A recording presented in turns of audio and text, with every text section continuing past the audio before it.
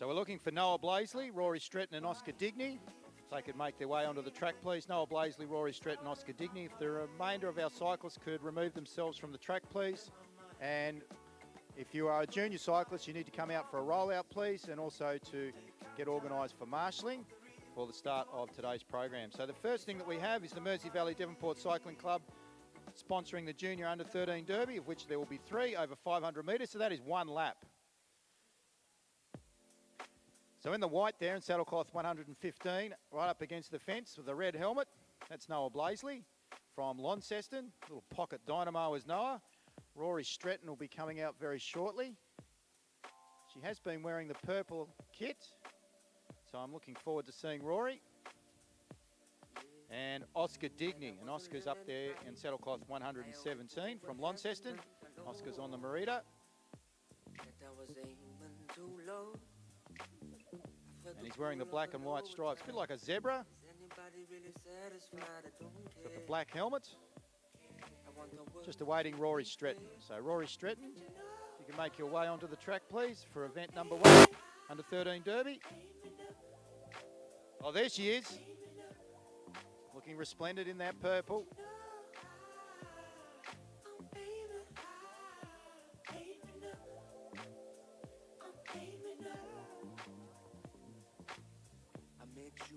Wasn't right. You can see I thought I lost the fight, the war. Can we just have that gate shut, please, as those cyclists remove themselves from the track? So as you go off the track, if you could just close that gate, it'd be greatly appreciated. Thank you very much. And we've got the track cleared, and we're away in the first of our Under-13 Derbies, brought to us today by the Mersey Valley Devonport Cycling Club, over 500 metres, so it's 1 lap, so it's a straight-out sprint. Down on the inside, down the back straight, is Rory Stretton. She's in the purple. The Burnie Hurricanes purple, I've just been informed. Taking over the lead, going 3 wide, was Noah Blaisley, so he's gone to the lead from Launceston.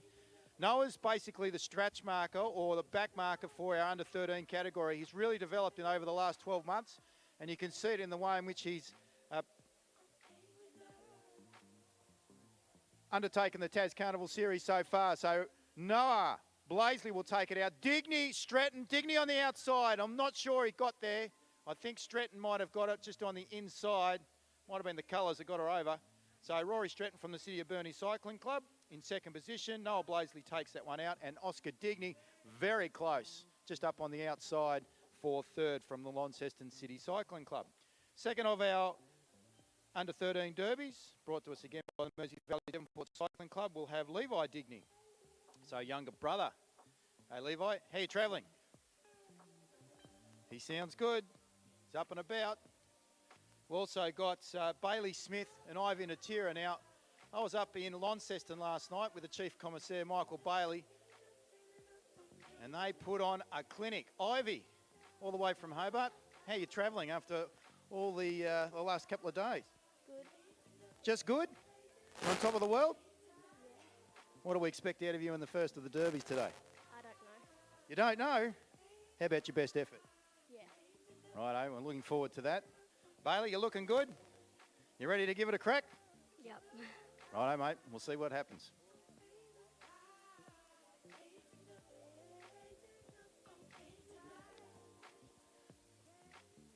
Notice the Westcombs just making their way over to the TAL tent. Looking fine form. Making their way along the coast, Sunshine Coast. Up here on the northwest. Little southwest or southeasterly, I think it is, or no, southwesterly breeze today as they go down past the big giant Devonport sign. Get in and see Mr. Derrico at Giant Cycles in Devonport. If we look down that back straight there, we've got Levi Digney. He's in first position. Ivan Atira around the outside, and at the rear in the green helmet is Bailey Smith. So Bailey Smith gets up out of the saddle now, comes into turn 4 as they go past the Eric Webster stand. It's a sprint over 500 metres. Make some noise, ladies and gents. This is a performance. Levi Digney will take out the second of the derbies, followed by Bailey Smith. Sorry, my apologies. Ivan Atira, and then Bailey Smith, and he'll round out the field. Up next, we've got Harvey Pither, Levi Jones, Leo Cooper, and Nina Radford.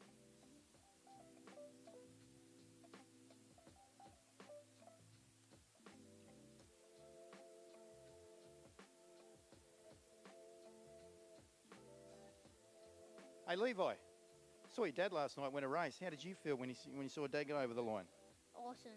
Awesome. It was a pretty prestigious race. What did he take home?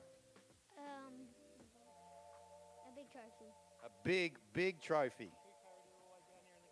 Who carried it all the way down the car? Me. You did. You hung on to it. Do you aspire to be like Dad? Yeah. All right, well, we'll look forward to seeing what you can do out on the track.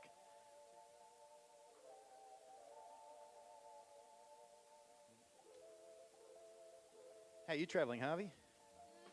You enjoying the Carnival series so far? I don't know. New to the sport? Yeah. What do you usually get involved with? I don't know. You don't know? Bit of karate and soccer? What would you prefer, cycling, soccer or karate? Soccer. Soccer. Fantastic. Well, maybe we'll see you as a Ronaldo or a Messi very soon.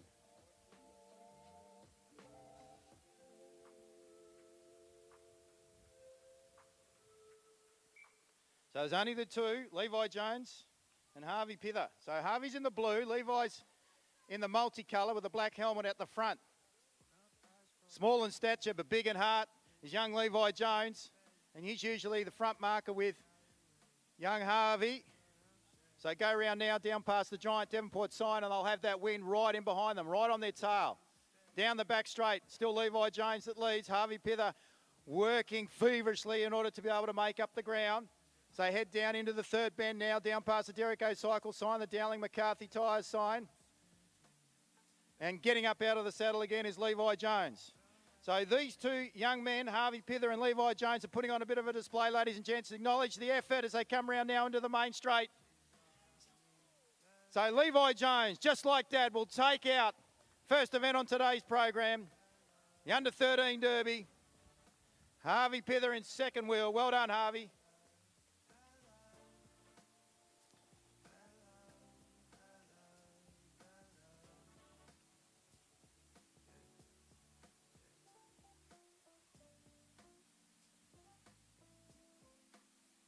So that ends our first of our junior derbies, and they were brought to us today by the Mersey Valley Devonport Cycling Club and also Terry White Chemmart in Valley Road, the pharmacy out there. So for all your medical needs, I suggest that you pop in and see Terry White Chemmart in Valley Road. Big thank you for sponsoring the Under-13 derbies. We'll be heading to event number 4, and I'll introduce you to Mr. Grant Penny will be undertaking our running today. I think it's the first of the new gen, Grant. Yes, it is, Xavier, and it's a fantastic day here for the 85th Devonport Athletic Club Taste the Carnival.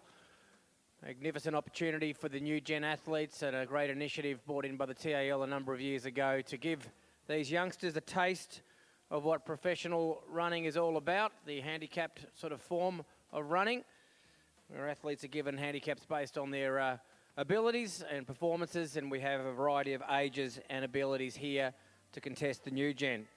These are 3 junior heats, and to qualify for our final, which will be held at 1:59 or about 2 o'clock this afternoon, they need to finish in the first 2, and then we'll also take 2 fastest third places into the final also. In heat number 1, the athletes will be as follows. There looks to be no pink down there, so Sophie Bartlett is out, but we do see our front marker, Quinn Aiken, the green. In yellow, the Pippa Harmy from 24 metres. The blue will see Bethany Sharvey, and she'll run from the handicap of 19. The white is Lachlan Cleaning, and Lachlan will run from 15 metres. And certainly an athlete to watch out for, one of Tasmania's really rising stars, is Claire Masters, and she represented Tasmania at the recent Australian Primary Schools Championships in Launceston, and she'll run from the handicap of 10 metres here. So certainly the best runner as far as 100-metre times are concerned. So they're about to be in the starters' hands here, and they're about to walk their blocks for the first of the new gen 100-metre heats.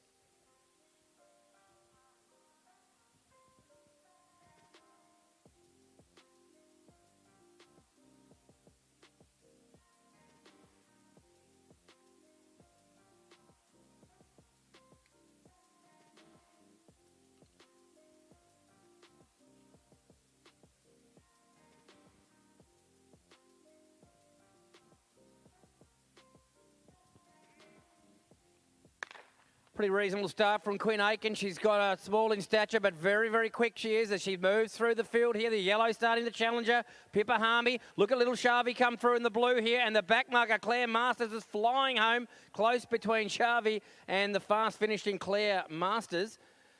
You can certainly see the ability of Claire Masters as she made up some serious ground in that last 10 to 15 metres. Now, the athletes are probably accustomed to staying in their lanes after little athletics competitions. Guys, you are okay to walk across onto the infield. We have the beauty of the photo finish here, so it'll be all sorted out in regards to placings and times very shortly. And we'll be letting you know the qualifiers as soon as that bit of information comes to hand. Close one there between Bethany Sharvey. Had a good series at Hobart a couple of days ago, along with her sister. Cheerio to her father, Clinton, up there in the grandstand. A good mate of mine from back in the university days. He'll be very keenly watching his two daughters running. I can see that Bethany's entered in this list of the next two heats. She's the other Georgia, I don't think, is decided to run the 100, but we probably will see her perhaps later on.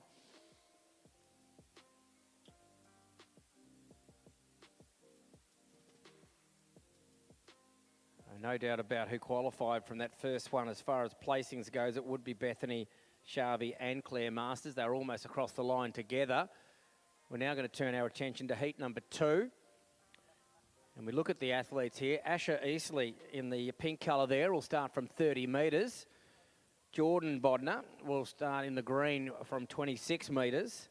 Chelsea Holloway will run from 21 metres, the yellow. Sarah Lakeland is the athlete there in the blue from 18. River Howe will run from the handicap of 13 metres and he'll start in the white. And Asha Tario will wear the red colour, be our back marker here, and start from the handicap of 7. So a full field here in heat number 2.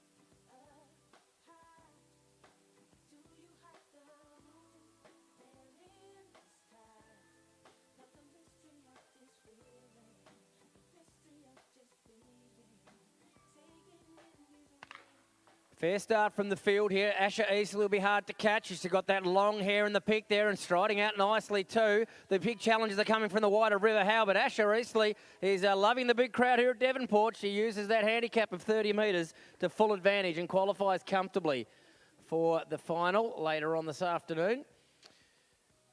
Need to keep in mind that these handicaps will be reviewed after the heats, and Gerard Leary does a great job as the Junior Development Officer of the Tasmanian Athletic League and responsible for these new gen runners, and their handicaps will look at the results closely, and those that qualify for the final may have some small adjustments to those marks to hopefully provide us with a very, very exciting final at 2 o'clock. But Asher Eastley made every poster winner there and showed them a clean set of heels as she went down the track to take out heat number 2.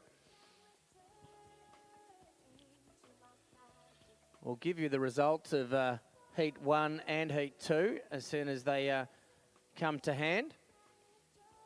And particularly those fastest thirds of the athletes that weren't first or second to see who may be joining the 6 automatic qualifiers.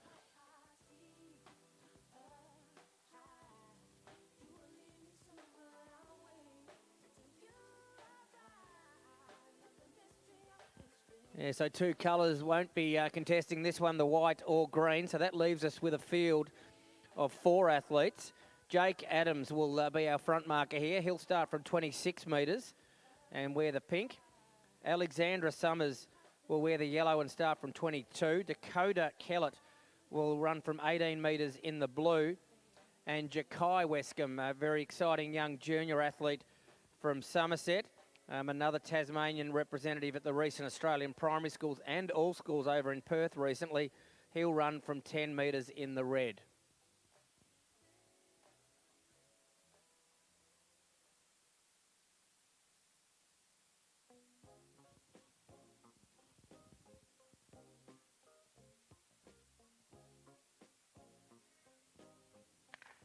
So away and running, and it's Jake Adams to lead them out, getting into his strides nice and early here. The blue coming through in the hat there, Dakota Keller. Look at little Jakai start to rip through the field. No doubt about Jake Adams qualifying. A little Jakai will make it through as well.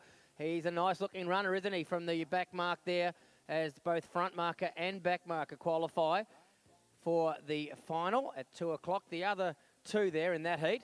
And kids, you can walk across now. The results are all done electronically, so you don't need to stay in your lanes. It's all good. It's good to see that they remember instructions, isn't it, from Little Athletics, that they stay in their lanes, as we know that the team that work very hard on a regular basis at Little Athletics competitions keep them in their lanes and give them out tokens and finishing gate orders and all sorts of things. But we have the beautiful photo finish arrangement here, so they don't need to remain on the track. But good running from Jake Adams. That 26-metre handicap was nice for him. And Jakai Wescombe, I'll certainly be looking forward to watching him run again in our final. Back to the junior under 15 derby, and Xavier Williams will be letting you know how all that plays out. Thank you, Grant. Great to see some of the local juniors and also those from around the state get involved in the new gen. We've got Benjamin Shaw here, saddlecloth number 101 in the green and gold. Also got Sid Natira and Hunter Davis. So Sid's out of Hobart. How you going? How you going there, Sid? Good, thank you. You looking forward to today? Yep. So what event have you pinned on the to try and take out throughout the course of the day? All of them? All of them, maybe. The wheel race. The wheel race. All right, we're looking forward to seeing what you can present in the wheel race. They're in the hands of our chief commissaire, Mr. Michael Bailey. So it's a one-lap sprint. It's over 500 metres. Hunter Davis is the third rider, saddlecloth 103. Ben Shaw in the green at the front, saddlecloth number 101. So there'll be a bit of ducks and drapes as they go around, and they'll try and get position on the track before they try to take off. They'll get a little bit of assistance as they go around now past Dav's Diner. Don't forget, if you want something to munch on, pop into Dav's Diner throughout the course of today. And away they go. And that's Sid Natira that's gone. Right in behind him is Benjamin Shaw now, and has lost those two is Hunter Davis. So he's going to have to do a power work down that back straight. So let's see what they can do. Natira still leads. Shaw right on his wheel. About 3 wheels back is Hunter Davis. At this juncture, they go down past the Dowling McCarthy tyres sign and now down into the Eric Webster stand, into the main straight. So it's the fourth bend. Let's see what they can do. Let's make some noise, ladies and gents. Bang on the side. But it looks like it's going to be saddlecloth 101 that takes it out. Benjamin Shaw from Sid Natira out of Hobart, and Hunter Davis in saddlecloth 103 in third, who just missed out on the jump there by the two boys, Shaw and Natira. Up next, we've got Oscar Pither, Campbell McDowell. It's from X-Speed. I'm going to have a chat with Campbell in a second. He's got the yellow hat on, and he's wearing the X-Speed gear. And George Mulhern, saddlecloth 106, so he's going to the front. We'll just wait for Campbell to get up here onto the fence.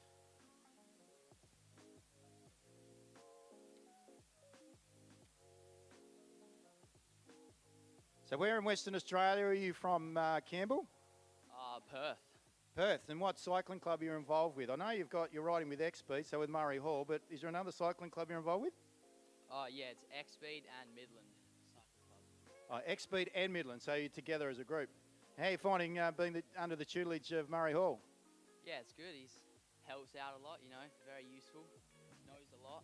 Certainly does. And what about his son, Stephen? Does he pop down every now and again? Yeah, he's here. He's racing. I know he's here, he's racing, but does he pop down and work with you juniors? Oh, yeah, he helps out a lot, gives us tactics, stuff like that. All right, look forward to see some of those tactics right now in the Derby.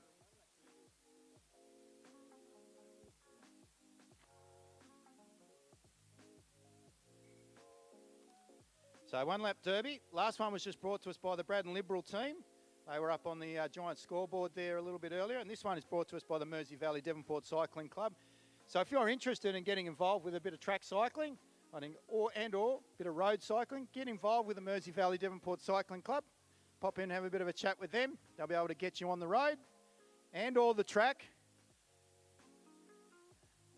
and help in your fitness journey. So a bit of ducks and drapes. Oscar Pither, Campbell, McDowell and George Mulhern.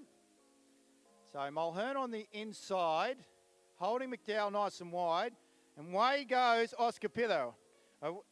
He's taken the lead down that back straight, using the camber, off the track.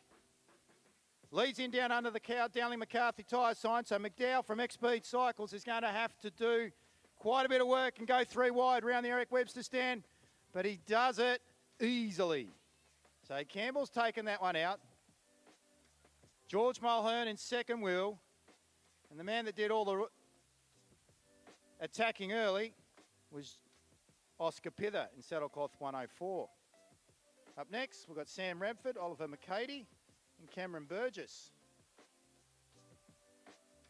So Sam Radford from Devonport. So Sam, I'm going to have a quick yarn to you. I'd be interested to hear what it's like cycling in front of your home crowd. I hope you're not nervous, Sam. Not really. Fantastic. So what type of performance are you going to put on here? Hopefully try and win it. Excellent. So I'm looking forward to it. Like the hairstyle, so that's going to be flapping into the wind. No doubt about that. You're hot in the navy blue? Yeah. All right. Might have to try and organise some better colours for the hot weather. I reckon it looks good. It's very svelte. So Radford is at the rear. Cameron Burgess is in the middle. So he's on the white argon with the orange polka dots. And at the front there is Oliver McCady. So Oliver's gone wide. Burgess has now taken over the lead.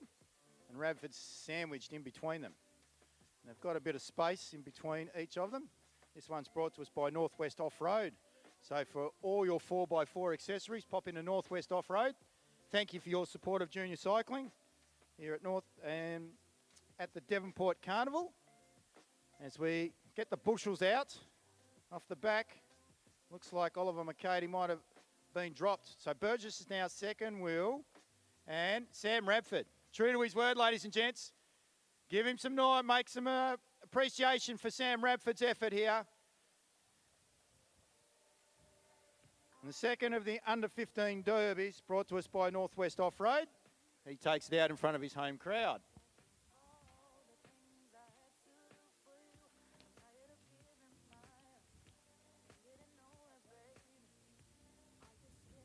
Coming up next, we'll be heading to our New Gen Senior Open 100 metres handicap. That'll be brought to us today by Roberts Real Estate.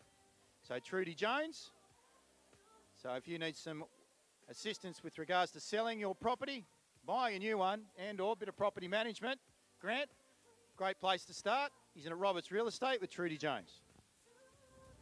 Yes, thanks very much, Xavier. Just a couple of minor changes to these senior New Gen 100 metre heats. In heat number one scratching and then 2 additions to the field. The scratching here is the red, and it was meant to be Courtney Brown. I'm pretty certain she's going to be running a little later in our program. And the replacement here is Hudson Highland Whelans, and he'll run from the mark of scratch in the red. The other addition to the field is our next back marker. He'll wear black, but it's Jordan Burton, and he'll run for the mark of 1 metre. And then we go back to what we might consider normal colour order in regards to our pro running. The white TJ Smith will run from 4 metres. Luke McKenzie will wear the blue colour and run from 6. Isabel O'Connell will run from 10 metres in the yellow. Ethan Corkery, will run from 13 metres the green. And then it's Alicia Holloway who'll run from the 17 metre handicap in the pink. So there's your full field of 100 metre senior New Gen runners in heat number 1. First 2. And again, the 2 fastest thirds will make it through to our final later on.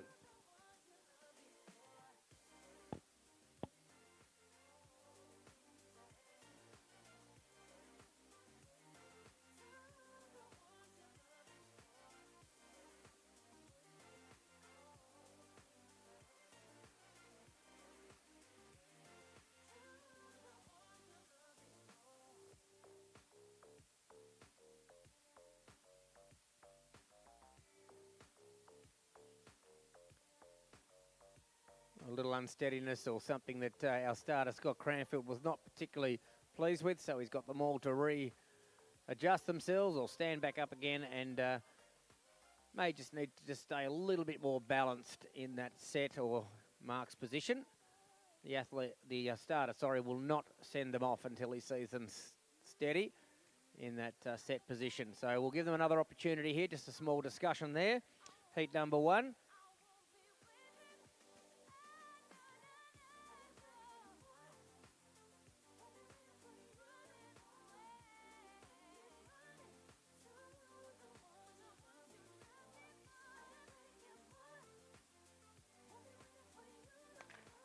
Off and running, and it's Alicia Holloway to lead them out in the pink here. The others are starting to rip through the field now. Look at Luke McKenzie, the blue start to come through. It's still Holloway in front. McKenzie's the big danger, along with Hudson Highland Whelan's. McKenzie takes the lead. Oh, the back marker, Hudson Highland Whelan's challenged Holloway for that second position, but McKenzie looks to be the automatic qualifier pretty comfortably there. And again, athletes, you're free to walk across onto the infield. You don't need to stay in your lanes.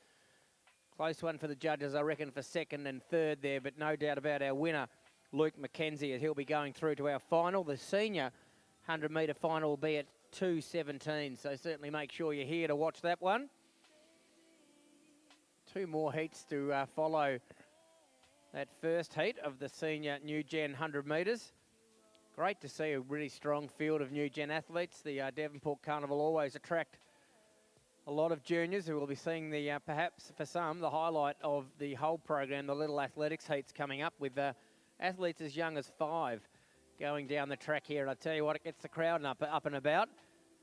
And they'll be going in about 6 or 7 heats much later in our program. And great opportunity to run in front of a big crowd, perhaps used to just those little athletics competitions where it might be mum and dad and a few others to come and watch. But here, they get a lot of Devonport cheering them on down the track. So we do see some fantastic performances from our junior athletes. And the whole idea behind the New Gen, or the whole initiative of this, was to give these athletes perhaps a taste of what they will be seeing later on in our program, and that is some of the best athletes in Australia running around the circle track. And up this main straight here after the 150, we'll see some supremely fast athletes and some very, very strong distance runners in our mile races. Some of the best 400-metre runners in Australia running the 2 Devonport gifts for men and women. Senior New Gen Heat number 2 coming up shortly. The athletes are down there, some putting in blocks, some still not perhaps familiar with that process yet, so using the standing start, both are perfectly acceptable here. We do see the red of Tyson Smith. He's making sure things are in order down there. He'll be our back marker off 3 metres. Just looking up, I don't see the runner in white there, so I feel I'll be getting the communication shortly that the white is a non-starter. We do see the blue of Georgia Harmy. She's preparing herself off the 7-metre handicap. Nash Hammond will run in the yellow, and he'll run from 8 metres. Ava Murfitt will run from 15 metres, the green. And yes, I did think I'd see Georgia again. Georgia Shavi, we saw her younger sister run in the junior heats. She'll be running off 17 metres here in the pink. And I look down there, I don't see the black also. So perhaps the white and black non-starters here in heat number 2.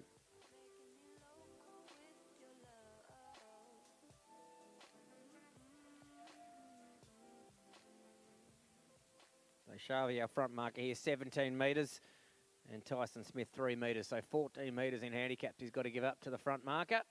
Over to Scott Cranfield, our starter.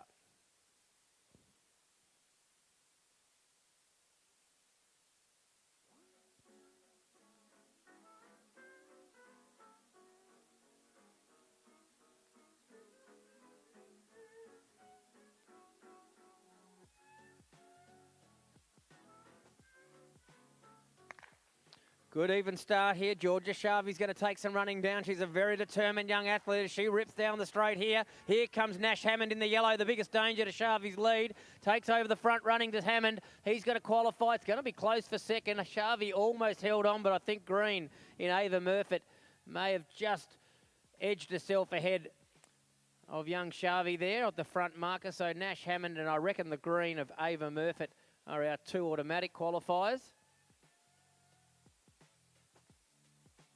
Tyson Smith handicap of 3 metres looked to be a little bit too difficult for him, but we'll just have to see if some of those times for the athletes outside first and second are quick enough, because they will maybe get another opportunity to run in our final. So we've had 2 of the heats so far, 1 more to come before we head back to the cycling track with our junior under 17 derby events to follow this heat.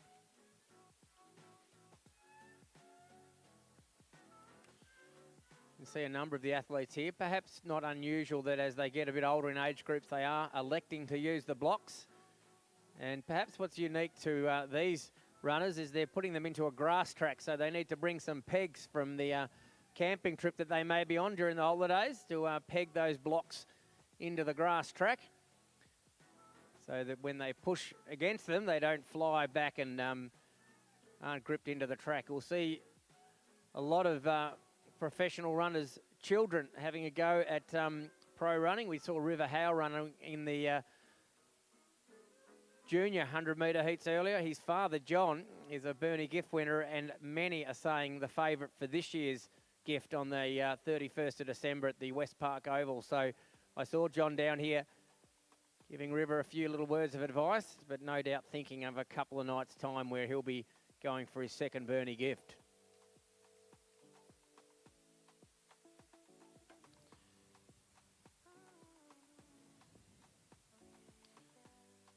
Looking like a full field here, getting no indication of scratching. So the back marker here, Cami Thomas, will run from 3 metres.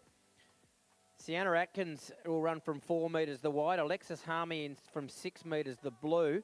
Then it's another Tasmanian representative. In fact, the captain of the Tasmanian team, Cameron Bodner, a really strong 8 and 1500 metre runner. We'll see how he goes over the 100 metres off 8 in the yellow. Jack Penny will run from 10 metres, the green.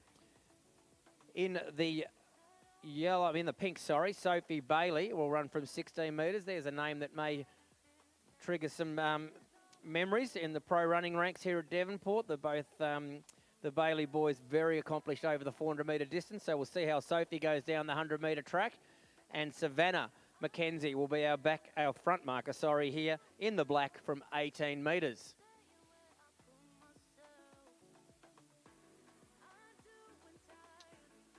Certainly know that Scott Bailey's son Leo, a very strong 400 metre runner. Let's see how his daughter Sophie goes here from the second front mark in the pink.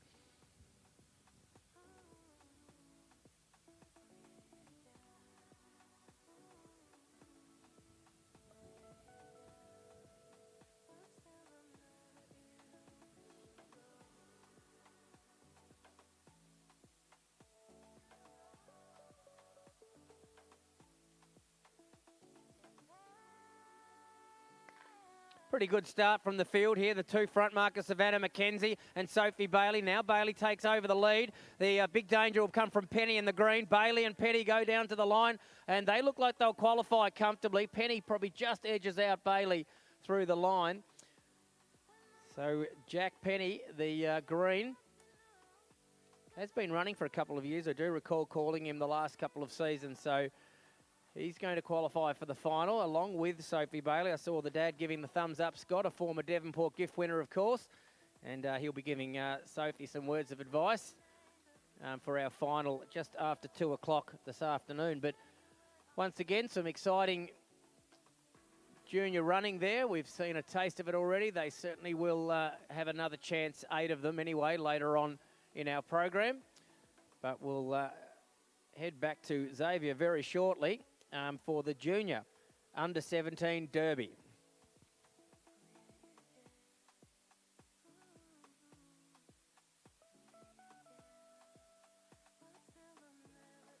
Up next, we've got the Braddon Liberal team junior under 17 derby. So we've got a slight amendment to the program. So the riders are about to get underway. So it's straight over 1 lap, Michael. Yep, 1 lap. So thanks, Ian. So Gus Chalice, saddlecloth 85 from Launceston. Caleb McKenzie from Launceston, saddlecloth 86.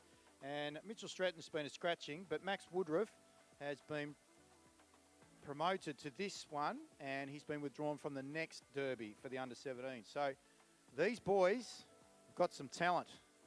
And you can see Chalice, I think, has just gone to the lead there. Out after him, we've got Caleb McKenzie, brother of Hamish, and also Max Woodruff. So come round now. They've put on a fair bit of speed past the Eric Webster stand.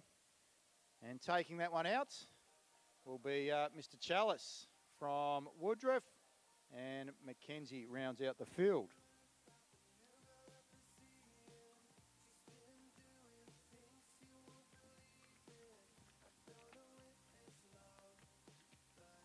Next up, we've got Chase Haynes, Angus Gullick from down Hobart, and Lucan Donovan. So first time I've seen Lucan out on the track, so saddlecloth number 91. So the riders will make their way up to Michael. It's our chief commissaire. So I want to have a quick chat to Chase before we get underway. Saddlecloth 89. So Chase, I believe you're from WA. Yeah, I am. We'll move on up. And how are you enjoying being down here in Tasmania in the Carnival series so far? Yeah, it's really good. The money's great. The money's great. You don't get paid over there? Nah. Well, I'll have to try and sort that one out. Maybe Michael might be able to help out with that. Maybe allow her to leverage one or two. We do it for the love of it. That's right. That's exactly right. I'll let you boys get underway. Welcome, Chase. So our front rider is Angus. He's in the light blue. Then we go to Chase Haynes. He's not wasting any time. He's straight out. And away he goes. He's got the pink socks on. Angus is in second wheel, and then we go back to Lucan Donovan. So Donovan now's got a fair bit of work to do down that back straight. Big thank you to the Mersey Valley Devonport Cycling Club for their support of our junior under-17 Derby riders. And also the Braddon Liberal team for their support of our under-17 riders as well. So Gullick now trying to get on the back wheel of Haynes, but he's unable to do so. Haynes has been able to keep him at bay, so he takes that out. Donovan comes across in third wheel, saddlecloth number 91. Next up, we've got first of our under-17 derbies for our female riders. We've got Madeline Pitt from X-Speed Cycles in WA. I'm going to have a quick chat with her, and also Sybil O'Rourke from Mersey Valley Devonport and District Cycling Club. Sybil and Madeline were involved in a very strong wheel race last night. So Madeline, you took it out. Sybil came second. How was that? Oh, it was a great experience with all the wheel racing. So just gaining lots of race knowledge with it all. Fantastic. Well done and congratulations. Sybil, you girls got yourselves organised last night and took it up to the boys. Yep. Not much else. Not much else? Well, I'll let you get underway. Brought to you by the Mersey Valley Devonport and District Cycling Club. Lives out at Leith on the water. Beautiful spot. Sunshine Coast, as we like to call it down here, Mr. Bailey. So, girls here will be pretty tactical amongst each other. Friends off the track, obviously. But no doubt there's a bit of banter between them on the track.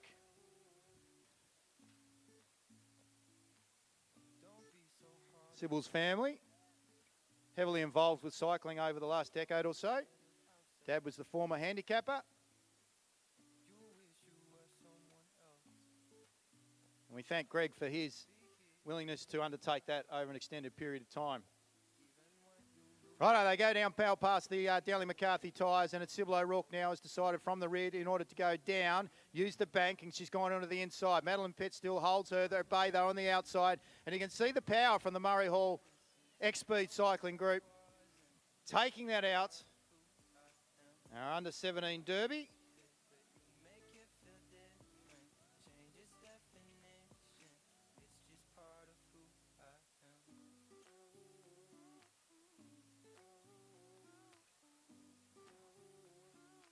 Under 13s, if you could come to marshalling, please. Our under 13 riders, if they can make their way to marshalling, please.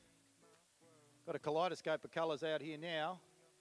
We've got McEwen girls, so Ruby and Sunny. So Ruby's in the pink helmet, Sunny's in the black. And then we've also got Alicia Reynolds.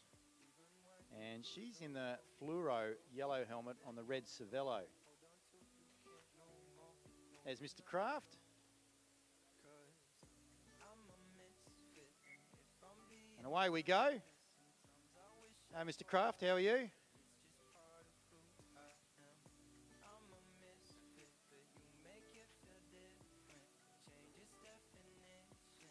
So away they go.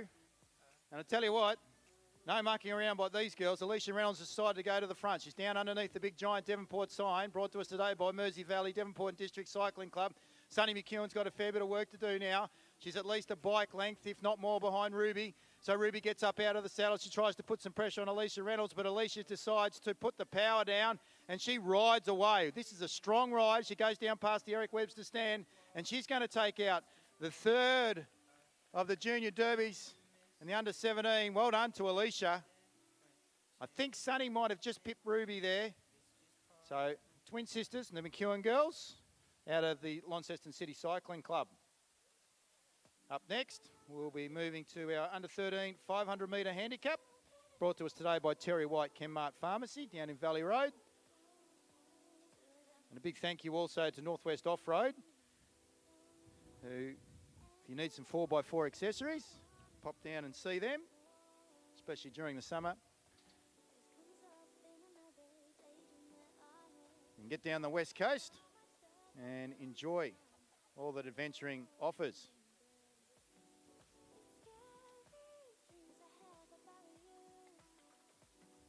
Our under-15s, if you could also make your way, please, to the marshalling area, because you'll be undertaking the 1,000 metre handicap very shortly. So under-13s are out for their 500 metre handicap.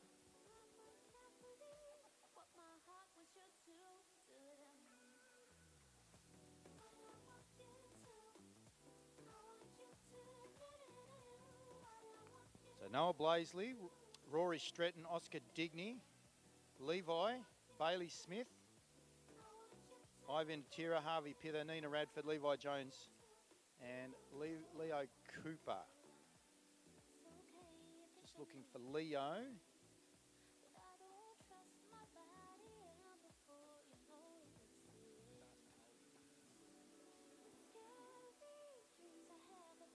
If we could have some holders onto the track, please, to support our riders. So this is a handicap event.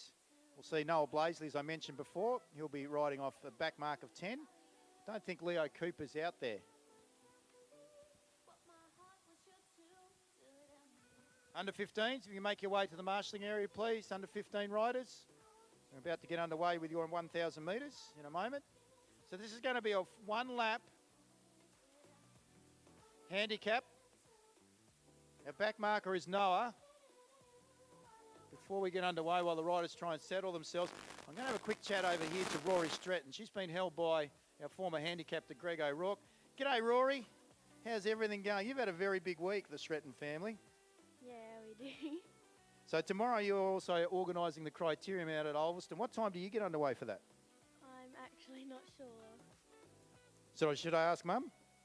Greg might know. 1:30. 1:30 for the juniors. So we're looking forward to that tomorrow. So ladies and gents, get across to the Ulverston Criterium down there at Otto's Grotto. So I think our riders are all being held. How are we looking there, Mr. Bailey? Riders, are you ready? I think we are. We look clear. Riders, attention. And we're off and racing. So our front marker here is Levi Jones. So I mentioned Levi before, out of the City Burnie Cycling Club as they get the bell, because that's our scratch marker going through. That's Noah Blaisley in the white. So Levi and Noah bookend our field. Levi now goes down that back straight, going around Harvey Pither, I think might be Bailey Smith. So Bailey Smith going well now, out after Levi Jones. They get to the 200 metre mark. So Bailey Smith's out after Levi. Levi gets up out of the saddle. Fair bit of work needs to be done there by Noah Blaisley, and Rory Stretton is storming home. She's in the purple, ladies and gentlemen, from City of Burnie. She's going to have to come 4 wide. As they come through, Bailey Smith takes over the running, but the rider in black is back. And it's Levi Digney salutes the crowd. I think maybe Bailey Smith for second in the green, and then Rory Stretton from the back, second back mark there in the purple from the city of Burnie in third position. Big thank you to Terry White Chemmart Pharmacy for their support of our junior cyclists.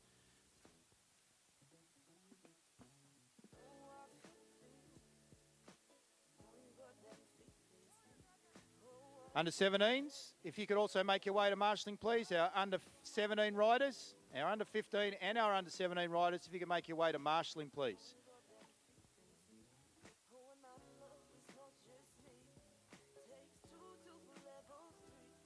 Where's Levi? Levi, on your way round? I'm going to have a quick chat. That was a fantastic effort there, Levi. Off the mark of 50.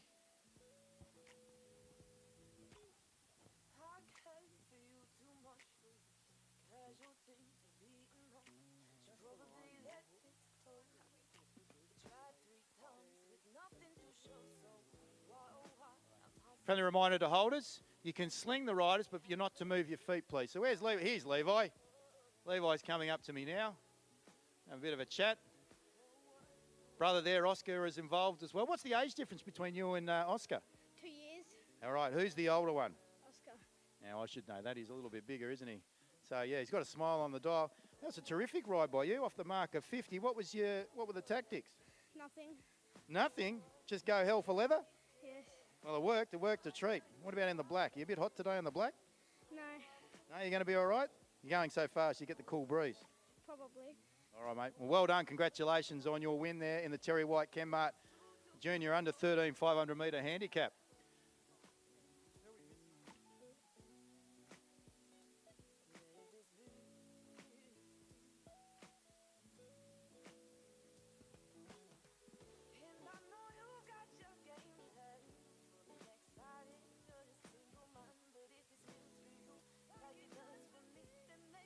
So Campbell McDowell in the program is on the mark of 50, but you'll see that he's actually been brought back to scratch. So Campbell McDowell will be riding from X speed off scratch.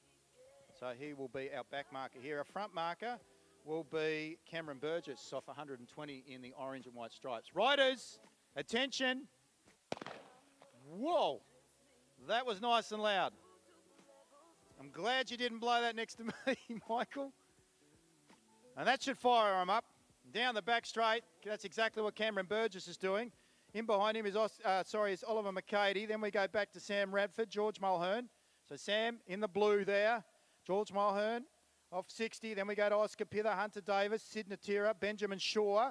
And coming up onto the back of Benjamin is now Campbell McDowell, our scratch rider. So coming through to greet the judge with one to go. They get the bell. Thanks, Ian. Cameron Burgess goes through. Then to Oscar Pither, Sam Radford. Going around the outside of George Mulhern there are the riders Sid Natira, Hunter Davis and Oscar Pither. They're going well. And then Campbell McDowell just says to Benjamin Shaw, sit on my tail and I will bring you home. They've got a power of work to do down that back straight, but they've got a tailwind right in behind them as they come through now with about 150 metres to go into the final bend. We can see. I think that might be, no, it's not, is it Sid Natira? It's riding really strongly. It is Sid Natira. Sid Natira takes that one out. Great ride there by Sid. 106 and 103. So that's George Mulhern in second, and a strong ride there from a back mark, or very close to the back mark of 30 metres was Hunter Davis in third.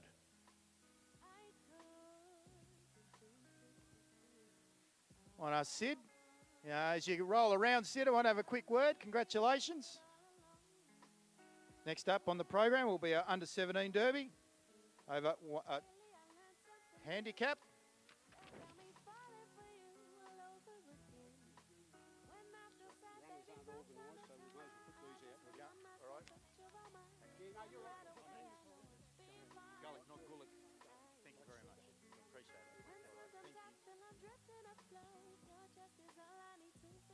Okay, Sid, you just come and see me, Sid, just on the infield. Sid Natira from down in Hobart, younger sister Ivy. Just pull across here, Sid. have a quick chat. So we'll be moving to the Mersey Valley Devonport Cycling Club under 17 1,000 metre handicap. That's a terrific ride, Sid. What were your tactics throughout the course of that one? Just to go for it and then go early so I won't be able to sprint at the end. All right, so well, it worked in your favour. You were a bit more of an endurance rider? Yeah. Do you prefer the road or the track? Road. And how long have you been cycling for? 5 years. 5 years. And what got you into cycling? Oh, my dad was doing it. And is Dad a good rider? Yep. Still? Kind of. Kind of. Who's better, you or him? Me. You. All right. You enjoy riding with your sister as well? Yeah, she's all right. Yeah, I think she's doing pretty well. Congratulations. Well done on your 1,000 metre handicap.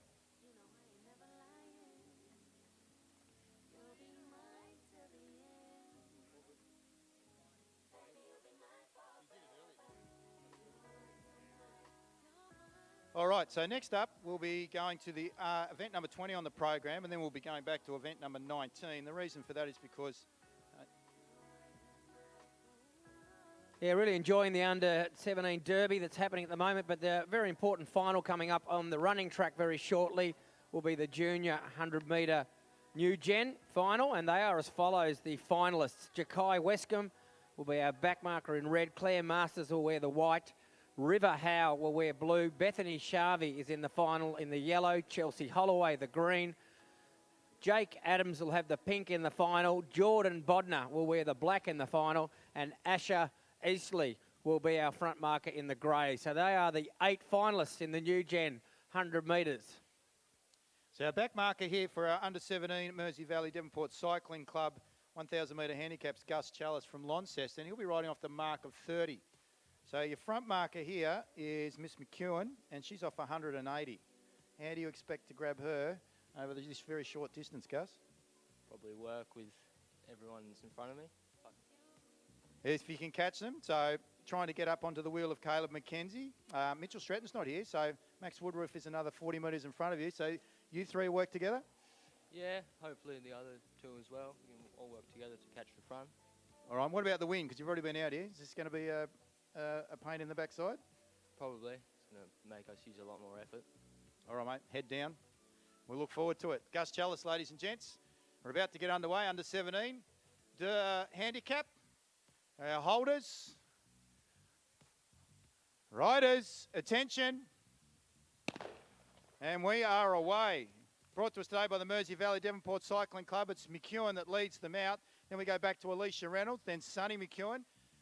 Is our third rider in the navy blue. So Alicia Reynolds there is being able to escort Sonny McEwen. So Ruby's doing all the work out in front at this juncture. Then we go back to, I think it might be the rider of Madeline Pitt and Sybil O'Rourke, Mr. Donovan, and then Gullock. Then we go to Chase Haynes from WA, Max Woodruff, Caleb McKenzie. And I tell you what, Gus Chalice has got it all to do. Tactics are working well, though. Those boys are working together, and Woodruff leads them through now as they grab the bell. So they've got about 50 metres, oh no, maybe a bit more, to our front rider there. That's the rider in the light blue. That might be Mr. Gullock, I think, or Sybil, and then Sybil O'Rourke is second wheel. Around they go, then we go back to Madeline Pett. Alicia Reynolds is caught there with Sonny McEwen. They don't seem to be going anywhere, so our back markers now making their move with about 150 to go. They go past the Eric Webster stand. Sybil O'Rourke gets up out of the pedals. I think she might take it out. Madeline Pitt coming around the outside. Has Sybil got enough? Oh! Photo finish. Photo finish. Maybe the rider on the outside. I think XP have got it again. Murray, you're doing whatever you're defeating them down there. It's working. So Madeline Pitt gets it from Sybil O'Rourke. And then we go back to Angus Gullock in third position. Our back markers work together really well. So Gus is right on the money there.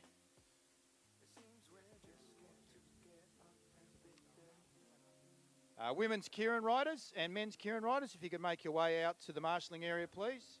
So our Keirin riders, if you could make your way out to the marshalling area now, please. Be greatly appreciated. So we'll be headed to our Keirin straight after our New Gen Junior Open 100 metre handicap.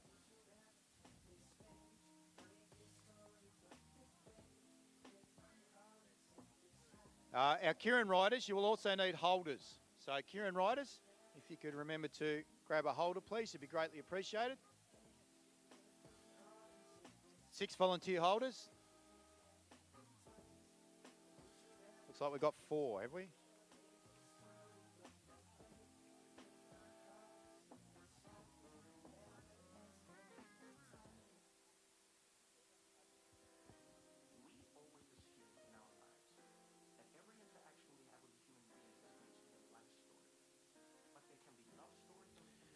Yeah, back to the running track for a pretty important race for the 8 young children down there getting themselves all ready. The new Gen 100 metre final. And as we mentioned before, Jared Leary's looked closely after the heats through the results and has adjusted the marks to what should result in a very exciting and close finish here in this final. We did mention the colours before. We'll go through the colours and handicaps now as they're getting sorted out and organised into their respective marks and positions on the track. As you can see, the hard-working Devonport Athletic Club officials. Asher Eastley is our front marker, and she's been taken out to that front mark right now of 26 metres. So she'll run from 26 metres as our front marker. Jordan Bodner is now taking up position at the 24-metre handicap in the black. Jake Adams is there ready to go in the pink from 23 metres. Then we go back to the green of Chelsea Holloway. She'll run from 21 metres. Bethany Sharvey will wear the yellow colour and run from 18 metres in this final. River Howe will wear the blue and run from the mark of 13 metres. Claire Masters, we mentioned her in the heats. She's going to run from the equal back mark to the next runner you'll hear about, and she'll wear the white. And Jakai Wescombe, we're seeing Jakai running again here in the final, and he's going to be on the same mark as Claire off 10, but wearing the red as our back marker. It's a curved track here for the last sort of 40 metres of straight here. We'll see that they have to tackle that for the first bit of the race, but then the straight of around 40 metres here at Devonport. And I reckon we'll see almost a blanket finish here from what we saw in the heat. So they're in the starters' hands now. Mr. Cranfield's about to talk to our runners and walk them up to their start positions for this final.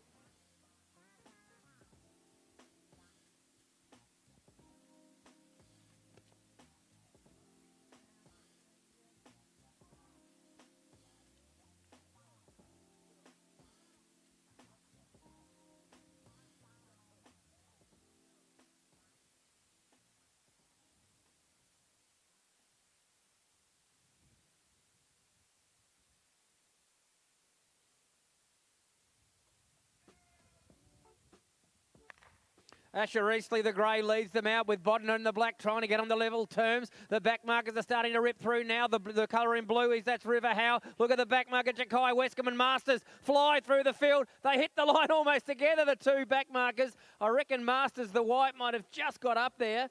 Jakai Wescombe was right alongside her. And as we mentioned, both of those runners, as they're waiting to see, again, athletes, you don't need to remain on the track. You can get around each other and say, well done. The photo finish team will look at that very closely. I'm not in the greatest of positions, but I feel that the runner in white there, Claire Masters from Rihanna Primary School and Tasmanian representative at the recent Australian Primary Schools Championship, she may have gotten up to take the win there in the new Gen 100 metre final. We will give you that result as soon as we get it handed to us. Jakai's perhaps better suited to longer distances, but still did a very good fist of things there in the 100 off that 10-metre handicap to, I reckon, get himself a top 2 position, maybe second across the line. We will see results for our main program going up onto that big scoreboard, but the new Gen is a supporting event, I guess we may call it, and we'll have those results to you very shortly.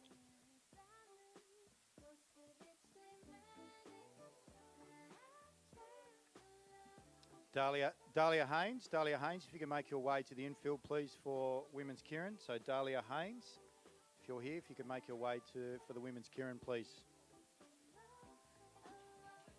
Yeah, results from the New Gen Northwest Off-Road sponsored 100-metre handicap final. The winner was the white, Claire Masters from the mark of 10. Second was Jakai Wescombe from also the mark of 10, the red. And getting up for third, Jordan Bodner, the black from 24 metres. And the winning time there was 12.88 seconds. So 12.88 for our winner, Claire Masters. And she takes home $35 in first prize money, so something nice to spend on over the holiday break. Jakai takes $15 for second, and third will be $10 going into the pocket of Jordan Bodner.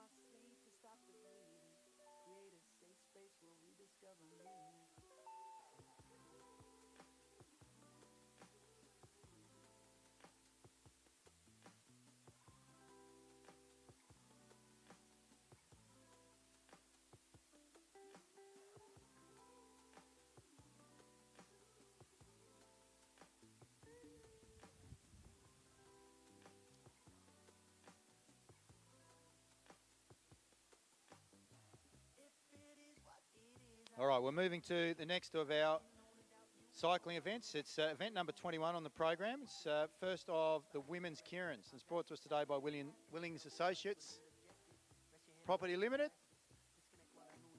in Edward Street in Devonport. So for any taxation or audit services, pop in and see them at Willing Associates, and we thank them for their support of the women's Keirin. We've had a lot of riding over the course of the last 2 days. And this headwind, they head down the main straight, might cause a few issues throughout the course of today. But to get them underway, we're going to have a motorised vehicle. So that'll be Jamie Perry, and Jamie will be coming around on the little motorbike, and he'll be leading them through. So we've got saddlecloth number 70, Amber Yong. 67, Valencia Tan. It's our Hobart wheel winner. She also won the Lightning Handicap out of Singapore. Amber's from Malaysia. Amelia Mulhern from Victoria. Saddlecloth 62. I don't think Dahlia Haynes is out there. I can only see 5 riders. So she's a scratching from the Keirin. Georgia Simpson.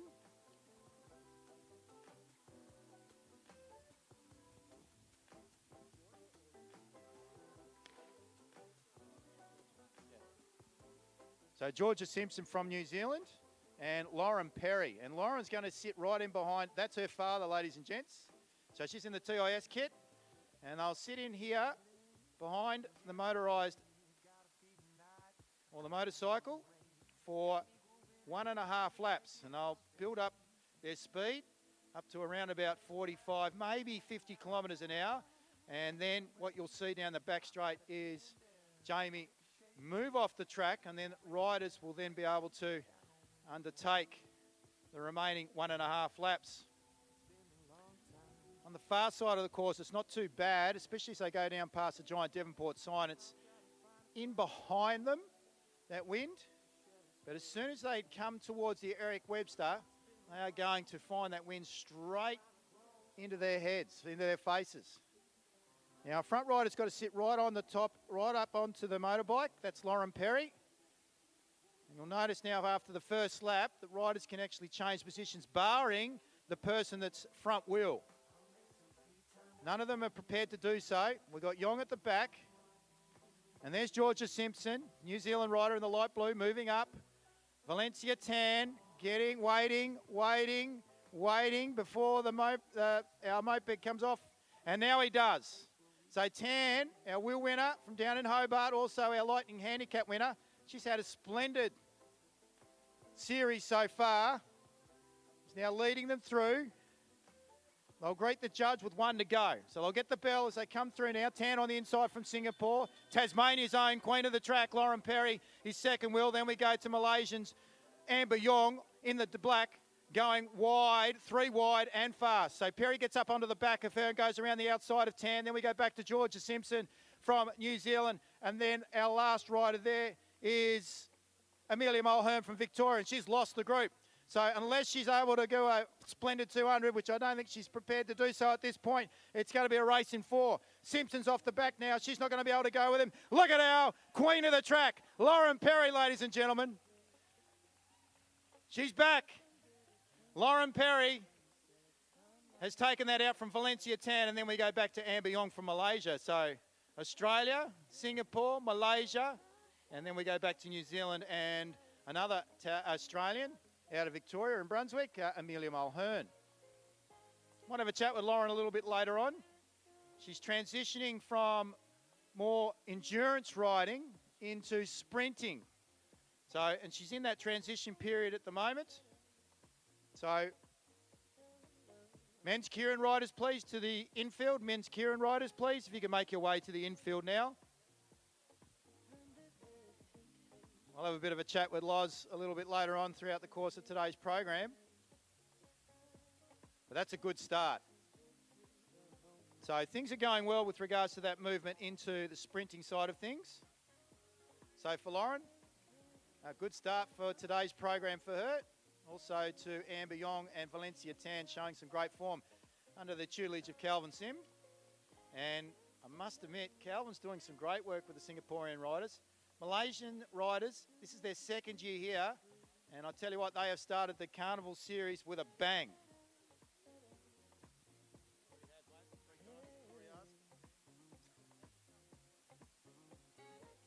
Yeah, that's all right. I have said that 3 times though.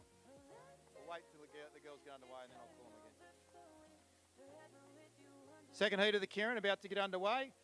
Change to the program. Saddlecloth number 57 is out. So that's Emma Stevens, been replaced in the light blue there by, in the royal blue by Victoria Smith.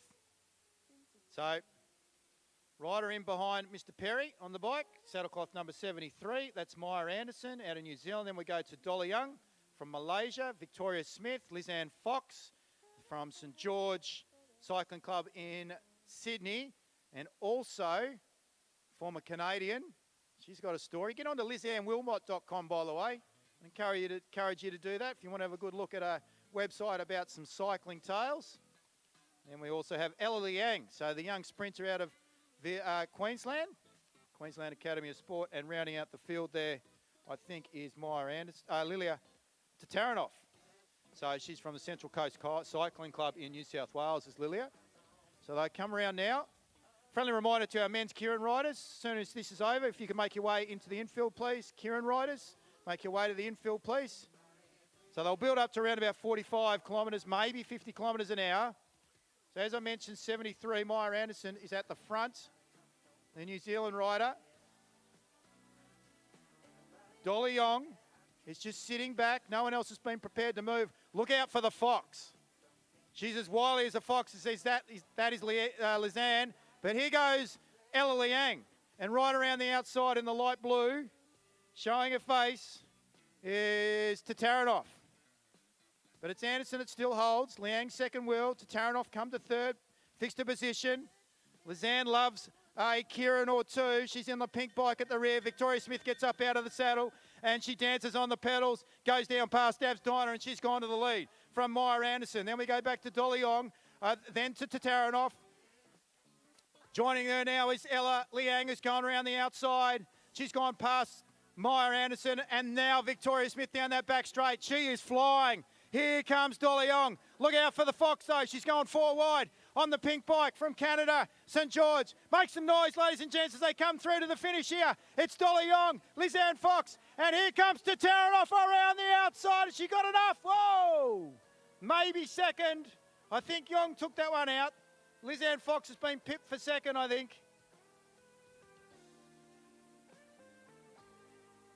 So black, blue, and, well, pink and white, I think. Yong, Tataranoff, and Fox for mine. That was a good second Keirin, brought to us today by Willings Associates Property Limited. So if you need to get your tax sorted, go and pop in and see them. Also, Need some auditing services in your organisation. Keirin riders for the men, if you can make your way up, please. Keirin riders. That'll be great. Mr. Taranoff, can I have a quick chat with you, Lilia? Here she is. She's in the light blue, all the way from New South Wales. Welcome. How are you finding Tassie? Oh, a bit windy here today.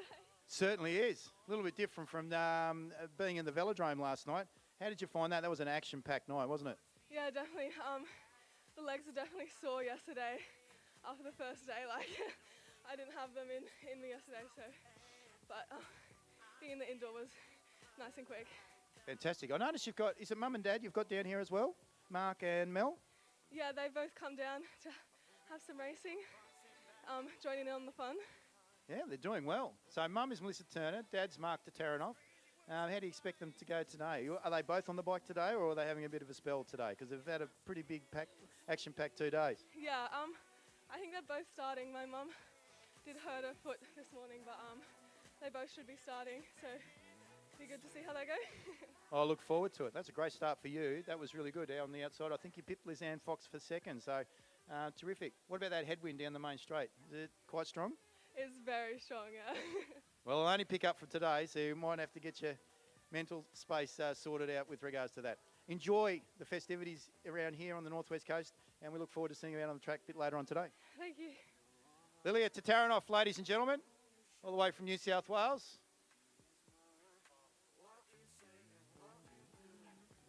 Thanks, Xavier. We're back to another important race on the track, certainly for these 8 athletes that have lined up behind their blocks. It's the Roberts Real Estate New Gen Senior Open 100-metre handicap. 3 pretty exciting heats earlier today in our program sees us with a final as follows. The front marker here will be Savannah McKenzie. She'll run from the 19-metre handicap, the grey. Elisa Holloway, the black, from 17. Ava Murphy will run from 15 metres, the pink. Then we go back to Sophie Bailey, who'll run from 14 metres in the green. Jack Penny will run from 8 metres and wear the yellow. Nash Hammond wears the colour blue and run from 7-metre handicap. Luke McKenzie will run from the 6-metre handicap in white. And our back marker is Hudson Highland Whelans, and he'll run in the red from the handicap of 2 metres. So the Roberts Real Estate New Gen Senior Open 100-metre handicap is almost set to go. Over to Mr. Cranfield, our starter, and we'll see them come down the track very shortly.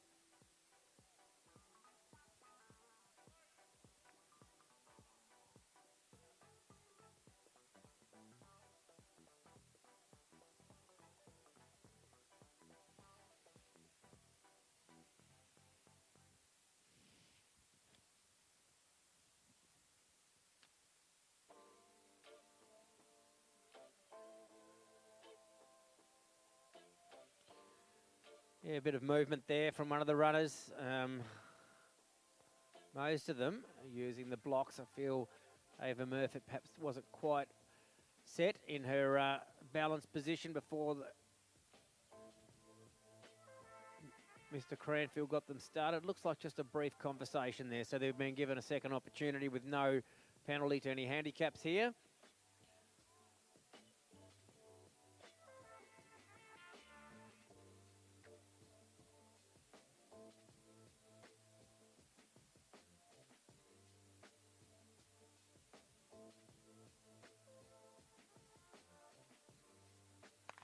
Much better the second time of asking. Savannah McKenzie, the grey, leads them out. Here comes the runner in pink, Ava Murphy, to challenge her. The back markers are flying through. Hudson Highland Whelans starting to make his charge from the back of the field, and he gets up from the back.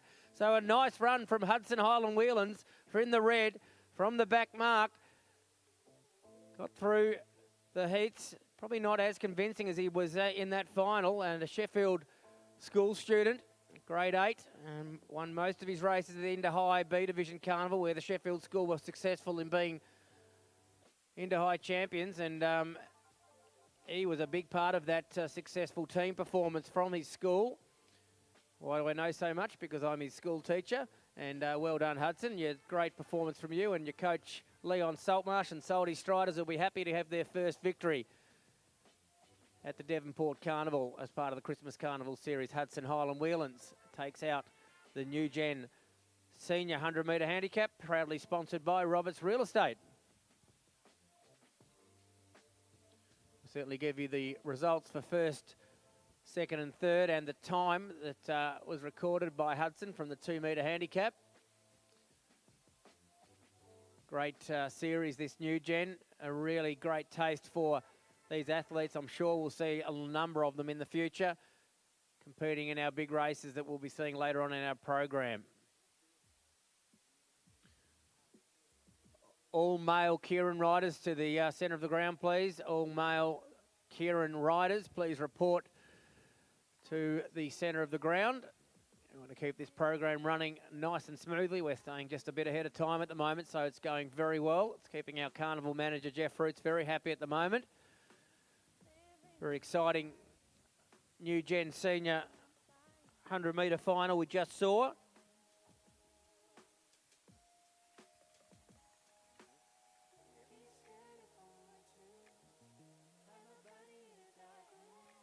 So the official order was the red. Hudson Highland Whelans was first from 2 metres. Second was the pink Ava Murfitt from the handicap of 15. And Nash Hammond was officially third from the handicap of 7. He was wearing the blue. The winning performance or time was 12.44.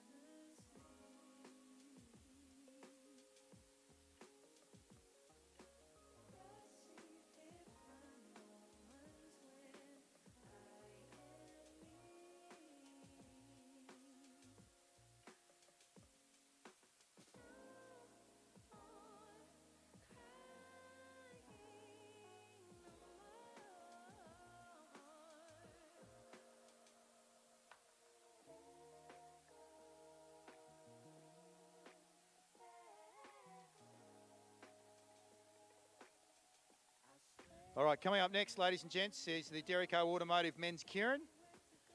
We've got quite an amendment to this particular event. So we're going to have Mitchell Louis from Queensland, saddle cloth number 32. Jack Gherkin from New Zealand, the black and white colours, saddle cloth number 31. Jack didn't have the best entrance to first of his carnivals, first of the races here in Tasmania. Nonetheless, he's back on the bike today. I'm looking forward to seeing how he goes. Josh Duffy, so our Australian representative. Launceston Burnie wheel winner, Hobart wheel winner. Runner-up in the Madison last night. Also runner-up at the Hobart wheel earlier this week. And then we've got Hasbulla. So Umar Hasbulla from Malaysia in the dark black, so pure black.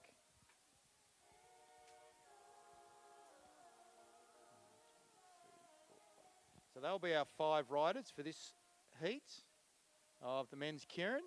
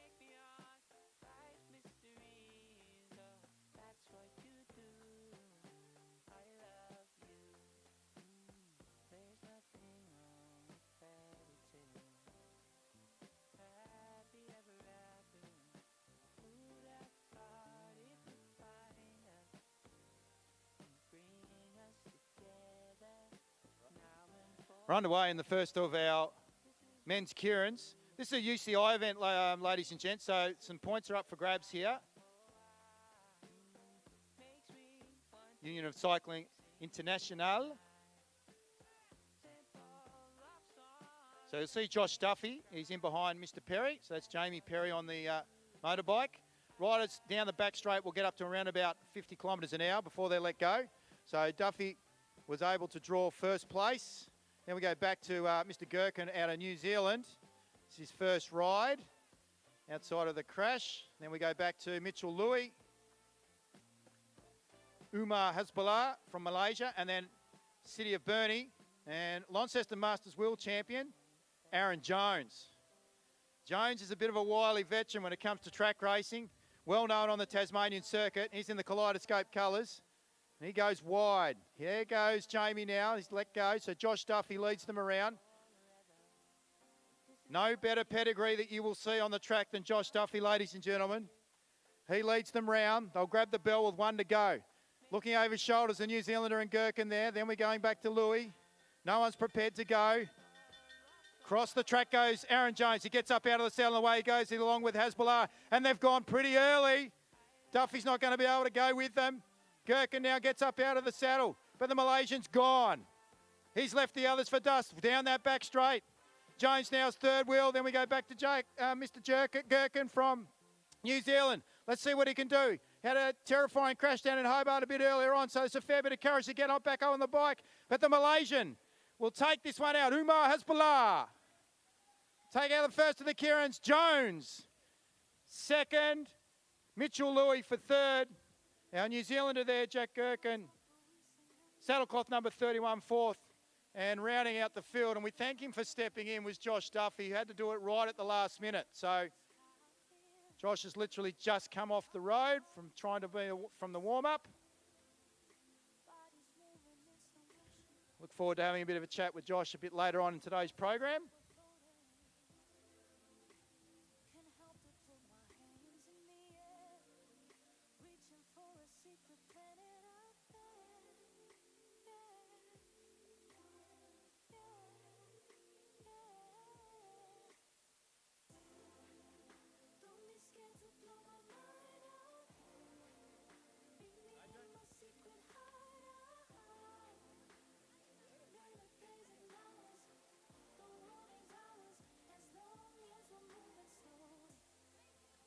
All right, second of the men's Keirins brought to us today by Roberts Real Estate. Last one was brought to us by Derrico Automotive. We thank Mick and his team down at Derrico Automotive.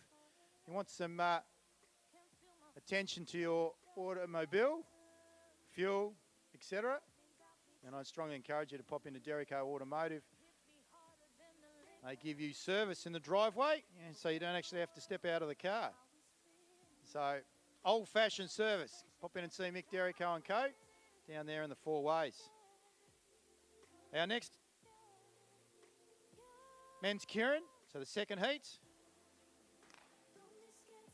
So first three will make it through from the first heat. First three in the second heat will make it through. See Sam Gallagher. Then we go back to Darwish from Malaysia. Third wheel there, saddlecloth number 20. That's Teo Choi.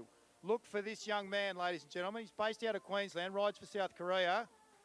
He's one of the fastest young men going around, 17 years of age. He is a power packet. Second of our Malaysian riders, Jai Cheng, saddlecloth number 24 in fourth wheel. And then at the rear of the field, we're looking for Dalton Stretton, based in Penguin. Riding for Team Bridgelane, same team in the National Road Series as Josh Duffy. He's a local boy, 20 years of age, City of Burnie Cycling Club. Young man with a bright future on the bike. So they've done the first lap now, so they can change positions, barring Sam. No one is allowed to go past his front wheel. He's right up behind Jamie Perry. Watch for the explosive nature from him and also Choi, Teo Choi. So he's third wheel. Sandwiched between them is the Malaysian rider, Mr. Darwish, in saddlecloth number 41. We go back to behind Choi, Jai Cheng. So Cheng in saddlecloth number 24, second of the Malaysians. Coming up around the outside of Choi now as Jamie Perry's dropped off. Gallagher now leads him into the main straight.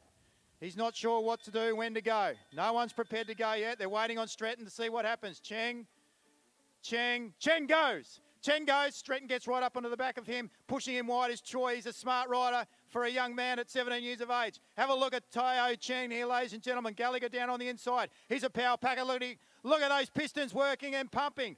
How they go down past the Dowling McCarthy tyre sign, the third bend into the main straight now. The Eric Webster standards, the VIS athlete, Sam Gallagher. Tao Choi coming close quickly. And right behind him is Darwish from Malaysia. But those three will take it out. Those three will make it through to the men's Keirin final a bit later on. So Sam Gallagher, Tao Choi, Darwish from Malaysia, 1, 2, 3. Then Stretton, the local boy, and Cheng from Malaysia was in 5th position. Next up, we've got our under-13 scratch race. Brought to us today by the Tasmanian Clothing Company.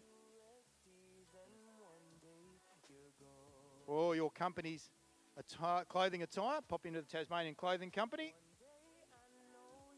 I think they're in Tasman Street, if I remember correctly. Thank you to the young men that just jumped in and were involved in the Keirin then. So I really appreciate your efforts. Might see if we can have a chat with Tao Choi a little bit later on and Sam Gallagher as well. Some power amongst those two. I look forward to having a chat with them. Big thank you to Roberts Real Estate for all your property management, sales, or if you're looking to buy, pop in and see Trudy Jones at Roberts Real Estate, Devonport. Under-13 scratch race. Big field here for the under-13s. I like it.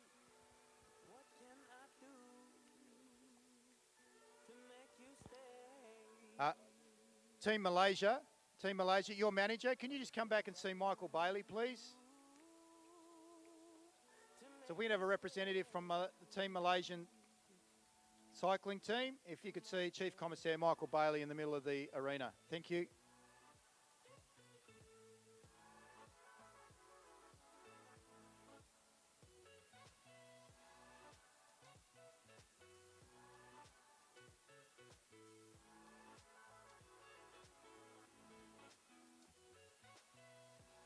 So our riders are rolling away. They're about to get the gun.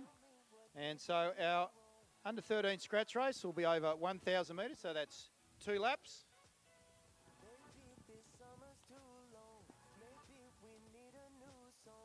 You've got a cycling team going away, part of a regional team, sporting organisation or team representing the region. Strongly encourage you to get into Tasmanian Clothing Company and grab some attire so you all look and feel great in that new fitted out kit from Tasmanian Clothing Company in Devonport. So last year, Oscar Pither won the under-13 scratch race in a time of 1 minute 41.96, 141.96. They come through now. A bit of ducks and drapes. Oscar Digney leads them through on the inside. You can see Noah Blaisley up on the outside. There's the bell. No one's prepared to go. Natira's holding a line. Bailey Smith right at the rear. In the blue there was Harvey Pither. All holding their position at this juncture. No one's prepared to really go. Got that wind behind them, so that assists them as they go down to the back straight. And Rory goes down that back straight in the purple, the Burnie Hurricane purple from the City of Burnie Cycling Club. Around the outside of Digney. Then we've got Noah Blaisley. I think it might be Natira that might be involved there. Levi Digney. Harvey Pither has been pushed out the back with Levi Jones, but Noah Blaisley will take this one out. Stratton for second. Digney, ooh, and Natira. Dip on the line for third. I think they just got Levi Digney, Bailey Smith, Levi Jones, and rounding out the field, as I mentioned, was young Bailey Smith.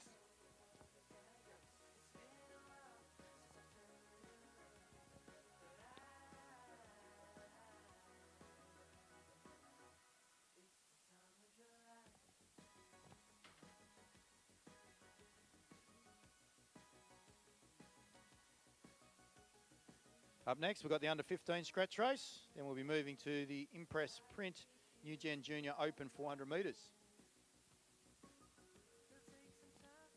So this is brought to us today, the under 15 scratch race by Mersey Valley Devonport Cycling Club.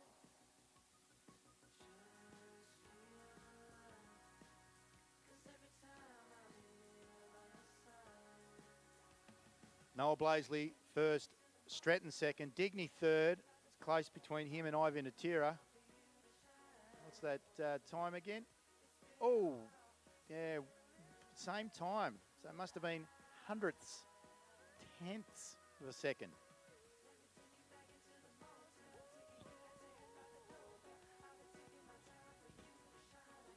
So under 15 scratch race, over 2 laps, over 1,000 metres. We've got a full board here. Oliver McCady.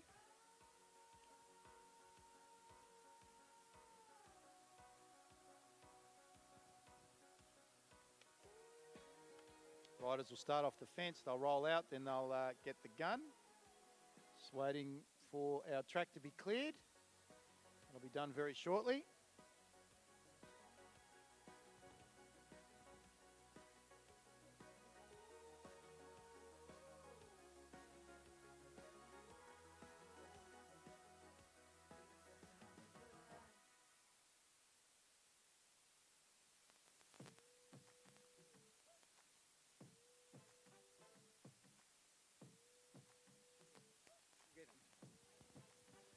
Just a shout out, we need holders for our handicap events, so over 1,000 metres and the wheel, we will need holders. So if we're able to organise that in advance, please. So if you're in a heat, if you can organise a holder, it'd be greatly appreciated. Those who would like to volunteer and assist with regards to holding responsibilities, if you'd like to make your way to the infield, it'd be greatly appreciated in about 5 minutes' time. So riders coming through with one to go. Shaw leads McDowell. Then we go back to Sid Natira and a bunch of 3. Hunter Davis, Oscar Pither, George Mulhern. Leaving Sam Radford, Cameron Burgess, and Oliver McCady. So roll round now. It's Shaw. It gets up out of the saddle. He's out after McDowell, but it looks like McDowell's going to get this one. And it's going to be close between Shaw and Natira for second and third.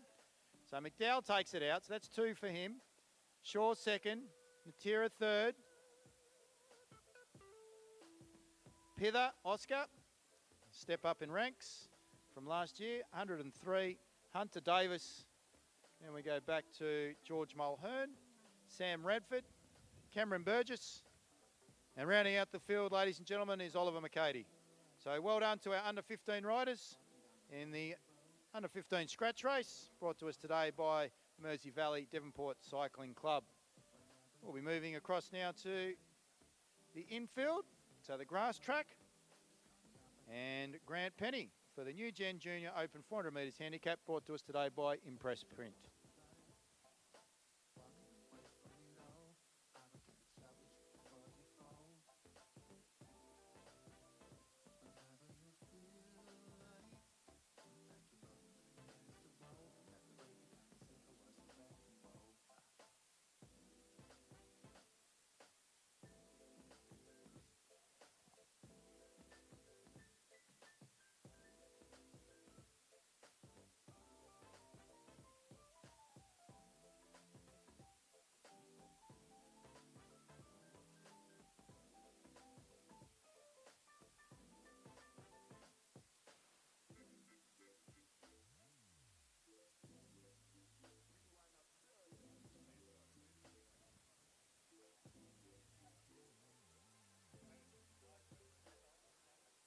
Cycling numbers, Jeff. Over there, see the little table right near there?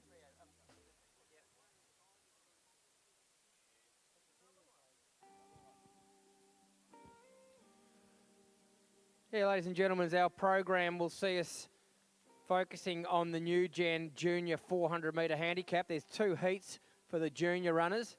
over the 400 metre distance, and really good to see a big stacked field here in heat number 1 and also 2 following this one. One small change to the original runners. There was going to be a runner in blue called Charlie Jones. Well, that's now Quinn Aiken, and she'll run from 130. Normally the blue would be one of those back markers, but Quinn is actually going to be our front marker. So you'll see her in the blue right out the front of the field there, but she's the addition to the field. The back marker is going to be Alexis Harmey. She'll run from the mark of 24 metres. White will be Ash Palmer, and he'll run from 46 metres. Then Claire Masters, our winner of the Junior 100 earlier, she'll be running off 60 metres, the yellow. Bethany Sharvey will run from 80 metres and wear the colour green. Alexandra Summers will wear the pink and run from 86. Also from 86 is the black of Sarah Lakeland. Freya Crispin will wear grey and run from 96 metres. Ethan Corkery will run from 110 metres and wear the orange. And the front marker, well, the second front marker, I should say, behind our blue Quinn Aiken, will be Asher Eastley. And Asher is going to be in the purple and run from the handicap of 120 metres. So a big range of handicaps here, right back to 24 metres and all the way out to 130. Heat number 1, first 5 will go through to the final.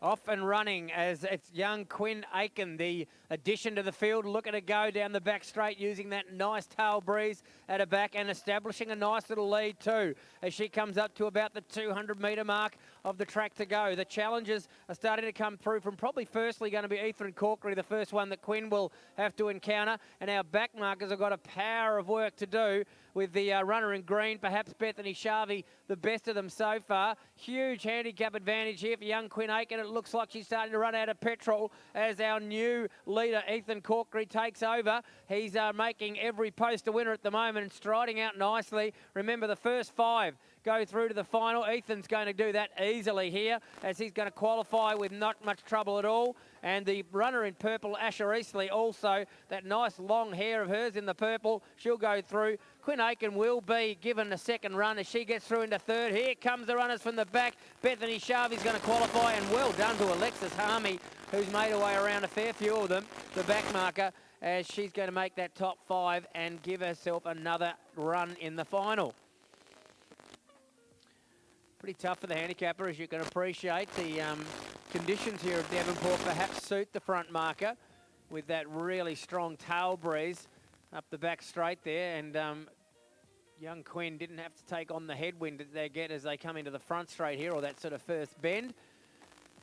But Jared's perhaps explaining to those that are successful there in qualifying that well done firstly for making the final, and secondly we'll have another look as we'll prepare another set of handicaps for the final. Well, like we saw in those hundreds earlier on, we should see another really exciting final in the 400 metre distance.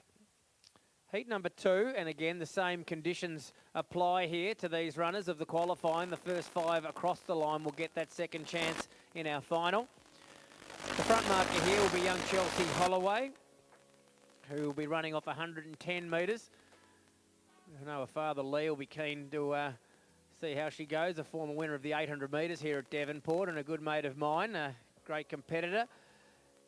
Back in the times I won't mention how long ago it was that I was still competitively running, but good to see Chelsea out there doing it just like her dad did on the Devonport gift track, and she'll run from the purple from 110. Jordan Bodner will wear the orange from 100. Pippa Harmey in the grey will run from 90 metres. Elizabeth Straits will run from 82 metres, the black. Lachlan Clenning will run in the pink from 82 metres. Dakota Kellett will run from 70 metres, the green. Mitchell Elkinson, the yellow, will run from 60.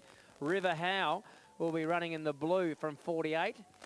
Keisha Charles will be the white, and she'll run from 40. And young Jakai Wescombe, a runner that we saw in the 100 earlier, get second across the line, and of course a Tasmanian representative.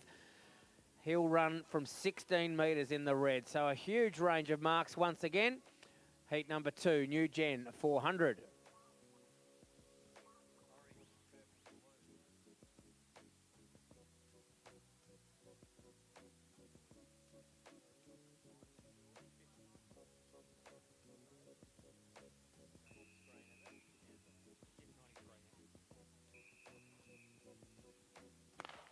Pretty even start here for heat number 2 of the junior new gen 400 metre handicap.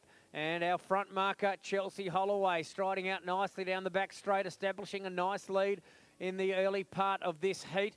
We see the runner in black start to make a forward move, and that being Elizabeth Straits, as she's going to challenge the runner Jordan Bodner for that second place position. But it's all Chelsea Holloway at the moment as she goes past the cricket club rooms with about 150 metres to run. The back markers are starting to make some inroads into the lead. Keisha Charles is the one to lie like at the moment, the white. She's a nice striding athlete as she's picking up runners one by one and now moved herself into a qualifying position. Chelsea Holloway's got the lead. She's going to take some running down from here with about 40 metres of the track here at Devonport to go. She's looking quite confident, quite strong, and striding out nicely here to win the second heat. It's going to be close to who qualifies and who's going to get second, third and fourth. The white, what a run. That Keisha Charles has ripped through the field and got herself into the top 5. And Jakai Wescombe also from the back of the field ripped her through the runners and made up a lot of positions. That top 5 will get them another run in the final, but Chelsea Holloway used her handicap there of 120 metres to full advantage and has made herself through to the final of the 400. Bit of a break for them. A bit after 3:30, we'll see them go around the 10 finalists, those that do qualify. We are starting to see those names pop up on our nice scoreboard over in the back straight. So if you are keen to see the results, we were a little bit slow in providing them to you after the heats of the 100 in the final, but we are seeing Holloway's name going up onto the big screen first. So she was first across the line, the purple. Second, looks like it was definitely the white. Yes, Keisha Charles was second. But we're seeing that time of 57:31, sorry, for our winner, Chelsea Holloway. Bodner, the orange, was given third place across the line. Jordan Bodner. Fourth, I believe that was the black of Elizabeth Straits, so she's going to make it through to the final. Seeing the times as well, and River Howe is going to join them. So River has just broken the 60 seconds there, and he's made himself got himself through, to the final. Again, we expect Jared Leary to study the form very closely from those who look the strongest, and he will no doubt provide a very exciting final at just after 3:30 in the junior 400. Xavier. Thanks, Grant. We're heading back to the next of our junior scratch races. This is the under 17 girls. Got 5 riders, 2 from Launceston, so they're the McEwen girls. So Ruby and Sunny. So Ruby's in the pink helmet, she's at the rear. And at the front, in the dark helmet, and in the dark cycling attire, that's Sunny. She's just rolled off and asked Alicia Reynolds. Based out of Midland in Western Australia. She's got the Indigenous kit on, part of a junior academy team. Looks terrific. So she's wearing the fluorescent yellow helmet. And we go to Madeline Pitt there in the white helmet from X-Speed. So they work together, even though they're from separate cycling fraternities, over there in West Perth and Western Australia. Then we've got Sybil O'Rourke from the Mersey Valley Devonport and Districts Cycling Club. Each of the girls have got a bit of a story to tell. Western Australian girls are really enjoying the experience down here in Tasmania. I'm just having a chat with them a little bit before. Even though they've had a jam-packed schedule over the course of the last 2 days and rolling into our 3rd, they've really enjoyed the racing and the competitive nature, the attention that the crowd has given them throughout the course of the last 2 days. The other thing they've also noticed is the scenery. They've been talking about how wonderful it is in Tasmania. So that's great. I'm glad to hear that. So Sunny McKean rolls through. They've got 2 to go. Alicia Reynolds. And takes up the running. I think she said one of David Hall, I think, designed that particular Guernsey, that cycling Guernsey. It's got Indigenous art on it. And I we didn't have enough time to get to the bottom of the meaning behind all of that, but we will hopefully have a bit of a chat with Alicia a bit later on in today's program. Talking about Alicia, she gets up out of the saddle now and she decides to go and pick up the pace. So she's gone from the rear of the field to the front. They'll greet the judge, they'll get the bell. So the girls are coming through now, under 17 scratch race. So it's the 2 WA girls. Reynolds, Pitt. Down on the inside is Sybil O'Rourke. On the outside of her is Sunny McEwen. And then Ruby there on the pink, on the white bike with the pink helmet. So she's now just taken over from Sunny. And Alicia's done the work and has let Madeline Pitt go. So Madeline Pitt's out and away. And I think the McEwen girls have just lost touch there. Sunny's going to have to work really hard. She goes around Alicia Reynolds. So does Ruby now. Around the outside of Sybil O'Rourke. They've got about 100 metres to go. O'Rourke, Pitt on the inside from X Speed. I think she's got too much of that X factor. And she's taken it out. That's 2 in a row for her today. So Madeline Pitt from X Speed Cycling, Murray Hall. Hope to have a chat with him a bit later on in today's program. Sybil O'Rourke and then Sunny McEwen from the Launceston City Cycling Club in third, followed by Ruby and then Alicia Reynolds.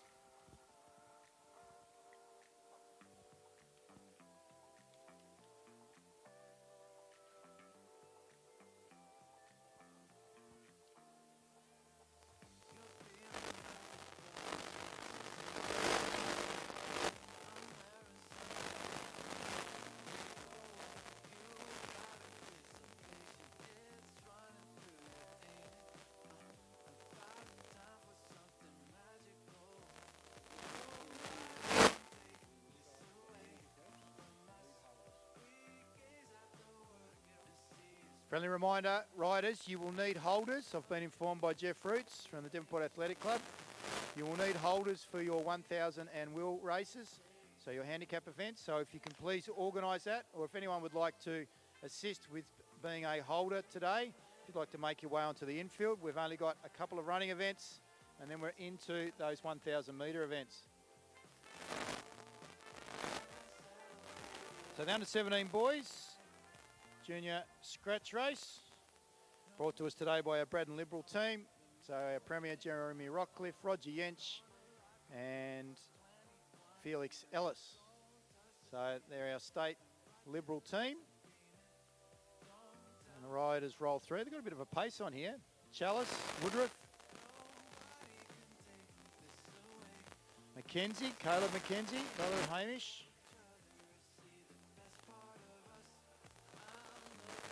Gullet there in the light blue, and Luke Donovan along with Chase Hames. I'll head down that back straight.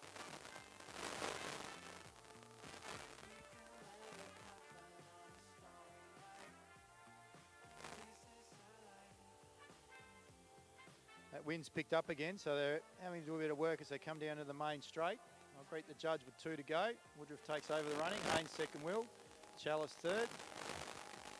Fourth wheel there, working together with them. Here's Caleb Mackenzie.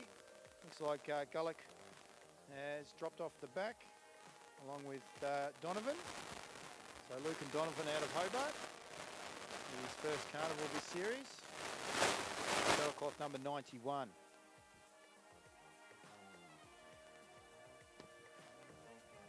So one of the riders has gone out by himself now. He'll greet the judge with 1 to go. I'd suggest that's Gus Chalice.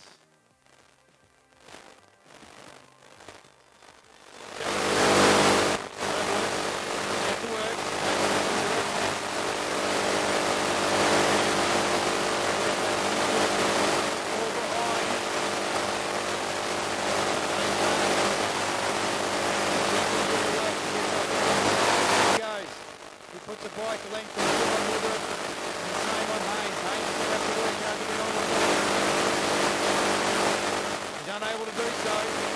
Chalice will take this one out. Another dinner canter. Well done to Gus Chalice. Through the... Dug the sword in early.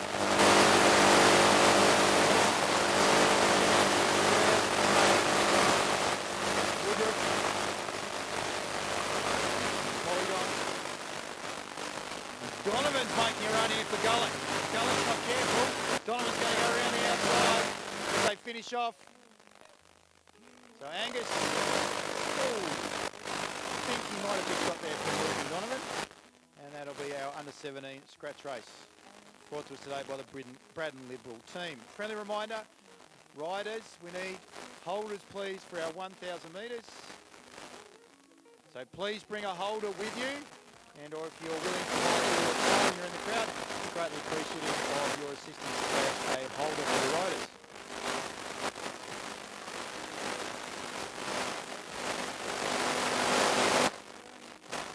Thanks, Xavier. The next item on our menu here at the Taste the Carnival, Devonport Carnival, the 85th edition of it, is the 2 heats of the new gen senior 400 metre handicap. We saw the junior runners in the 400 earlier, and they ran under the conditions of first 5, getting themselves through to the final. Well, those same conditions apply here for our senior new gen athletes. The athletes are as follows. Sophie Bailey will be our front marker here from 90 metres, the purple. Jack Penny will wear the orange in this heat and run from 64. Lachlan Riley will run from 56, the grey. Cammy Thomas will wear the black and run from 48. Georgia Sharvey will be running around in the pink from 46. Harrison Conley in the green will run from 40. Sienna Atkins will wear the yellow colour and run from the mark of 32. Georgia Harmey will wear blue and run from 20. Luke McKenzie will don the white singlet and run from 12 metres.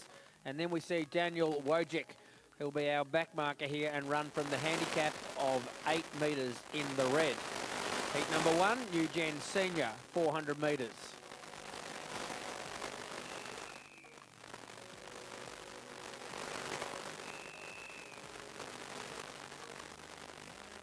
Yeah, the runner's just been asked to stand up, just a little bit of unsteadying or unsteadiness, sorry, then something that our starter Cranfield didn't like, so we'll give them another chance.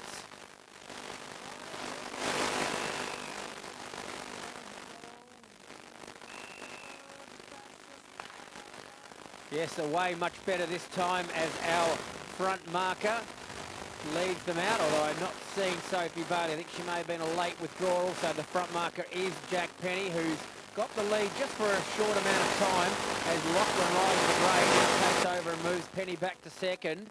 The runner in black there is Cammy Thomas, who's moving along nicely for the first part of this 400 as she's going to challenge Penny for that top 2 position very shortly. Still Lachlan Riley in front. He's used that wind to his advantage and he'll now tackle with a pretty strong head breeze as they're about to come into the last 100 metres. He checks where he is. He knows that the top 5 will go through and Lachlan Riley is looking pretty comfortable in that spot. Luke McKenzie, certainly the best of the back markers so far. And here comes Daniel Wojcik from the back of the field to get into that top 5. Riley's going to qualify. Looks quite easy, to be fair, as he goes through the line from the black of Cammy Thomas. Luke McKenzie caught the eye there with that run from the back mark. Penny goes through in the orange and also Wojcik will qualify. So not a great deal of changes as far as positions as they went around the track. They got closer and closer. They compressed somewhat. But using his handicap there of 56 metres, Lachlan Riley qualified comfortably for the final. We saw those names pop up on the screen after our 2 heats of the junior 400 metres. They will be popping up there very shortly as far as the senior athletes are concerned. Women's 1,000 metre handicap riders, can you please come out to the centre of the arena, please? Friendly reminder to bring your holder. So you need a holder, riders, please. For 1,000 metre handicap riders, please make sure you bring a holder. And you need to come to the infield, please, for marshalling.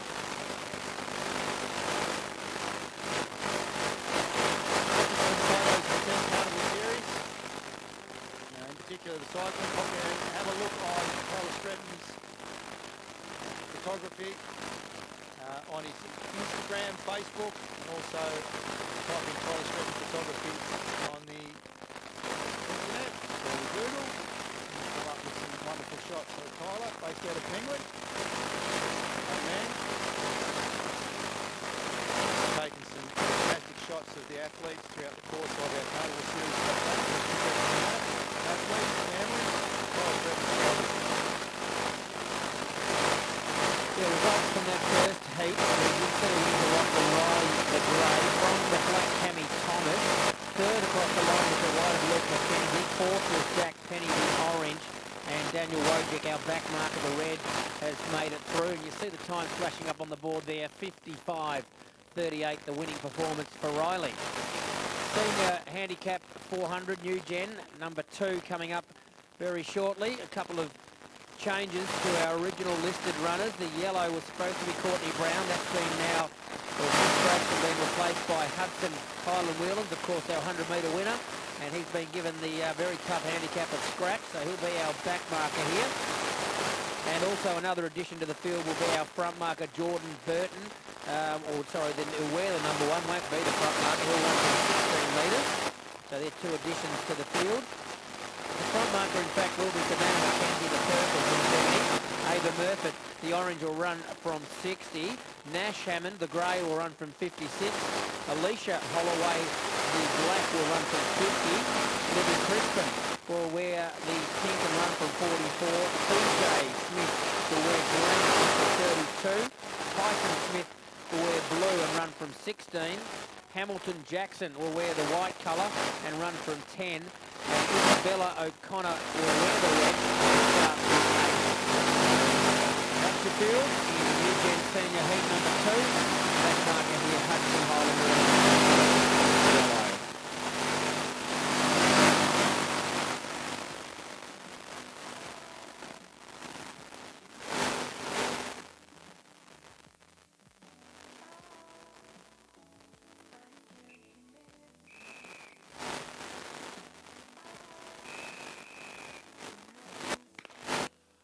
Away and running in heat number 2. Who's going to be the top 5 to qualify here? The ones that leading them out in the early stages is Savannah McKenzie, the purple, looking quite strong. Her brother Luke and her have been running across the series, and she's been performing well and is establishing a nice lead in the early stages. The black of Alicia Holloway starting to open up her stride a little bit here, and the pink of Libby Crispin starting to come into it. Look at the back marker. Hudson Highland Whelans has already caught up to all the others, and he's in pursuit of our front markers now. It's still young Savannah McKenzie in front. Alicia Holloway, the black's going to throw out the challenge. Hudson Highland Whelans, the yellow, is in hot pursuit of our front markers. It's still McKenzie, the purple, in front. Highland Whelans goes around the orange, goes up to the black of Holloway to challenge. McKenzie's going to hang on in this heat, I think, and take it out. But what a run from scratch from Hudson Highland Whelans to get up into second and qualify. Good run from the black in Holloway to qualify, along with the orange of Ava Murphy. But 2 pretty good runs from front marker and in particular the back marker there, Hudson Highland Whelans, to both qualify for the final. But one used her handicap to full advantage, and Hudson had the biggest job ahead of him to chase all of them down. He did, bar one. And he will get another chance though, and run in the final later on this afternoon. Those results will go up on the board very shortly. You'll see that McKenzie certainly will be our winner as far as times go. The other top 5 will be looking very closely to see if they qualify. There were some close finishes there for the minor placings. Savannah McKenzie ran a 56.30 as our winner. That 70-metre handicap was enough for her. Hudson Highland Whelans from the scratch markers run 57.7. to run into second place, so that's second for the yellow. Third was Alicia Holloway. She's going to run in the final. Much closer, that one, as far as handicaps were concerned. Riley did it quite easily in the first heat, you saw. Ava Murphy did get through, and of course Ava in that heat wore the orange. And the lucky 5th finisher was Nash Hammond. So we're going to see Nash again. He will have a spot in the final, and we'll leave it up to Jared Leary now to try to provide us with a pretty exciting final of the New Gen Senior 400. Turning your attention now back onto the cycling, and we're now moving to the Ronald Gray Elizabeth Muir Memorial Women's 1,000 metre handicap. So first 9 from each heat will make it through to the final.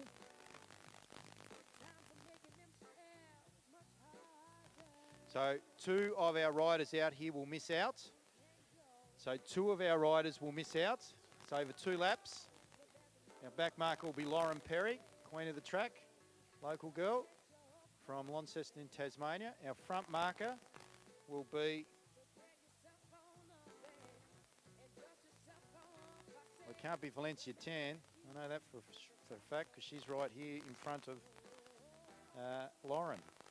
So I'd suggest it might be Ella Liang.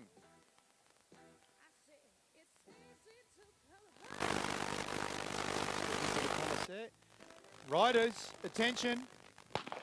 And we're off and racing in the first of our women's 1,000 metres handicap, brought to us today by Ronald Gray and Elizabeth Muir Memorial. And we thank them. Thank you to James Muir for sponsoring this. So I'll have 2 laps. So Perry needs to get on the back of Valencia Tan, who's taken all before her. And then sitting up in front of her at this point in time is Dahlia Haynes. So Dahlia Haynes, based out of Western Australia in that light blue, is working well at this point. So first time on the track here in Devonport. Walker leads them round. So they come through now. So Emily Walker won the Devonport Wheel last year. About to get the bell out of Georgetown. Victoria Smith. Then we go back to Ella Liang. 1, 2, 3. Those are the positions at this point in time. Then we go back to, I think, Scarlett Sybil from X-Speed. Perry's unable to get onto the back, and I reckon she's got her work cut out for her. So go down the back straight. I mentioned she's in that transition period from endurance riding into sprint. Talking about sprinting, look at Valencia Tan, the Singaporean rider, going right around the outside. Only 2 will miss out. Only 2 will miss out. The light blue, could be Tataranoff too. They might miss out here. She's going to be caught on the inside is Emily Walker, and Walker's going to miss out. Walker's going to miss out here. So the other riders will get through. So Emily Walker and Lauren Perry are both out. Unfortunately, don't make it through to the final.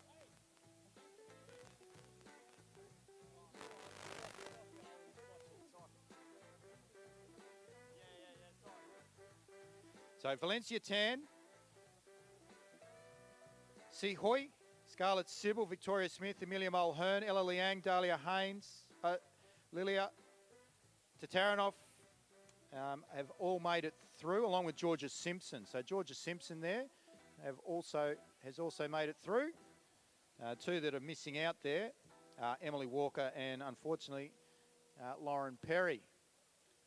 Finding that transition period on the track itself at this juncture a little bit challenging. Anyway, nonetheless,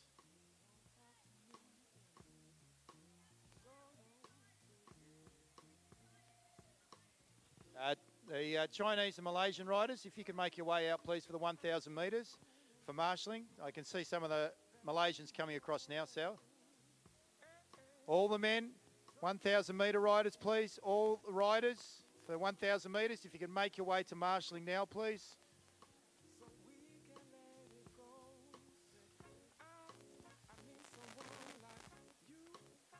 So that first heat was mainly our back markers.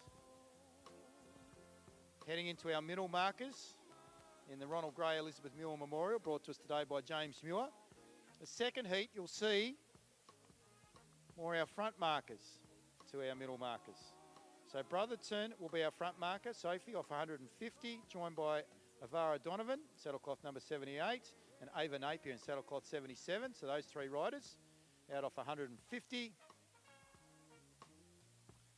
And our back marker will be the mother of 5, Suzanne Stratus. But I think that might be Odette Lynch that might be in and behind her. Nonetheless, we'll have a look in a moment. That's one of the Malaysian riders, so it might be one of the Yongs. Still waiting. Riders are getting settled with their holders. Thank you to the holders for their support of our riders.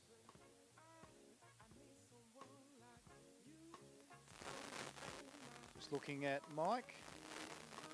Still not ready. Riders, attention. We're off and racing in the second of our Ronald Gray Elizabeth Muir Memorial. 1,000 metres brought to us by James Muir. So our front markers have got away well, but they left Brotherton behind. So that's Napier and also Donovan. So Brotherton's going to have to work hard in order to be able to get back on. We'll go back then to the next bunch of riders, including the following. two Turner ladies, one from WA, one from Devonport. And then we can see coming around the outside to getting the bell, saddlecloth number 73.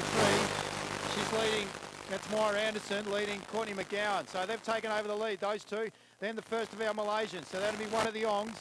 So Amber and Dolly are both there. Suzanne Stratus and Lisanne Wilmot, Fox, I should say, on that pink bike. Very easy to be able to distinguish down the back straight.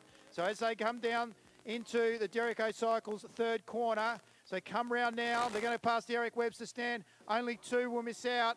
It looks like it's the back, or actually four in this heat will miss out. Those four riders at the back, including the Melissa Turner, will be out. So Langham will get through. Top nine, Lisanne Wilmot takes it out. 1, 2, 3, 4, 5, 6, 7, 8, and 9. I think 77, that's Napier, might have made it through.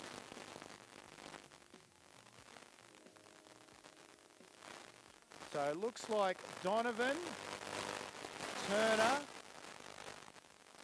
one other, Emma has missed out, Brotherton, Sophie Brotherton.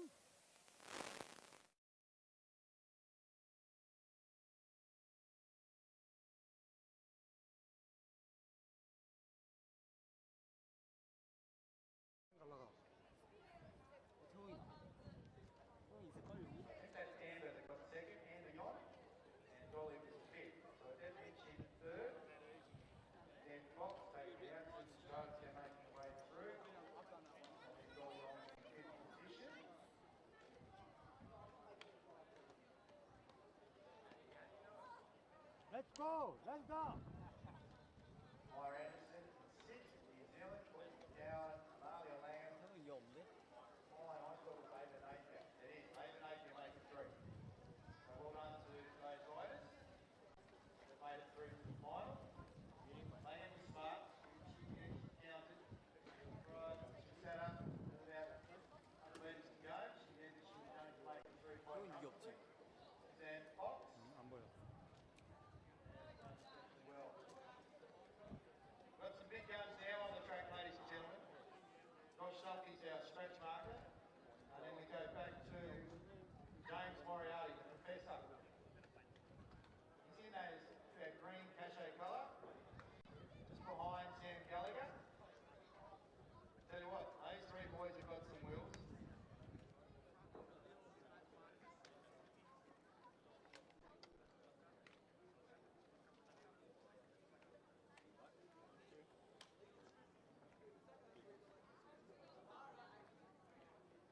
Dalton Stratton.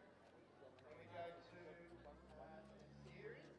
What's the number? There's an addition there.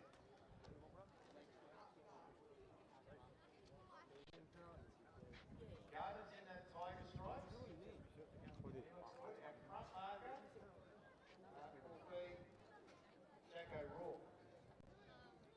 I think maybe there he is, Nick Ablett. Good to see you, Nick.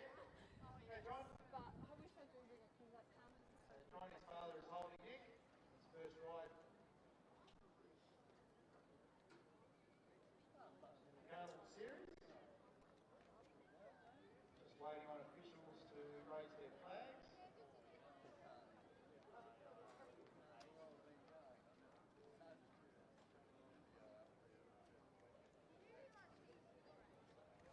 Riders, attention. Rock and racing. Let's see what the professor can do here, ladies and gentlemen. Get your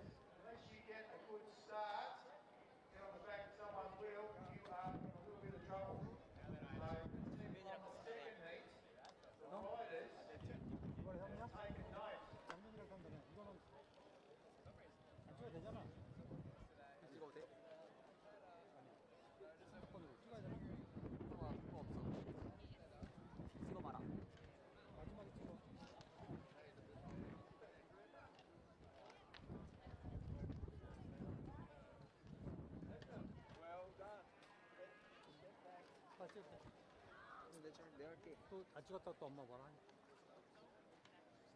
아빠 때문에 혼나면 안 되잖아. 나보다 얇아. 어? 다리가 나보다. 아니야. 너보다 또, 어? 저기다 뭐 지금 저 여자애가 얇지. 저 검은 여자애. So look up the third for their Hadley, Habib, Gallagher, Cheng, and Jonas Shorten. So a lot of Hobart made it through. Just missing out is Devonport tail. Runs slave. 시작부터 저기 있어. 아까 전에. 일부터는 형한테 안 되지. 시작부터는 아까 타이틀 원 있었는데 저기 있어. Cheng and Shorten made it through. So let's see if they're taking notes. So Launceston will winner. Hobart will winner. Madison, winner. Grizzly. Australia representative, their back marker here. Right in front of him is Mr. Ether. 내가 찍을게. 태우는 거 Both 없어. wearing the cachet colours.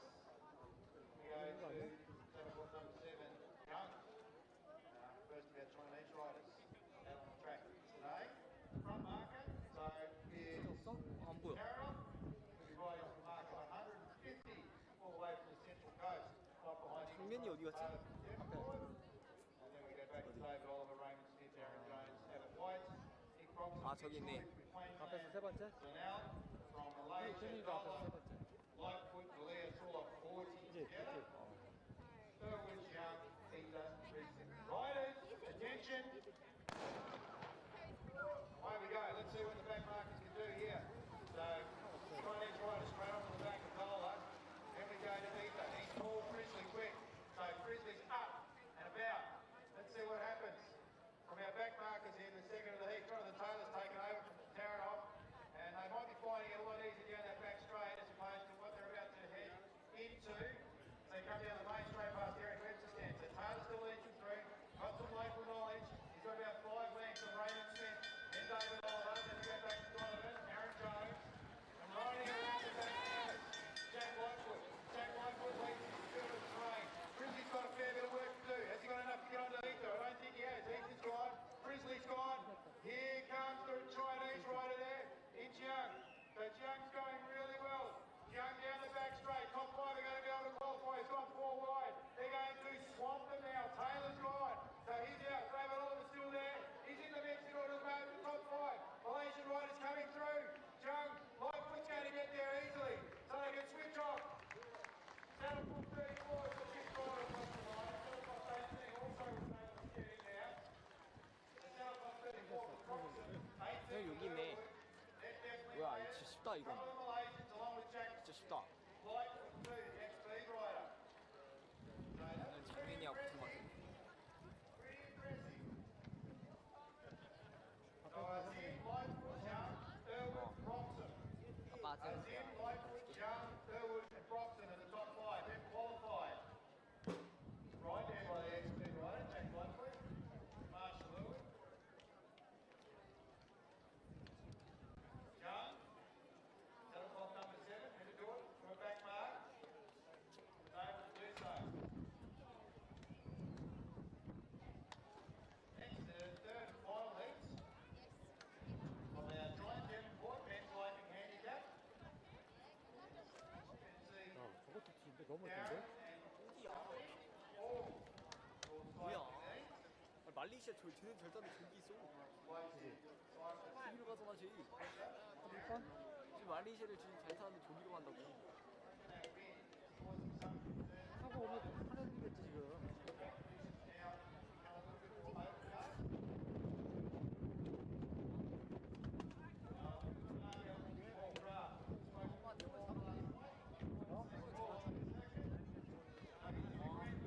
아, Paul will be doing the criterium tomorrow in Onset, in Alderson. And makes it to Central Coast, New South Wales. Go cycling club.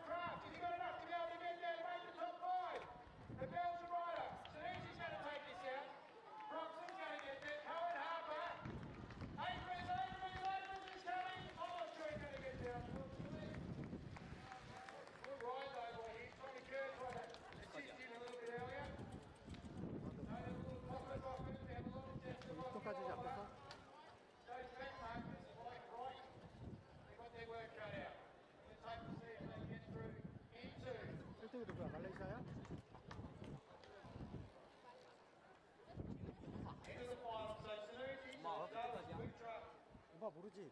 Mohammed Sanusi 아, has 형 4등 made 했어. through. 5등까지냐? Candice Kerr in second wheel. Owen Harper, Teo Choi. 말레이시아 1등이지. Speedster out of South Korea, based out in Queensland. Top four. 완전 And 말레이시아 fifth, 뺏어가고 Connor 있어. Howard. So Connor Howard makes it in. So Connor Howard makes it through to the final of the Giant Devonport 1,000 metre lightning handicap. 말레이시아 지금 계산이 Hard work. 절단은 저기 앞에 있으니까. Same with Adrian, just it out. Tommy Kerr, good bit of work there for those riders. Joe Lau, Malaysia. Nathan Wagon making his debut on the track.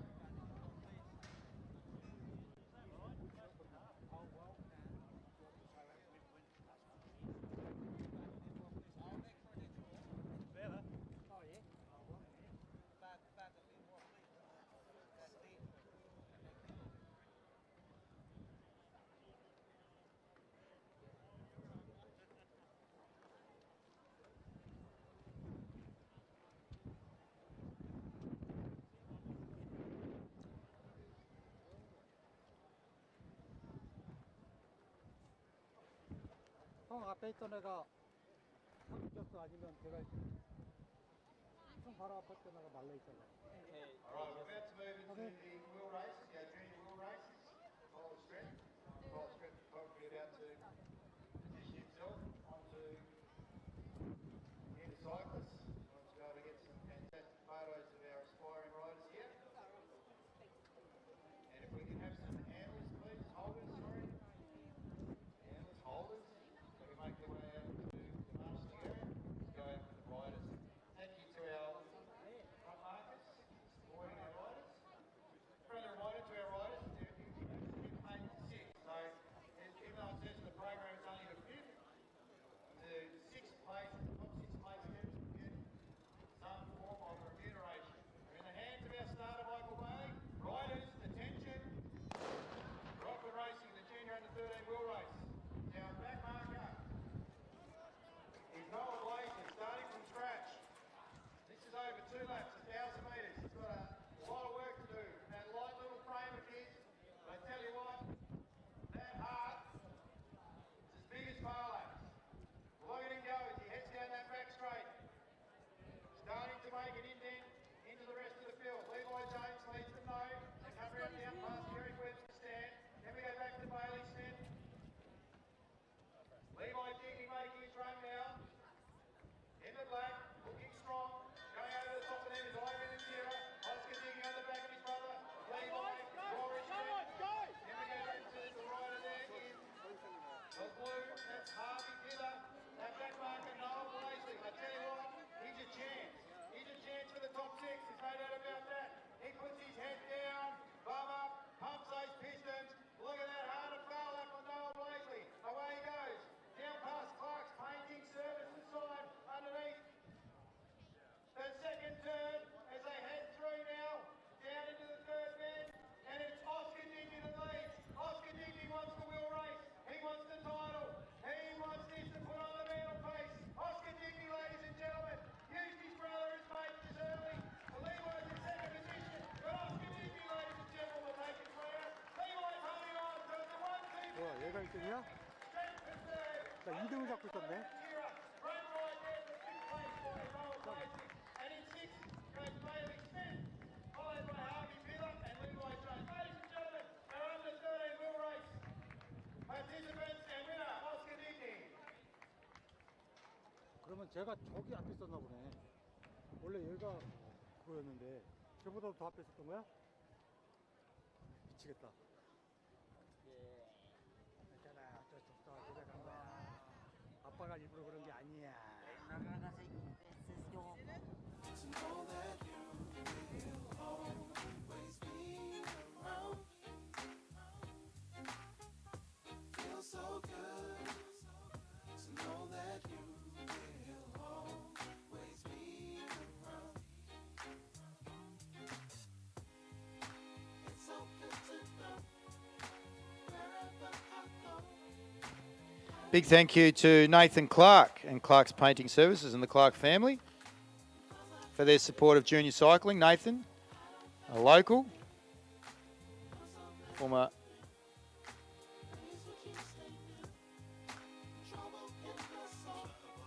Will winner, Latrobe, Bernie, over the journey. Maybe even Devonport as well, comes to memory. If my memory serves me correctly. He was a powerful athlete, riding off scratch, Nathan Clark, but it was a deserved mark. Our front marker in the next one is the under 15 wheel race, and that will be Cameron Burgess. So Cameron will be riding off 240. Oliver McCady 210, Radford 180, Mulhern from Brunswick, George off 120. McDowell will be off scratch as our back marker. Ben Shaw will be off 40. Sid Natira 30. Joining in will be Hunter Davis and Oscar Pither off 80.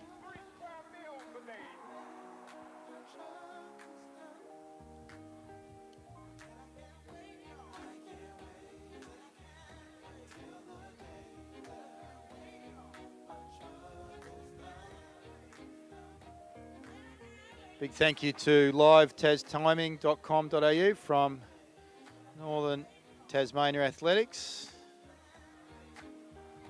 So to Abby, Mark and Vim. They've got their work cut out for them here. They're doing well. See Daniel Reeves, cohort of runners coming across the grass there. Ashley Felberg, Zali Westcombe, Courtney Brown. Looking forward to seeing what they throw up to us a bit later on. How are we looking, Michael?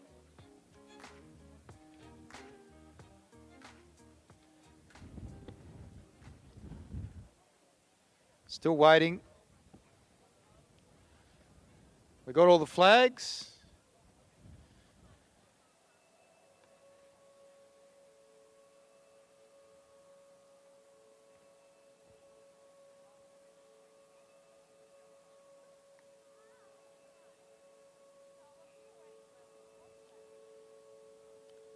I think there might be Jared Ennis walking around.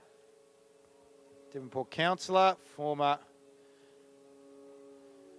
teacher, also involved with, or was involved with the Devonport Football Club as president for a number of years, and premiership player in the back pocket.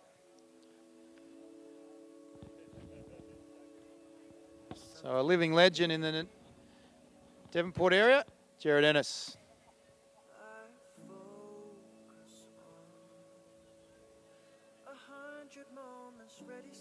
Riders, attention. We're off and racing. So our front marker, as I mentioned before, is off 240. That's Cameron Burgess. Back marker, McDowell. He's got a fair bit of work to do in the junior under 15 wheel race over 2,000 metres. And that might be McCady, actually, that comes through. It is. McCady, followed by Burgess. So they greet the judge with 3 to go. Sam Radford here, winner of the Derby a bit earlier on. Looking sleek in that Mersey Valley uniform. Saddlecloth number 104, Oscar Pither coming through. He's looking over his shoulder at Natira. Davis and Mulhern. Then we go back to Benjamin Shaw. And riding through there is X-Speed's Mr. McDowell. Thank you to the runners waiting as the riders go through. That wind is starting to batter the far side of the course as well, so it's a bit of a crosswind for them now. So it's hard work for our riders out on the track. So coming through at the moment is still Oliver McCady. He's going to greet the judge with 2 to go. Still leads, about a 10 bike length lead on Cameron Burgess. Here comes Sid Natira now, around the outside of Sam Radford. So he's going to make himself close to the podium with every turn of the pedal. Then we go back to Natira, Mulhern, Davis and Pither working together. Then we go back to Shaw and Mr. McDowell. So Campbell McDowell from X-Speed Australia in Western Australia under the guidance of Murray Hall. He's taken all before him since he's turned up here in Tasmania. It's Natira that leads. He's got a commanding lead, so he's definitely going to be on the podium. Let's see whether it's 1, 2 or 3. Leading them across the line at the moment is George Mulhern. Then Oscar Pither. Then Hunter Davis. And here comes McDowell and Shaw. So McDowell and Shaw are making a run for it now. They want second and third. Remember, we're going to sixth for money, boys. And away they go. Down that back straight, it's still Natira. They're out after him. That's Shaw and McDowell. Mulhern's unable to keep those two at bay. So they've gone into second and third spot. But Sid Natira, ladies and gentlemen, went for it early. It's paid off. With the conditions the way they are, he'll take out and become a wheel winner here at Devonport. Campbell McDowell in second. Benjamin Shaw third. George Mulhern in fourth. Hunter Davis, good ride there by Hunter, fifth. Coming over the line in sixth is Oscar Pither. So 1 to 6 will be paid for the wheel races. Sam Radford in seventh from Devonport. Cameron Burgess and Mr. McCady fighting out for the remaining 2 places.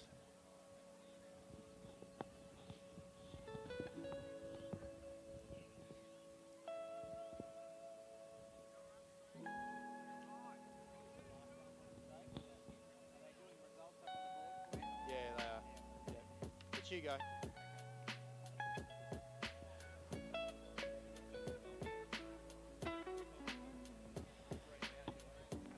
Sid Natira, our winner of the wheel race for our under 15s, brought to us today by Clark's Painting, based out of Latrobe. So time of 2:39.41. Campbell McDowell second, Shaw third, Benjamin Shaw fourth position, coming over the line.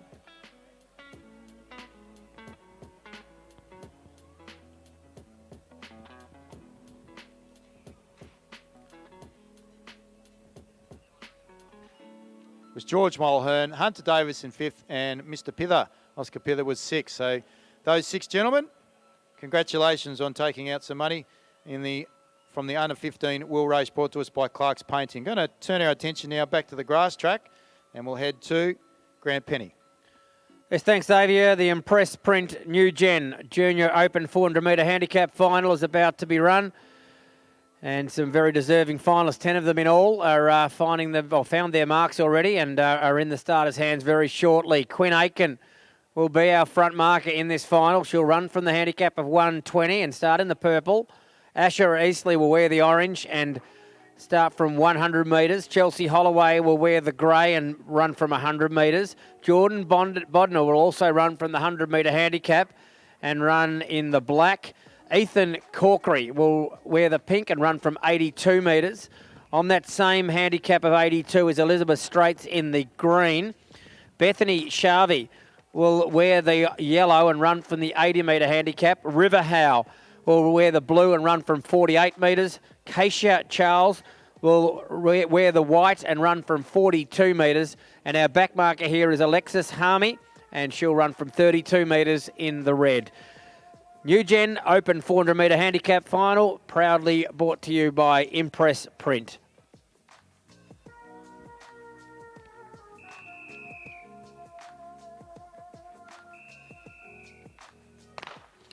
So the gun fires and sets young Quinn Atkin off and running. She is small in stature, but there's plenty of fight in the legs here as Quinn Atkins tackles the back straight here and goes into the last 200 with a handy lead. The biggest challenges at the moment are coming from Chelsea Holloway, who's seeing Quinn Aitken in front of her and thinking, gee, I'm not sure if I'm going to be able to make up any ground here, as Quinn Aitken still with about a 20 to 30 metre lead. The orange of Asher Eastley starts to push forward. The back markers now, watch for Keisha Charles. She was super impressive in the heats. She's passed a lot of her fellow back markers, and she's in pursuit of that middle group, but they've still got to get to Quinn Aitken. Quinn Aitken's out in front, 20 metre lead. Can she hang on? The crowd's getting behind her now. The challenge is coming from Ethan Corkery, and look at Keisha Charles ripping through the field. Ethan Corkery hits the front. Keisha Charles going up to challenge him on the outside. Ethan Corkery, Keisha Charles. Oh, what a run from the back. Keisha Charles gets up in the junior 400. Fantastic performance from 42 metres from the pink. The pink of Ethan Corkery. Quinn Aitken was right there, and they all coming across the line, but she was certainly impressive in those heats. Keisha Charles has backed it up with a fantastic victory in the New Gen Open 400 metre handicap final, proudly brought to you by Impress Print. And a nice first prize of $35 will go in the hand of a very good young runner in Keisha Charles. The official results will go up onto that big scoreboard that you can see over in the back straight very shortly, and you'll see the white colour pushed up into the first position, and a really good performance. I'll certainly be watching that name, Keisha Charles, in the future. I think we'll probably see her in the big Devonport gift heats in future years. A 57.15 is the time recorded by Keisha Charles from 42 metres, and to be fair, if you watch the results from the women's gift, they won't be much quicker than that. Probably with slightly harder handicaps than what Keisha ran off, but that's quite the run from a junior runner, 57.15. Ethan Corkery couldn't quite hold out Keisha. He's gotten second, though, with a 57.54 from his handicap of 82. And River Howe really showing that the apple hasn't fallen far from the tree with his father, of course, John. Very good sprinter, a Bernie gift winner, and Rivers gotten through for third place there, the blue from 48.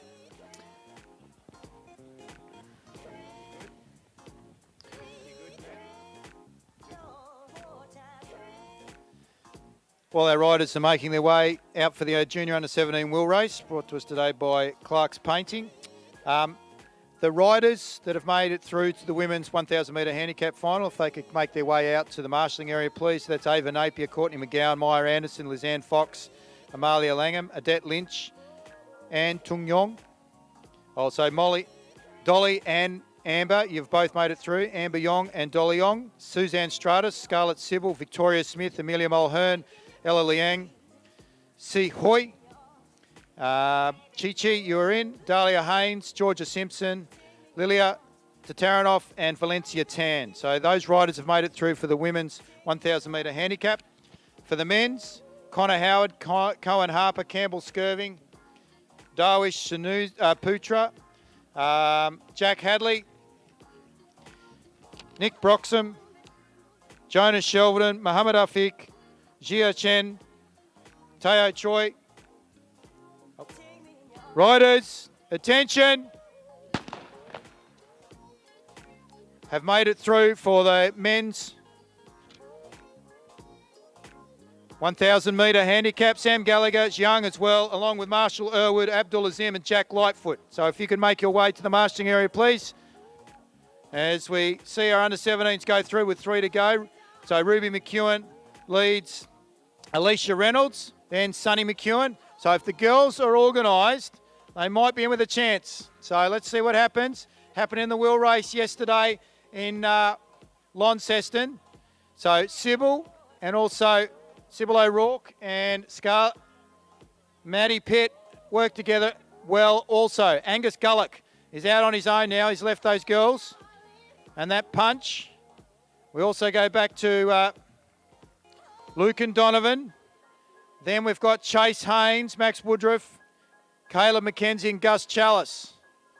But leading them through at the moment, and they're not working together, which is interesting, is Alicia Reynolds with 2 to go. So Ruby and Sunny are out on their own. Then we go back to Angus Gullock, Sybil O'Rourke, Maddie Pitt, Donovan, Chase Haynes, Max Woodruff, Gus Chalice working there with saddlecloth number 86. So that's Caleb McKenzie. And they're doing that from the rear of the field. They've got a bit of work to do. She's at least a quarter of a lap in front of Alicia Reynolds, but they're coming down that back straight pretty quickly, those 2 back markers there in Woodruff and Chalice.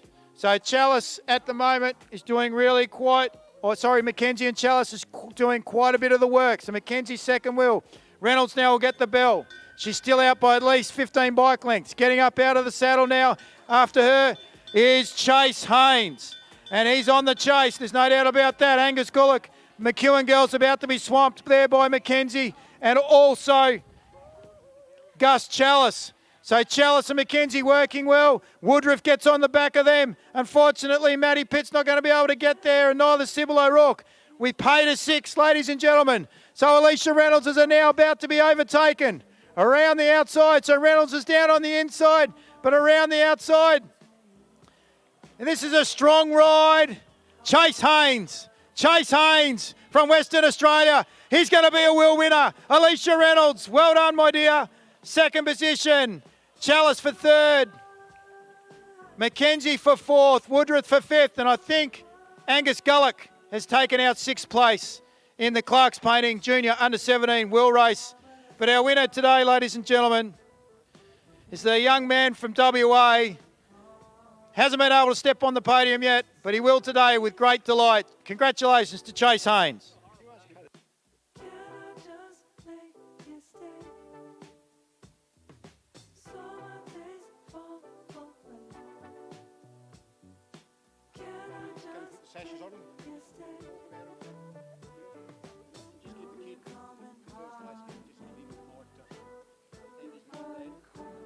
Place getters in the wheel races, our junior wheel races. If you can make your way to the infield, please, for presentations. So our Caleb McKenzie, if you could see Michael Bailey, please, with a parent. Caleb McKenzie, if you could see Michael Bailey, please, Chief Commissaire, with a parent. Rollout, please, for our winner. So, Mr. Haynes, if you could come out to the middle, please, for a rollout. Mr. Haynes for a rollout, please.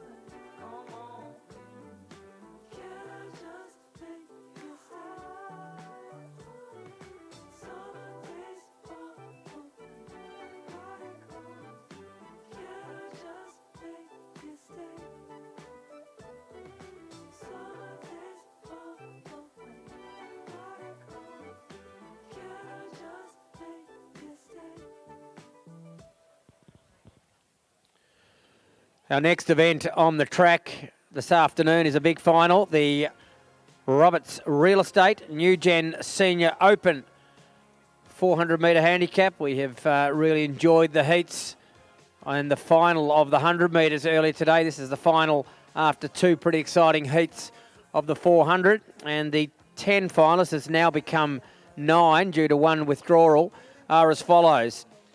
Jack Penny will be our front marker here in this final. Will run from in the purple from 60. Also from the 60 metre handicap, Ava Murphy, the orange. Nash Hammond will wear the grey and run from 56. Savannah McKenzie will wear black and run off the mark of 56. Alicia Holloway will wear purple and run from 50. The pink and run from 50. Cammy Thomas, 48 metres is her handicap, and she'll wear the orange. Lachlan Riley will be yellow from 36. There's no blue in this, with Daniel Wojcik unfortunately had to withdraw. The white will be Luke McKenzie, will run from 12, and Hudson Highland Whelans. He ran off scratch in the heats in the yellow, but now he gets the colour and the mark of honour in the red, and he'll run from the scratch mark. Junior 400 metre handicap New Gen, proudly sponsored by Roberts Real Estate.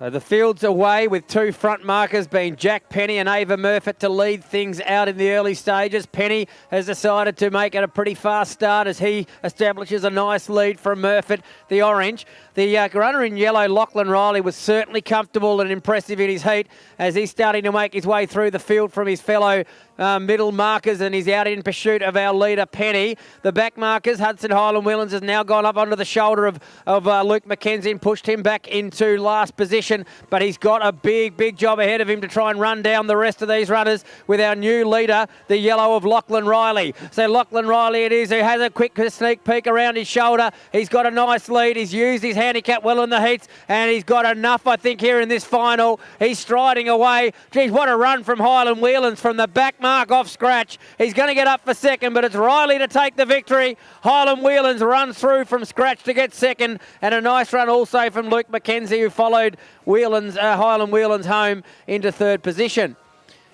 Oh, Lachlan Riley certainly had plenty in reserve after his heats of the 400, and he had enough in that final as well to take it out. So a nice performance there from Lachlan Riley from the 36 metre handicap.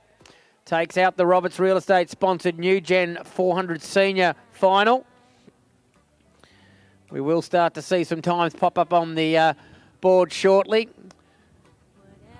Hudson Highland Whelan's from the scratch mark managed to get up to second place there. That's always quite a exciting thing to watch the back marker fly through the field and give it at least a chance to try to take the victory. We'll see some official times pop up very shortly. I'll just jump in there, Grant. Our place getters, please. Our place getters for our under 15, under 17 and under 13 wheel races. So Benjamin Shaw, Sid Natira, Campbell McDowell, Chase Haynes, Angus Gullock, Alicia Reynolds and Rory Stratton, Levi and Oscar Digney. If you can make your way, please, to the presentation dais. We're about to do the junior wheel race presentations. Thank you, Grant. Yes, thanks, Xavier. The official results are now being put up onto the scoreboard, at least the first three there. Lachlan Riley, the yellow, was the winner, and he ran from 36 metres. Hudson Highland Whelans from the scratch mark has run a 57.09 to get second, and Luke McKenzie in the white was officially third. A time of 57.48 was enough for him to get third place in the white from 12.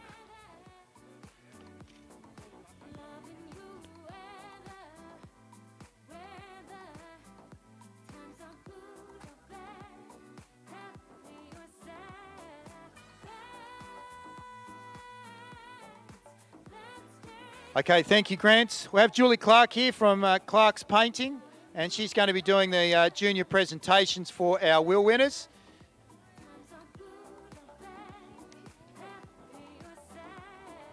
In our under 15 junior wheel race, in third position was Benjamin Shaw.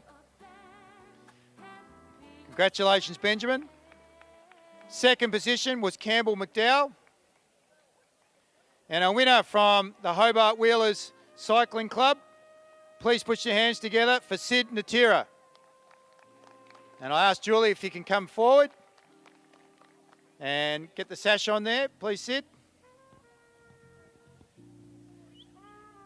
Sid, I'm going to give you the microphone if you'd like to say some words and say a big thank you to Julie Clark and Clark's Painting. Congratulations on your win. Thank you to Julie Clark and Clark's Painting. Thank you to all the people organising the event. It's great being out here. Good boy. Thank you very much. Well done to Sid, Campbell, and also there to Benjamin. So our under 15 place getters for their junior under 15 wheel.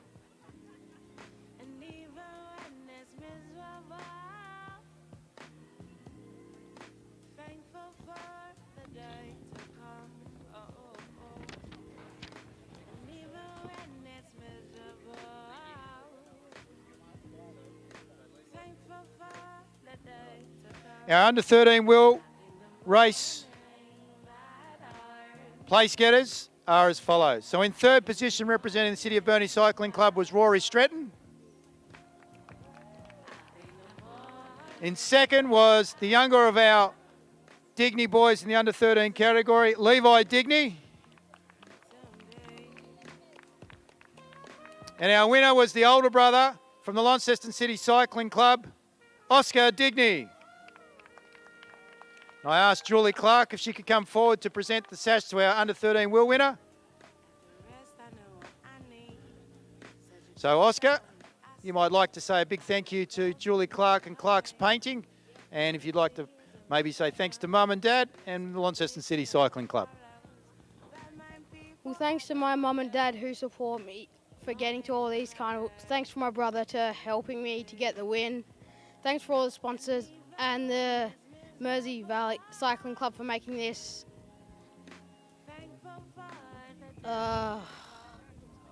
carnival happen, and good luck to everyone. Well said. Excellent. All right, take a big photo, everyone. Put your arms up in the air.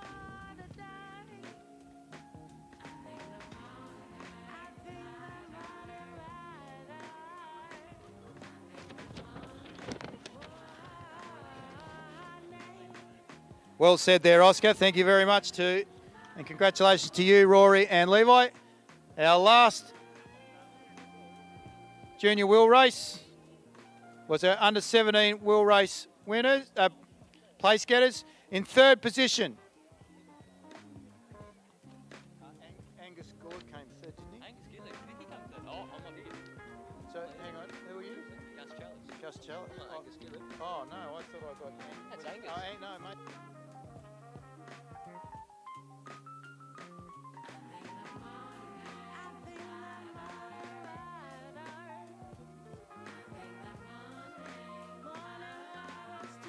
All right. In third position for our junior under 17 wheel race in saddlecloth number 85 out of Launceston, Gus Chalice. In second position, representing WA, Alicia Reynolds. And our winner today, also out of WA, Mr. Chase Haynes. Presenting the sash from Clark's Painting is Julie Clark. Other way, mate. So you put your head through there. So Clark's Paintings.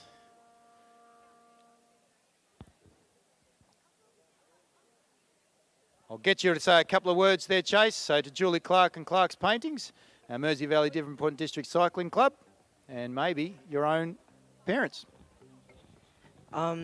Yeah, I want to say thank you to Tassie for hosting this event, and thanks to my mum and dad for bringing me over here, and my sister's inspiration to win, motivation.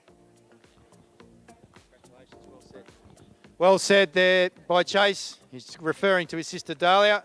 Well done to Alicia and also to Gus with regards to their podiums in the junior under 17 wheel race brought to us today by Clark's Painting. And we thank Julie Clark for representing Clark's Pacing and also sponsoring the event.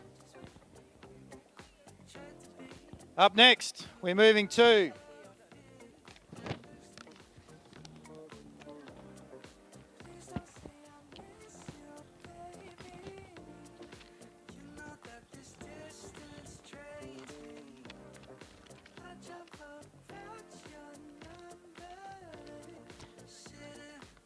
Women's 1000 Lightning Handicap. If we could just have the gate shut, please, just in front of the Devonport Athletic Club. Thank you very much.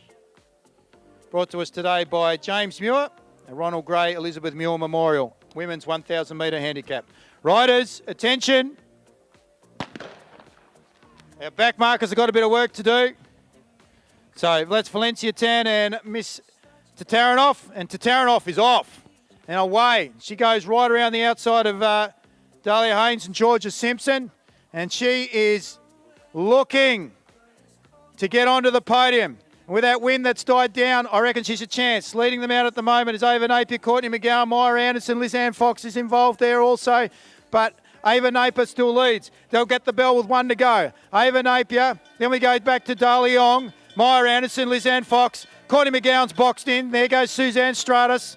Amalia Langham sort of been rounded up by Victoria Smith. Here come our back markers now. Have they got enough in the tank in order to be able to catch them down the back straight? Winds over their shoulder as they head down. Stratus now has sort of been, he's going past Myra Anderson, who's starting to fall off like a rate of knots. McGowan's gone. Liz Ann Fox in second wheel. Dolly Ong still leads them through. The Malaysian rider. Has she strong enough to be able to hold them off? Ella Liang, oh, bit of push and shove with Liz Ann Fox. But Yong takes it. I think Liang on the inside from Fox.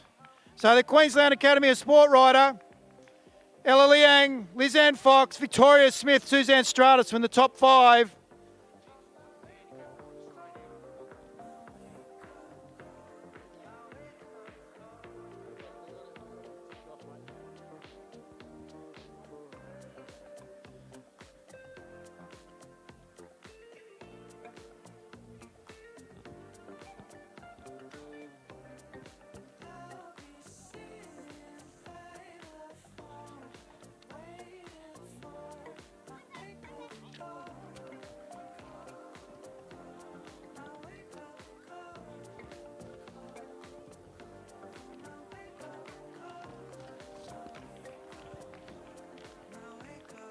And Yu Yong, ladies and gentlemen, has taken out our women's lightning handicap from Malaysia. Ella Liang in second. I think from Liz Ann Fox. Just waiting for the results to come up onto the board. Was very, very close. That Malaysian team are doing exceptionally well. Our riders for our men's Lightning handicap, please make your way to your marks. So our front marker will be Connor Howard off 110. Our back marker will be Sam Gallagher off 20. So he's riding from the Victorian Institute of Sport colours in the navy blue. Cohen Harper off 100. Joining him is Campbell Skirving. Darwish Putra from Malaysia off 100. Jack Hadley at Aloncesten off 100. Then we go to Nick Broxham off 90 with Jonas Shelverton. Malaysian rider Muhammad Afiq off 75. Jia Chang off 65. Choi. Teo off 50. 40 Lightfoot. Azim 40. 35 Marshall Irwood. Zhang off 30. And our back marker there off 20 metres. Sam Gallagher.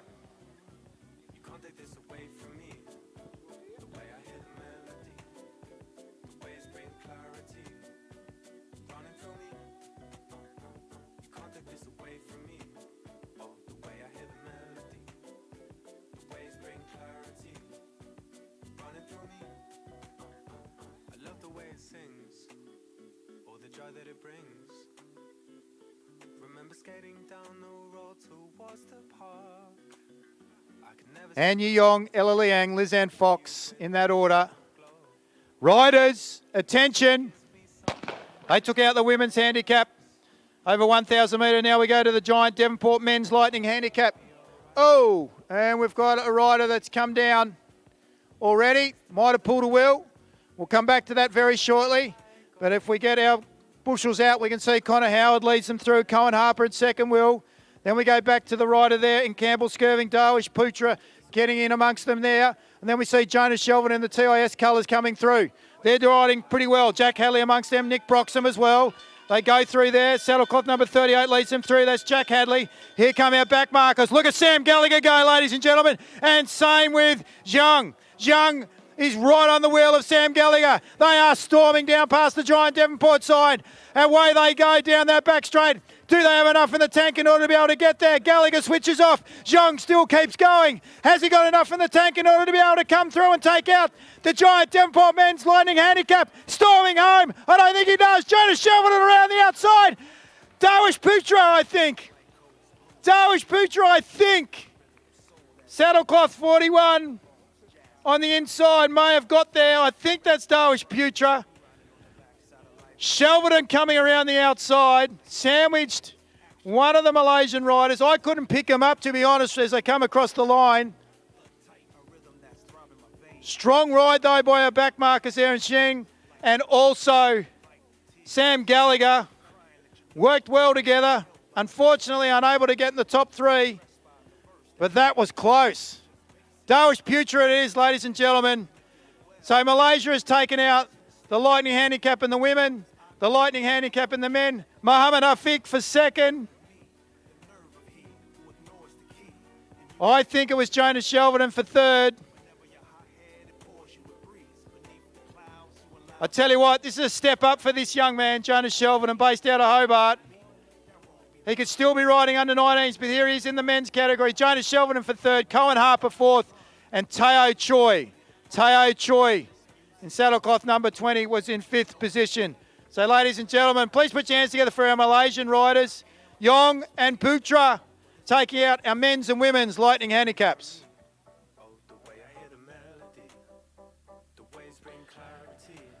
Thanks very much, Xavier. The next event on the track is one of our highlight events of this program. It is the City of Devonport Inspiration Paint sponsored Women's Gift. 3 heats are ahead of us with the qualifying conditions of the first 2 from each heat, plus the next 2 fastest times from those 3 heats into the final. Last year's winner, Lucy Carter, becomes the back marker in this event with the withdrawal of our red runner, Lacey Tilliard, the red. So Lucy Carter, of course, the defending Devonport gift champion. Of course, she comes back some from that win last year. Also a stall gift finalist. Clea Clifford in the blue has an adjustment to her handicap. She'll run from 18 metres, the blue. the very exciting Zali Westcombe, who is the under-16 state 3,000 metre all-schools champion, represented Tasmania at the Australian Championships over longer distances, but she's tackling the 400 here, the yellow from 20 metres, Zali Westcombe. We go to last year's second place getter, Abby Butler. So she was a close second behind Carter last year and then went on to win the Burnie Mile against Stuart McSwain and Oliver Hoare and all the gentlemen. So Abby Butler, a very, very well credentialed steeplechaser and 1,500 metre runner, will run in the green in this 400 metre gift number 1. Olivia Roney has been in some very good form, having taken out the Hobart 800 and a 2-time Burnie 400 metre winner. She'll run from 24 metres. And that's your field in heat number 1 of the City of Devonport Inspiration Paints Women's Gift.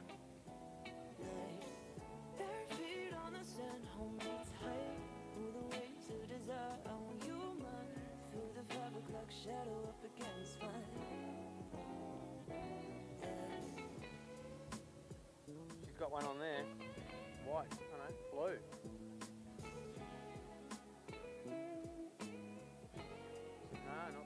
Okay, well, sorry, mate. I just think that's what I need to know.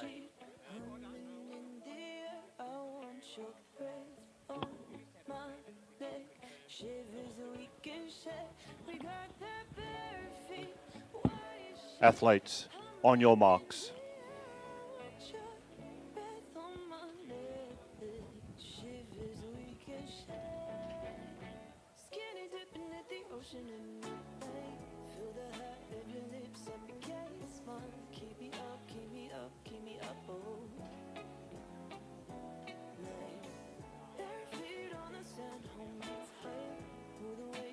Set.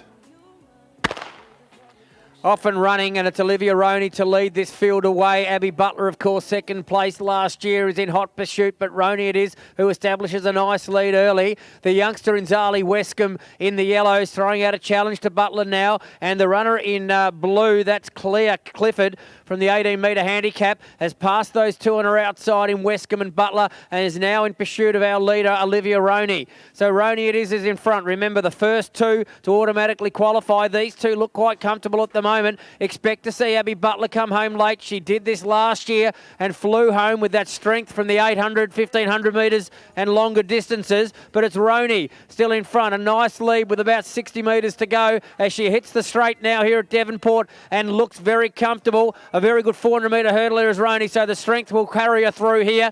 Claire Clifford coming through. Look at Zali Westcombe fighting back now, and Westcombe's going to get herself into the final with a really good last 20 metres. Clifford into third, and Abby Butler, perhaps not at her best here tonight, has failed, I think, to qualify, but we will, of course, have to wait on those times. But Olivia Roney, we talked about the form that she's in with that win in the Hobart 1,000 metres, not the 800. It was changed just this year to a 1,000-metre event.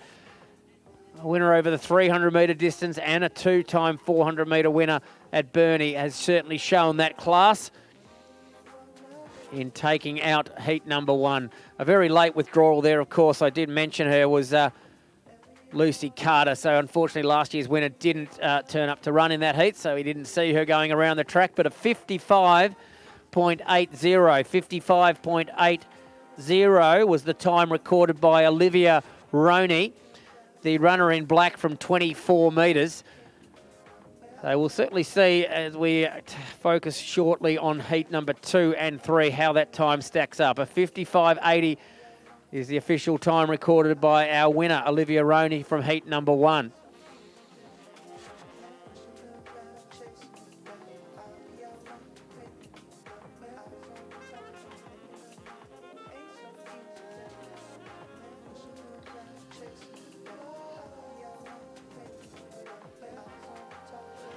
Strong time that was, 55.8. 54.85 was enough to win last year for Lucy Carter. Zali Westcombe was officially second, so she's qualified, of course, in that automatic spot. But we will take note of these times that we'll see after this. These fastest times will be the ones considered for qualification, 2 of them. So Claire Clifford, who did lose that second position very late in the race, has recorded a time of 58.10. So we'll take note of that throughout these next 2 heats and see if that may be quick enough, and a 58.21 recorded by Butler who perhaps wasn't at her best like she was last year in getting in 4th position. Heat number 2 about to be contested. We see some changes to the handicap, a couple of scratchings here. Samantha Milburn in the yellows, a non-starter, so put a line through her. Our front marker here will be Jenna Saltmarsh. She'll run in the grey, a Rosebery 800 metre winner. One to watch off the front mark there. Trinity Anal Bajar, of course, a Hobart gift finalist recently and a St Helens gift winner, and the current under-20 100 and 200 metre champion of Tasmania. She'll run in the black from 25. Courtney Brown, the North West Coast athlete who set a very long-standing, or broke a very long-standing record over the 200 metre distance at inter-high competition. So watch for her in the pink from 24. Talina Williams will run from green off the handicap of 22. The very exciting young distance runner in Mia Van Newtigem, who turned her attention to the 400 this year and made the Australian All-Schools final for her age group. She'll run in the blue colour off 18 metres. Also off 18 metres is the current state open 400 metre champion, Isabella Davey, and she'll run in the white from 18. And running off the back mark, the 19-year-old New South Wales athlete who took out the Hobart 300 only a couple of days ago, a 55.90 personal best to her name, suggests that performance here would be enough to get her into the final. She'll have to do it the hard way from the 10 metre handicap in the red. 9 metres, sorry, I correct myself there. It was a slight adjustment. But over to Mr. Cranfield in the starter's hands, runners. Athletes, on your marks.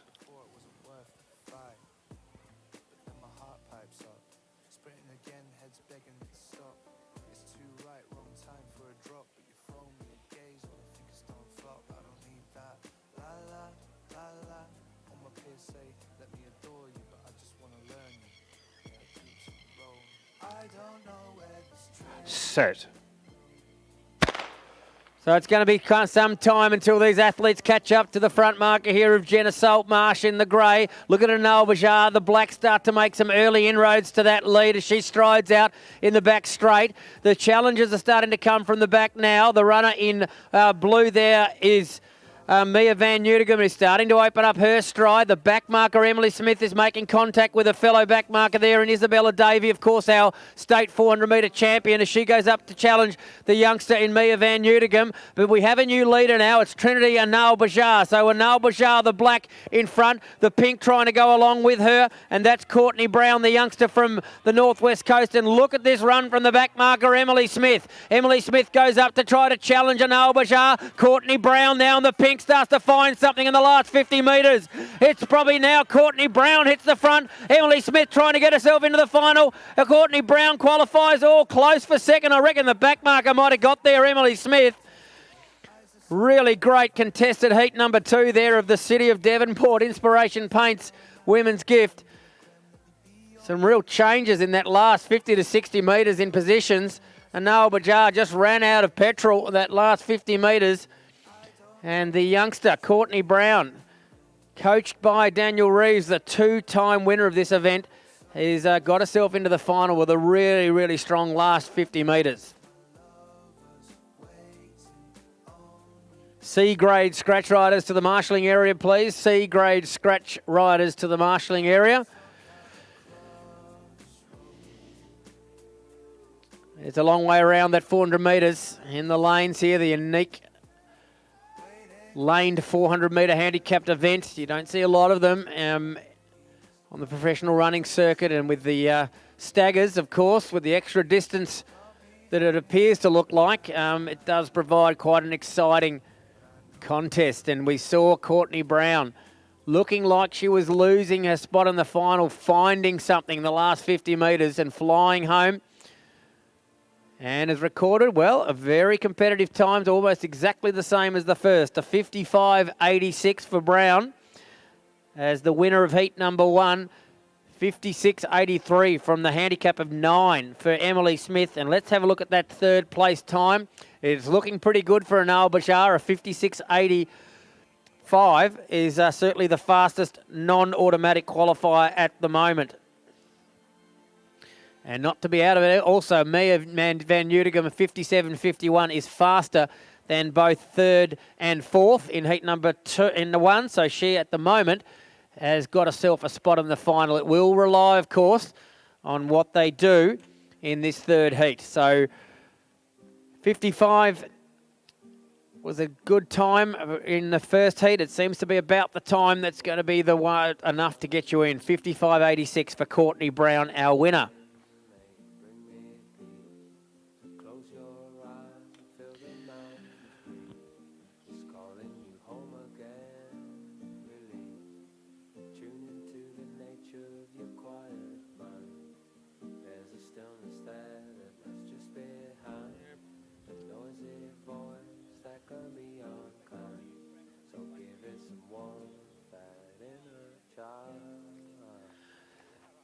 Third heat about to be contested here. We see the red of Chanel Charles, a junior state champion and second in the Open State Championship. She'll run from 14, not the 12 as listed in your program, in the red.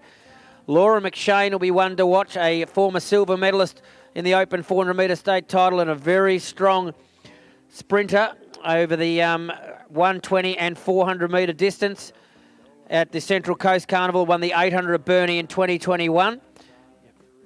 Ashley Felberg, a very good distance runner, both a finalist in the 800 and 1500 at the All Schools Championships in Perth recently. She'll run from 20 metres in the blue, put a line through the yellow, a non-starter, and also the green and pink. So that leaves us right out to the front. It'll be Chloe Bates, a 400-metre winner at the Central Coast Carnival.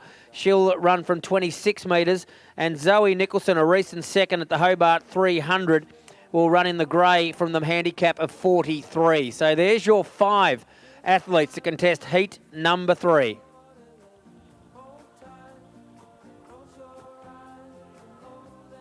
Athletes, on your marks.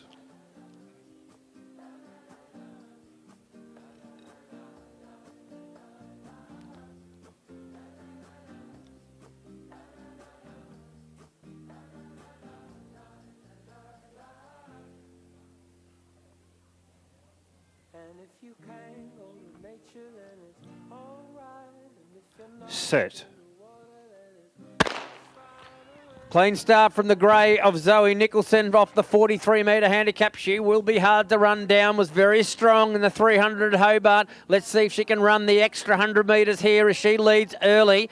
The black of Chloe Bates has got some margin to make up, and she's got a long way back to second place. Geez, look at the run coming here from Laura McShane. She's flying past the runner in blue and Ashley Felberg and left Chanel Charles in her wake, the back marker. So it's Laura McShane who's probably going to be the biggest danger to our leader, which is still Zoe Nicholson. McShane goes past the black, and with that stagger that we start to see straighten itself out now, she will very quickly become our new leader. Laura McShane looking $1 million here in the white, flying through, looking fair, comfortable as anything, as she's going to win by a week and a half here. So Laura McShane easily takes it out. Who's going to get second and automatically in the final? Oh, I reckon Nicholson's held on in the grey there, the front marker, with the others in Charles and also Felberg flying home there in third and fourth. They'll have to wait on times, but gee, I tell you what, I'll be interested to see the time here. Laura McShane looked well within herself there as she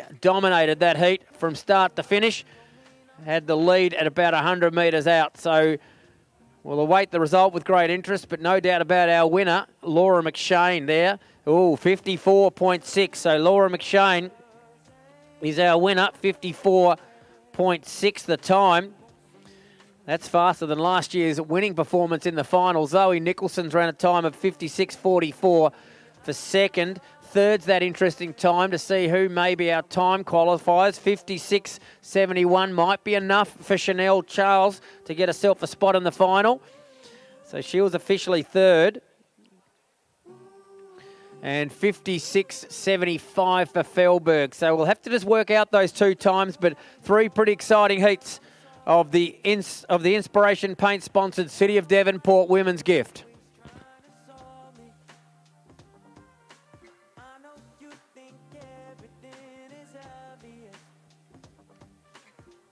If we could just get the gate shut, please. Gate shut just in front of Devonport Athletic Club for our cyclists. We're about to get underway with the Impress Print Men's C-Grade Scratch Race. If we could just ask for that gate to be shut, please, just in front of the Devonport Athletic Club. Friendly reminder to holders, when you are holding, and we're very grateful for the fact that you are doing so, if you could please refrain from moving your feet, and you are only to use your arms.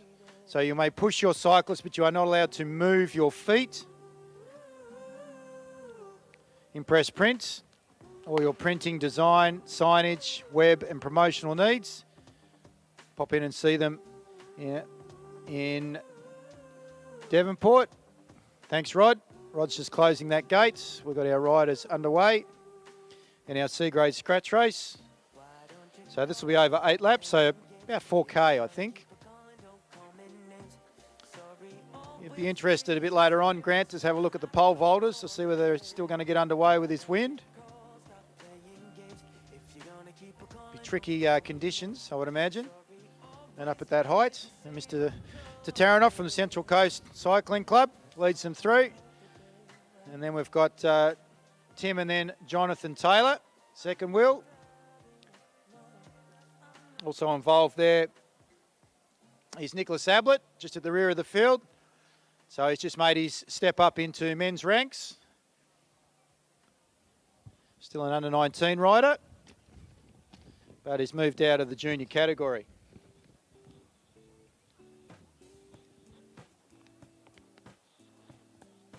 Jack O'Rourke from the Mersey Valley Devonport District Cycling Club, rolling through. He's had a challenging series so far.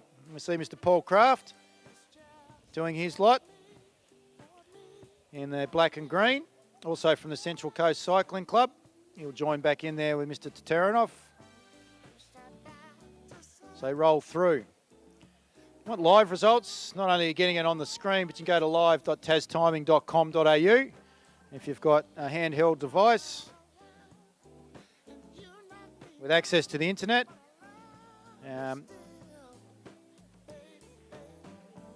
So feel free to update and then be able to scroll through previous events that have happened throughout the course of today's proceedings. Riders are rolling through. There's our winner of our Lightning Handicap, saddlecloth number 41. Mr. Darwish Putra bin Mohammed Sanusi. They'll be very happy with their lot at the moment. The riders from Malaysia.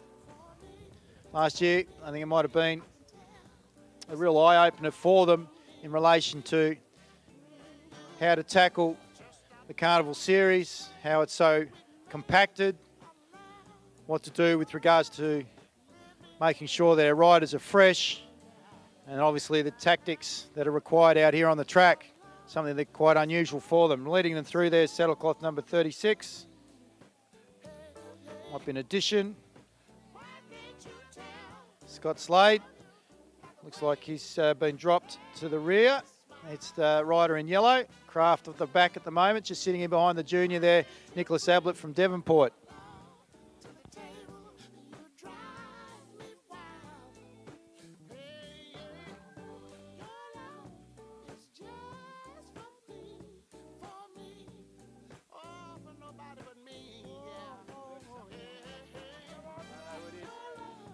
And Paul Craft now goes to the lead, and he goes with 3 laps to go. He's starting to pick up the speed. He's starting to thin them out.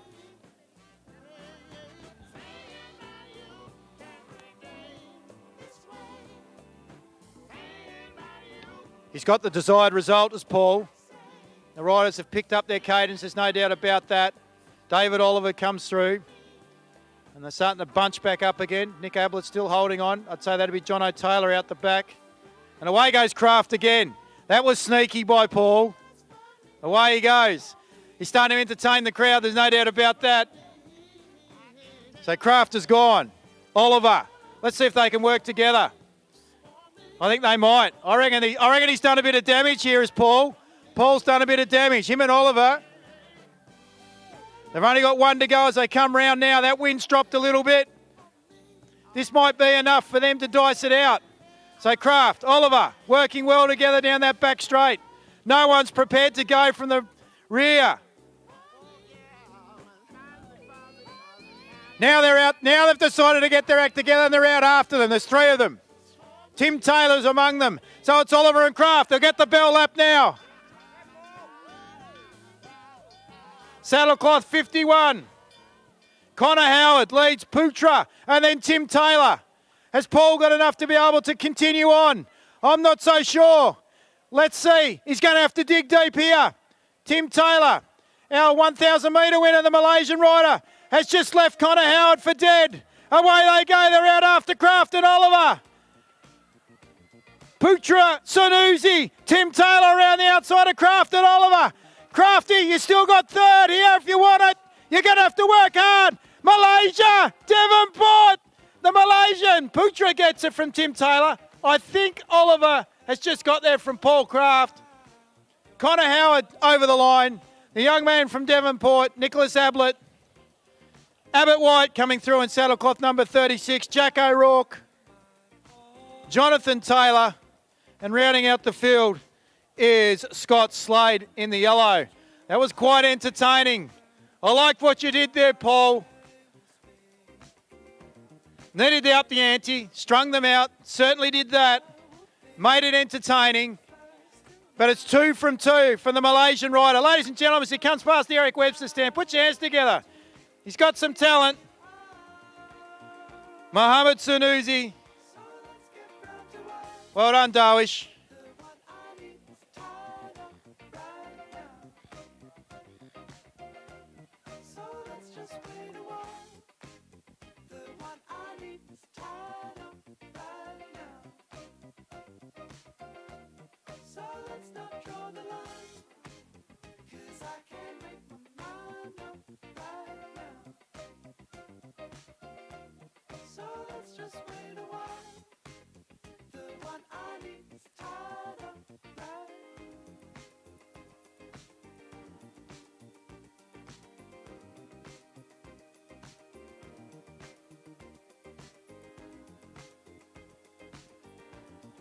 Up next, we're about to move to the Impress Print New Gen Junior Open 1,600 metres.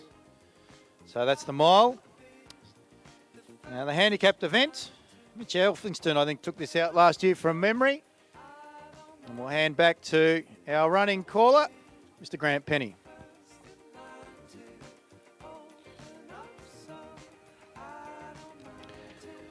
Yes, thanks, Xavier. The New Gen Junior Mile Handicap is about to go. Runners all around the track. The front markers here will run off 310 metres, or the front marker, that being Asher Eastley. And she'll have a number 7 on that very bright fluoro pink singlet of hers that she's got on there. She's our front marker off 310. And it looks like Sarah Lakeland is joining her on that handicap. It does say 290 here, but it looks like 310 is the revised mark for her. So she'll start in number 6, back to number 5 in the black top there, Alexandra Summers. Bethany Sharvey's there off the 260 metre handicap. Paige Aikens there as well with her. So we'll see Paige again going around. She'll wear number 3. Number 2, Elizabeth Straits.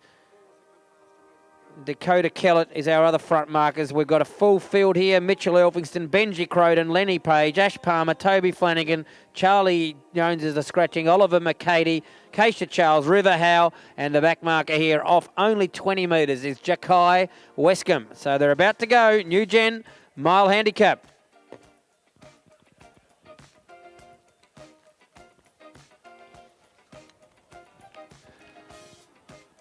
Athletes, on your marks. Set. So 310 metres is the mark for Asher Eastley as she leads this field in the very early stages. She'll come down to get the call of 3 laps to go. So a long, long journey for her. and also her fellow co-front marker there in Sarah Lakeland. Alexandra Summers in the black top there, number 5. It's got off to a pretty good start. She's made some inroad into the lead. She's currently third there. Number 3, Paige Aiken. Number 4, Bethany Sharvey on her heels. We see number 1 there, Dakota Kellett. The runner in purple's Mitchell Elphingston. Then we go back to number 2, Elizabeth Straits. We see the colour of Benji Croden, the orange. He goes through to get the call of 3 laps to run, but still a lot of journeys to go here in this mile. A big group of 3, fairly close together here. The yellow of Oliver McCaddy, the blue of Keisha Charles. We saw her in that 400. The pink of Toby Flanagan. Then we go back at least 50 to 60 metres to the white of River Howe, and behind him the very exciting junior distance runner in Jakai Wescombe is our back marker. He knows how to run this distance, so watch for him to pace himself early and probably make some big running in the final 2 laps. But you can see what's ahead of all of our athletes. They will start to slow up because it's a long, long way to go in a junior mile, as we do see our leader has definitely slowed the pace a little bit, and that's Asher Easley. She still leads. Her fellow front marker in Sarah Lakeland has now probably made up that little bit of margin she lost in the first lap, and is now right on the heels, almost on the shoulder now, as I think she'll find she'll probably try to take the lead as they go past the crowd, and they'll come down to the judges here to get the call of 2 laps to run. We go back some distance to the runner in the black singlet, not the T-shirt. That's Paige Aiken. We saw her little sister Quinn go around in the 100 and 400 earlier, and she runs okay over the distance events, does Paige, as she's now on to the leaders, and I think she'll challenge perhaps for the lead with 2 laps to go. It's back to number 4, Bethany Sharvey, who goes through. The runners are still pretty close together, these front markers. Not a lot's changed. Probably the runner Benji Croden has kept that pace going from the first lap. He's making some inroads into the lead. The yellow now of Oliver McCaddy has he keeps on having a look up ahead of him. He knows what he's got to do to try and get into contention. That very good 400-metre run from Keisha Charles is still holding her in good stead here with 2 laps to run.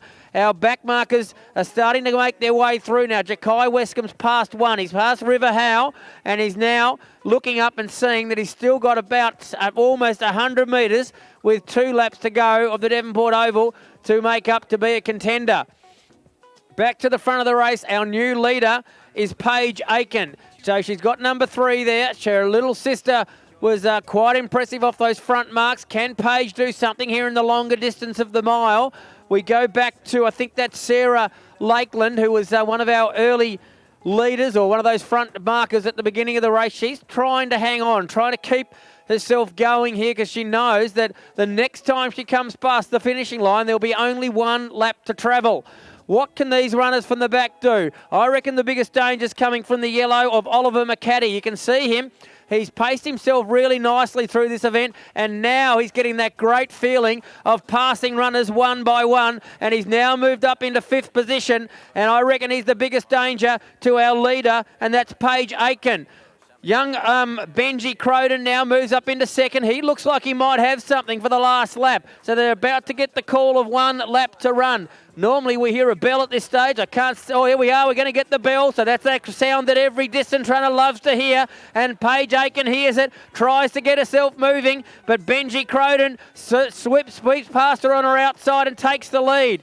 The biggest dangers, I think, still are coming from this runner in yellow and Oliver McCaddy. He looks like he's got something there. He's got a sprint in his legs, you'd think. The purple starting to raise his effort, and that's Mitchell Elphingston. But it's Oliver McCaddy still in front, 5 to 6 metres now from Paige Aiken. Look at Oliver McCaddy go, starts to make his run for home with about 300 left to run. Our back marker, Jakai Wescombe, goes through with a lap to go, but I think the job's way too much for him. But we're going to focus back on the front. It's Oliver McCaddy in front. Paige Aiken still in 2nd. The runner in yellow, Oliver McCaddy, is making that big charge. It's Benji Croden still leading. Benji Croden at the cricket club rooms with about 150 to go. Can he hang on? He's trying to find another big sprint here. Oliver McCaddy goes past 1 more. He's going to throw out a challenge. He's going to have to do something from this point on to really challenge our leader. It's still Benji Croden. Benji Croden, I think, has got enough. He's trying to find a finishing sprint, and I think he deserves a big round of applause, ladies and gentlemen, what a performance. He's paced himself beautifully, and he's going to go down and take out this new Gen 16-mile handicap. Oh, look at Oliver McCaddy finding something late. He's flying home now. He's digging in the big sprint, but it's going to be Benji Croden to take it out. Great run from Benji Croden. Oliver McCaddy has been rewarded with a second place.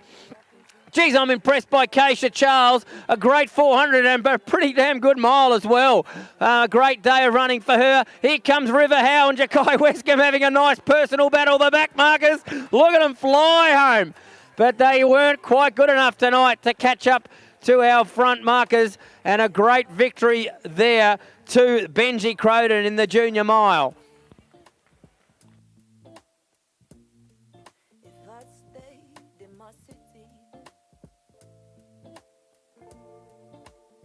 Keep that applause going for all of the athletes. A long way to go around. 4 laps of the track here at Devonport. Alexandra Summers finishing off, and one more still to come through, that being Elizabeth Straits. A great series, the new gen. Sprints, middle distance races, the 400 of course, and then these mile races as well. Gives these athletes a great opportunity to see what it's like to run in the handicap form of running. And maybe we might see some of these as stars on the track in these big events in the future.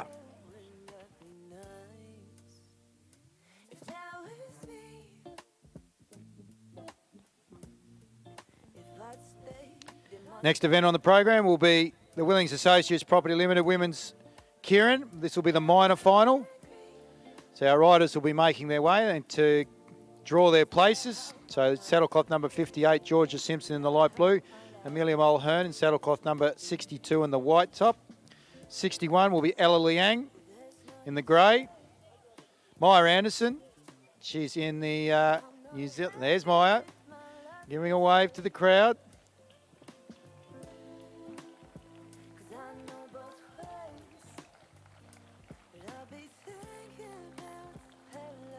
And Victoria Smith in saddlecloth 63 in the blue.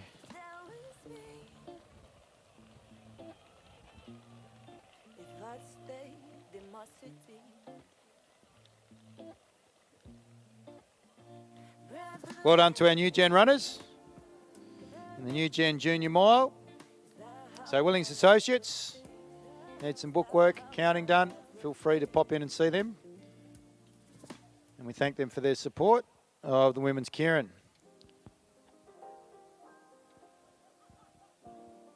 So it looks like Maya Anderson will be taking over, or has drawn first position, so right in behind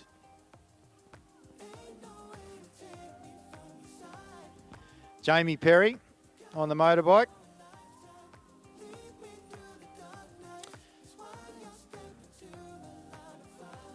So he'll come through very shortly, and the riders will get 1.5 laps behind Jamie, and then they'll be let go.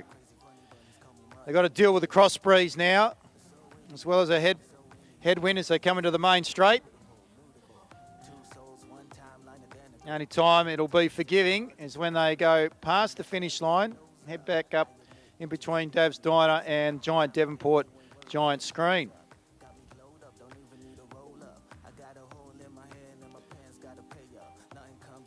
So Anderson sits in behind Liang, Mulhern.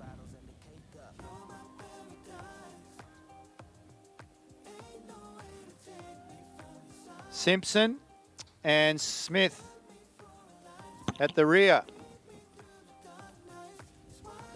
So these are the riders that finished 4th to 6th in their Keirin heats. And so they get a consolation final, so known as the minor final. So roll round. They'll be taking in what's going on with regards to the conditions out there on the track. Certain areas. Notice how nice and low Victoria Smith is actually getting there in order to be able to utilise that drag from the rider in front of her. That's Amelia Mulhern. Simpson there in the New Zealand colours, or New Zealand logo on the side. Goes up the track. They've done the lap. They can't go in front of Maya Anderson. Speed's starting to pick up now. motorcycle rider will come off, so that is Jamie Perry. And Anderson has lost the drag from that, and they've come out of that pretty slowly. So Ella Liang has had to take up the front running, and they've gone very wide. Coming down on the inside is Georgia Simpson, Victoria Smith, smartly using that drag in behind her, getting down nice and low. Bit of chatter amongst the girls. They get the bell now, they start to pick it up.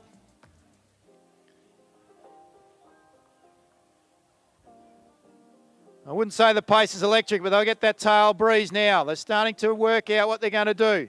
Smith's gone 3 wide from the rear. Boxed in is Georgia Simpson in the blue, light blue. She gets up out of the saddle. She's trying to make room. She doesn't want to lose. Contact here. Mulhern on her outside. Maya Anderson on the inside. And then deep on the inside is Ella Liang. She leads them round. There's Ella Liang, the young girl. She gets and she puts power to pedal. Just sits in the saddle though. Smith around the outside. Anderson coming home strong. I think Liang on the inside has been able to hold out Smith and Anderson. I wouldn't say it was electric though, that Keirin. It just shows you how difficult the conditions are out on the track with that wind swirling around, coming across them, in particular for 2/3 of the actual track. So Liang takes it out, time 2:28.03. 2:28, that's pretty slow. That's much slower than what they did.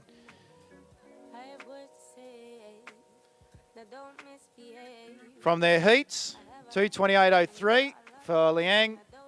Victoria Smith was second, same time as Maya Anderson, but obviously heading down to a photo finish there.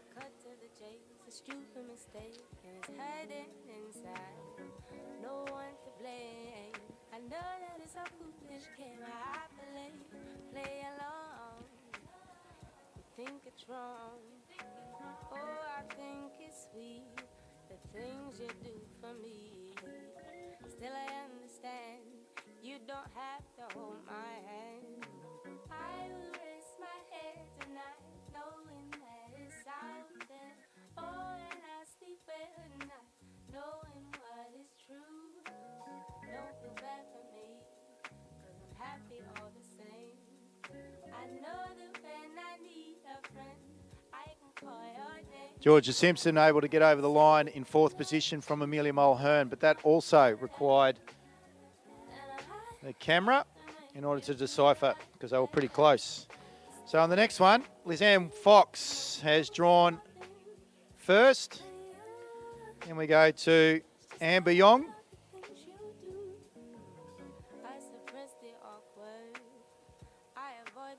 Amber's the younger of the two Yongs. Dolly's 20 or 21, and Amber's 18 or 19, so she's 2 years younger. Third wheel there is Valencia Tan out of Singapore. And we go back to Lauren Perry. This is right up her alley, this. This is what she's looking towards.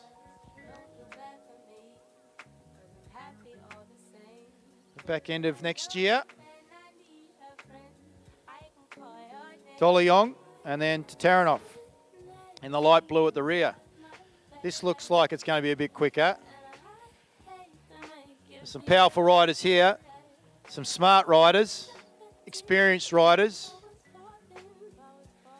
Let's see who can outwit each other. Perry starting to give herself a little bit of space there between her and Tan.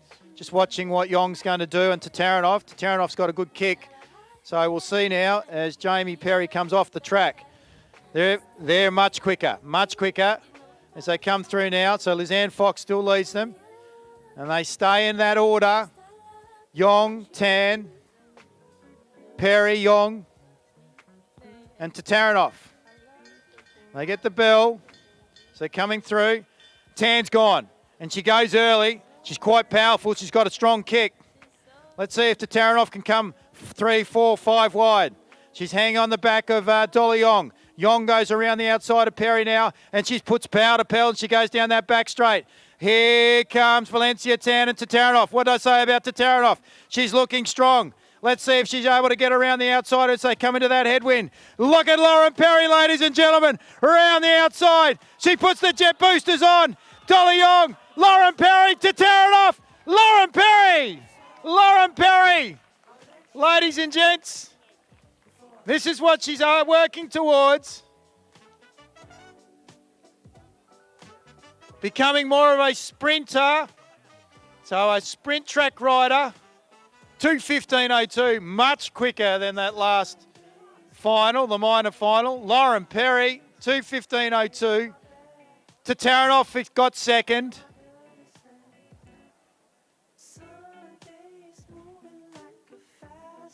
Dolly Yong third. Amber Yong fourth. Valencia Tan fifth. And Fox rounding it out. Ladies and gentlemen, the queen of the track, Lauren Perry.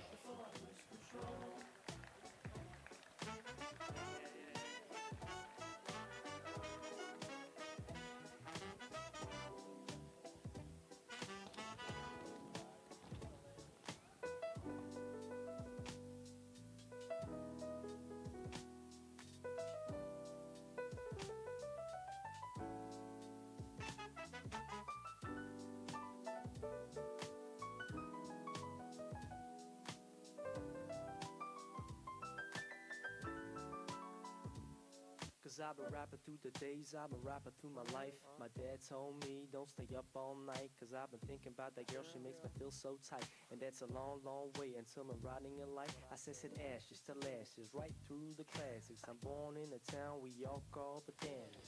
Men's minor final brought to us by Derrico Automotive.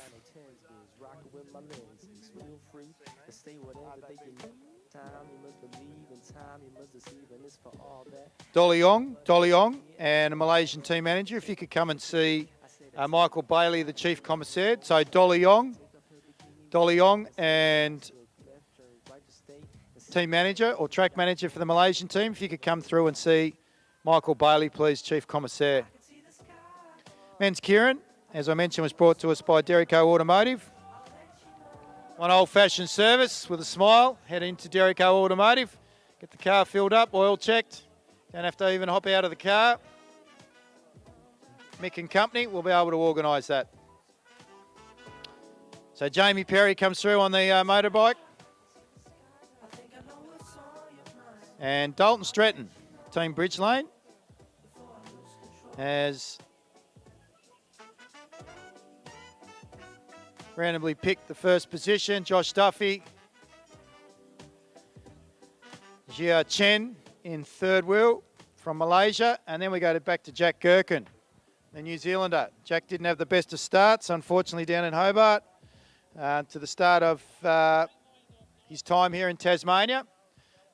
Based out of New Zealand is Jack. Good to see a crowd over the far side there. Just coming on in. Magic. So on the eastern side of the ground, as the riders come round. I'll tell you what, ladies and gents, you won't see better than Lauren Perry, followed by Josh Duffy. Two Australian representatives. So Duffy second wheel, Stretton first. Interesting to see what Duffy does here. Malaysian rider, one to look at. Jia Chen, pretty powerful athlete. And then Jack Gherkin at the rear in the New Zealand colours. Bit of fox and cat and mouse going on at the moment. No one prepared to move. They'll grab the bell. There goes Gherkin around the outside of Duffy. And same with the Malaysian, Jia Chen. So Duffy hasn't quite lost the wheel. Gets on the back of his teammate there in Dalton Stretton. Riding in the National Road Series colours for Team Bridge Lane. Down they go the back straight. Have they got enough? Jia Chen still leads. Jack Gherkin. Look at the local lad. Dalton Stretton around the outside of Gherkin now. He's coming for Chen. Has he got enough? Dalton Stretton. Oh, great ride there by the young man. He looks at Chen and goes, I've got your measure. And takes it out with that cheeky grin. Dalton Stretton, Team Bridge Lane, City of Burnie Cycling Club. Bit of banter amongst the boys. Well done to Dalton, taking out the consolation final in the men's Keirin, brought to us today by Derrico Automotive. I'll just use this opportunity, Xavier, to announce the 2 fastest time qualifiers from our women's gift heats. 3 of them we had earlier in the program. The 2 fastest time qualifiers for our final at 8:45 this evening are Chanel Charles and Ashley Felberg. Chanel Charles and Ashley Felberg both ran 3rd and 4th from that final heat, and they are the fastest time qualifiers for the women's gift final.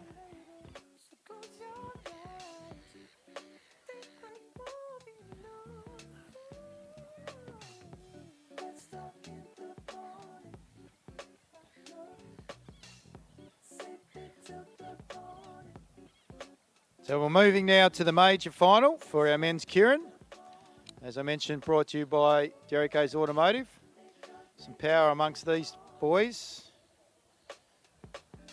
Aaron Jones, top of the track there in the multicoloured, was top of the track.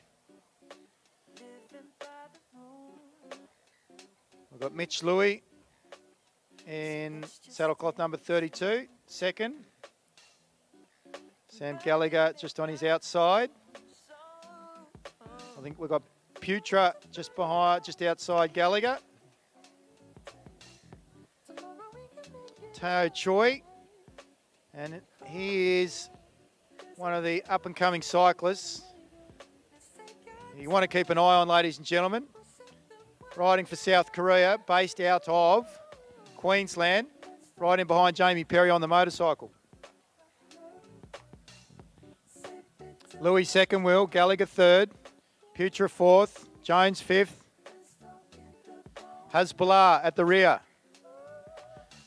So we've got 2 Malaysians sandwiching Aaron Jones. They go down the eastern side there, back straight. They've just done, coming up to 1 lap, sorting themselves out. So Choi still leads. Right on the back of Jamie Perry on the bike. You'll see the speeds start to pick up now. They'll be released at about 50 kilometres an hour. Choi getting down nice and low, trying to utilise as much of that drag so he doesn't have to make as big an effort as required. As they go around, it looks like we might have lost Aaron Jones. That we have. So this will be interesting. It's a race in 5 now. Look for Gallagher, 3rd wheel. Mitch Louis out of Queensland, 2nd wheel. Choi, here's the danger, up in front. When this bike goes, he explodes. Gallagher, up, down, around. Louis, around Choi. Away he goes now with the wind behind him. Let's see if Tao Choi can catch him. Darwish Putra and also Hasbulla down the back straight. Hasbulla is right on the back wheel of Gallagher. Has Gallagher got enough to be able to hold on? Choi's not going to be able to get there. Neither is Putra. So away they go. Gallagher on the inside. Hasbulla on the out. But the powerful Victorian will take it out. They'll be clocking close on 65 kilometres an hour as they head through that main straight into a headwind. That's not easy to do, Grant. The Victorian rider, Sam Gallagher, put power to pedal, did it early, went down, foxed them, then went wide, exploded as he went down that back straight and has taken out the Derrico Automotive men's Keirin. So ladies and gentlemen, please put your hands together for our riders in the men's Keirin and to Sam Gallagher, our victor.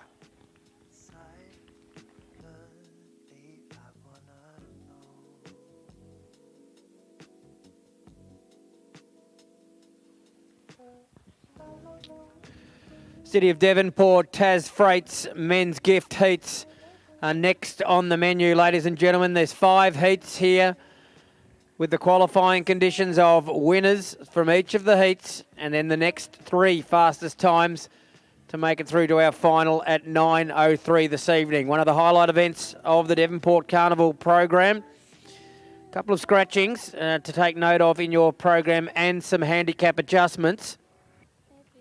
The runner in red here, Matt Dynan, is a scratching, along with the runner in green, Oren Ball.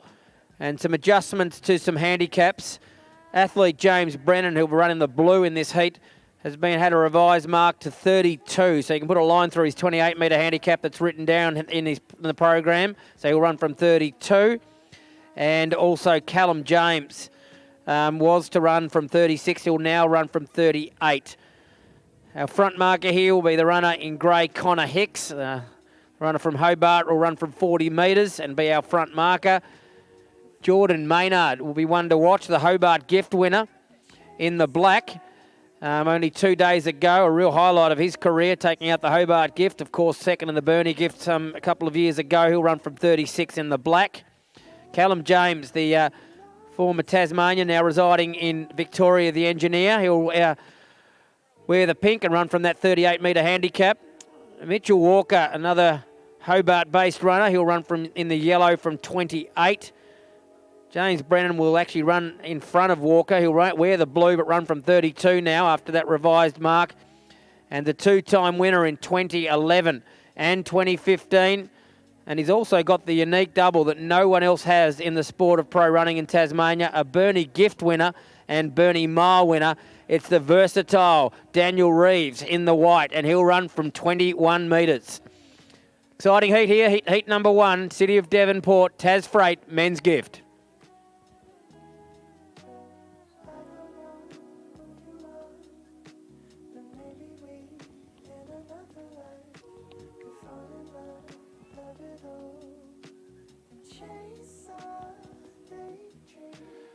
Athletes, on your marks.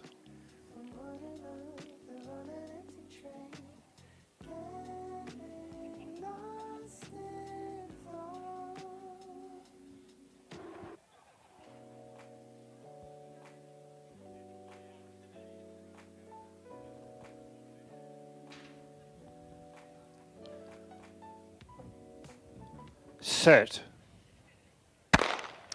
So Connor Hicks, the grey, will lead these runners for the first part of the journey, but it's Jordan Maynard who's up into his running nice and early and goes straight past Connor Hicks and takes over the lead. Callum James, with that small change to his handicap, is going to try to use that as he works down the back straight in the pink. The back markers have got a bit of work to do from the behind them. The runner in yellow in Walker is trying to make some inroads, and look at the two-time winner Daniel Reeves now. He's known for this really fast late finish of his. It's Jordan Maynard though, the black, still in front. The back marker, Daniel Reeves, perhaps the biggest danger to his lead. Jordan Maynard, with only about 60 to 70 metres to go, is looking like a really strong winner here in heat number 1. He seems to have enough in the petrol. Reeves is going to make another Devonport gift final as he qualifies comfortably. Second. It's not comfortably. Winners only, with Maynard winning, but Reeves running as fast as he could to get one of those times. The others were left in the wake of Jordan Maynard. So to remember, like the women, it was first 2. Well, this one, it's just the winner. And Jordan Maynard knew that, so he ran sort of scared out in front there. Established a nice lead and qualifies for the final. Certainly showing his versatility. A 100-metre winner at Hobart over the short sprint. And not bad over the full lap of the 400. So times will be interesting here, particularly for Daniel Reeves in second place. He would have been hoping to get through as a heat winner, but he'll have to wait for that long time of 4 more heats to see if he's got a time quick enough to get through as a time qualifier. No doubt about Jordan Maynard, though, a very strong performance from the 36-metre handicap. 46.77 too, a very strong time. When you look at last year's winning time of 47.71, a 46.77 holds up as a very strong performance from the heats at a 47.89. We'll take note of that because that could be enough for Daniel Reeves, who was second. Mitchell Walker will need something pretty amazing to happen, you'd think, with a 48.8 to be one of the time qualifiers. But he was officially third in heat number 1. So the first was the black of Maynard from 36. Then it was Reeves the white from 21. And Mitchell Walker the yellow from 28 metres. Winning time again, 46.77.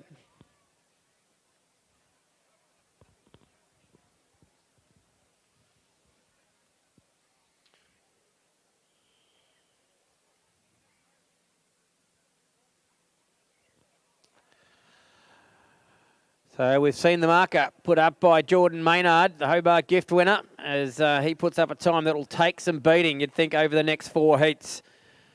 Couple of scratchings from heat number 2. City of Devonport, Tas Freight men's gift. John Howe in the grey will be turning his attention to Bernie, I think, in a couple of days. He's scratching the grey. Also the runner in red, Jara Conte. We'll actually be seeing him in the 150 handicap later on, the very fast Victorian sprinter. Couple of changes to marks. Our front marker here, Avery Thomas, will run in the black from 36. We go back to Adam French, who has a revised mark here of 37. So he should be running of 37 in the pink, although I'm not seeing French there, so I don't think French is a starter. We go back to Josh Walker, who will run in the green from 35 metres. Taj Singleton will be certainly one to watch, a Bernie 400-metre winner, and also was third in this race last year, and a very talented 19-year-old is Taj Singleton, so watch for him in the yellow. Liam Woolsley's had a revised mark, he'll out to 28, the blue. And ladies and gentlemen, we welcome all the way from Dundee in Scotland. He won a total of 40 races over the Royal Highland Games over in Scotland. A very, very accomplished 400-metre hurdler. We welcome Declan Gall in the white. So running in the City of Devonport, Tas Freight men's gift. He'll run from 25. So he's had a word to the handicapper and been lifted out to 25 metres. So all the best to Declan, under the watchful eye of Mark Hipworth over in Victoria while he stays over here and tackles the Victorian Athletic League season. And I was having a good chat to someone who's responsible for him coming here to Australia, Les Williams, who's here tonight to run, and a man that spent a lot of time over in Scotland. He's certainly watching Declan very closely here in heat number 2.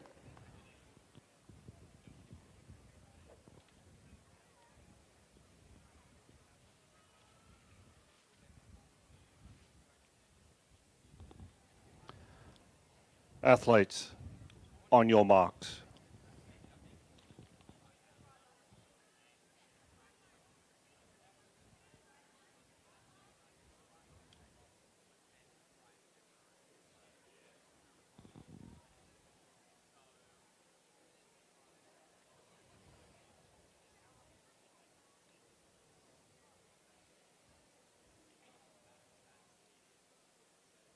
Set. Solid start from Avery Thomas as he gets into his running in the black there, into the back straight as he goes past the main scoreboard, opening up into his stride nicely and looking a very good early leader. The yellow of Taj Singleton up and running as he goes past the green of Walker. The runner in white is Declan Gall, and I think we've lost the runner in blue there, Woolsley, as he's pulled up with what looks like a hamstring. So we're down to 4 athletes. It's still the runner in Avery Thomas in the black that leads. The dangers are going to come from the yellow of Taj Singleton, and also the man from Scotland, Declan Gall, as Declan Gall sets out after Taj Singleton, who now takes the lead. So the yellow Singleton still in front. Look at Gall start to come. He's a powerful, strong 400 hurdler. Singleton trying to fight back on his outside. Gall and Singleton hit the line almost together. Gall gets there. Great run from the Scot to get up in the second heat of the Tas Freight sponsored City of Devonport men's gift. We certainly need some first aid over there to the back straight with the runner Woolsley. It looks like a pretty bad hamstring, so first aid. Could you get over to the back straight and attend to Liam? It's never great to see someone with an injury, but gee, what a run, ladies and gentlemen, and well worth his trip down to Tasmania. Declan Gall, fantastic performance. Look at ran with a lot of determination and fight there to qualify for the men's gift final. Taj Singleton's been talked of a bit locally that he was a big chance, so this could be a run here and a half from the Scot Declan Gall.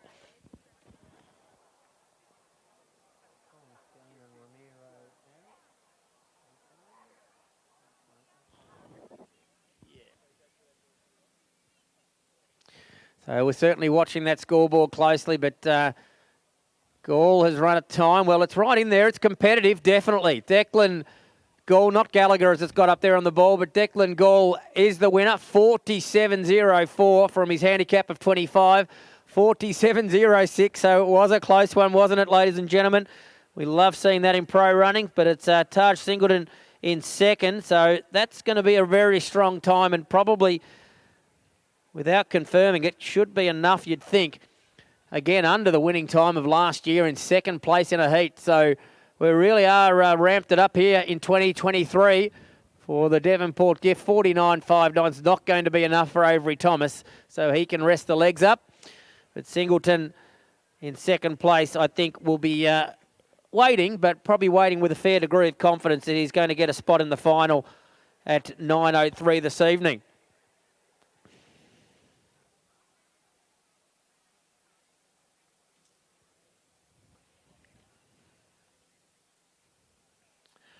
Third heat, not far away. 2 scratchings from this one. The blue and yellow are out, so put a line through their names.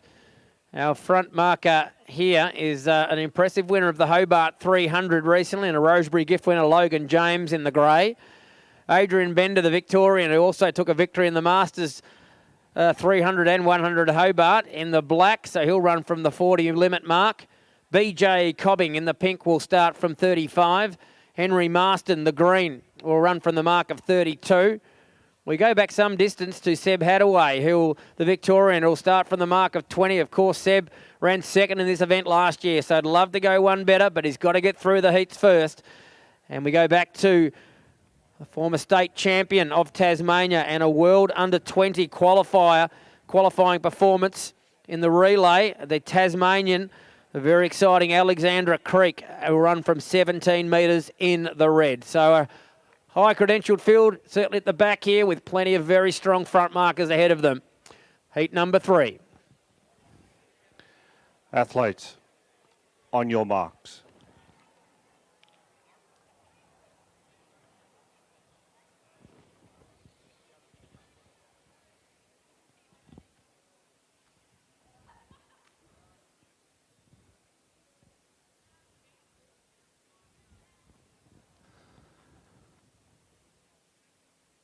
Set. So Logan James it is who gets started pretty early here and works down the back straight past the scoreboard. He ran on an electric time in the Hobart 300. Was passed but then flew home in the last 100 metres, so certainly will set this race up early. The black of Bendis trying to stay in contention with James. Look at the back markers start to come through. Last year's second place, Get a Hadaway, has gone past both the green and pink and is in pursuit of the leader in James. And big Alex Creek from the back of the field is seeing Hadaway and he's trying to join in on the fight here to get himself into the final. Remember, winner qualifies. The others have to wait on times, and it's Hadaway who hits the front. Creek will try to challenge him late. It's Seb Hadaway wanting to go one better than last year, looking good for the final. He qualifies. Creek will get over the top of James for second, and hopefully he'll get a quick time that may see him in the final. But Hadaway, inspired by last year where he was a second place behind Aaron Lefferink, his fellow Victorian, has made it through to the final. He was down at Hobart, didn't contest anything down there. Hadaway saved the energy and the petrol for tonight, and that was some performance there in taking out heat number 3. Seen some quick times so far. 46.77 from heat 1, 47.04 from heat 2, and a 47.43 puts Hadaway right in contention. So he's the winner, Hadaway. Alex Creek not without a chance to qualify, 48.16 in second. So he'll have to wait a couple more heats to see if his time of 48.16 might be enough to see him get through. Probably not looking great at this stage with Rees a bit faster and certainly Taj Singleton, but Creek, I think at the moment, may just be hanging on for a spot. Logan James made a great fist of things for about 300 metres. He was third, Marston fourth, and Adrian Bender, the Victorian, in fifth place.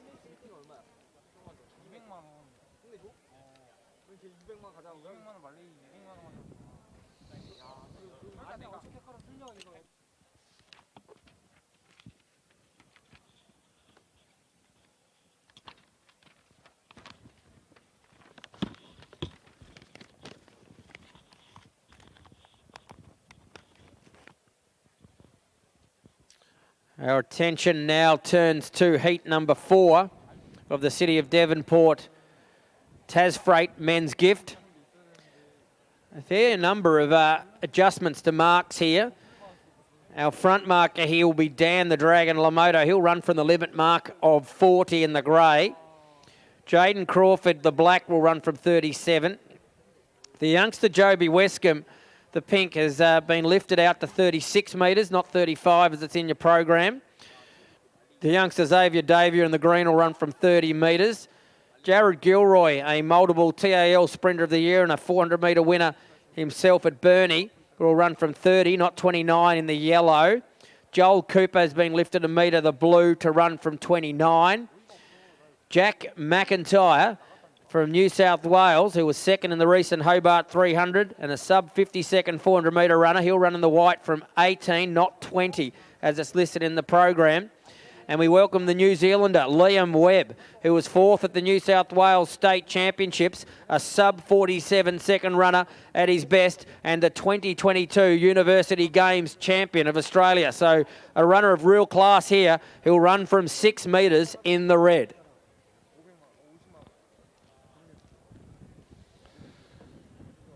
Athletes, on your marks.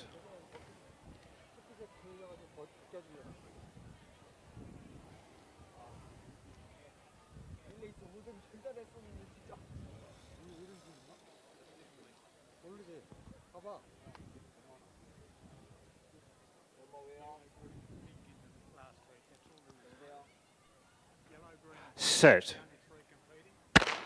Away and running in heat number 4 of the men's gift. It's Dan Lamoto to lead them out here, with Jaden Crawford quickly making up the margin of handicaps and heating the front of the field. The pink runner there of Joby Westcombe trying to get into contention here as he starts to open up his stride. Gilroy in the yellows made some ground on some of the runners ahead of him. And our back marker, Liam Webb's got some serious work to do. Jack McIntyre perhaps in front of him is probably the only danger to our front markers. Jaden Crawford hits the front. He's going to try to hold on to that position, but Gilroy's throwing out the challenge. The yellow, look at McIntyre start to come through the white. It's Crawford still in front, holding his form nicely, and he's going to qualify. Gets himself in. Gilroy gets up for that crucial second place that may see him get a time fast enough to qualify, but Jaden Crawford, he used that mark there of 37 to full advantage.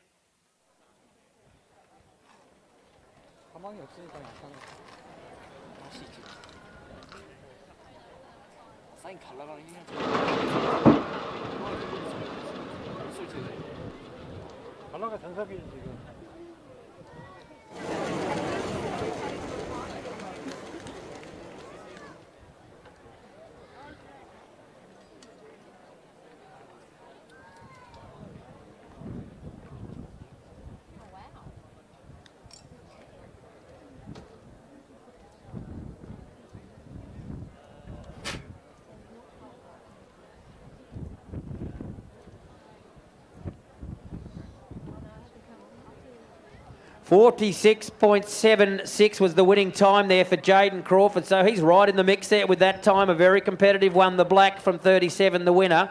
Second was Gilroy, 47.43. And Joby Westcombe, the youngster, great run there, 47.59 in third. So a really high quality competitive heat there in the City of Devonport Tas Freight sponsored men's gift.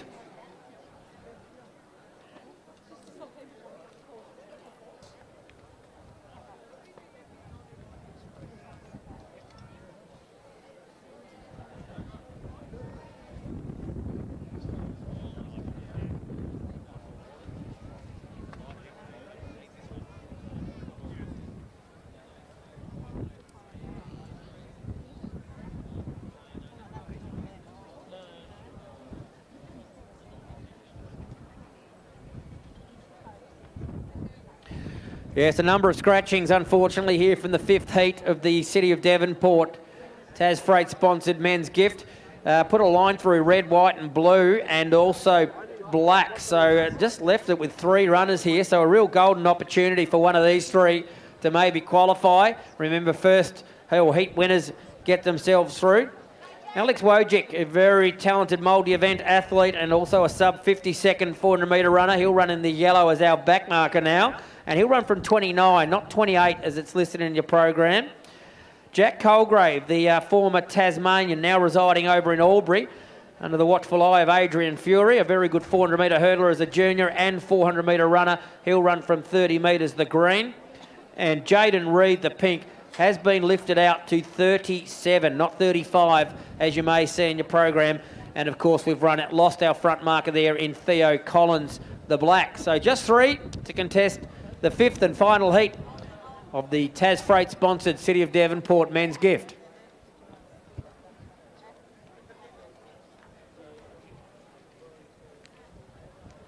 Athletes, on your marks.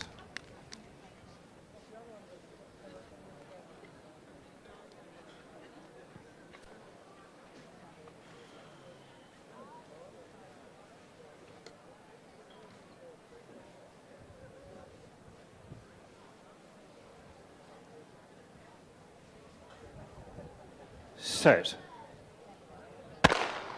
So away and running in the final heat of the men's gift of 2023.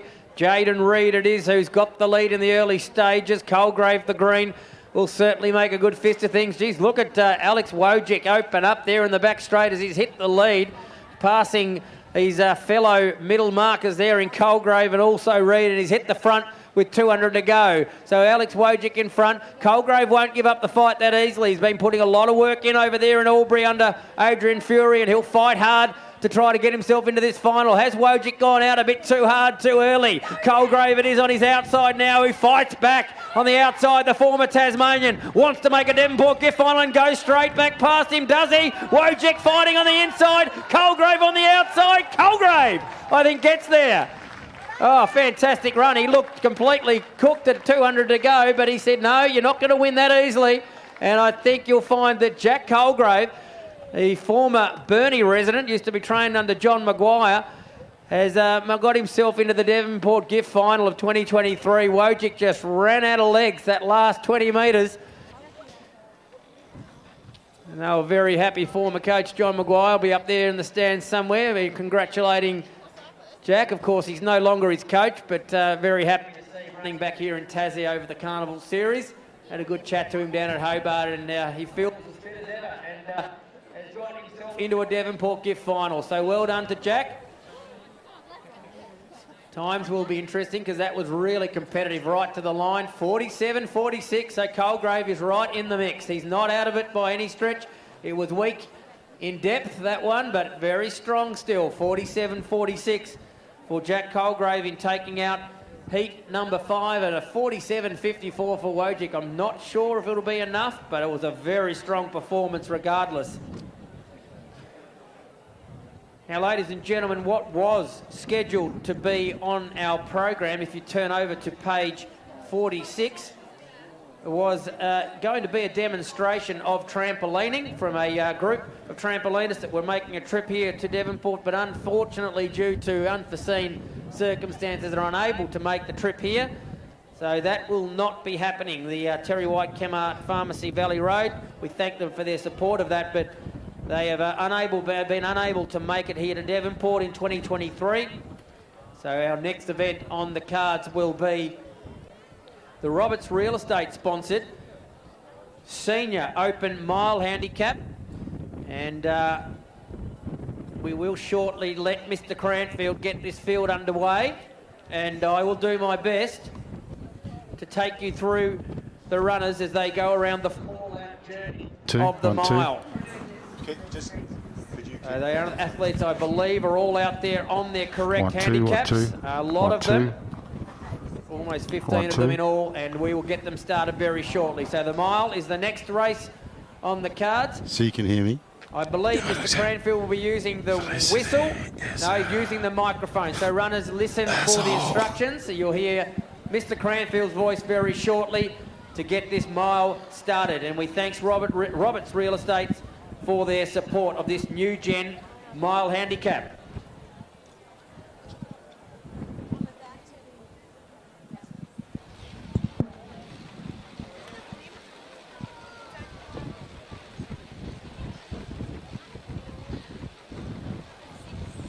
Athletes, on your marks.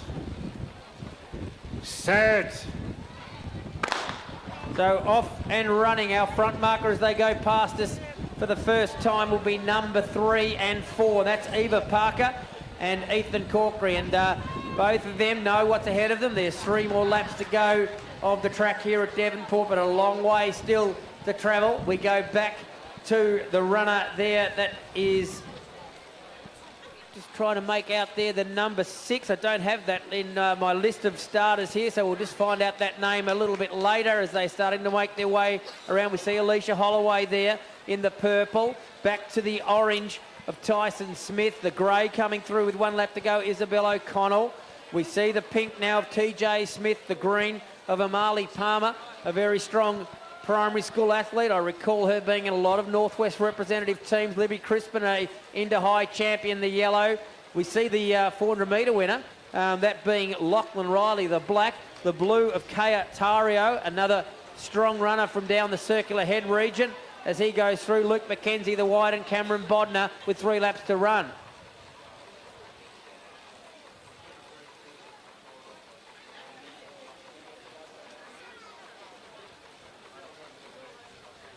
As they go around here with 2.5 laps still to travel, our leader is still our runner in Eva Parker, as she's out there in front.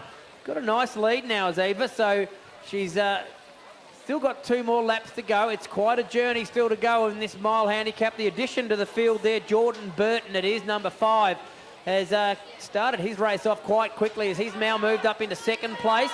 So he'll move himself across into that lane number 1 and take up the inside running as a 2nd place getter, but they've all got to try to catch up to Eva Parker. She's still got a nice handy lead with 2 laps to run. Alicia Holloway, the purple, in 3rd. We go back to the 4 of Ethan Corkery. What are the others starting to do? It's pretty tough going out there, the mile. You can see them starting to hurt a bit with Harrison Conley. Savannah McKenzie, number 1 there. That's Georgia Sharvey. The runners with the colours on now. We see Amali Palmer. I like the way she's moving. She's starting to bounce her way around and starting to push herself up into contention. Lachlan Riley, the 400 metre winner in the black, goes through with Libby Crispin, the Inter-High champion, in the yellow behind her. Now, the runner at the back who has made up a lot of ground, that's Cameron Bodner. Of course, I mentioned earlier in some of his other races that he was the team captain for Tasmania in the 800 and 1500 metres at the recent Australian Primary School Championships in Launceston. He will certainly come home late. He broke a long-standing 3,000 metre record at the Northwest Athletic Club some weeks ago. And certainly that will tell us that the strength will be there at the end of the race as Bodner makes contact with most of the field now, and he's going to pick them off one by one. Out the front, we've still got that runner there in Eva Parker. She's going to get the bell very shortly, and that's a great sound that every distance runner loves to hear because they know there's just 1 more lap to go. Eva Parker goes past the Eric Webster stand. She'll get a look for some support because it's been tough for her. She's been leading for some time, and she'll need some inspiration from those up in the stands to get her moving in the last lap. Jordan Burton still holding 2nd place. He's going to have some competition shortly. Alicia Holloway, watch for Luke McKenzie, the white. He's worked his way through this field. Amali Palmer, the green, still looking okay. She'll need to find something in the last lap. Cameron Bodner puts the head down, pumps the arms. He's moved up into about the top 6 or 7 spots, the back marker. He's got a power of work still to do, though, to catch up to the leader. It's Eva Parker.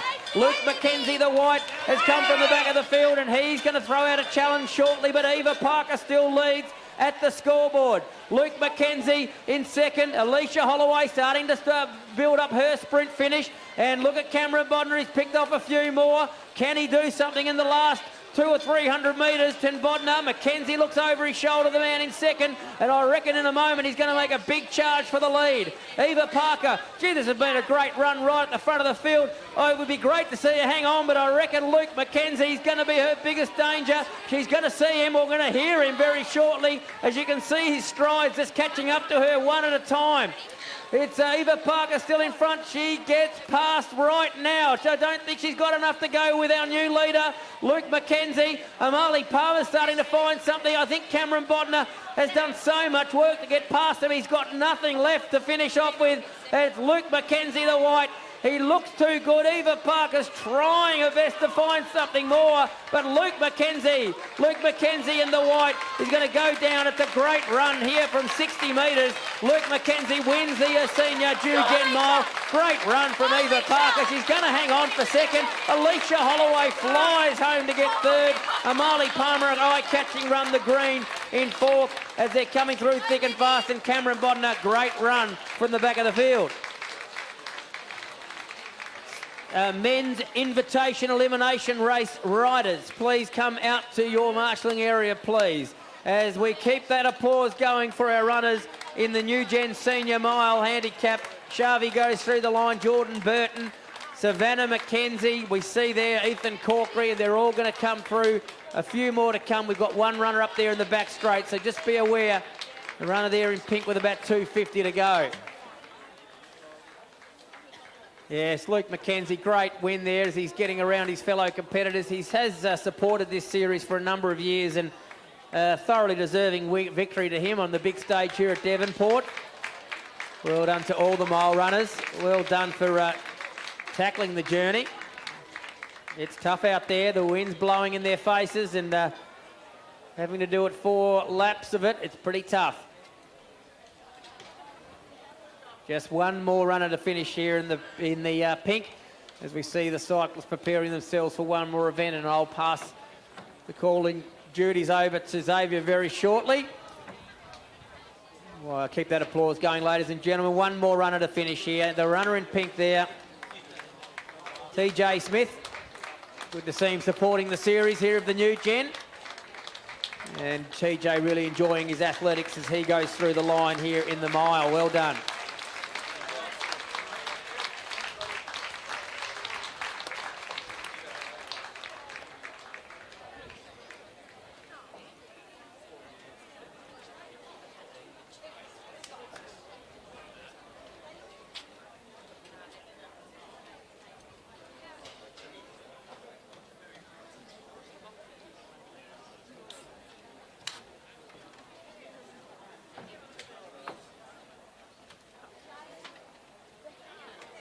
James Gardner, and also, yep, there he is, there's James, and there he is. Also Marshall Irwood are additions to the next part of today's program. It's Synetic Accountants and Advisors Men's Invitation Elimination Race.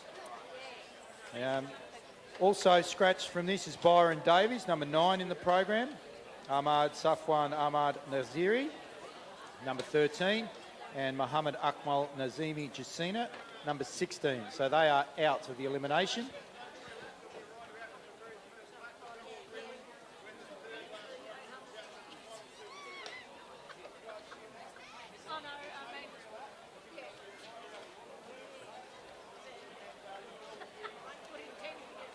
Might just use this opportunity, Xavier, to mention the memorabilia room. Just right next to the Eric Webster stand. Please head up the stairs or the ramp there and check out all the fantastic memorabilia. Joey Allison does a great job of putting it all together up there, so use the opportunity at little times throughout the night to go up there and have a look through it. You'll see some fantastic memorabilia of the 85 years of this great carnival.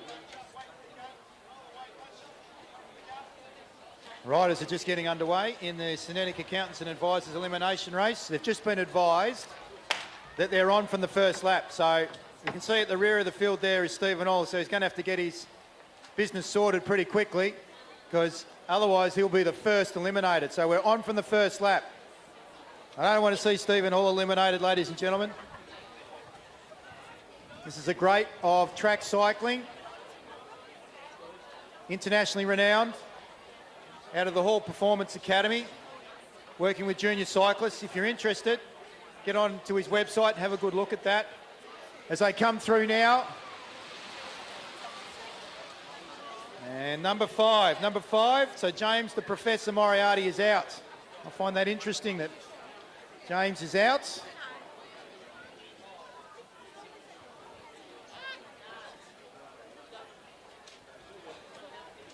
Very talented rider, James. Riding in the National Road Series in the Cachet colours. Got Ether and Frizzly also in those colours. The riders will come through now. You'll hear a big whoosh as they come through.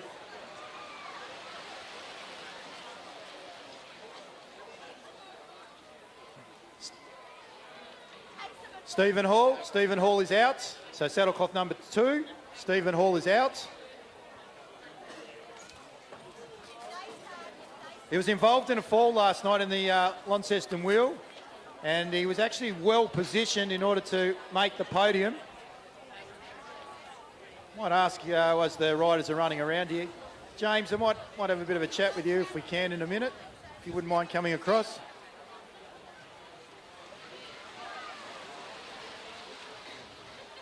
Saddlecloth number 15 is out, so that's Hasbullah. Hey James, how are you travelling? Enjoying being down in Tassie? G'day, yeah, it's been a good couple of days to start off.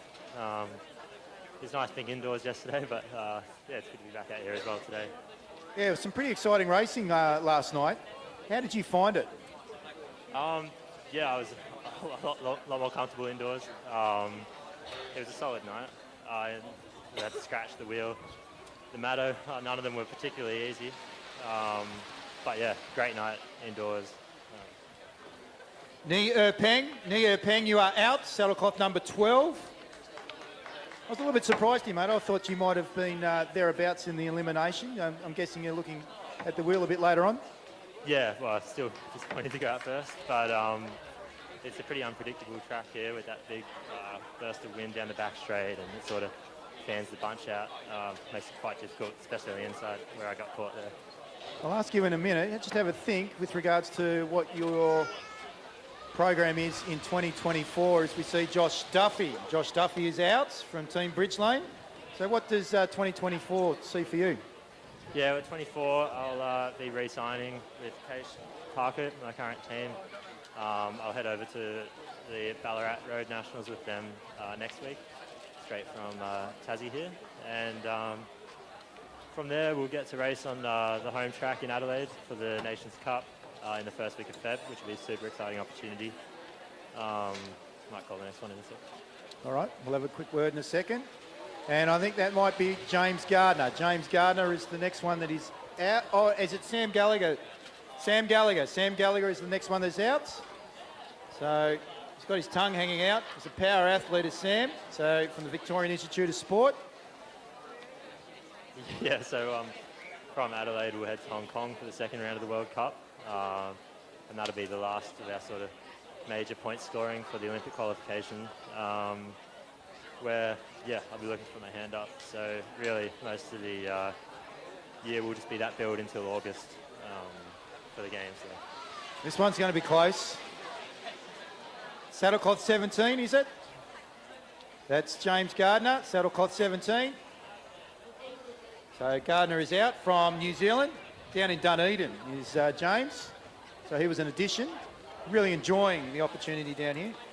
What's it like to be involved with some of the New Zealand riders, the Malaysian riders, and Singaporean and Chinese? Yeah, it's great. We're getting to know each other pretty well over the week.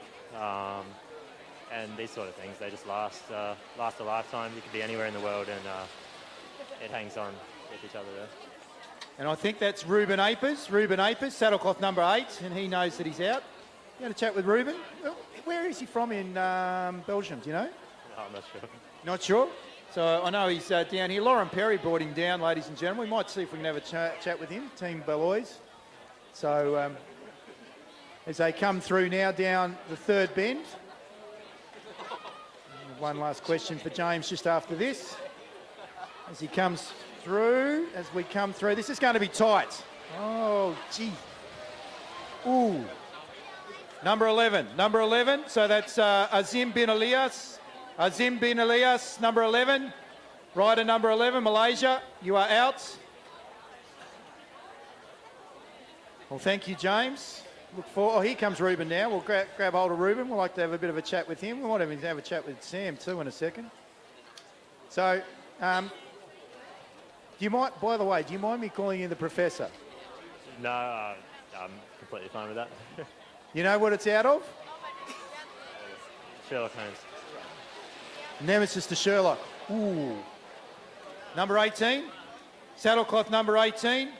So that's Marshall Irwood. Marshall Irwood, you are out. So we come through here. We'll get Ruben and Sam catch their breath and we'll grab hold of them in a moment. Have a quick little chat with those two fine gentlemen. And we're down to, I think, around about 5 riders. Local lads still involved there, ladies and gents. That's Dalton Stratton. He's in the Team Bridge Lane colours, up on the outside in the purple. So this is going to be close. Lightfoot on the inside. Ooh. 14, Jack Lightfoot, you are out. Jack Lightfoot, you are out from X-Speed in Western Australia. All right, Sam, quick question. Of the 4 remaining riders, let's have a look down the back straight. Who do you reckon will take out the elimination? So we've got 4 left. Ether, Frizzly. Frizzly all the way. Man's a genius at elimination, so he should win this. All right, Graham Frizzly. All right, let's see if the Grizzly can get up. And it's the Chinese, Nia Peng, who's out. So we've got a local, ladies and gentlemen. Dalton Stratton, Team Bridge Lane up on the outside. Graham Frizzly and Kurt Ether. So 2 boys from the Cachet Park Up team, or Parku. So those 2 riders in colours, and he's gone to the front. We've got Kurt Ether and Dalton Stratton. My money's on Ether, so well, let's see. Ether on the inside. Let's see if we can get Dalton Stratton up. Come on, make some noise, ladies and gents. He comes around. Is he able to tack on? Come on, Dalton, round the outside. Unable to. They get the bell now. Away they go.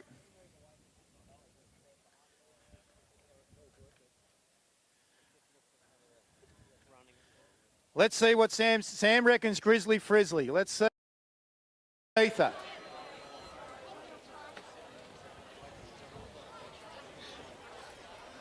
The New Zealanders are behind you, Kurt. Frizzly gets up out of the saddle now and he goes too wide on Kurt Ether. Ether down on the inside. He's going to use the inside here to buffer Frizzly. Frizzly, Ether. Let's see what happens now as they come into the main straight into the headwind. Ether, unfortunately, is unable to. Graham Frizzly takes it out, ladies and gentlemen. International Australian representative. While we've got some of the riders here, Ruben. Women's A-grade scratch race riders, if you could make your way, please, to the track. Welcome from Belgium. So, how did you get the invitation to come down to Tassie this year? It was through Lauren Perry, the queen of the track, like how you call her.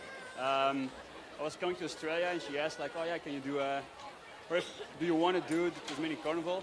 And I was like, oh well, why not? It's fun. So.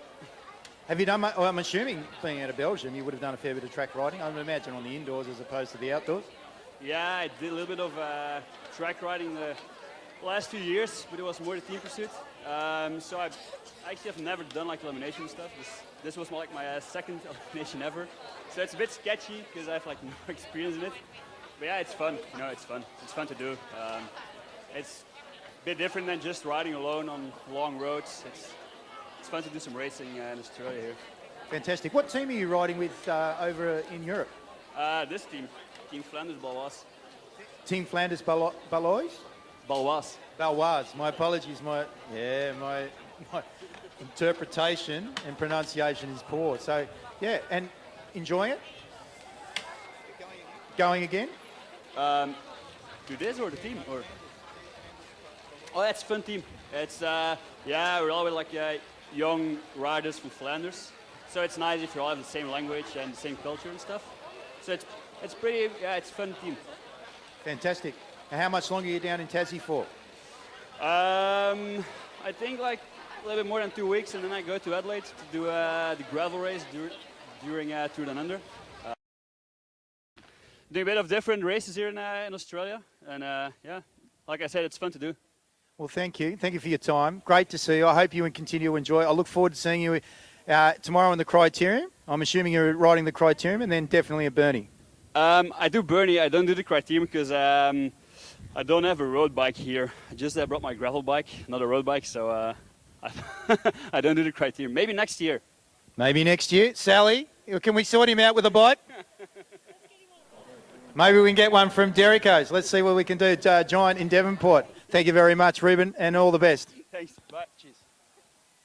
All right, we've got the A-grade scratch riders for the women. They're brought to us today by Synetic Accountants and Advisors. This is over 8 laps and we're down to 6 as we go through. So, Zave, I'm just going to use an opportunity while they go around with 6 laps to travel in this scratch race of informing the public and hopefully the runners, if they don't already know, of the 3 fastest time qualifiers from our Tas Freight sponsored men's gift.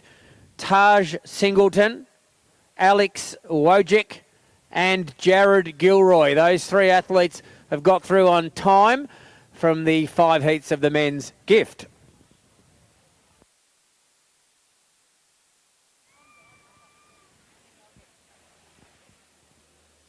Riders roll through there. Emily Walker, Lauren Perry, Georgia Simpson, Tatarinov, just rolling through. Looking forward to seeing Scarlett Civil. Let's see if she can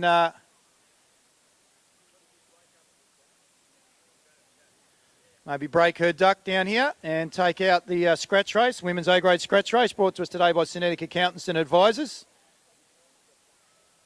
Don't forget, ladies and gents, if you're looking for results from previous events, live.tastiming.com.au, and you'll be able to catch hold of those that have previously been on today. Valencia Tan, taken all before her from Singapore, rolls through, Perry in behind her, as we're just having a chat with Lauren's friend Ruben from Belgium, obviously enjoying his time down in Tasmania. We wish him all the best at the tour down under with the gravel, and then his return back to Europe. Riding for Team Flanders, Balois.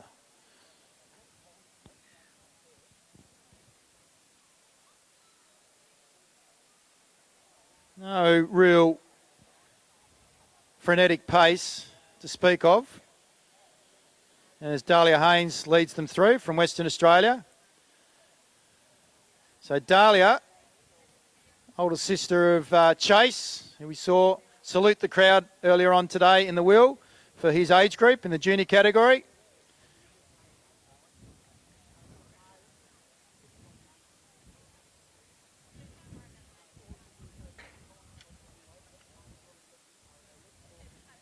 Enjoying their time down in Tasmania at the moment. Still quite tricky out on track with that cross breeze. It's coming from the southwest.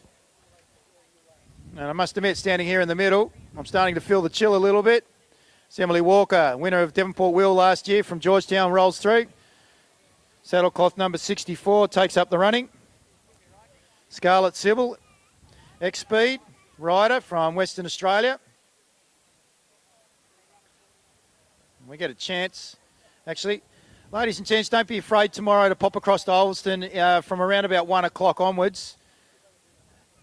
We have some terrific criterium riding. It'll be down outside of Otto's Grotto.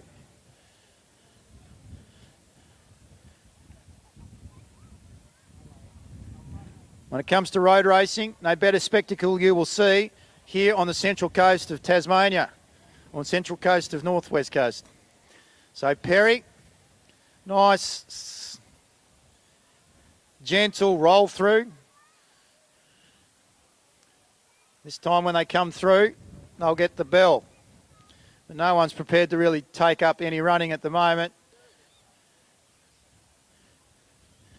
I reckon they're chatting about maybe tomorrow's criterium, Jeff. Jeff Roots, president of the Devonport Athletic Club.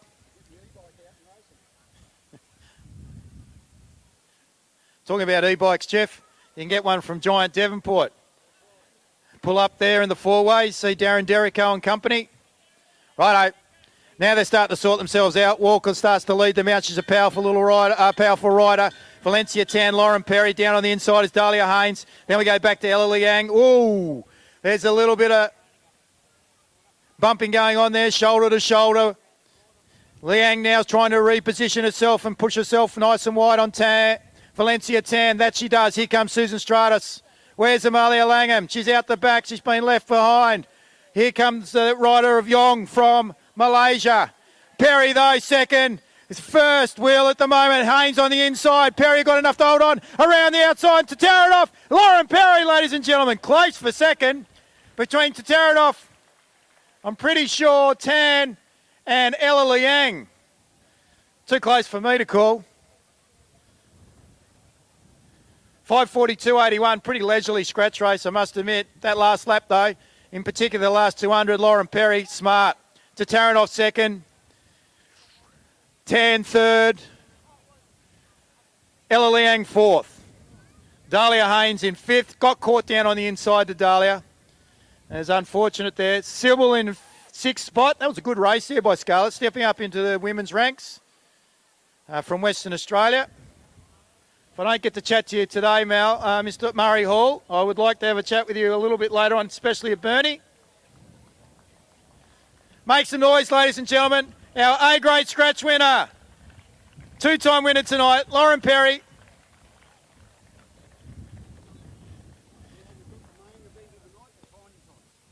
We're about to move to the main event of tonight. The Little Tuckers, Tiny Tots. We'll hand over to our race caller, Mr. Grant Penny.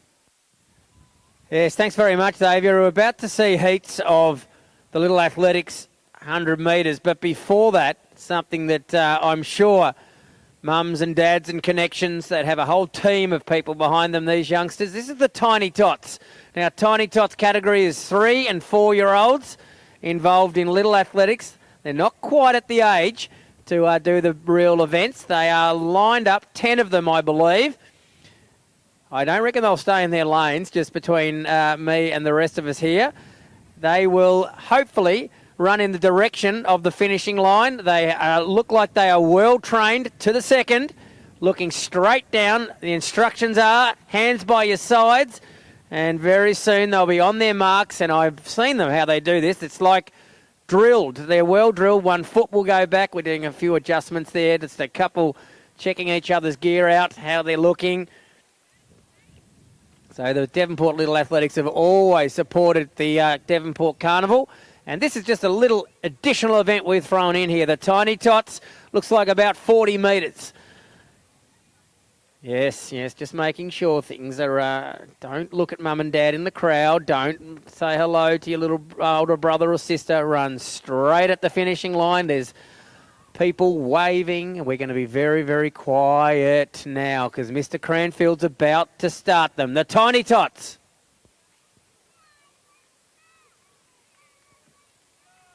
Off they go. Come on, ladies and gentlemen, let's get right behind them. Lane number 3, number 2, absolutely airborne. Look at it go. It's a really close race here. The arms are pumping, driving the legs, and yes, they get through there. Well done to all of them. A little fall at the beginning there. Hasn't stopped lane number 1 there coming through. And look, yeah, wherever they finished, it doesn't matter. How fantastic was that, ladies and gentlemen? And I tell you what, some people will be scribing down some names, I reckon, for the future there for our Little Athletics, which isn't far away. But big round of applause for the Tiny Tots. Let's thank them. It's pretty nerve-wracking, no doubt, to have about 1,000 or so people up there watching them go down the track, but they did it fantastically.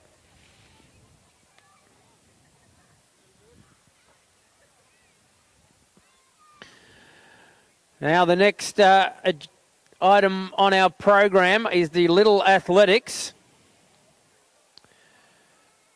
heats, the Devonport Little Athletics Club. We do thank them, as we just mentioned before, their great support of this carnival over a number of years. We've got 7 heats here, 7 heats, and I've had the pleasure of calling it the stall gift for a number of years, and some of the heats there, it's winners only.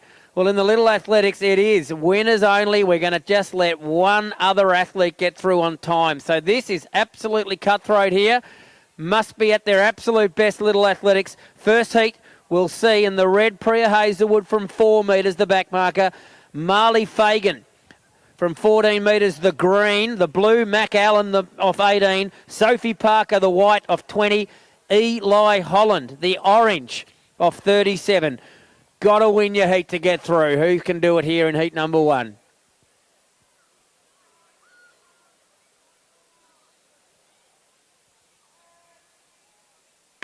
Off they go, and it's Eli Holland, the orange, to lead them out. Coming through nicely here is the white of Sophie Parker. Look at the green start to come into it, Marley Fagan. Eli Holland looks too strong, though. A comfortable winner in heat number 1, Eli Holland. We'll have to wait and see if the run from Marley Fagan was enough to get her through on times, but she's got a long time to wait, 6 more heats. But Eli Holland used that full advantage of his 37-metre handicap and takes out heat 1. Guys, you're okay to walk across the ground. We've got the results all sorted. So well done to Eli.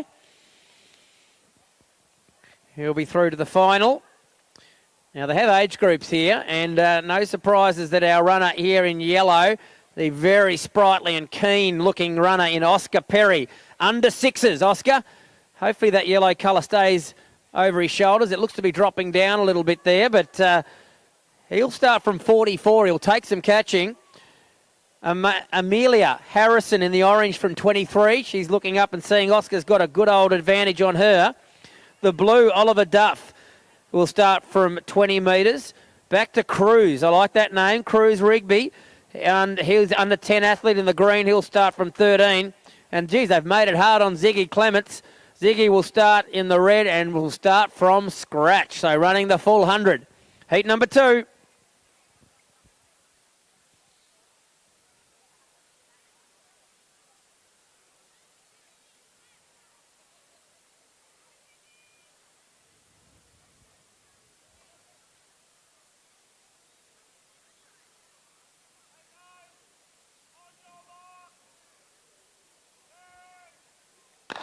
Good start from Oscar Perry in the yellow. Look at him start to go here. Just checking the top that it stays on, but he doesn't matter. He's driving the arms through. They're going to have to do something special to catch up to Oscar Perry. Oscar Perry, too good, too strong. The orange flying home. I reckon she's just got there. Amelia Harrison, good finish also. Oh, wait a minute. Oliver Duff thinks it's a 400. And I think Amelia Harrison, here we go. We might be able to call them right around to the scoreboard. They're still going. Someone's going to have to keep up with them here. It's not a race to the scoreboard, guys, but well done. Oh, Usain Bolt-like. Oscar Perry lapping up the support of the crowd there. All the people over there on the hill parking their cars, getting right behind the winner of that heat, Oscar Perry. 100 metres wasn't enough for him. He thought, I'm going to go around and say, everyone, did you see that?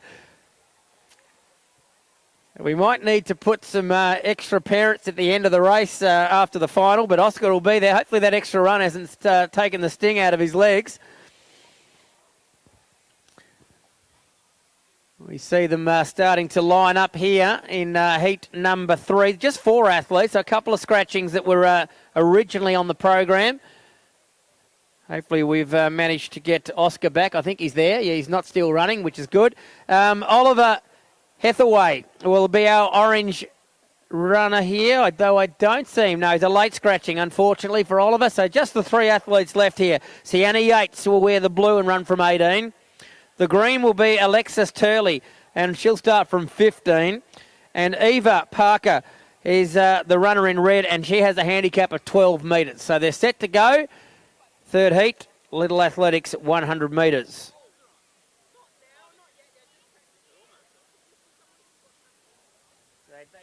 They do a lot of practicing.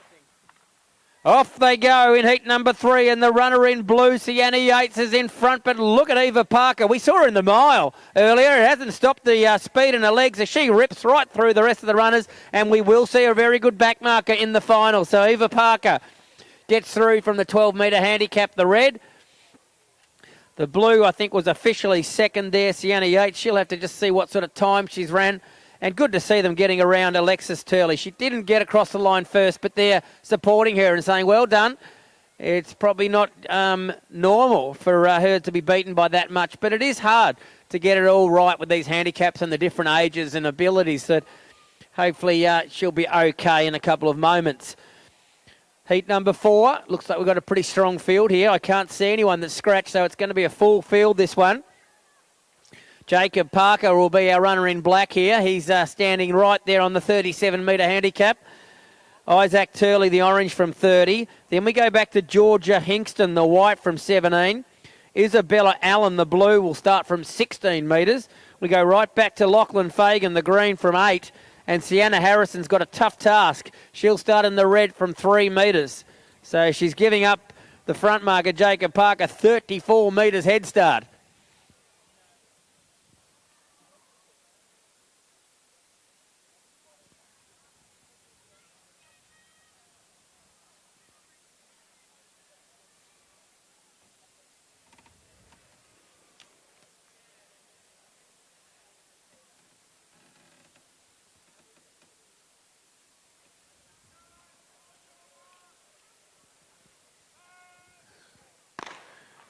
Off they go. Jacob Parker, a little bit of a stutter there, but he's getting going now. He's just checking around. Parker looking every bit the winner here. We've got the runner in orange, Isaac Turley. The Blues flying home in Allen, but they're not going to catch Parker.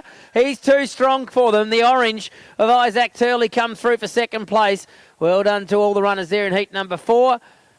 You're fine to come across, guys. There's no need to stay in your lanes. Walk right across. Everything's okay. So 4 heats, still 3 more to come in the Little Athletics. We will haven't had a chance to look up at the times that have been put out so far, but only one other runner other than our winners will make it through based on their time that they might run in second position. So we look at heat number 5 now. Also, we're only going to take heat winners, so it is really cutthroat now. We're not going to bother with the time, so we're just going to judge them on placing. So first place will make it through, just being given that information.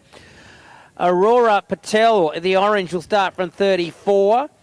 Isabella Mitchell, the white, from 29.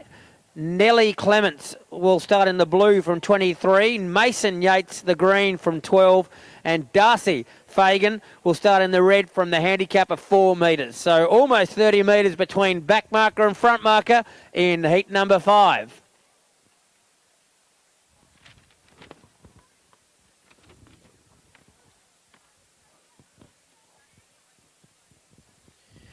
Yes, we see Aurora Patel getting some crucial information from Scott Cranfield, our starter, our Tasmanian Athletic League starter. She's probably wondering why the track isn't straight.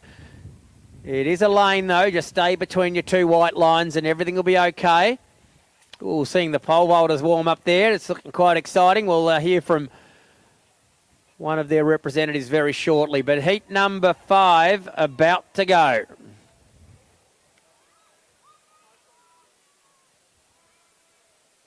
Good start, and we see Aurora Patel lead them out as she just gets along. Looks to be enjoying herself really here. She'll have to be careful because the white of Isabella Mitchell's going to probably go past her very shortly. Mitchell sees her on the outside. Mitchell hits the front. Look at Fagan fly home, but no. It's going to be Isabella Mitchell that gets up. So she's pretty excited because she's going to be running again in the final. So well done as she goes to the track. A very dramatic performance there from Isabella Mitchell. Great run. She got past Aurora Patel with about 20 to go and managed to hold the rest of them out. A very fast finish there from Darcy Fagan, but not quite good enough to get into the final. 2 more heats to come here of the Devonport Little Athletics Club 100 metres.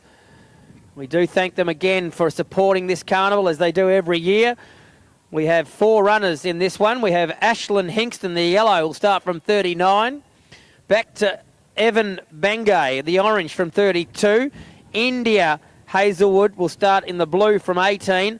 Charlotte Turley will be our back marker here in the green, and she'll start from 14. So there's your 4 runners, heat number 6.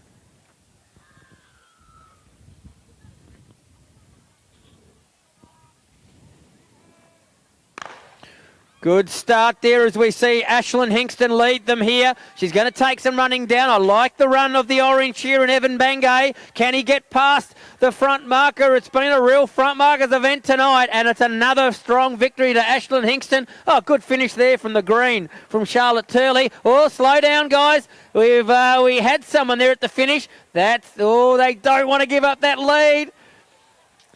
Dave's Diner over there is getting a race they didn't expect to see. And that was some Little Athletics kids flying past them. It was only supposed to be 100 metres, not 200, as we saw one of our youngsters before. But They really do need people just to be there at the end, just making sure they don't keep going. Competitive, aren't they? Heat 7, the final heat of the 100 metres. Devonport Little Athletics Club competitors are all lined up on handicaps, and they are as follows. Freya Marsh, the black, will start from 40, so she's got the biggest mark here in this heat. Rory Wezzy will start in the orange from 36. Enzo, oh, I like that name too. Enzo Mitchell, the white, will be from 28. Mackenzie Holland will start in the green from 20. And Albie Holloway, they've been nice. They're giving him 1 more metre than scratch. So he'll start off 1 metre in the red.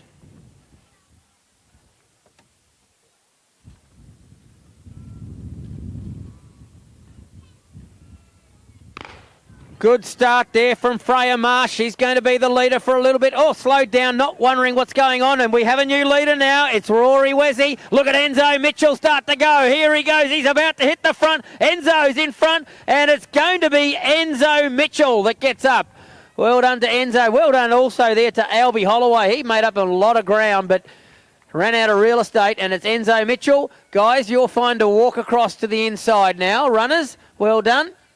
And Enzo Mitchell, along with a lot of the others from those 7 heats, will be quite exciting to watch in our big final later this evening.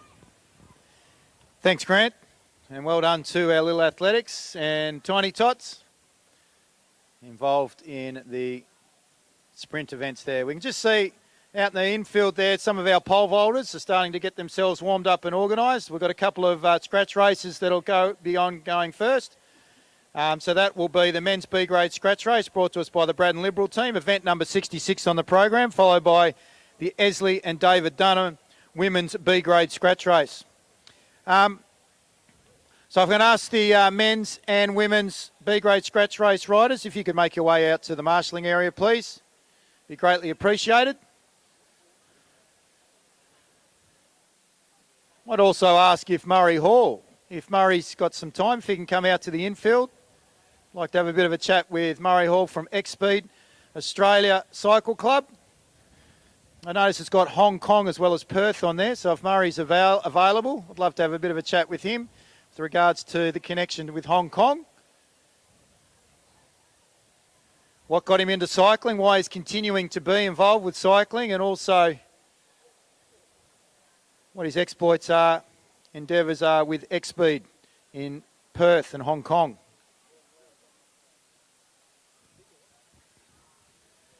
So female B-grade scratch riders, if you could also make your way out, please, to the infield for marshalling, be greatly appreciated.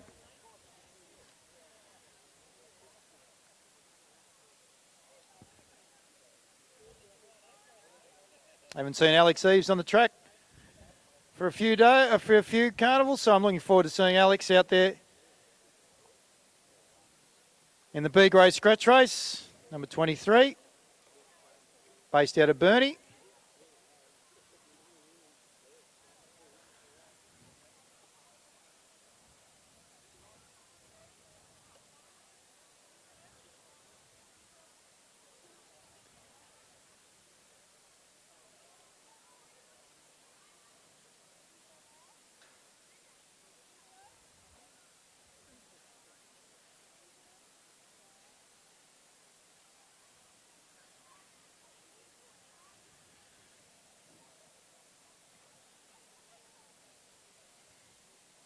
Campbell Skirving and also Nick Broxham will be out and about in the B-grade scratch race. A couple of local lads sponsored by Fairbrother Constructions.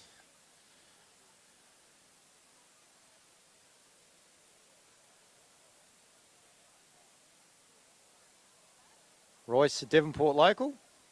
We're good to go. We've got everyone, Sal? You're happy? All right, Marshall's happy. So we'll start heading out. I can see the Hailstorm making his way out onto the infield. I'm guessing he's starting to get himself organised for the 150s a bit later on.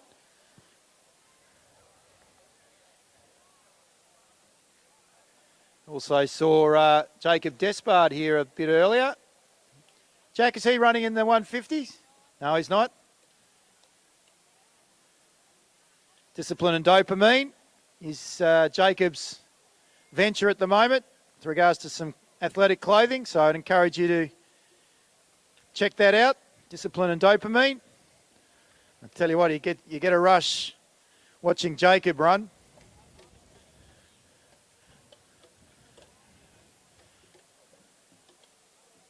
So Alex Eves will lead them out. Jonas Shelverton. I think that might be Broxham there behind him. Tommy Kerr. Aaron Jones.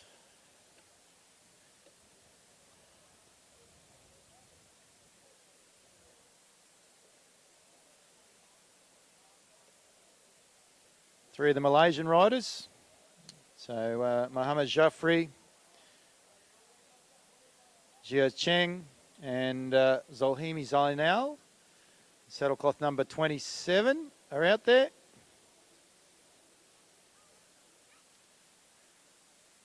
Also Nuzhou Lau. Nuzhou Lau, last of the riders. Murray Hall's about. I'd love to have a bit of a chat with Murray from X-Speed, or even Stephen if he's about. He's welcome, most welcome to come out to the infield. So after our B-grade scratch for the women, I think we'll be turning our attention to the pole vaulters. You can see them starting to warm up over there. And I'm going to be guessing it's going to be exceptionally tricky with that southwesterly breeze coming through. The men, I should say, in the B grade, led by Campbell Skirving. Greet the judge with 9 to go. Some pretty talented riders in this group. I've already mentioned the Malaysians. They've really seemed to have used that experience from last year, being down here, to their advantage. And they look exceptionally strong this year, well coordinated. Their tactics have been sublime, and they've been on the podium on many an occasion, from Hobart through to Launceston and now here in Devonport. And look at the teamwork that you can see as they roll through. Greet the judge with 8 to go. On the lap board today is Mr. Ian Wotherspoon, a veteran of sports administration and member of many associations here along the northwest coast. We thank Ian sincerely for the time and effort, dedication he's put towards the pinnacle of sport here on the northwest coast over such a decorated career. As he greet the judge with 7 to go. One of the Fairbrother riders, saddlecloth number 34, Mr. Broxham out of Burnie, leads them through. And then we go to Tommy Kerr in the red. He's out of New Zealand. Tommy's a different character. He likes to express that both on and off the track, and you can see that now in the B-grade scratch, and he's decided to string them out a little bit, and away he goes. There's Tommy Kerr.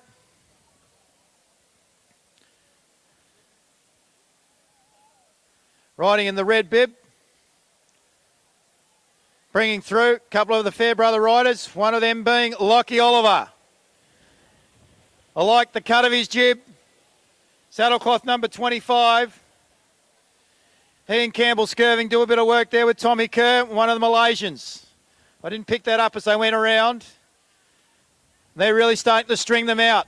So some of those riders at the back are going to have to get their act together. Aaron Jones looks like he's out in a bit of trouble.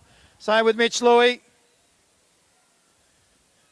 I'd say Jack Gherkin from New Zealand, who had a crash on the first day at Hobart. In fact, in the first event, not the best way to start these carnivals. They greet the judge with 5 to go, Kerr and Oliver. And we start to string them out a bit now. So it looks like Gherkin is out. Louis trying to tack onto the back of Aaron Jones, who's almost on the back of the peloton. We've lost one of the Malaysians as well. I think that was saddlecloth number 24, Jia Chen. They roll around now. They greet the judge, 4 to go. They're going around at a good little clip. You can see Tyler Stretton there taking some photos. Tyler Stretton Photography, ladies and gents. Get on the socials, Facebook and Instagram. Going down on the inside there. One of the X-Speed riders, I think. Is that Dola? Was it Cohen Harper? It might have been Cohen Harper, actually, out of Western Australia. I think he'd been upgraded.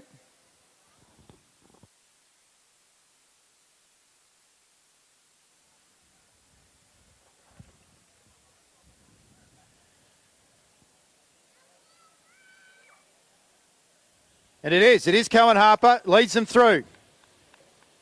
Pace is on, 3 to go. Up and over. We're starting to really warm up the pole vaulters here, ladies and gents.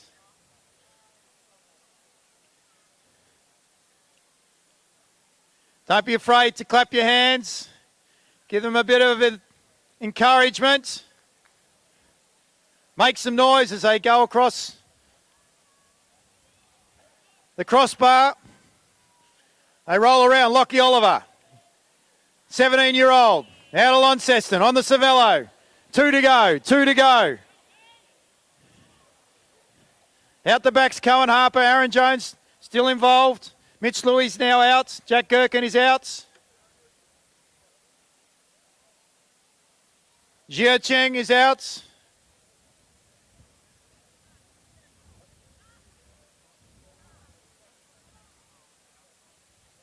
Mitch Louis from the Balmoral Cycling Club up there in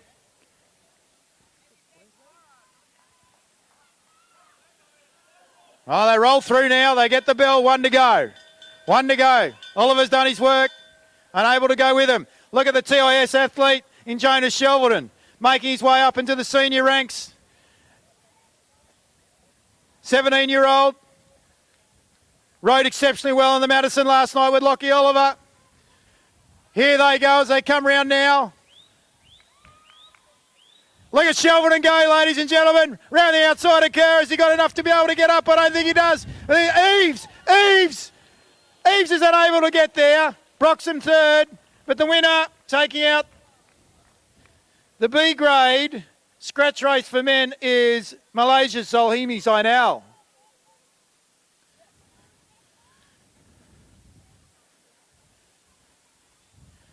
Hop and over.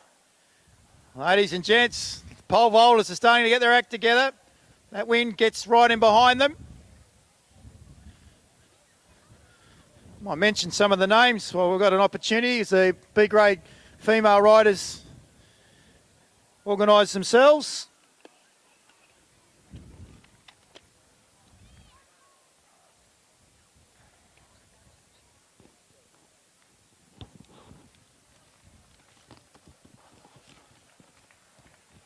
So I know there just acknowledging the support from the crowd as he goes across the finish line as our B-grade female scratch riders make their way onto the track. So part of our pole vaulting fraternity over there, we've got Dalton DiMedio. Andre, I'm guessing, is Dalton's brother. Georgia Taylor. Alyssa Kensol. Joel Pocklington. Nathan Hipple. So Nathan, Joel, Alyssa, Georgia, Andre and Dalton.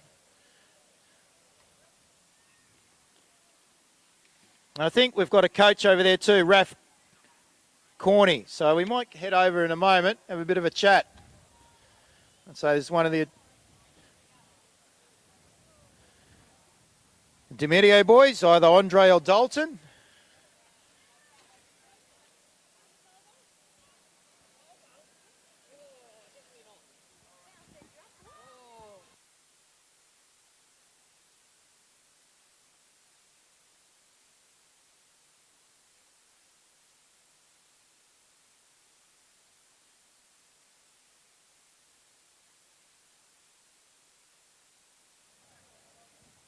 Only one scratching from the scratch race, the women's B-grade scratch race. So in your program, number 76, Melissa Turner from the Central Coast. So that's Lilia Taranov's mum. She has scratched herself from this event. And we can see that they're just adjusting the crossbar there on the pole vault track.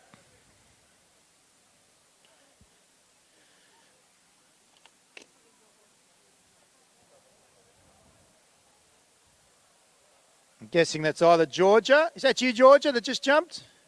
Or Alicia? We'll head over and find out in a moment. Riders roll round, pretty leisurely pace, 6 to go. Brought to us today by David and Esley Dunham. The women's B grade scratch race. As I mentioned before, the Braddon Liberal team brought us the men's B grade scratch race. And first to third received some remuneration. First to third also from the Esley and David Dunham women's B grade scratch race. Some of the riders are just rolling through there. So we've got Amber and Dolly Yong from Malaysia, Lizanne Fox, Maya Anderson from New Zealand, Lizanne Canadian / based herself in Sydney, St George.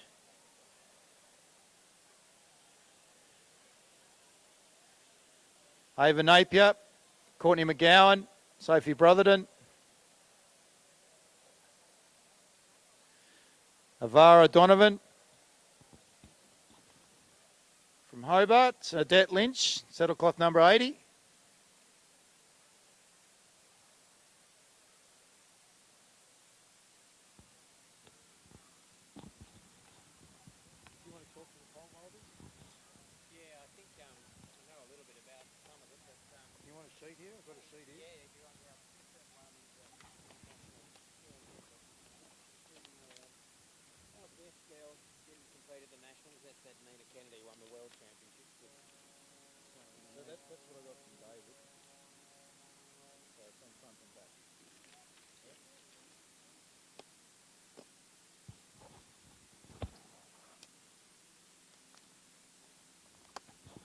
Riders are rolling through. And I've just asked Grant Penny to make his way across to the pole vaulties. He might have a bit of a chat with some of them. They're over there. And their coach, Raf Corney. 3 to go. It's like they're out for a Sunday ride. Looking for a coffee. Want a good coffee, just jump up onto the hill there. Dav's Diner for something to eat as well.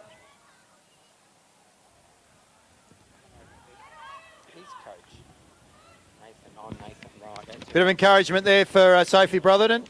Up into the women's ranks now. Just come out of the juniors. Based out of Launceston. She's on the yellow frame. Rear of the field. They've got 2 to go as they come round now.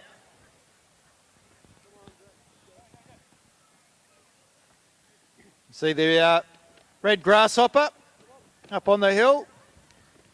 Might be heading that way a bit later for some... They're fine. Produce. Along with many other food and dining experiences up on the hill. Up and over! Terrific.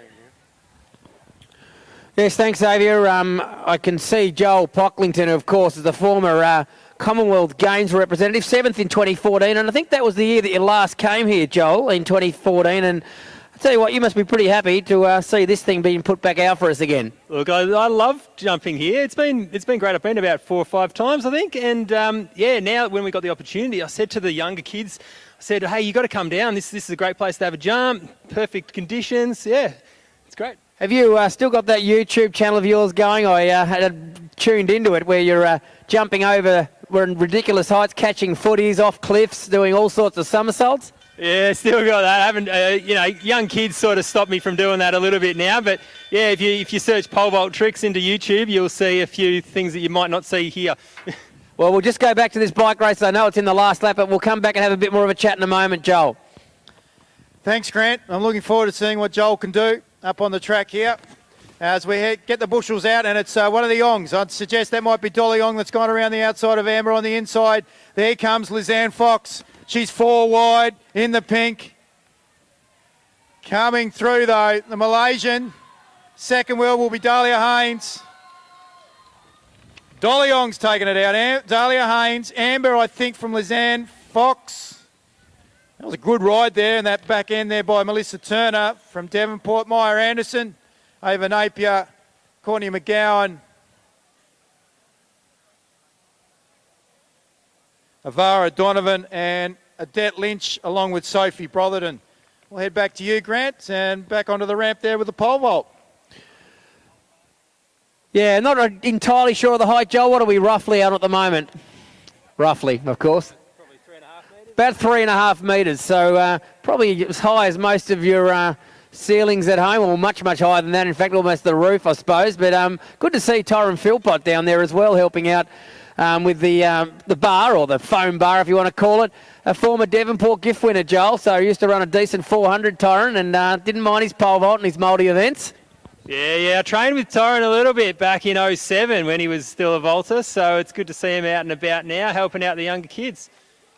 And I don't want to interrupt this that's about to happen, but so much in regards to the technique, Joel, of pole vault. I watch athletics that have called it for a number of years at the top level as well, and seen yourself many a times in some of those A-series events. So much technical advice. You can even see it happening there with Tyron. Yeah, there's a lot of technique involved, but with pole vaulting, it's really good that you can get anyone from all different body shapes. You can get tall people, short people like me, fast people, gymnasts, whatever, and everyone brings something new to the table, and you can really maximise what you're good at and then work on your weaknesses, and you can find that a lot of people can jump high. And we have a great stamp on pole vault in Australia, of course, the current world champion, Nina Kennedy, and the sport itself is huge at the moment with Mondo Duplantis, of course, setting world records almost every second or third competition he does. But Jeff Roots reckons he's been told anyone can do it. I'm not sure if those knees and hips and whatever else has clapped out on him will get him down the runway. But I know he put a lot of work into putting this out. But it's But yeah, a real golden era. I know we've got the current national champion here, Alicia Kenshall, but she must be really inspired by the world champion in Nina Kennedy at the moment, and I know the sport is really strong in Australia. It's so strong. It really it kicked off when you had Dmitry Markov, Paul Burgess, all these guys coming through, and then Steve Hooker. He actually competed here in 04. He ended up winning the Olympics, and then we've got Nina Kennedy now, and Curtis Marshall as well came third at World Champs. So it's just amazing seeing this really good talent coming through. And who knows, some of these kids here, you might be seeing them in 4 or 5 years' time. They might be the ones you're seeing on TV, the next Nina Kennedy or Curtis Marshall. Fantastic, and looks like a few adjustments to our equipment. It's always complex. I mean, funnily enough, the Diamond League finals, the pole vault can be put up almost anywhere. It was actually held inside a train terminal or a big tunnel, and it was quite the sight. That's where Nina, of course, broke our Australian record, I think, inside that very unique sort of setup of that train station. But it's fantastic spectacle. I used to love going to athletics venues when you'd be up about where some of these people up near the Eric Webster stand, and you just see them launching themselves up, getting airborne, doing all the things up in the air. There's so much technique, but it's quite exciting, and the feeling of going up that high. What's it like? Oh, it's actually really good when you take off and you know that it's going right. It feels so good because you're like, all right, everything just flows from there. You just get this great pop off the top of the pole, and you just fly over the bar. It just feels great. And the feeling on the way down, it's just that cherry on top. You're like, yeah, I've done something good here. And falling from 5, maybe almost 6 metres for some of our really top liners, does it hurt at all? No, it doesn't. You sort of don't even think about it. We got a guy in Queensland. He's terrified of heights, but he's jumping 5.5 metres high. Yeah, go figure. So, you don't even notice it. Well, we are really finding it entertaining, and as I said, it is great to have this back again, and I assume the competition is going to keep going, just a few little minor corrections to the equipment, but all the best, mate, and we'll try to come back at different times. Did you want to introduce Yeah, so Joel's just going to take us through each one of the athletes. I might give him the mic just for a second if he needs to just check his little notes. We're on the run here. We're just doing things on the run here. So athletes, be ready to stand up and wave at people, please, just like you do at your A-Series events, and wave to the crowd. And I know they're finding what you're doing really entertaining at the moment. And, that's it, getting in the full kit. We love it. Go for it, mate. Rightio, so I'm just going to introduce the Victorian pole vaulters, and I'll let Tyron do the Tasmanians. So we've got Dalton DiMedio here. He's just getting undressed there. So Dalton has a PB of 5.3 metres, and he's the current. He's got his current Australian ranking of second. So he's second behind Curtis Marshall, who came third in the world. He came second at the Australian Championships as well. He's the current Oceania champion. and he is a 3-time Victorian champion. So, yeah, Dalton DeMedio.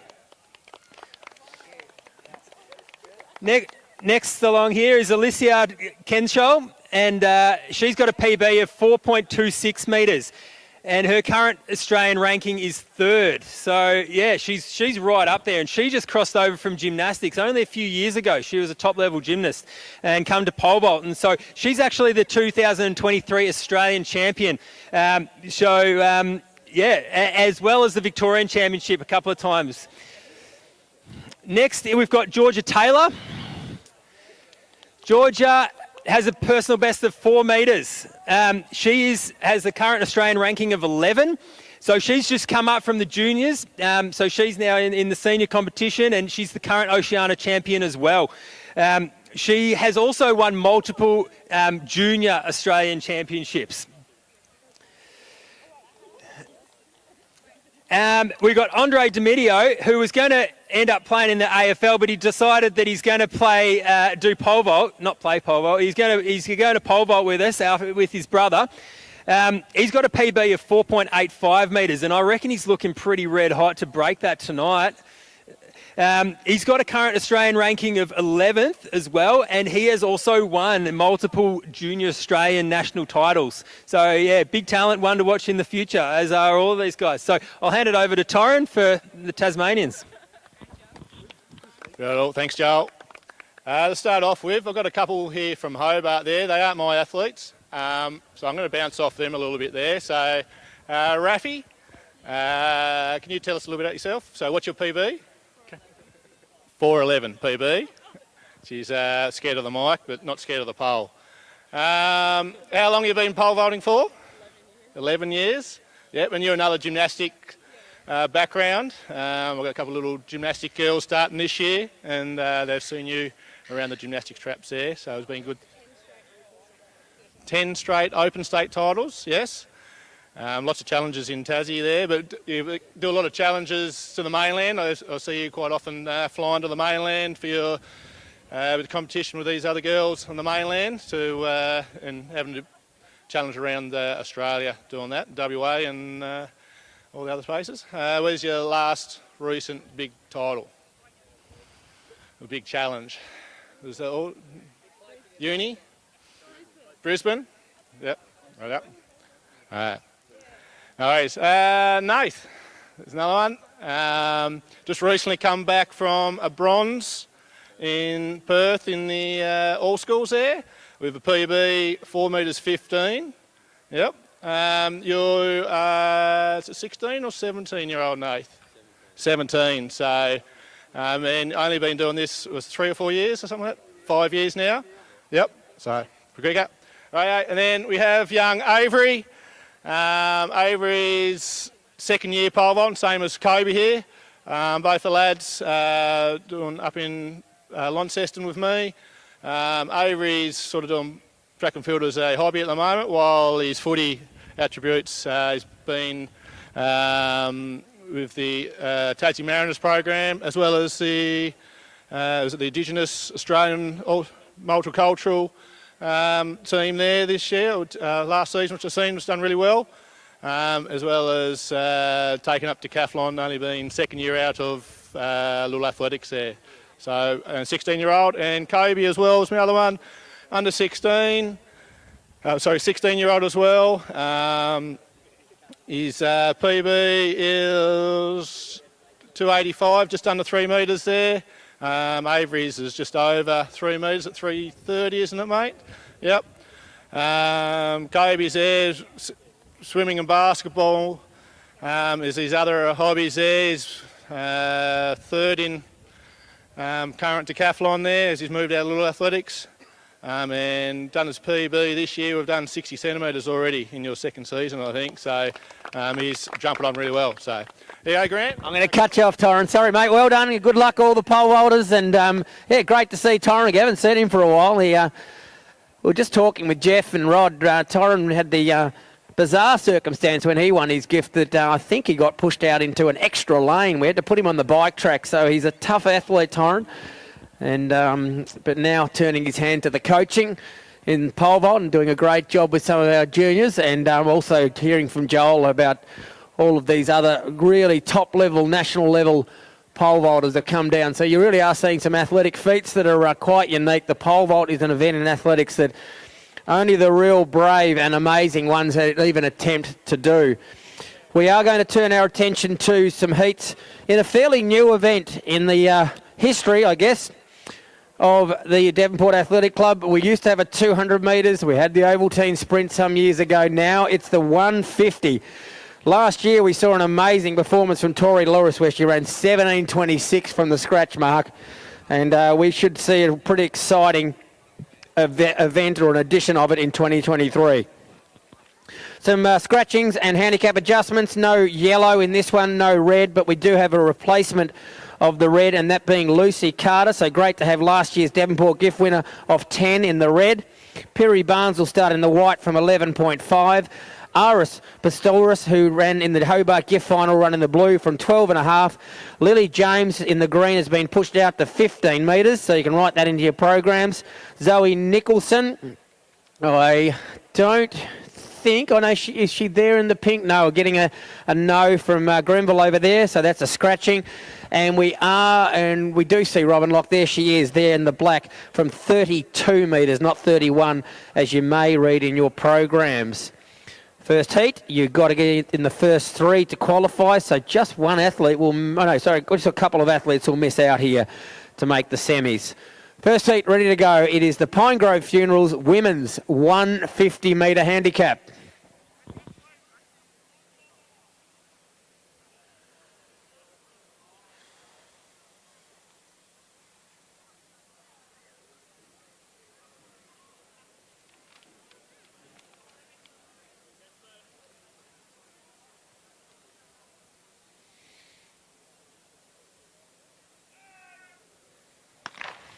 So the black of Robin Locke's going to lead this field for a fair bit of the trip here as she tackles the bend and hits into the home straight in front. The green of Lily James trying to get down, run it down. Look at Lucy Carter start to open up there. Very good 400 metre runner is Carter. She's the addition of the field and she's going to take it out. So well done, Lucy Carter. Piri Barnes tried to go with her, but I think she's done enough to qualify at least by getting in the first three. And I think the runner in blue there, Aris Pistoris, was very close up there to be a qualifier into the semi-finals.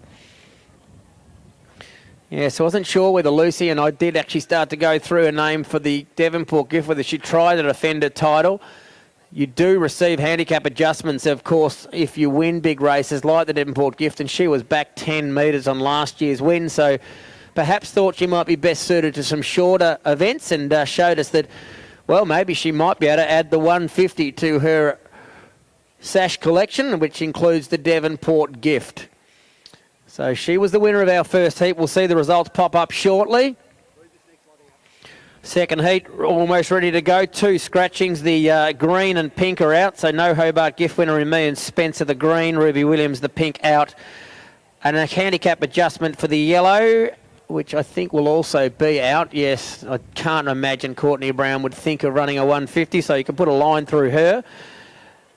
We do have Beck Kovacic, the former Bernie gift winner. She will run in the red from 6. The white, there, can't see, no white, so their white of Mia Van Utegem is out. The red, blue, and so the blue of Claire Clifford is there from 12.5, and the black of Cherie Maksimovic. So a bizarre situation, 3 in the heat with 3 to qualify. So stewards and officials will certainly be hoping and expecting a pretty strong and honest performance from all 3 athletes. They are going to get a second run, that's guaranteed as long as they finish. But we certainly don't want to see a jog down the track. So they just will need to at least give a full effort, as all 3 will qualify based on what we read in the program of first 3 into the semis.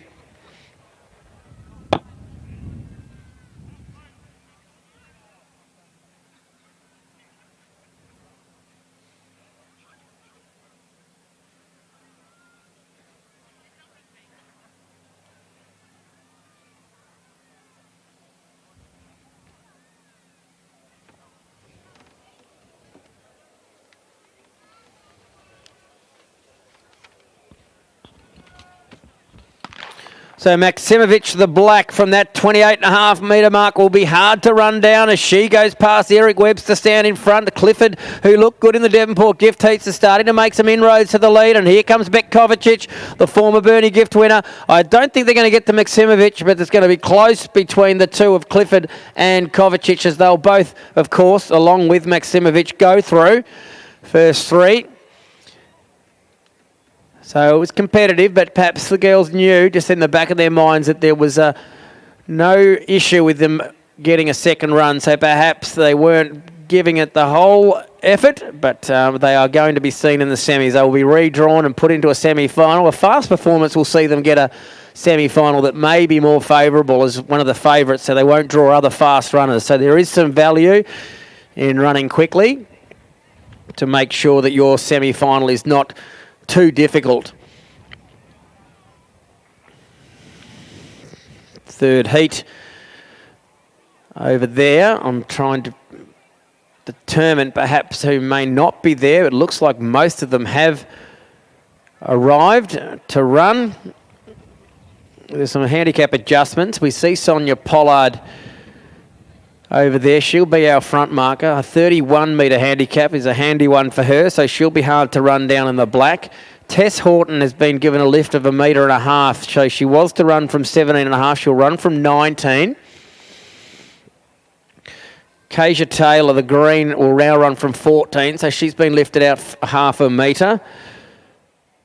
Kamaya Yusufi, the yellow, will run from 12.5. Isabella Davey, of course, our current state 400 metre champion. In the blue, she'll run from 13 metres, not 12 as it's in your program.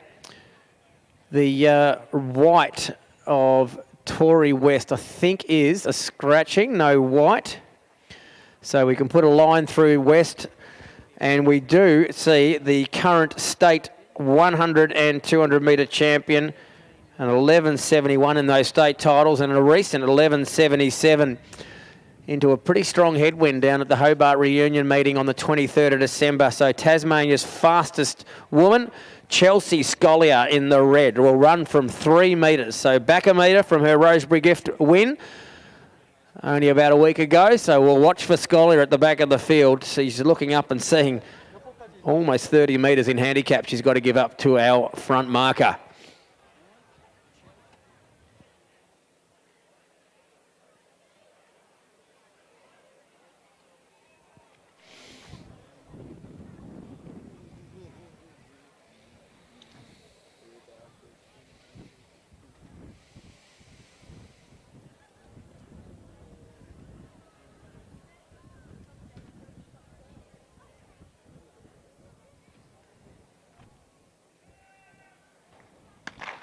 Pretty even start and a pretty strong heat, this one. Sonia Pollard to lead them out early. Look at Tess Horton start to get right into her running as she's in pursuit of the leader in Pollard. So Horton will quickly take the lead, but Scollier is the biggest danger from the back of the field. Horton hits the front. Scollier flying home on the inside. Pretty close, probably Tess Horton just from Chelsea Scollier, and the green there of Keisha Taylor got herself into the semi-final with a third place. And a real close one there between two pretty close friends. They run together for the Northwest Athletic Club in Tess Horton and Chelsea Scollier, so they'll be happy to be in the same race as they probably are on regular occasions for the Northwest Club. Tess has been in some pretty good form, has been right up there in some of the gift races in the lead up to the Christmas Carnival series. Ran down in Hobart. And she's taken out heat number 3, 18.3. I did see a sub-18 from some of the earlier ones. I was sorry about not providing the results. Chelsea's run 18.4 from 3 metres. So that really does show the form that Chelsea's in. That's a very strong performance for, well, 147 metres, so almost the full 150. And Keisha Taylor has qualified there in third. So 18.7 her time. A nice competitive and close one, that one. Heat number 3. We turn our attention to heat 4. Our front marker here is former Hobart gift winner Emma Penny, the pink, from 14 metres. Looking for the green over there. Charlotte Halal It's a no for the green, so we've got a scratching in the green. Yellow is looking like a non-starter also. No yellow. Thank you very much there, Grenville. So the yellow of Taylor is out. Great to have Brooke Jones back, the former Latrobe gift winner and a winner of multiple races on the TAL circuit. Now, of course, residing up north, I think still in Queensland. I might be wrong there, but 11.5 for blue for Brooke Jones. Her mum does amazing work for the club also, Trudy, in her sponsorship. Chanel Charles, who is the bronze medalist from the Australian All Schools in the 400 metre distance and a second place at our state titles. 11.5 metres is her handicap in the white. And ladies and gentlemen, it's a real privilege to have one of Australia's fastest women. She is the national champion over 200 metres a couple of years ago. She represented Australia at the Commonwealth Games in the relay, the World Championships in the relay, the World Relay Championships. It's Maddie Coates from Victoria in the red, and she will run from scratch. So you can see with a massive task that Maddie's got in Victorian competition. They have, at her best, put her 1.5 metres behind scratch against her fellow female competitors. We've been nice enough to give a scratch here tonight, not pull her behind the scratch mark. But we look forward to seeing the very, very impressive Victorian Maddie Coates in heat number 4.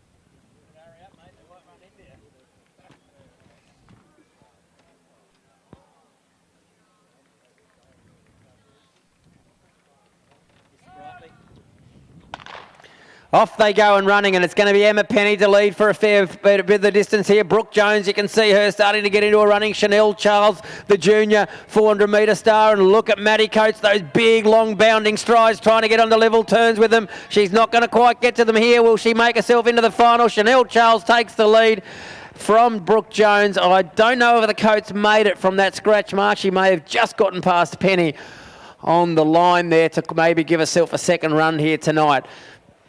But probably not quite running at her absolute best yet, Maddie Coates, making a bit of a comeback after a few years of injuries and a few other setbacks. Now back with her coach, Scott Rousel from Victoria. We'll look up at the screen shortly to see if she did make it through. Chanel Charles has been given the win there in 18.75. Brooke Jones, 18.90. Yes, Maddie did just sneak herself into third place, so she's going to get at least a second chance. 19.49, probably a time that she'd normally expect to be a bit faster, but we know Maddie's won't want to come back, but it is great to see her here at her absolute best. Flies down the track, so a good strong run regardless from scratch. It is very hard from way back there. And so she's got through to the semi-finals there. So the 4 heats have been run. Pine Grove Funerals are the sponsors there, and we do thank them for their support of the 150-metre event. They have supported a number of events here at the Devonport Carnival over a number of years, so certainly thank them for all that they do in regards to funerals and what is required to conduct one of those ceremonies and events. So please look them up if that's something that you need.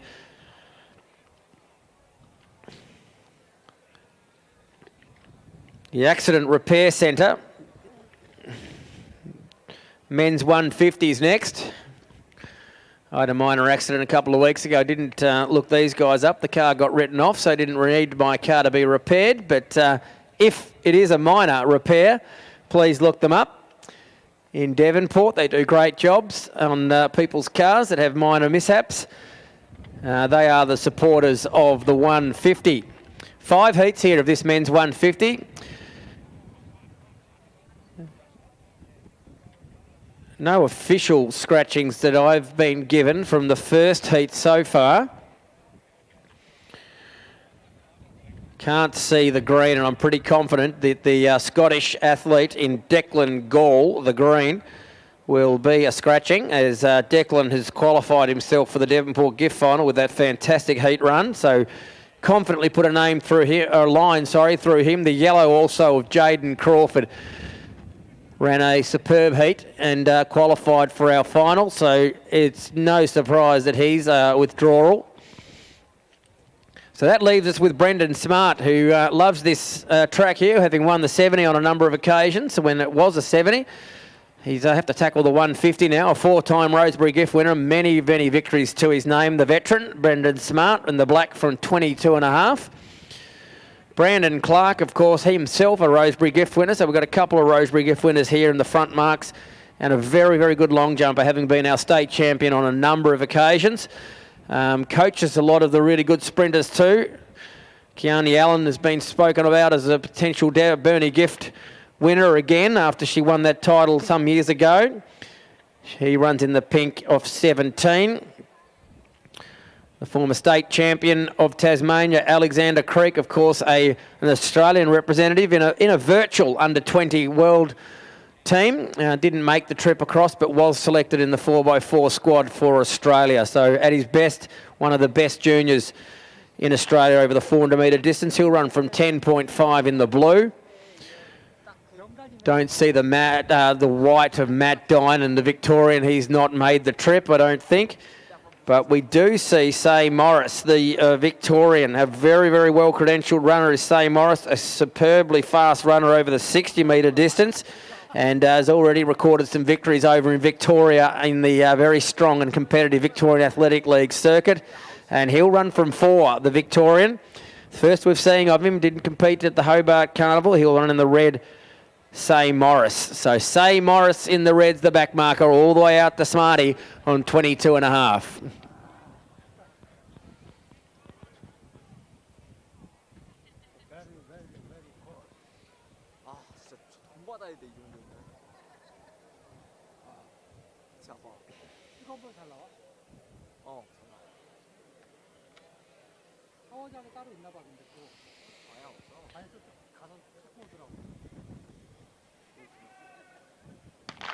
Good start from Smarty as he gets into his running nice and early. Brandon Clark, those big strides from the long jumpers, trying to get into level terms. Geez, look at Say Morris. That really quick start's paid off for here as he hits the front, I think, here in this heat. And, geez, he looks $1 million too, doesn't he? The back marker switching off the afterburners, going through and taking it out from probably Alex Creek, who's got over the top, of, I think, Brandon Clark and Smarty. I reckon Clark's just gotten past Smarty before the line, and qualified for the semis, of course, the same qualifying conditions as the ladies, the first 3. Time will be interesting here. Looked very comfortable in that win there, did Say Morris. Only 4 metres is his handicap, 16.38. So that's a pretty strong performance of 4 metres. Alex Creek was second off that 10.5 metre handicap in the blue. Just under 16.50 with a 16.49, and yes, Brandon Clark did qualify. So 16.64 in the pink for Clark, the long jumper, and he's into the semis also. Smarty just misses out there, but no doubt Smart will get himself ready for the Burnie Carnival, his home track, in a couple of days' time.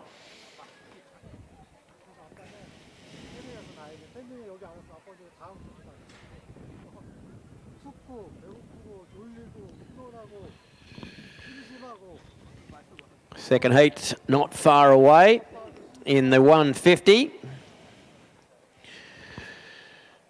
Couple of mark alterations for some of our athletes. Looking up, Connor Hicks in black will start from 20.5. Josh Walker there, having a chat with him at the moment. He'll run from 16 metres in the pink. Looking for green, but not seeing a green. Yes, we're getting indication that Oren Ball who was to receive a half-metre lift, has not arrived to start. And I'm pretty certain we won't see the yellow also, and that being Colegrave. He's a Devonport gift finalist later this evening. James Brennan is going to be a starter, and he's got the nice news of a 1 metre lift, so he'll start off 12 metres. Aaron Rigby looking over. Yes, I can see Aaron making his way back to the mark of 10 metres, so he's been given half a metre. And we do welcome Mitchell O'Neill in the red, another very strong athlete over the 200 and 100 metre distances. He'll run in the red from 3.5. Mitchell O'Neill, so 3.5 metres, suggests that he will be quite the classy athlete from the very tight mark of 3.5 metres.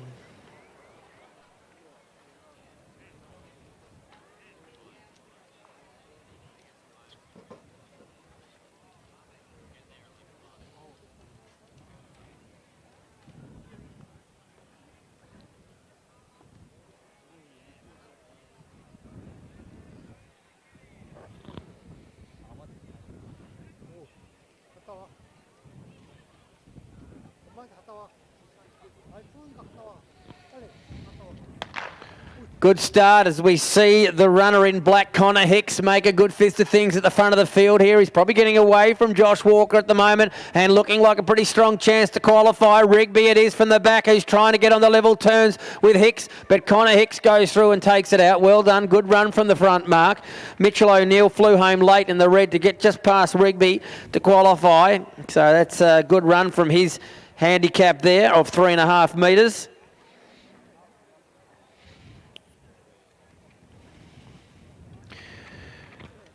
So that's time of 16 and bits, enough to get through in heat number 1 and also 2. In heat number 1. Heat number 2's results will be popping up there shortly. Mitchell O'Neill under 21 seconds for 200 metres. What's he produced off almost scratch for 150. Tough conditions here though, the wind pushing hard into their faces as they come into the straight. Connor Hicks has taken it out though, used that handicap to full advantage, 16.15, a strong run too for Connor.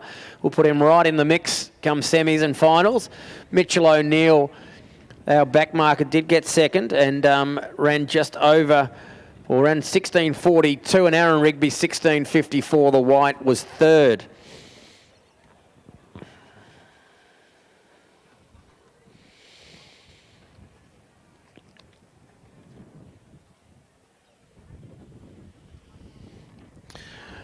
Heat number 4 is not too far away. Number of these athletes entered both the Devonport gift and 150, so that's why we are seeing a couple of scratchings.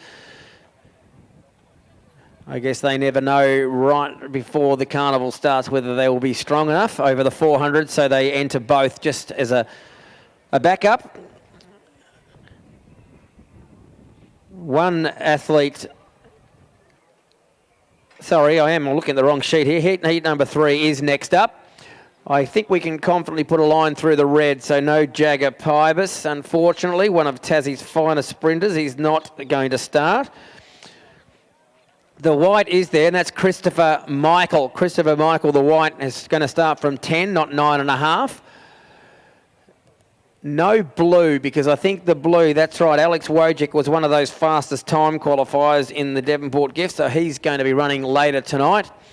Avery Thomas, well, he's, I think he's just come over from the pole vault after clearing a few pretty nice heights, and he's going to have a crack at the 200 now. So a real versatile athlete is Avery, and we all heard Tyron talking to him some time ago about what's on his sporting agenda. Football looks like a bit of a focus for him, but the athletics is no doubt helping that, and he'll start in the yellow from 11.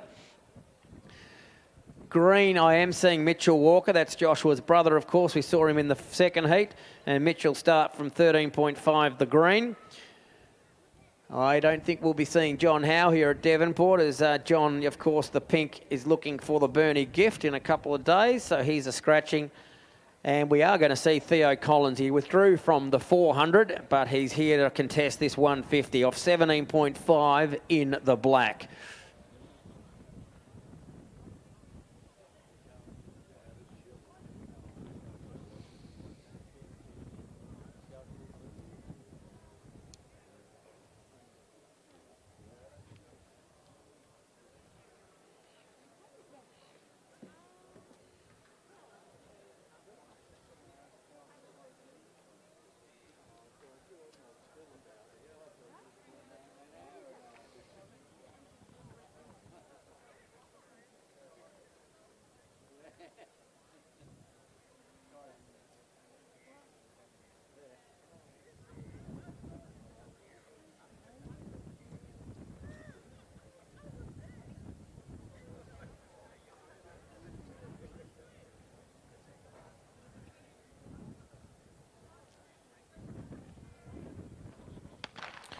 So nice start there from Theo Collins, our front marker. It'll be hard to run down. 17.5 metres. Avery Thomas, the yellow, is making a forward move. Here comes the white of Christopher Michael. Theo Collins still in front, holding that mark out in front.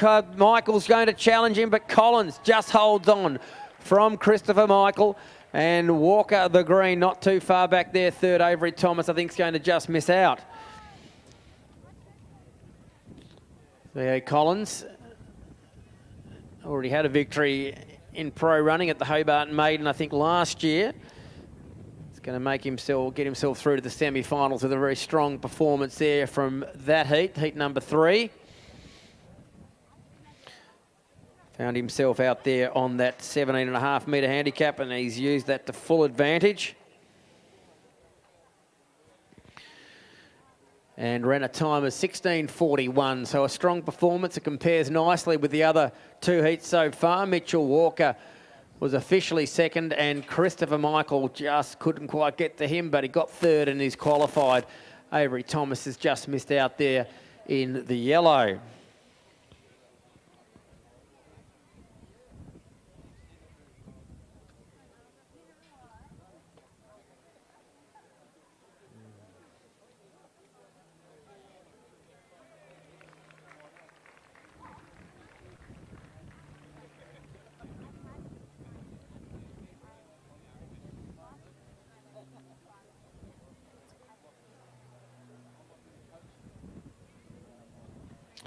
Fourth heat, getting themselves prepared. Unfortunately, the Bernie gift winner, Jessie McKenna, the red, is the withdrawal from this one, but replaced by a pretty handy athlete, that being Jara Conte, the Victorian. A Frankston gift winner. He'll run from 5 metres in the red. We go out to the white. Looking for the white. No, we're getting an indication the white is a scratching. Colin Skeens over there, and he's part of the Spirit of Sprinting program. He lives in WA, so he's come a long, long way here to run at Devonport. So we welcome Colin, a stall winner in the under-18 event over 100 metres. So certainly knows his way around the pro running tracks, having won on the most hallowed turf in pro running at stall. Colin's scheme will run from 10.5. No yellow over there, so Michael Ramiro, the Victorian's not made the trip down, so he's a scratching. Logan James is there, a recent winner of the 300 at Hobart. Jaden Reed, I can see over there in the pink from 14.5. And we see the veteran Andrew Hay in the black from 17.5. So pretty strong runners with a very quick Jara Conte to look at them. And he's going to be trying to join his stablemate in Say Morris through to the semi-finals.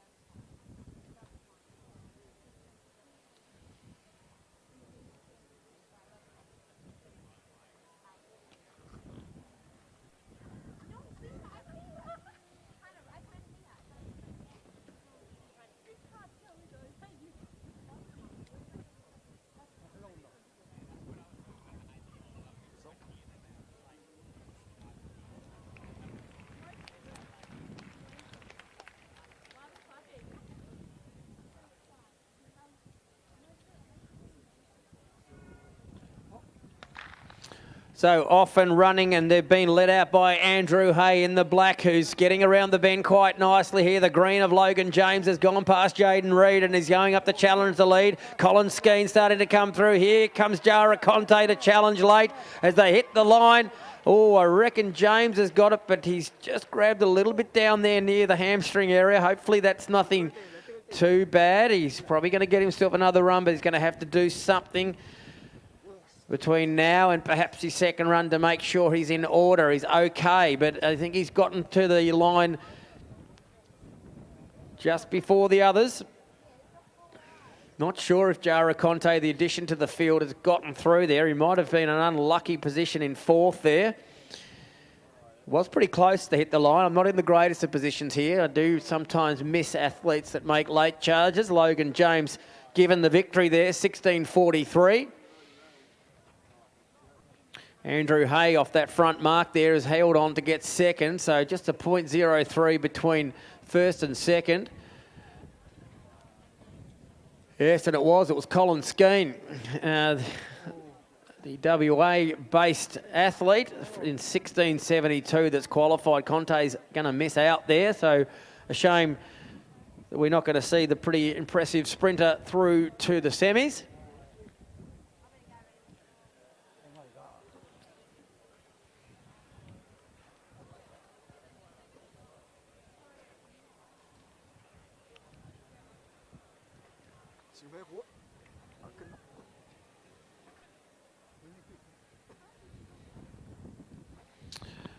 Coming up soon will be our fifth and final heat of the Accident Repair Centre Devonport Men's 150 metre handicap. We've got the official bar out in the pole vault now, so things are getting serious. Not the practice foam bar anymore, as they're starting to perhaps creep up to heights that may challenge them.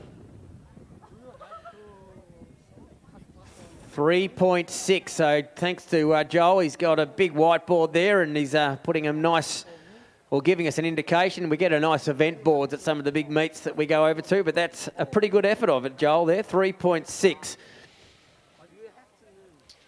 So you might be able to relate that to something at home. That's pretty high, and you can see our hard-working helpers, one being Tyron Philpott, of course, our Devonport gift winner, making sure it gets right up on top of the supports there. Now, they have the ability to move them forwards and backwards and ask for different things, and it's very technical. We've talked about the pole vault along with Joel, how much is required to get everything right. Speed at the bar, approach, where it gets planted into the ground, and then hopefully launching them over the top of whatever height's been put there in front of them. We might be able to get to see this attempt.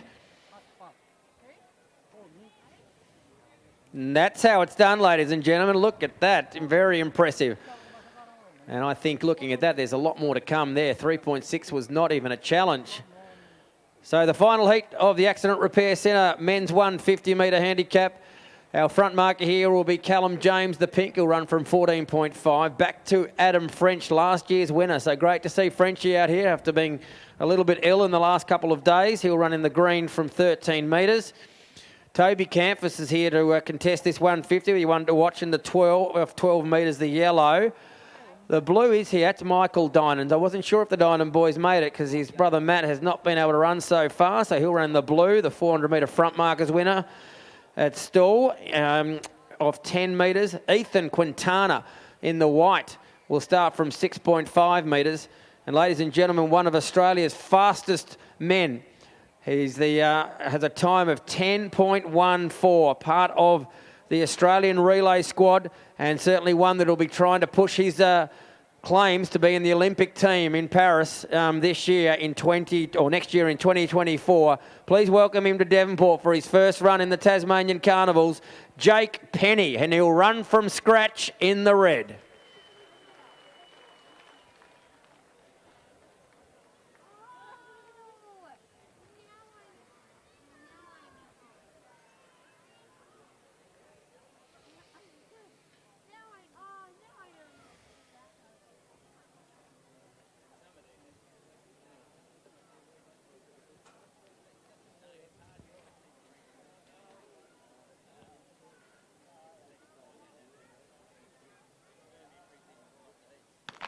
Off and running, and it's Callum James, the former Tasmanian, leading them out here. Look at Toby Campus go past last year's winner, Adam French, and go straight to the front. Look at Penny start to rip through the field. Look at the speed of those legs. Will he be fast enough to get through? It's going to be tight. Oh, I don't think he's going to make it, but Campus gets through. Dynan, the Victorian, was close up there. Not far back was French, last year's winner. But it's a pretty tough task for these back markers. They've got to go around a bend, and it goes for about 100 or so metres, and then only about 40 metres of straight. They look up, and there's hardly any more room for him to get past. Don't think we're going to see Jake Penny. He might have to wait for Bernie and see if the 120 metre distance suits him a bit better. Winners will go up very shortly. Zave will just get this last result, and we'll go straight back to you. 16 seconds or so. Oh, here we go. We might have a real chance for the final. A favourite, 15.98. The time recorded from Toby Campus. So there's your favourite for the semis and finals perhaps later on. He was first, certainly the most competitive heat, that one. Really stacked with class. And providing a pretty tough challenge for our photo finish team, I think, to record the correct places. Dynan was amongst them. I think he might be second or third, but perhaps we'll just stay with that. You can look up at the board as you see it, but it was Toby Campus who stamps his favouritism in the Accident Repair Centre Devonport 150-metre handicap. Back to you, Zave.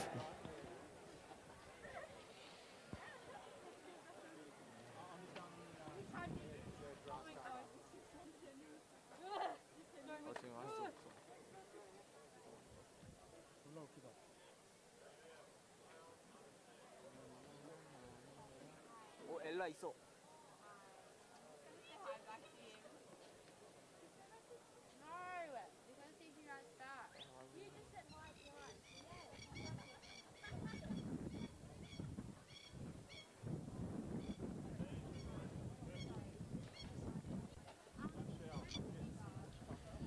Thanks, Grant. We're about to get underway in the Synetic Accountants and Advisors Women's Invitation Elimination Race. It's event number 78 on the program. The girls have got the gun.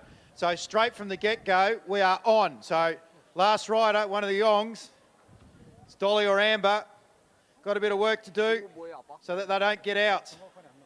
So we also have a couple of scratchings and one addition. So Ebony Gorinka is out and Emma Stevens also. Saddlecloth number 57 and 81, they're both been scratched.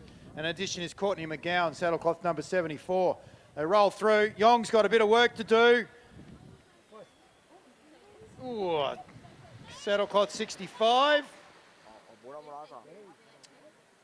Si Hoi. So Si Hoi is out.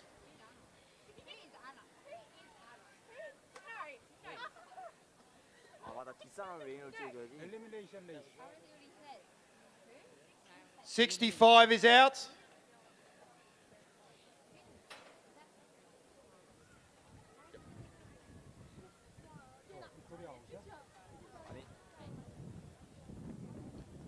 So saddlecloth 65 is out. Si Hoi, you are out. 66. Yep.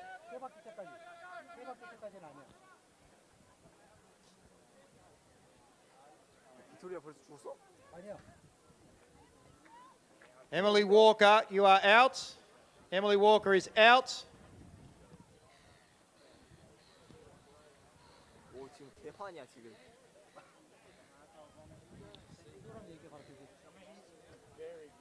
아빠 지금 교대하고 싶어. You need to sort this out. 뒤에 사람 잡아야 되잖아. 65 still in, Mike needs to get out.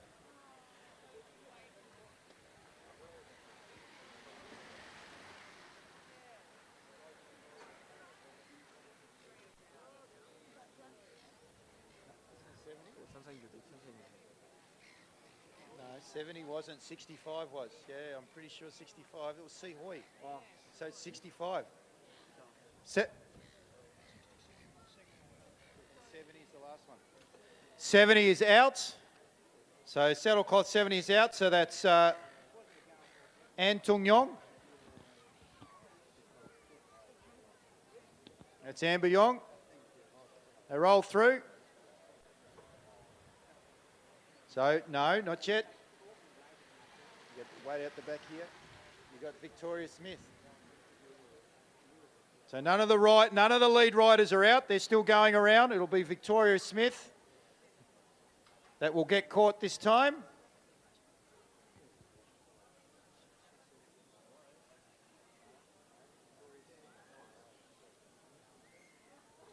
So the rider in the royal blue, she comes across the line here. So Victoria Smith is out.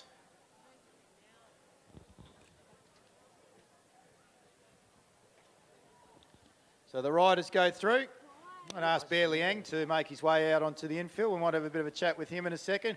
Looks like Courtney McGowan, saddlecloth 74, is out. So Courtney McGowan, former Tasmanian, now based out in Queensland. She's out.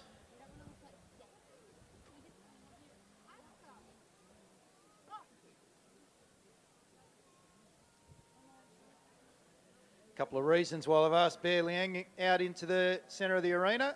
Doing a bit of a live stream today. We might get Bear to talk about that. He's involved with that. He's also involved in another capacity. His daughter's out here on the track, Ella Liang. Stratus looks like she's in a bit of trouble here. She makes a go for it. Saddlecloth 64. Saddlecloth 64. Scarlett Sybil, you are out.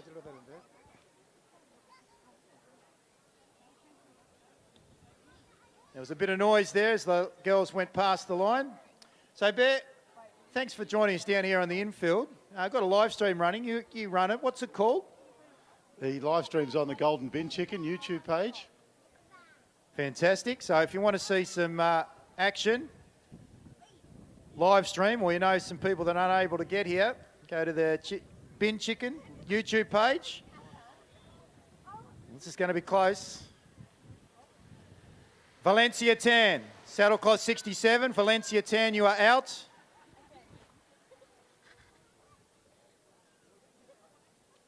Your daughter's out there too, Ella Liang. So she's involved with the Balmoral Cycling Club up in Queensland?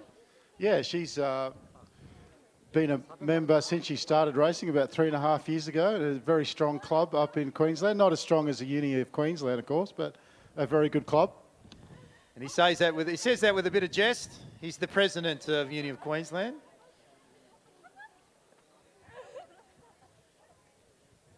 So Lauren Perry on the inside here, got good position, so she'll hold that. 62, Amelia Mulhern from the Brunswick Club in Victoria is out. She's in the white bib. You've held many and varied positions with regards to cycling in Queensland. You able to elaborate? Yeah, I was the president of Cycling Queensland for a while, and then when we amalgamated to Oz Cycling, I was on the board of that briefly, involved with getting Tassie involved, and I've been loving the Carnivals. We were down here last year, and it's been fantastic again this year. You do a great job, you guys.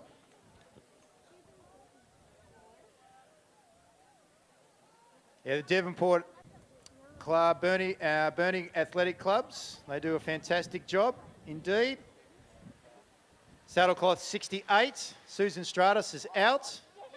Brandon Clark and or Lily James. If you could see Daryl Nettleton on the infield, please. So Brandon Clark and or Lily James.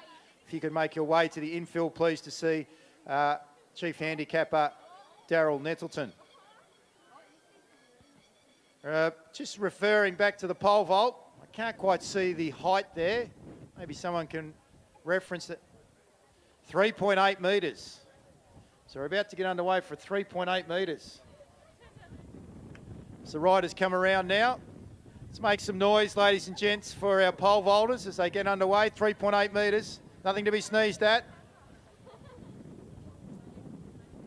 Lauren Perry, unfortunately, is out, making transition. Saddlecloth number 56 into sprinting. Now, last week, you were involved with cycling in Victoria as well with the Austral Will. You were calling with Ian Maher, along with live streaming. Yeah, we had a lot of fun down there. It was a great event, and Ian and I worked the AJTS and then the Austral into the evening. It was good fun. That would have been a long day. It was a long day yesterday down in Launceston. Big for the cyclists. How did Ella feel after that effort? Yeah, she was pretty tanked, to be honest. But they go hard, these guys, don't they? And it looks like Ella's eliminated on this occasion. Ella Liang, Saddlecloth 61, unfortunately is out. Junior rider on the rise, no doubt about that. Velodrome at the Silverdome in Launceston, it's a little bit different to the others around Australia. You able to talk about, say, some of the uniqueness about it?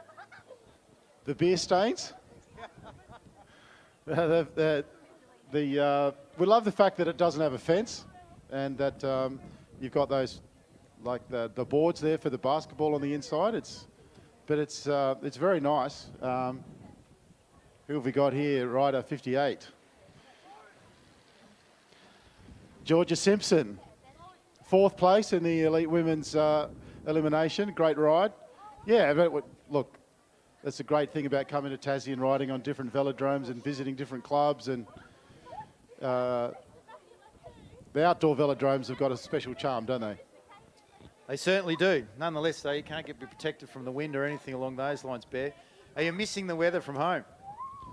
No, there's very severe storms at home, so it's good to be down here in the relative comfort. Well, enjoy the Sunshine Coast while you're still here.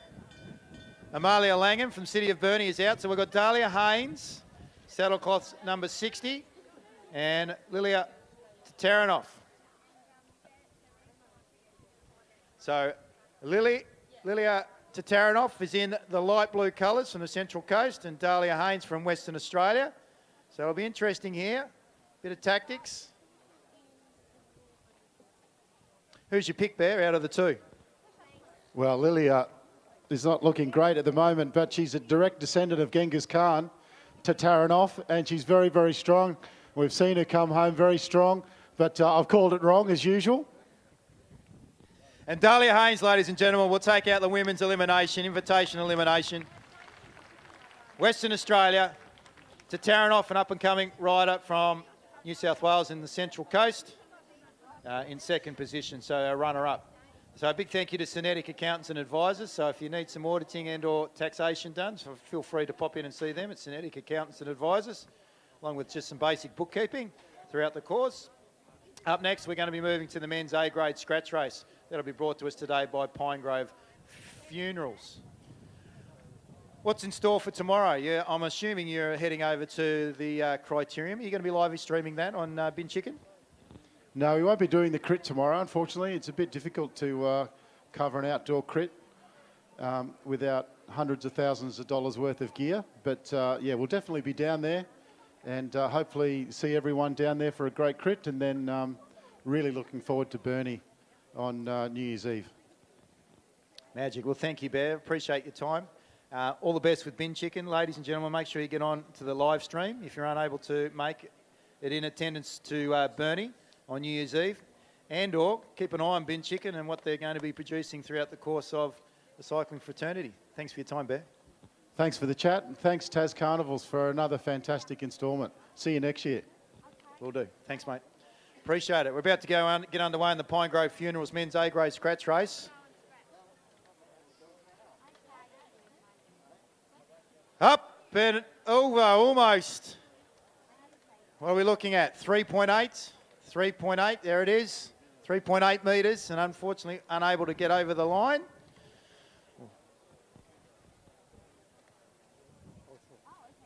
Doug Hammerlock to the centre of the ground, please. Doug Hammerlock to the centre of the ground to see Leon Saltmarsh.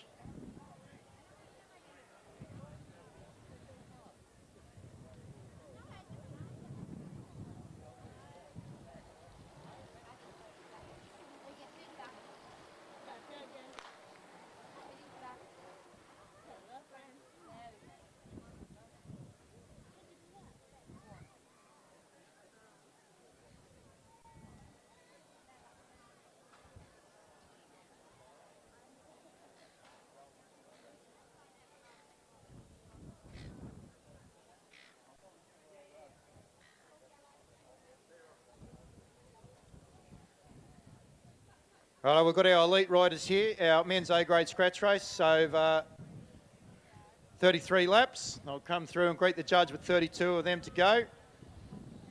Number 5, the Professor, James Moriarty, just leads them through. Interested to see James. We had a good chat with him a little bit earlier on today. Got some big things in store, looking to see if he can make Olympics. So we see our pole vaulters get over 3.8.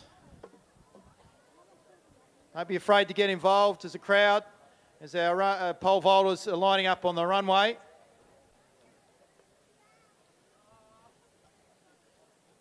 A few scratchings from our men's A-grade scratch race. Jacob Langham, Sam McKee. So they roll through with Frizzley at the top and Apers, 31 to go. Nazimi Jusina, Naziri, and Byron Davies. They're all scratchings from the men's A-grade scratch race. There'll be sprints, ladies and gents, at 25, 15, 5 to go. And each of those are worth $50.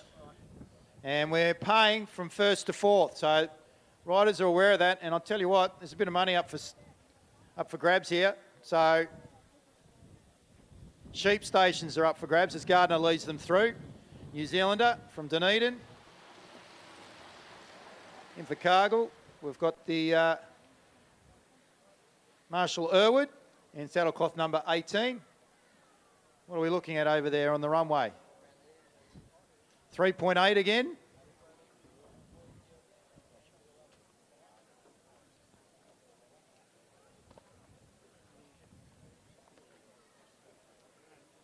All right, here she goes. Ladies and gents, let's get behind her.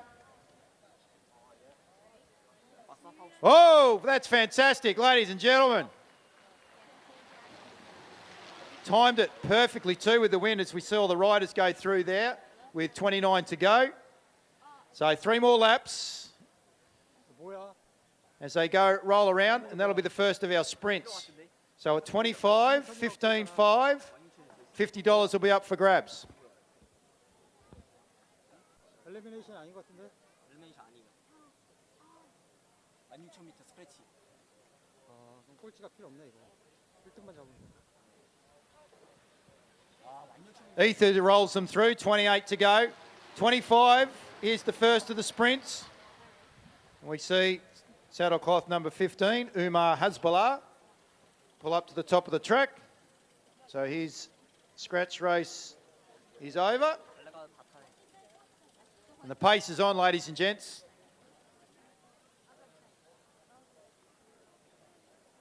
갈라가 얘 단거리가 아니고 얘 중장거리야. He was trying to string them out. None of them would seem to be too flustered though. Stephen Hall from Hall Performance Academy rolls through. He had a nasty crash, as I mentioned yesterday, with 27 to go on the Launceston wheel. Also rode the Madison a bit later on after that with young Sam McKee. That would have been a great experience for the young man to be with someone the calibre of Stephen Hall. So we're rolling through now. And I'll get the whistle. So we're on for the first of the sprints. Where's Frizzly? There is Fair at the back. So he's not interested. Apis is out. And I think that might be Lightfoot. Is that Jack Lightfoot with him? No, it's not. I don't think it is. I think it might be Dola.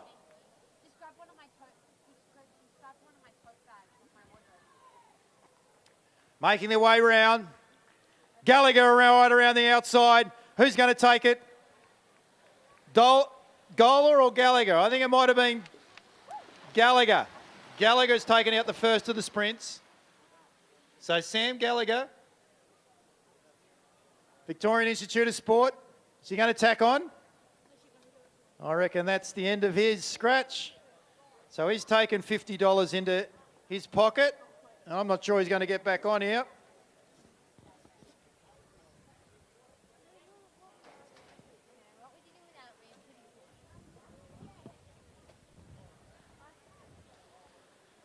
They roll through. James Gardner, 24 to go. He's wearing the Tiger Lycra. We see our little power pocket there in Sam Gallagher.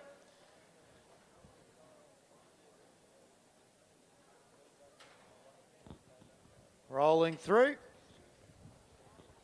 He'll be removing himself from the track very shortly as the riders are about to come through. Greet the judge with 23 to go. 23 to go. Brought to you today by Pine Grove Funerals for men's A-grade scratch race. And there he goes. Kurt Ether leads them through.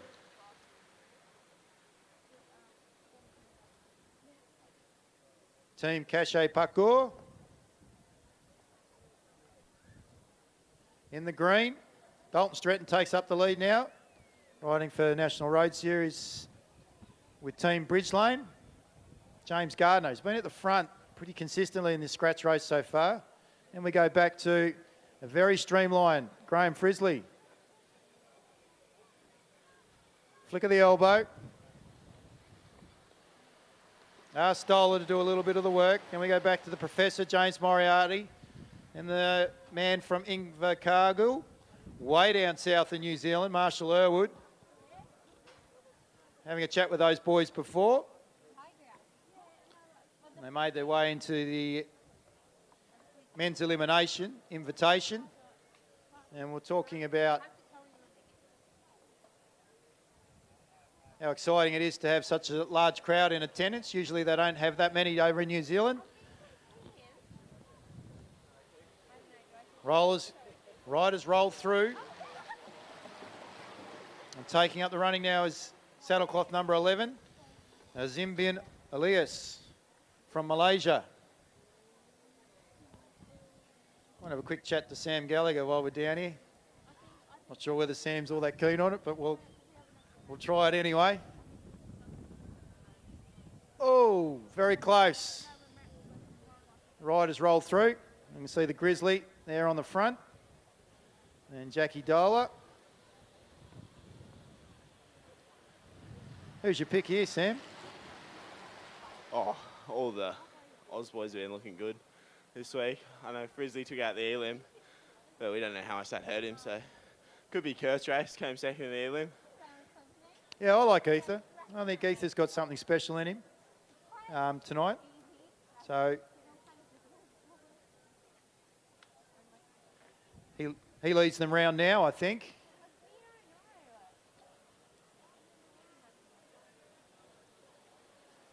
Yeah, he looks smooth. Doesn't look phased at all.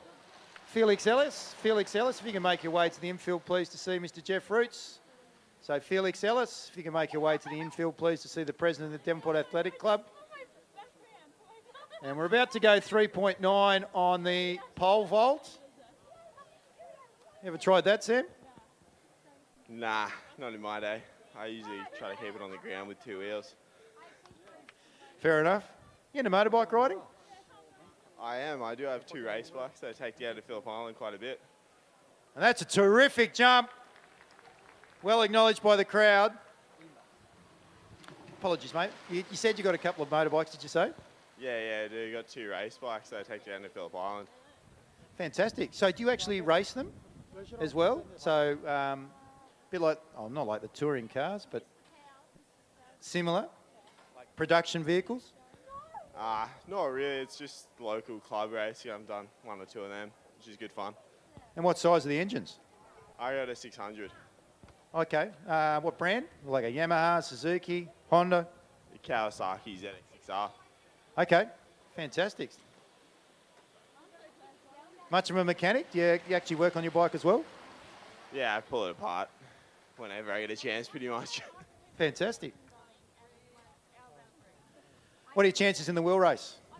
What do you think there? So it's a little bit further than what I suppose the distance you like. You're a bit better, I suppose, over the flying 200 and the kilo. But in saying that, for the wheel race, they're about to grab the whistle here, I think, for 15. Is that right? We're about to grab the whistle for the next lap. So next sprint is on here. We'll hear the whistle. Riders starting to position themselves. Yeah, so for the wheel race, what are your chances? Oh, I feel like if I can sit in the wheels and get an easy run to the finish, I might be in with a shot, but it just depends on how the race pans out. What's that wind like? Has it died down a little bit? Yeah, it's definitely not as bad as it was when I did the first count. I was getting blown all over the place, so it's a lot nicer now, but it's still there. You still notice it. And Graham Frizzly comes right around the outside. Dollar on his inside, so Frizzly's going to take out the second of the sprints. First went to Gallagher, second goes to Frizzly. And Frizzly's gone on with it. Dollar tries to go with him. The rest of the boys sit up. Our little athletic runners, if they could come out, please, and start preparing. So we see Graham Frizzly head out. And I'm not sure, trying to pick that up. I think it might be... Is it Moriarty? I think it might be James Moriarty. No, it's Kurt Ether. That's right, Kurt Ether. He looks strong at this point in time. Irwood does a little bit of work for the Professor. Jumps onto the back of him. And those three boys out in front. Saddlecloth number 11. That's Elias from Malaysia, working with Graham Frisley and Kurt Ether. Trying to get up onto the back of them at the moment is Dalton Stretton and Stephen Hall. They're working well. Then there's a slight gap there to Marshall Elwood, James Gardner from New Zealand, who are pulling through Josh Duffy. I'd say Josh Duffy might be right in the mix towards the back end of this scratch race. Got a big tank, Josh, doesn't he, Sam? He sure does, and he hasn't touched the wind much, so he might be getting ready for a big attack. What do you mean by he hasn't touched the wind much? He just hasn't been on the front, pushing the pace too hard. He's just sort of floating around, following the wheels through. So we see the pole vault. Unable to get there at 3.9. How much of a difference does that make? Oh, huge difference. Just saves the legs. It's so much easier following someone, saving probably about 100 watts sitting behind a wheel.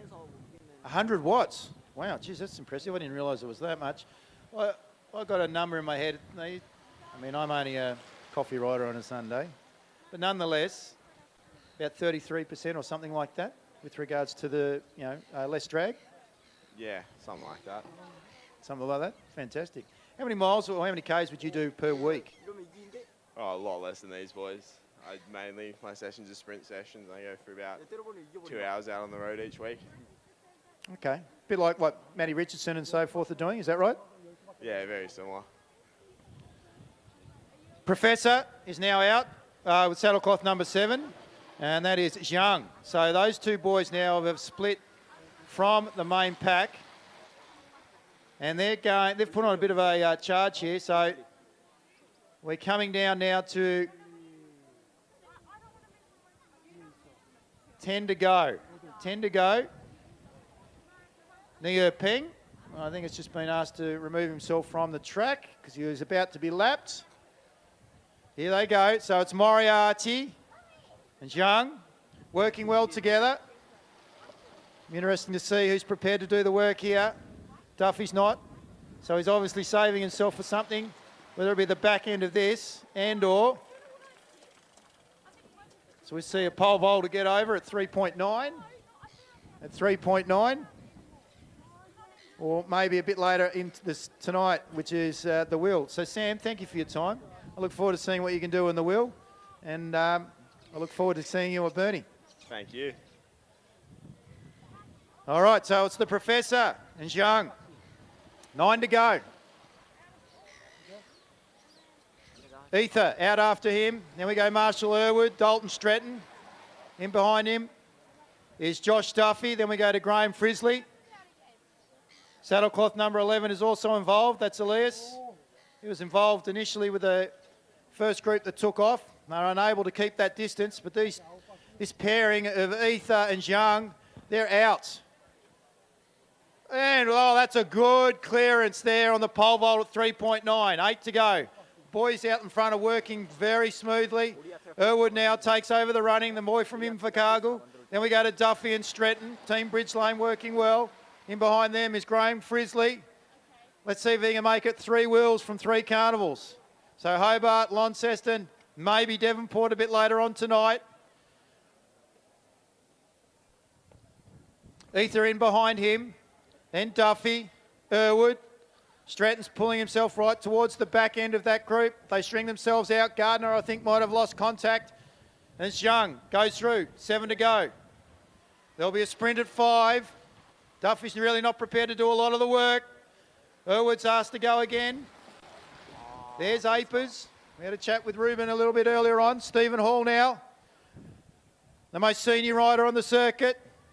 In behind him is Dalton Stretton. He's pulling along Jack Dola. Then behind him is Graham Frisley. Then we go back to Kurt Ether. There's a bit of a gap between Frisley and Ether. And then Lightfoot between Ether and Apers.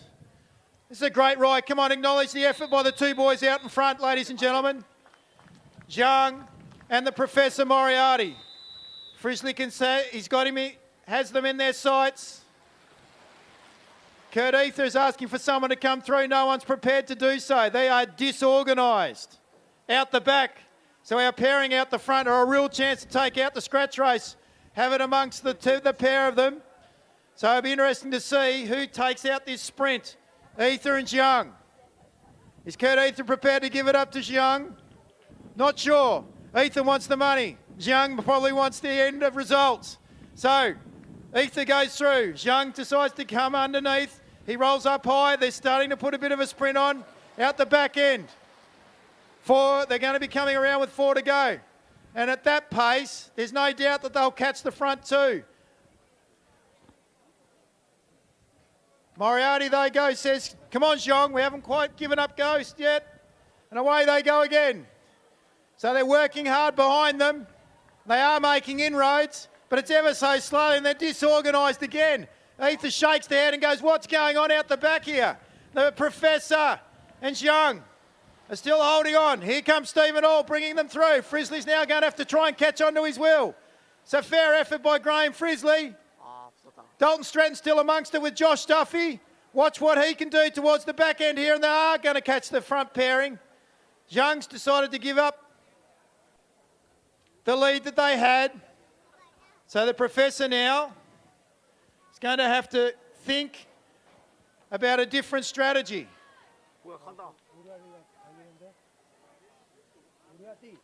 And away he goes again. He's on his own.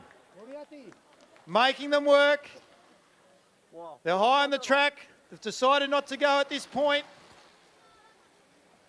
And this gap that he's got is increasing by every stroke of the pedal.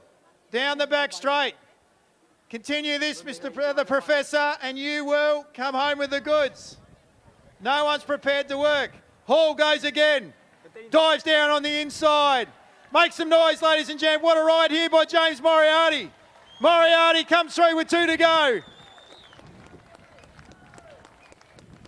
Stephen Hall asks Frizzly to come through. Frizzly's not prepared to do so. He follows his will. Now he decides to go. He puts on a bit of an attack. Duffy goes right in behind him, and then we go back to Marshall Irwood. Kurt Ether. And Duffy decides to go now. With 2 to go. He might have burnt Frizzly here. He's got a little bit of a gap. Frizzly's pushing. Moriarty hears the cheers of the crowd. Come on, the Professor. Come on, James. This is a fantastic ride by James Moriarty.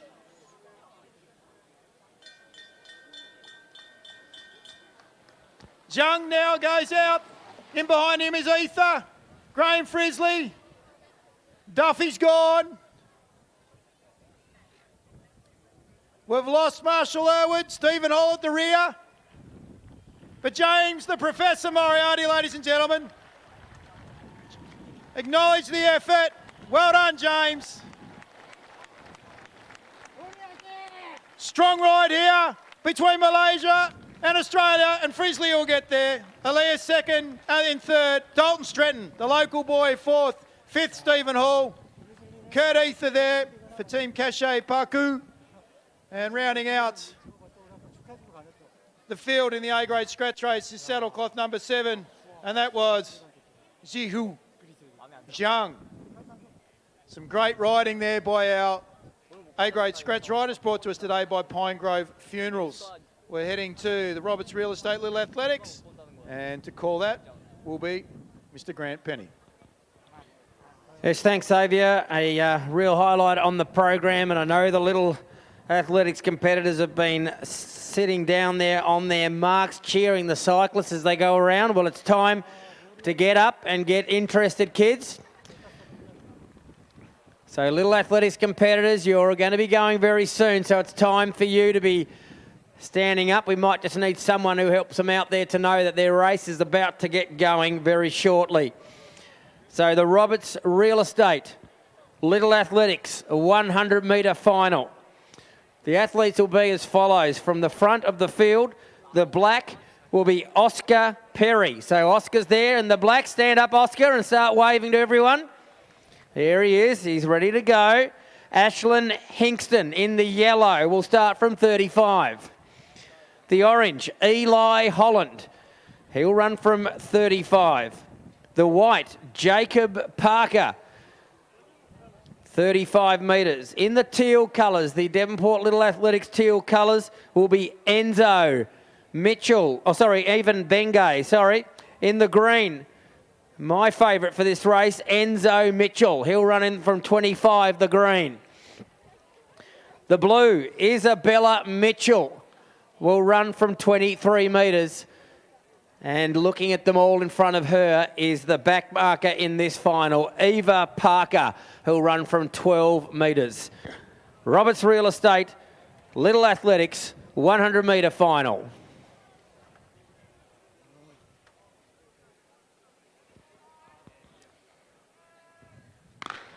Good start from Oscar Perry as he leads them out. Here comes Ashlyn Hingston in the yellow to challenge. Having a look at them all is Jacob Parker. He's checking out where he's in the race. You're still second, mate. You need to get to the front. Ashlyn Hingston in front. Eva Parker flying home from the back. Oh, I reckon Ashlyn Hingston's held on there, the yellow from 35. Eva Parker flew past them, but she didn't quite get to young Ashlyn Hingston, who, just like they have in all the heats, they're waiting in their lanes. Don't worry about doing that, kids. The race is over. You can make your way across to mums and dads and whoever here is helping you. But I think we'll see that Ashlyn Hingston's name will go up onto that scoreboard first. And I tell you what, it was quite the run from Eva Parker, the back marker. Not sure if she's officially second, but I tell you what, she stormed past a lot of them. And how about a big round of applause for our finalists, ladies and gentlemen. Roberts Real Estate, 100 metres, Little Athletics, a great sport. Get involved. Their competitions, I know, in Devonport happen over there at Girdleston Park in East Devonport. A great community that they have going there, a club that supports all our junior kiddies. We saw the Tiny Tots as well, so they're all for all ages and all abilities. So well done. We'll give you official results as soon as they come to hand. And I now throw to Jeff Roots for the official opening of the carnival. Welcome. I'd like to welcome everyone to the 85th Devonport Athletic Club Sea Road Taste the Carnival. I'd like to thank all our sponsors for their continued support of our carnival, with a special thank you to Sea Road and especially Chaz Kelly, their Executive Officer, for their support, and to Kathy and Peter Bruin for their continued support of the women's wheel race and women's cycling completely. You know, they do a wonderful job wanting women to improve in their cycling. I'd like to also thank the Devonport Council for the support of our carnival, and to the groundsmen for the great job that they have done in preparing the ground. If you look at the ground, I've probably never seen it better in the 45 years I've been coming here. So it's been great. Another big thank you to the state government. They give a lot of money to the Carnival series, and without that support from the state government, these series would not be able to continue, and they've committed for another year, and we'll just have to keep talking to them to get a few more years, hopefully. I'd also like to thank the Athletic Club Committee for the work that they have done to get the event on. It's been a very big year this year with the pole vaulting.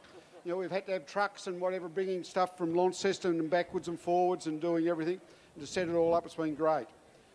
And as I said last year, this club is struggling for volunteers. We've got one member under the age of 60. We got one new member last year and he was 72. So that's really making our youth come down. So if we don't get some more younger members soon, we just can't keep doing it forever. So I'd hate to see this event with the great crowd that we've got here tonight to fold up. But within the next 4 or 5 years, I just can't see it continuing on unless we can get some new people to help us. So I'd like to thank everyone for coming, and now I'd like to hand over to Felix Ellis MP to officially open the 85th Devonport Athletic Club Carnival. Look, thanks, Jeff, and thanks everybody for being here. It's wonderful to see another great crowd supporting the Tasmanian Carnivals series. Your presence here is what really makes it worthwhile. It's a great way to ring in the new year, to celebrate all that's great about athletics on the coast and around Tasmania. We want to give our young kids and athletes coming through great opportunities to compete and step up on big stages like this. So it's wonderful that you can all turn out to support them in the work that they're doing as they become our future Olympians and superstar athletes of the future. Can I also thank our volunteers, just from the bottom of our hearts, for the work that they do here making this event possible and all the other events that are going on around the coast at the moment. It's a busy time and there's fewer and fewer people stepping stepping up and putting their hands up. It takes a lot of work to make an event like this possible. So thank you to each and every volunteer who has gone in, worked hard all year and helped make this event and the Tasmanian Carnivals series possible. It's wonderful to see, as I say, all your support for their hard work and really making it all worth it. So look, I hope that you have a great evening, that our athletes perform really well, set some great times. Hopefully we see some more personal bests out here today and tonight, and it gives me great joy to declare the Devonport Carnival open. Thanks very much, Felix. Now I would like to get the three young ladies to come forward. Olivia, Harmony and Siegfried, yes, that'll do, to do the national anthem.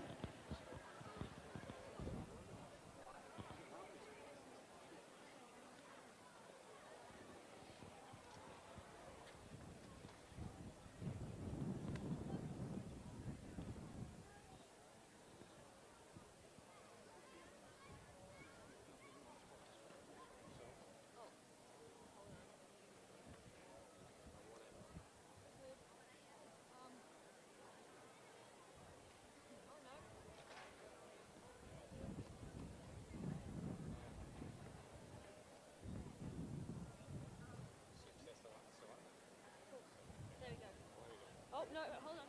Yes, the right one. If it says 2 semi-turns lower, that's the right one.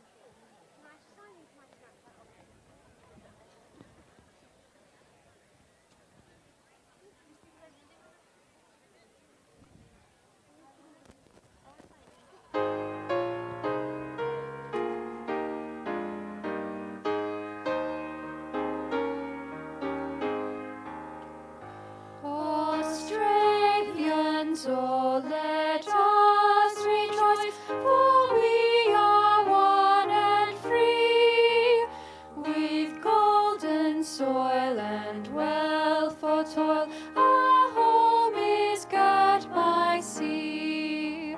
Our land abounds in nature's gifts of beauty rich and rare. In history's page let every stage advance Australia fair. In joyful strains yet let us sing, advance Australia fair. Thank you very much, ladies.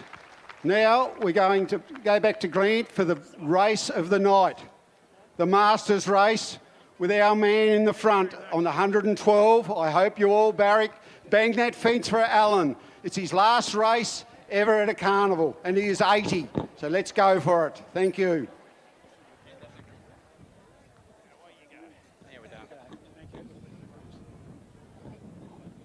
Yeah, great opening, great anthem, and a great opportunity to introduce our next race.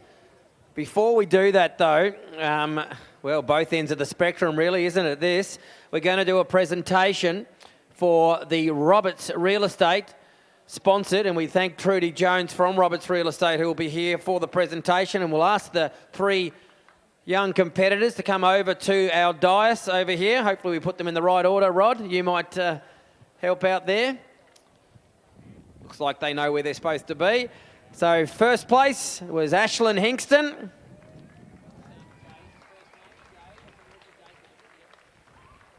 Second place, Eva Parker. Third place, Jacob Parker. Eva's taller than the lot of them, isn't she? They're in third, but well done to all three of them. A fantastic event that it has been for many, many years.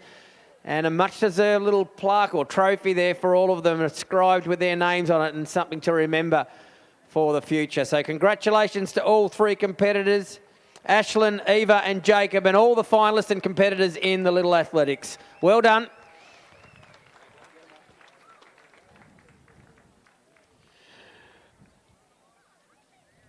So from the youthful exuberance of young Ashlyn, Jacob and Eva, we turn to the less youthful, probably just as exuberant competitors in the Lada Masters 300 metre handicap final. I think the youngest competitor that we've had here today has been 3 years of age, Jeff. Well, we've got an 80-year-old competitor about to set fire over there in the back straight. So our field that I've got here, you won't not be able to see them that well from where you are in the stands, but they're over there in the back straight preparing themselves for the Lada Masters 300-metre handicap final. Our back marker here, and again, I'm checking underneath the gazebos and above to see if I can see him. It should be Dan Lamoto, the red, from 17. Adrian Bender, we won to watch, a winner at the Masters 300 in Hobart 2 days ago. The Victorian in fantastic shape off 17, so you can see why he's been pulled back 2 metres. Brendan Smart knows these races well, as he has done a number of them now, and he's had a lot of victories in his long career in professional running. He'll run the blue from 25. Ben Charles will be the runner in yellow. He'll run from the handicap of 52 metres. Then it's out to the green. I can't see a green, so it looks like we may have a scratching there from Maximovich, the green. Les Williams is an athlete to certainly watch for. I'm looking around for him. I can't see the green at the moment. I reckon Les is saving up his cookies for the mile, so he's probably a scratching. No Robin Locke there, the black, so put a line through the black as well. The grey of Pollard's out. Susan Moody is there. The orange from 76 metres. And the purple, we spoke of him, and he's going to have his last hurrah here tonight at 80 years of age. Alan Bakes in the purple. 112 metres. All the best, Alan. Make him hard. Make it hard for him to catch you, mate. Show him a clean set of heels. You've won here before. Let's do it one more time. The Lada Cafe sponsored Masters 300 metres. Athletes, on your marks. Set. Off and running goes Alan Bakes as he goes past the cricket club rooms, and he's off to a pretty quick start too. He's going to be hard to run down. Susan Moody is in pursuit of him. Look at the runners from the back here. Brendan Smart behind him in the wide of Adrian Bender. Dan Lamoto's trying to make contact with him, but Alan Bakes it is. He's pumping the arms and lifting those knees up and down as fast as possible. The crowd's behind him. What can he do for 40 more metres? Can he hang on? Here comes Bender from the back. Dan Lamoto flying home. Bakes is still just in front. Can he get there? Oh, not quite. Lamoto just gets him on the line from Adrian Bender. I reckon Bakes he's held on for third though. Oh, there was nothing left in those legs. But one more big round of applause for all the Masters, and in particular, Alan Bakes. How about it? 80 years of age. Making it very, very hard for them to run him down. You can see how exhausted they are. Congratulations to the lot of them. A real spectacle that was. We love seeing the kids run down there, but how about that, ladies and gentlemen? That was quite special. Good on you, Bakesy. Great to have you here at Devonport. And who knows? You never know. You might just get inspired to do it one more time. But if you get a chance to see Alan, go up and have a chat. He's a great fella. And didn't get it done tonight, but I tell you what, it was close. Look at those times. 37.42 the win for Lamoto. Second was Bender, 37.71. Oh, Smarty did to sneak past Bakesy as well, 37.93. Oh, there you go, Bakesy. Just under 38 seconds off your mark, so you can work that out and see if you're happy with that. But look how close that was. Well done to the handicapper too for making it such a close event. About to get underway with the next event on today's program. It's the Kathy and Peter Bruin Women's Wheel Race. So first of the heats, first 9 from each heat will make it through to the final. There'll be 2 heats for the women, and it'll be over 2,000 metres, so that's 4 laps. Just a friendly reminder that each rider needs a pusher, and to the pushers, thank you for volunteering and supporting each of the riders. Friendly reminder to keep your feet placed. You are only able to push with your arms, but you are not to step. So that's come from the commissaires. So if you could please make sure that you do that. That's in the interest of safety for you and also the riders.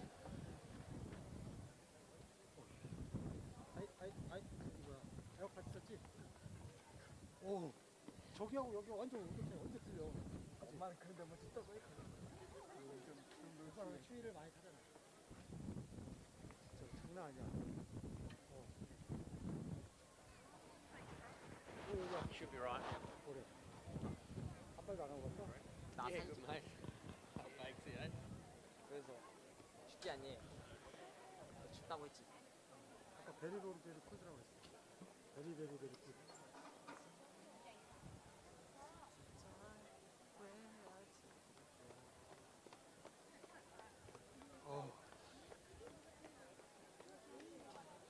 사람이 여기 직경으로 오니까 정말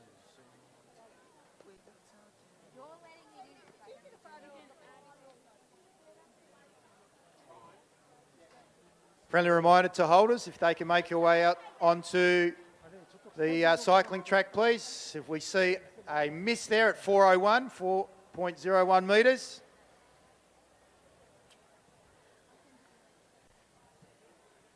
엄마 짜증나서 간다지. 추우니까. 간대요? 열받았으니까. 내려갔다. 비행기 바라보고 있거든. 어? 비행기 바라보고. 설마 그냥 안될 거야. 그게 가는 게. 이거는 그냥. 네. 비행기표 다 화물 안 해줄 거 똥한데. 환불해줘도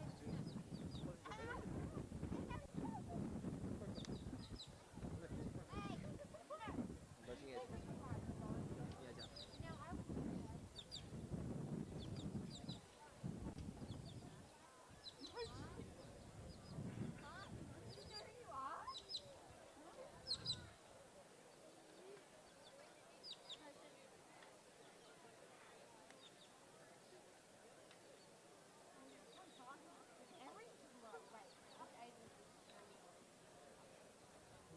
Thank you to the pushers. Friendly reminder that all riders require a pusher.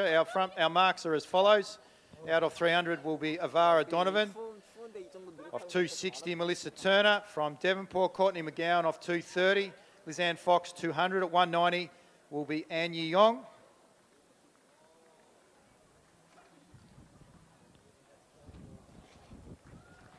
Odette Lynch off 180. 170, Suzanne Stratus. As we get a clearance there at 4:01. Amelia Mulhern at 160. Scarlett Sybil out of the X-Speed off 150. Ella Liang off 140. Dahlia Haynes at 120. And I believe Lauren Stratton's mark has been revised. I think she'll be riding from 80. So I'll just double check on that.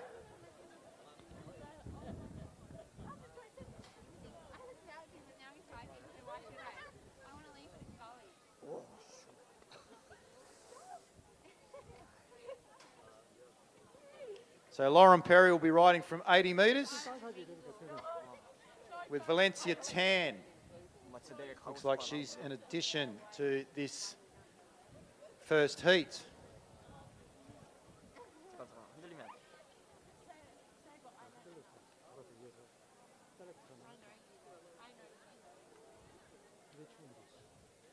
우리가 제일 좋아. 그러니까.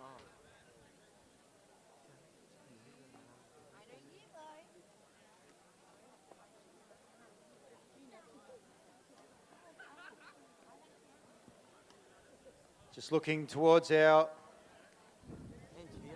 chief starter. Just we're all checking with regards to each of the riders and the handlers. Out markers, or limit markers, getting into position now.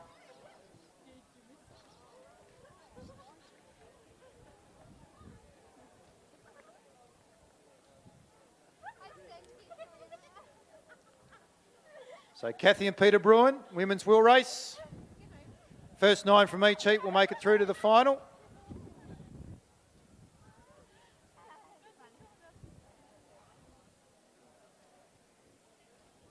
Riders, attention. And we're off and underway.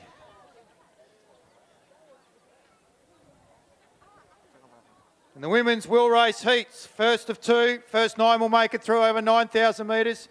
First rider to come through here to greet the judge with 3 to go is saddlecloth number 78, Avara Donovan.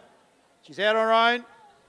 Quite a significant advantage over Courtney McGowan, then Lizanne Fox. Then we go back to Dahlia Haynes. Dolly Yong. Second heat riders, if you can make your way to the infield, please. Women's wheel race brought to you by Kathy and Peter Bruin. Back marker there is Lauren Perry and Valencia Tan, and Lauren's unable to keep the wheel of Valencia, so she could be in a little bit of trouble, but if she persists down this back straight, she might be able to join the bunch and be able to get some sort of a free ride, and we spoke to Sam Gallagher about that a bit earlier on this evening. With 2 to go, going through is Avara Donovan, and she's going to comfortably, if she's able to keep this pace, make it through. Suzanne Stratus goes through now. So they come through to greet the judge with 2 to go. Lizanne Fox takes up the running, but no one's really prepared to work. Jumping on the back of him, it's the queen of the track. That's Lauren Perry. So she's joined in now, and she'll get a bit of a free ride at this juncture. I suggest she needs it after making that effort with Valencia Tan, but our front marker is doing it hard out on her own. That's Avara Donovan. Donovan now still leads quite comfortably. She comes through to grab the bell lap. Come on, let's give her some support, ladies and gentlemen. She's out on her own, our limit marker. On the Fuji, Avara Donovan, away she goes. The rest of the best are now coming through, led by Liang, Sybil, and also Perry. Away they go. Adet Lynch is in there as well. Dahlia Haynes, Amelia Mulhern, Suzanne Stratus towards the back. Courtney McGowan, she's somewhat boxed in it. She's back at the rear. She's going to have to come up behind Dahlia Haynes in order to be able to get a ride, and she has to go 5 wide. So they come round now, and they've caught their limit marker. So our limit marker, unfortunately, is not going to be able to make it through. But Sybil will get there, no trouble. Perry's in, Haynes is in, Fox, Yong. Rider at saddlecloth number Stratus, I think, might have got through. And we'll find out very shortly. But one of those within the pack is definitely out. Valencia Tan's through. I think McGowan's through. So Sybil takes it out in a time of 2:35.4. Adet Lynch was second.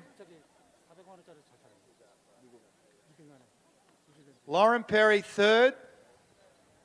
So first 9 will make it through. Yong is in 4th position. So there's no Emma Stevens, so Emma Stevens isn't up there. Valencia Tan is in though.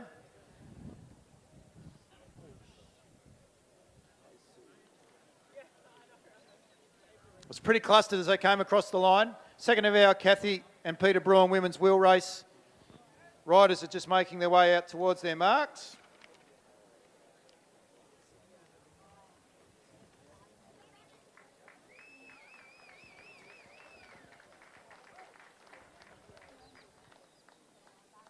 Dahlia Haynes is through. So we've got first to 5. They're definitely through. Still waiting on the next 4.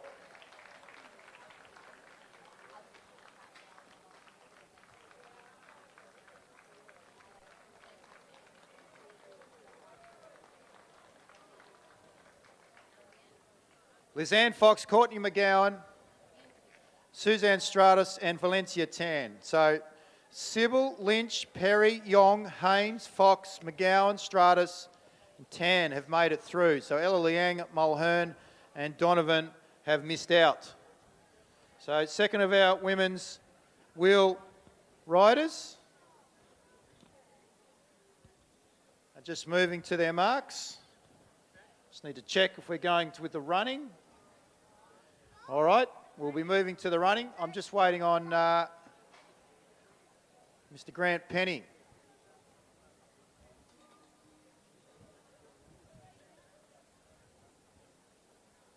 I can't really do that because I don't have any names.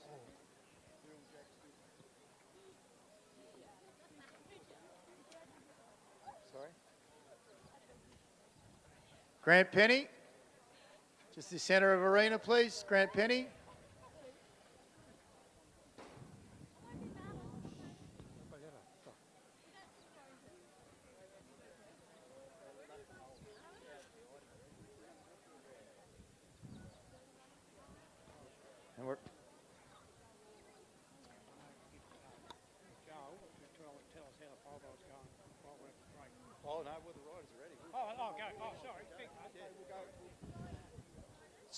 So riders, we're going to go with you first. We're waiting on our commentator, so Grant Penny. So riders, we'll be going with the second of the heats of the Kathy and Peter Bruin Women's Wheel Race. So runners, you might like to stand down. 4.26 metres is what we're looking at in the middle there. So Tyron Philpott, man of many talents, State League footballer with South Launceston, amongst many other athletic pursuits.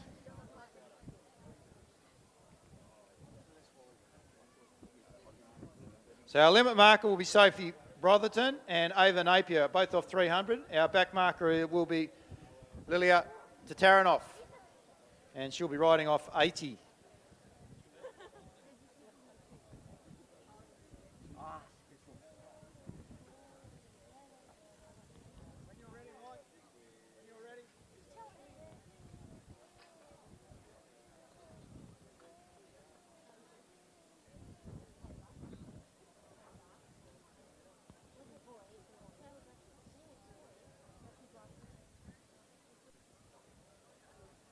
Still waiting on the all clear from the marshals on the track for the cycling.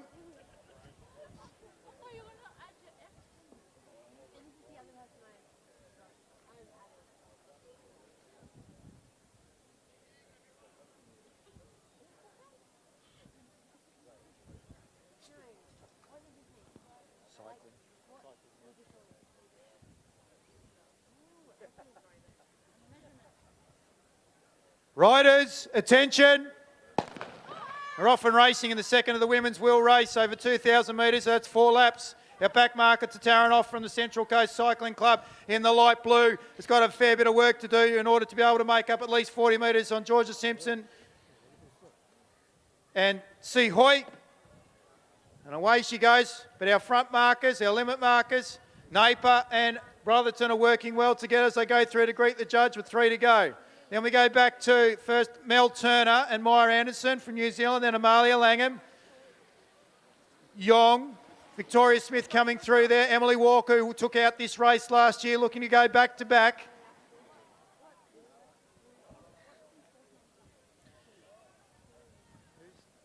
Seahoy is also involved here.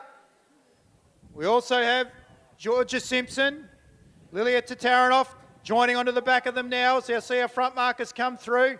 Brotherton and Napier, I think they're going to have to work a little bit or dig a bit deeper in order to make sure that they make it through. Melissa Turner doing well with Maya Anderson, but here comes the group. Emily Walker with a smile on a dial leads them through. Seahoy. Then we go back to Yong, Amalia Langham, Georgia Simpson, Victoria Smith, and then Tataranoff. Rolling through now underneath the big giant Devonport screen. Brotherton looks like she's falling away and she's about to be swamped by the peloton as they go past. Away they go now. Down that back straight. Maya Anderson's about to be caught there by Seahoy and Yong, Yi-Yong, going around the outside. And Napier's out on her own. She'll get the bell lap. She's going to have to work hard, is Napier, in order to be able to keep a spot and be in the top 9. So Yong leads them through with Seahoy, Maya Anderson, Amalia Langham. Make some noise, ladies and gents, as they come round. Past you now, Victoria Smith. Tataranoff's way out the back now. I'm not sure she's got enough in order to be able to keep going. Georgia Simpson goes around now and joins in. So there she's riding well as they come down the back straight. They look strong. Those riders, 1, 2, 3, 4, 5, 6. There's 7 of them. So Napier's still involved. So is Emily Walker if she wants to be able to. Double up from last year for the Kathy and Peter Bruin women's wheel race. Emily Walker's going to have to work hard in order to be able to get through. 1, 2, 3, 4, 5, 6. New Zealand rider Simpson takes it out. Napier, Walker, and I think Tataranoff may have just got in. Brotherton, Melissa Turner rounding out the field. The second of the heats. So we've got Simpson, Seahoy, Yong, Victoria Smith, Maya Anderson, the top 5. Time was 2:30.88. 2:30.88. Next 4, Langham, Napier. So that's 6th and 7th.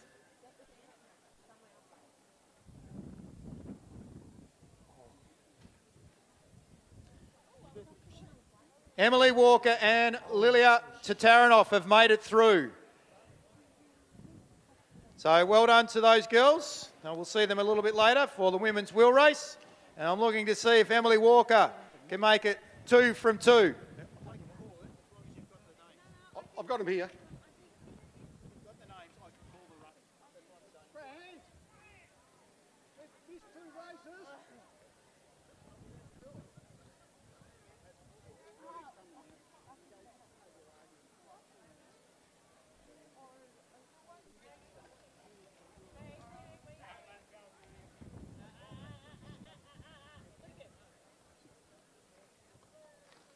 Riders for the first heat of the Steve Daly Memorial Sea Road Men's Wheel Race. If you could start making your way out onto the infield, please. So riders for marshalling in the first heat of the Steve Daly Memorial Sea Road Men's Wheel Race. If you could make your way out onto the middle of the arena for marshalling, please.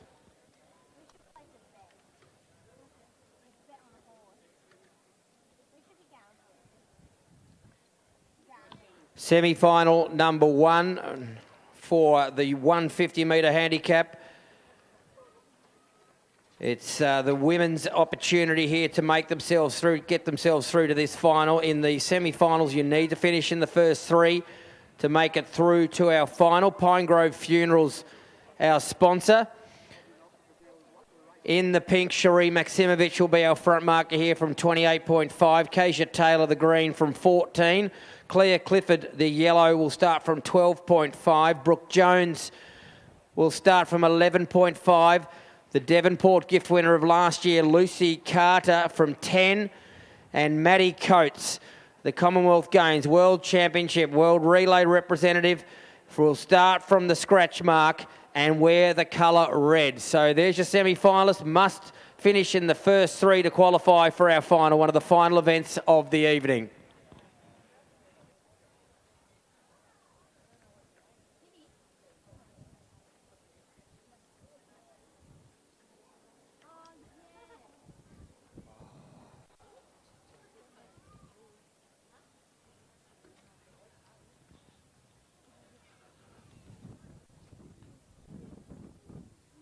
On your marks.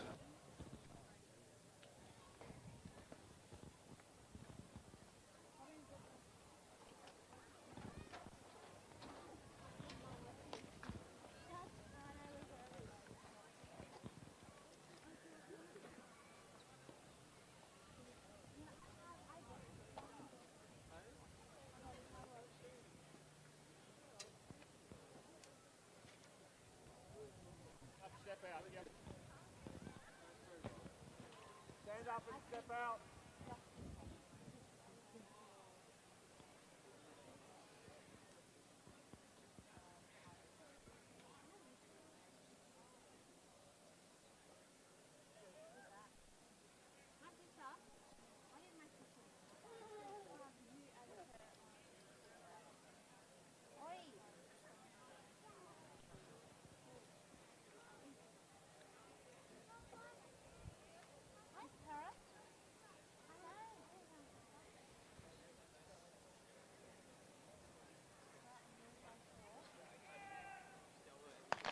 So Maximovich will try to make the most of her 28.5 metres in the pink as she leads them in the early stages. Look at Lucy Carter, the white, start to make up the ground on the runners in front of her as she's in pursuit of Maximovich. She's currently in second, but it's Cherie Maximovich making every post a winner at the moment. Carter trying to close around on her, doesn't quite get to her.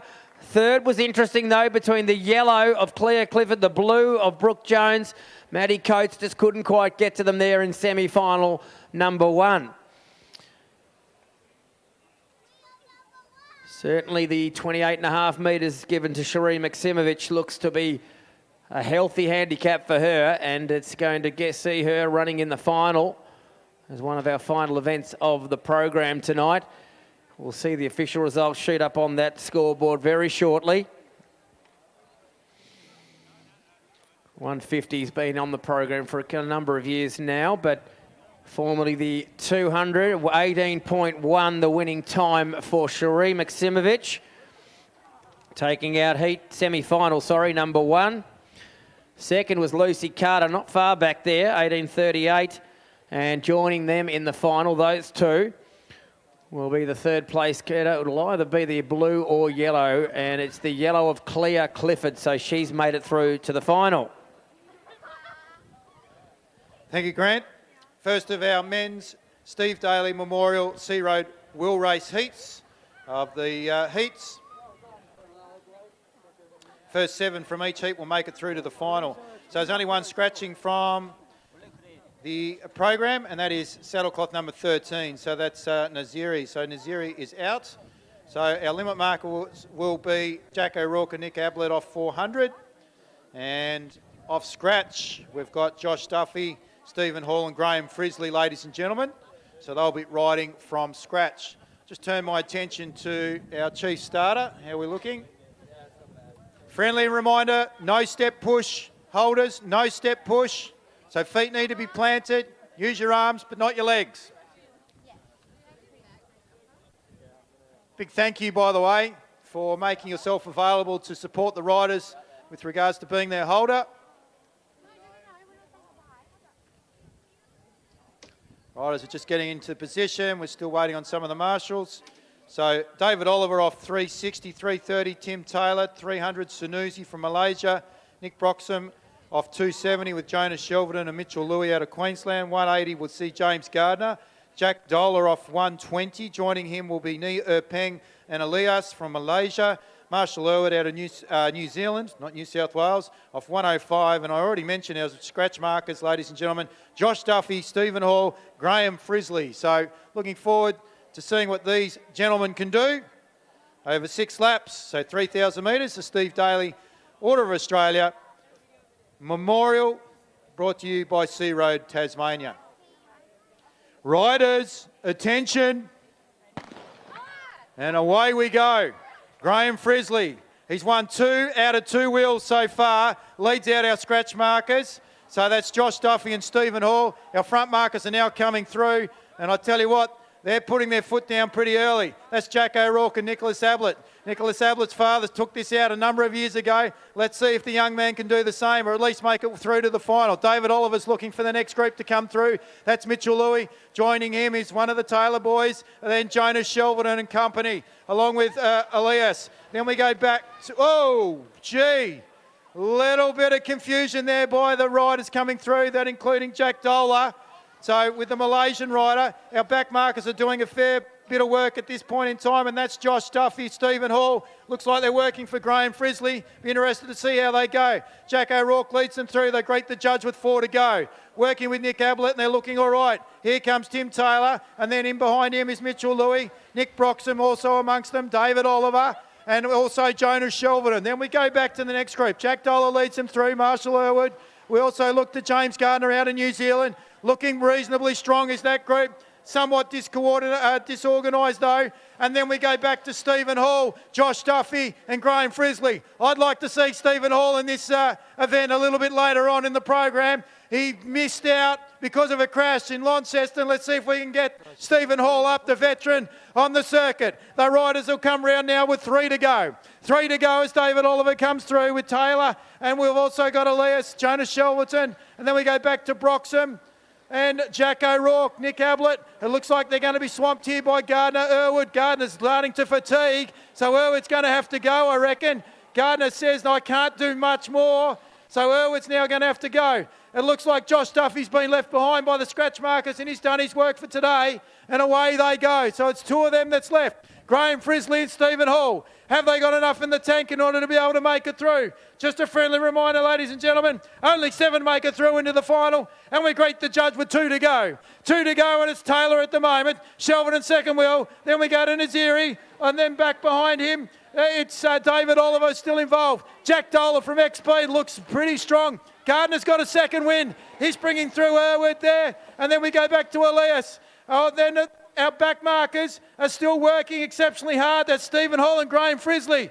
Have they got enough in the tank in order to be able to get there? I'm not sure. First 7 to go through, and they're not in the first 7. They're about to come through and grab 1 lap. So that means the bell will go. Ding, ding, ding. Is time running out for Frisley and Hall? or maybe not. Shelverton says, I'm going to be there. Saddlecloth number 41. That's Sanusi. Putra leads David Oliver through. Taylor starting to give up the ghost. Don't give up, Mr. Taylor. I reckon you can make it through. Gardner, back markers are starting to make their move. Have they got enough in the tank? Shelverton's out. He's going to make it through. There's no doubt about that. Here come our back markers in Graham Frisley and Stephen Hall. Have they got enough in the petrol tank? I'm not sure. He is flying around the outside. Is Frisley? I reckon he'll get there. Possibly, maybe not. Dola gets through. Irwin gets through. The next two riders, Gardner, and I didn't quite pick up that other rider, one of the Malaysians, I think. I'm not sure that Frisley made it through. He may have been in 7th position. Shelverton definitely took it out. They made it tough. Dola 2nd. Irwood 3rd. Great ride by the Invercargill rider, Marshall Irwood. Azim was in 4th position. Time pretty slick, 3:25.69. James Gardner, he had a 2nd and 3rd win. So the two New Zealand boys are through. He's in 5th. Now this is where it's going to become interesting, ladies and gentlemen. Ni Peng, that's who it was, made it through. So we've got the top 6, Gardner, Dola, Azim, Irwood and company. Peng, Frisley, ladies and gentlemen, give him a round of applause. He's there, but by the skin of his teeth. We'll head back to Grant now for the next event on the program, the 150 metres handicap. Yes, it is, Xavier, the Pine Grove Funeral-sponsored women's 150-metre handicap semi-final number 2. The field is as follows. The front marker here will be the pink of Robin Locke, who'll start from 32 metres. Then we see the green of Tess Horton, who'll start from 19 metres. Perry Barnes is the next athlete in the yellow from 11.5. Then we see the exciting 400-metre runner Chanel Charles from 11.5 in the blue. A former Bernie Gift winner, Beck Kovacic, will start from 6 metres in the white. And the current state 100-metre champion, 11.71 to her name. A former Australian champion over the 100 metres from 3 metres. It's Chelsea Scollier from in the red.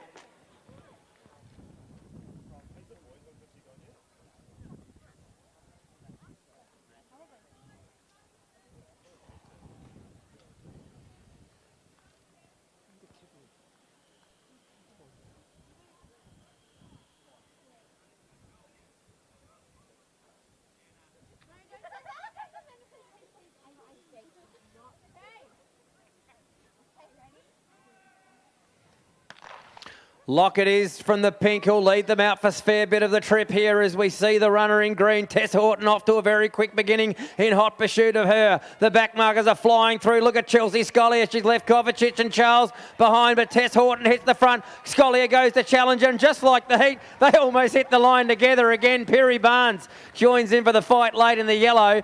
But Tess Horton and Chelsea Scollier, again, very familiar with each other's company.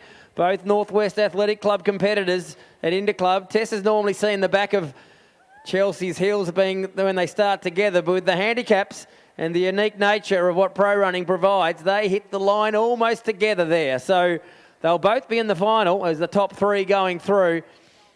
The exact finishing order is what we'll be looking for next up on that scoreboard. Really close one. Grant Atkins, could you come and see Joey Allison in the memorabilia room, please? Grant Atkins. So results being pushed up onto the scoreboard now. Chelsea Scollier got up from the back mark. Great run from Chelsea, 17.85. Tess Horton, 17.91 into second. And Perry Barnes is into the final, the yellow, with a 17.99.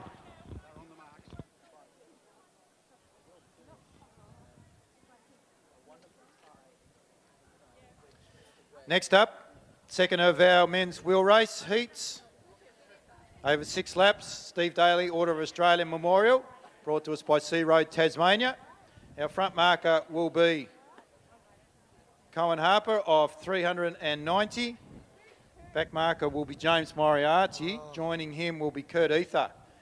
So our Cache Paku boys of 30 metres. Remember, holders, hands, feet must be steady.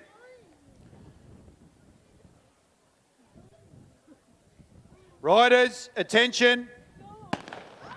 And away we go. Second of the heats. Steve Daly Memorial. Cohen Harper, Connor Howard, Raymond Smith will be working together along with Aaron Jones and Jack Hadley. Then we'll go back to Jack Gherkin from New South Wales. Raymond Smith rolling through there. Benjamin Rudd will be amongst them as well. Aaron Jones, there's Jack Gherkin. First of the Malaysian riders, saddlecloth number 30. That's New Zhou Lau with Lockie Oliver in amongst that group. Alex Eves, Jacina, and then here's our back group there with Sam Gallagher.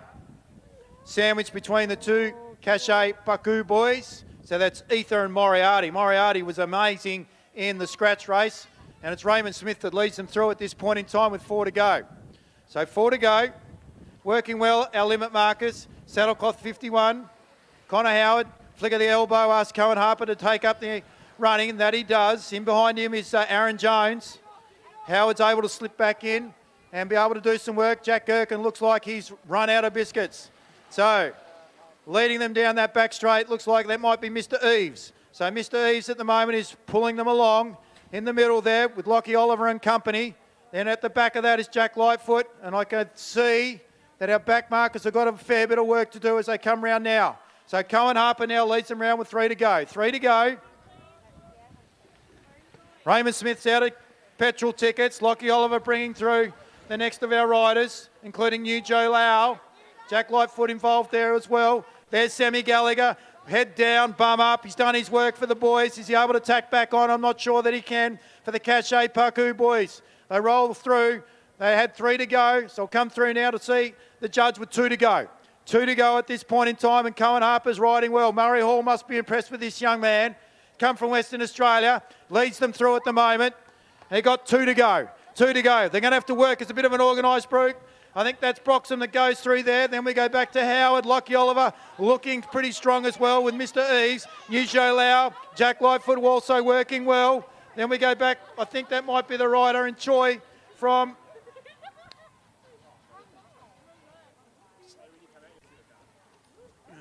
South Korea. And then we go back to the riders from the team Cachet. They're still with the riders in the sights as they come down the back straight. So that's Ether and Moriarty who are working reasonably well together. And let's see if they've got enough in the tank. So they get the bell lap now. So the bell lap now, top 7 will go through. And I've got 6 as they head through. Back of them being Lockie Oliver. So there's a fair bit of work to do by our back markers. Here goes Kurt Ether with Moriarty on the back of them. They're out after them. Let's see if they can actually get there. I'm not so sure they've got it in them. They're going to have to make a real big effort. Big turn down that back straight. Moriarty riding really well. Kurt Ether unable to get onto the back of him at this point in time. They're going to have to put power to pedal in order to make the top 7. This top 6 group's going to get there. This is a great ride by the boys as they come through now. It'll be taken out by Eves. It's going to be close. Cohen Harper, is he going to get there? Ether gets through. Moriarty, I think, might have just missed out. Moriarty might have just missed out. I think Ether's got there in 7th. So, Mr. Eves has got through, Alex Eves. So, you can disregard Jacob Langham's name on the scoreboard. New Zhou Lau has got through. Jack Lightfoot is through. So that group of riders coming through in that group of 6, so our middle markers, they've done exceptionally well. Time is 3:21, much quicker than our first heat.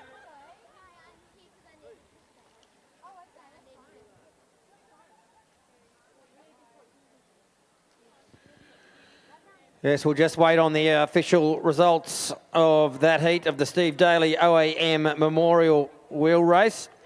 As we turn our attention to the Accident Repair Centre Devonport Men's 150-metre handicap semi-final number 1. The athletes are as follows. The grey will see Andrew Hay run from the handicap of 17.5. Then it's the black of Brandon Clark, who will run from 17 metres. The pink we see Callum James from 14.5. Last year's winner, Adam French, will run from the handicap of 13 metres. The yellow, the fastest man from the heats, Toby Campus, will run from 12 metres. Former state 400-metre champion Alex Creek will run from 10.5 metres. The white, it's Christopher Michael, and he'll run from the 10-metre handicap. And we go right back to the red. Mitchell O'Neill got the toughest task ahead of him. He'll run from 3.5 metres in semi-final number 1. First 3 from these semi-finals will be in our final, which is one of our final races on the program. All the best to the 8 starters in semi-final number 1.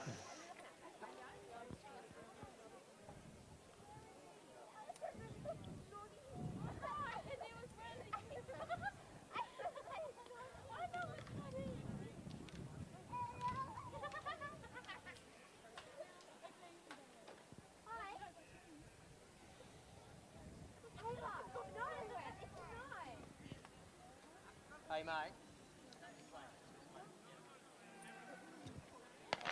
Off and running, it's Andrew Hay, the grey, that leads them out from Brandon Clark, the black, trying to get on the level terms. Look at the yellow there of Campus. Very quick in the heats as he goes past last year's winner, Adam French, and hits the lead. So Campus, it is in front. French going with him. Here come from the back of the field, Mitchell O'Neill. Did he quite get there? It was close. For top 3, definitely Campus and French, with the fast finishing Mitchell O'Neill and the front markers out there. Brandon Clark was right amongst it, but also Callum James, even Andrew Hay was in the mix as well.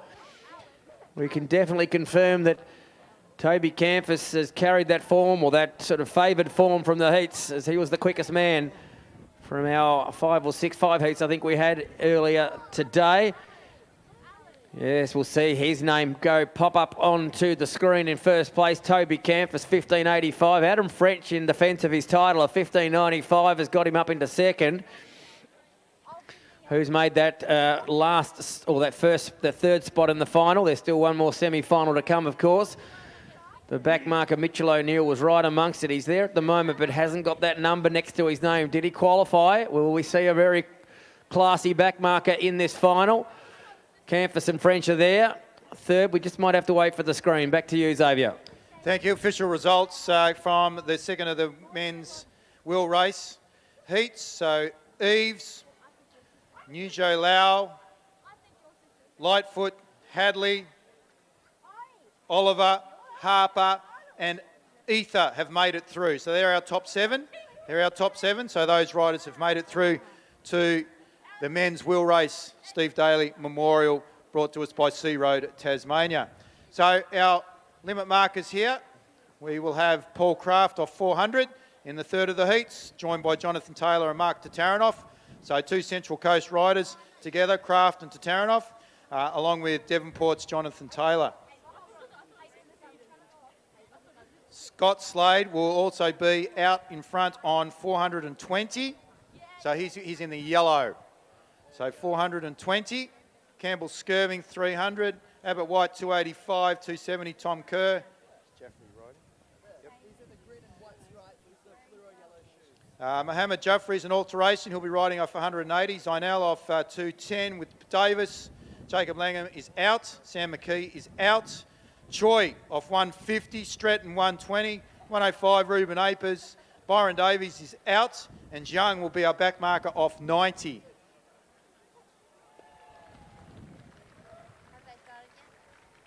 $4.30, there was the clearance. Riders, attention.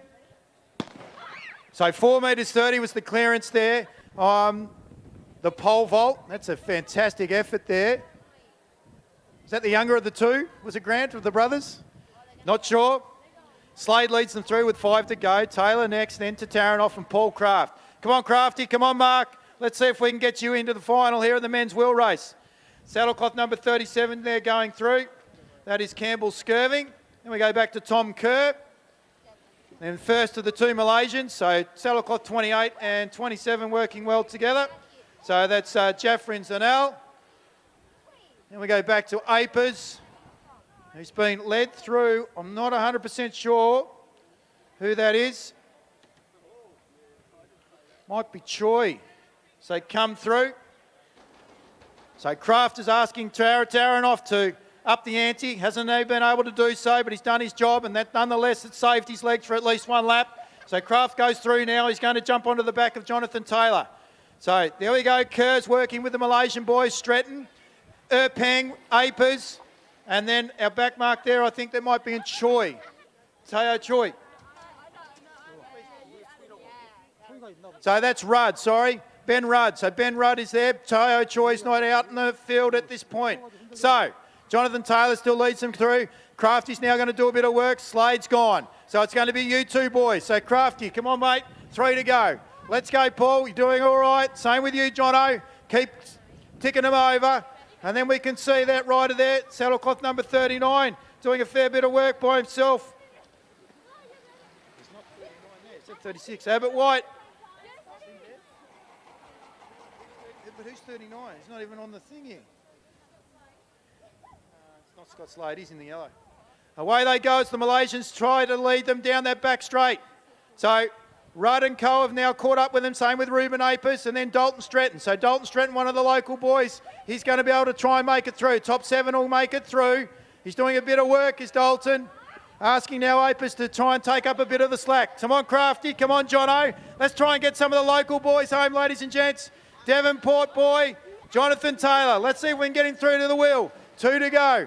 So 2 to go as they go. Apis comes through now. First of the Malaysian riders. That's Zanal. Zanal now takes up the running. Tommy Kerr's in behind him in the red as they go down the back straight. Then we go to Erpeng. And then the second of the Malaysians, that's Muhammad Jaffrey. So Muhammad Jaffrey there in front of Dalton Stratton, Apis. And then that rider, I think it might be Broxham, is now out. So I'm not sure he's going to get there. Kraft's still involved. He joins in. He's a smart rider, is Paul Kraft.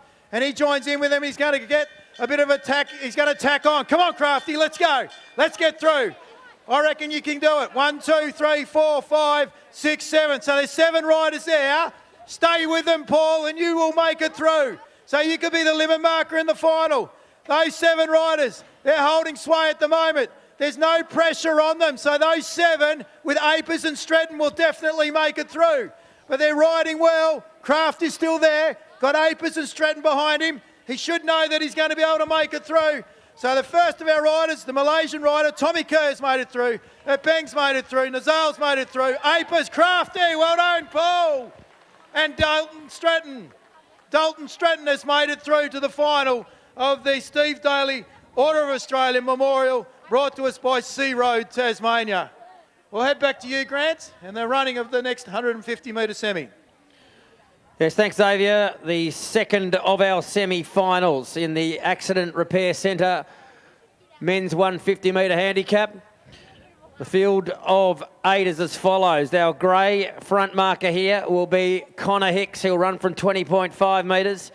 Theo Collins, who impressed in the heats, will run from 17.5. The black, Mitchell Walker, the pink, will run from the handicap of 13.5. The recent winner of the 300 at Hobart, Logan James, will run from 13.5. Colin Skeen, our West Australian visitor, will run from 10.5 metres. The yellow, we see former state 100-metre champion Aaron Rigby will run from 10 metres. The Victorian Michael Dynan will run from the mark of 10.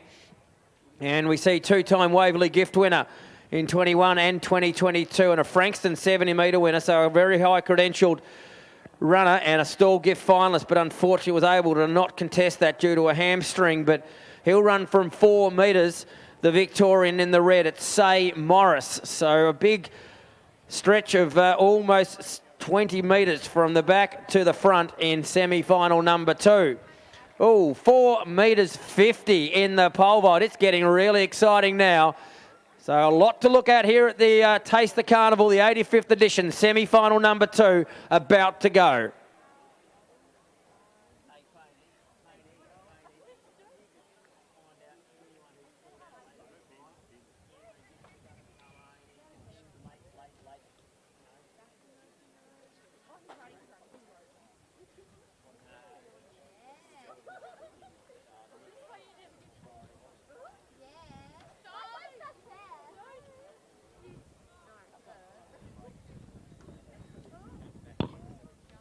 빨리 달려라. 춥다. Off and running, and it's Connor Hicks to lead them out from Theo Collins. He'll make an inroad into that lead pretty quickly. Mitchell Walker trying to get on level turns. Logan James is right there. Rigby's got off to a really good start. Look at Say Morris running determined from the back. Rips through the field. What a run from the back mark. Say Morris. Well, that's a step up from his run in the heats. He certainly looked impressive. He did switch it off. I remember that from his heat run. But he came to play there in that semi-final. What a sight that is, ladies and gentlemen, seeing someone right back there off 4 metres. Mile runners, please go out and find your handicaps. Mile runners, please start to find your marks. You are the next event on the program. There's been some adjustments to the schedule. So mile runners, please go out and find your handicaps, please. The results of that accident repair centre, Devonport 150, will be flashed up onto that scoreboard shortly. Say Morris, what a run that was. He's come down with the Scott Rousel crew, the Rad Squad, as they're known over in Victoria. A lot of very good runners. Jarrah Conte, Say Morris, Matty Coates, of course, the Australian rep. Mia Spencer won the Hobart gift. Not seen a run here tonight. Aris Bastaris as well was amongst the good runs there in Hobart. And I tell you what, Say Morris is one to watch. We'll see what his time is. It's still a screen there that shows our sponsor, Accident Repair Centre. And just one more reminder to our mile runners, please find your handicaps out on the track. They'll be all over the place. Spread out across this fantastically prepared oval here at Devonport. Of course, the Simplot Australia Open Mile.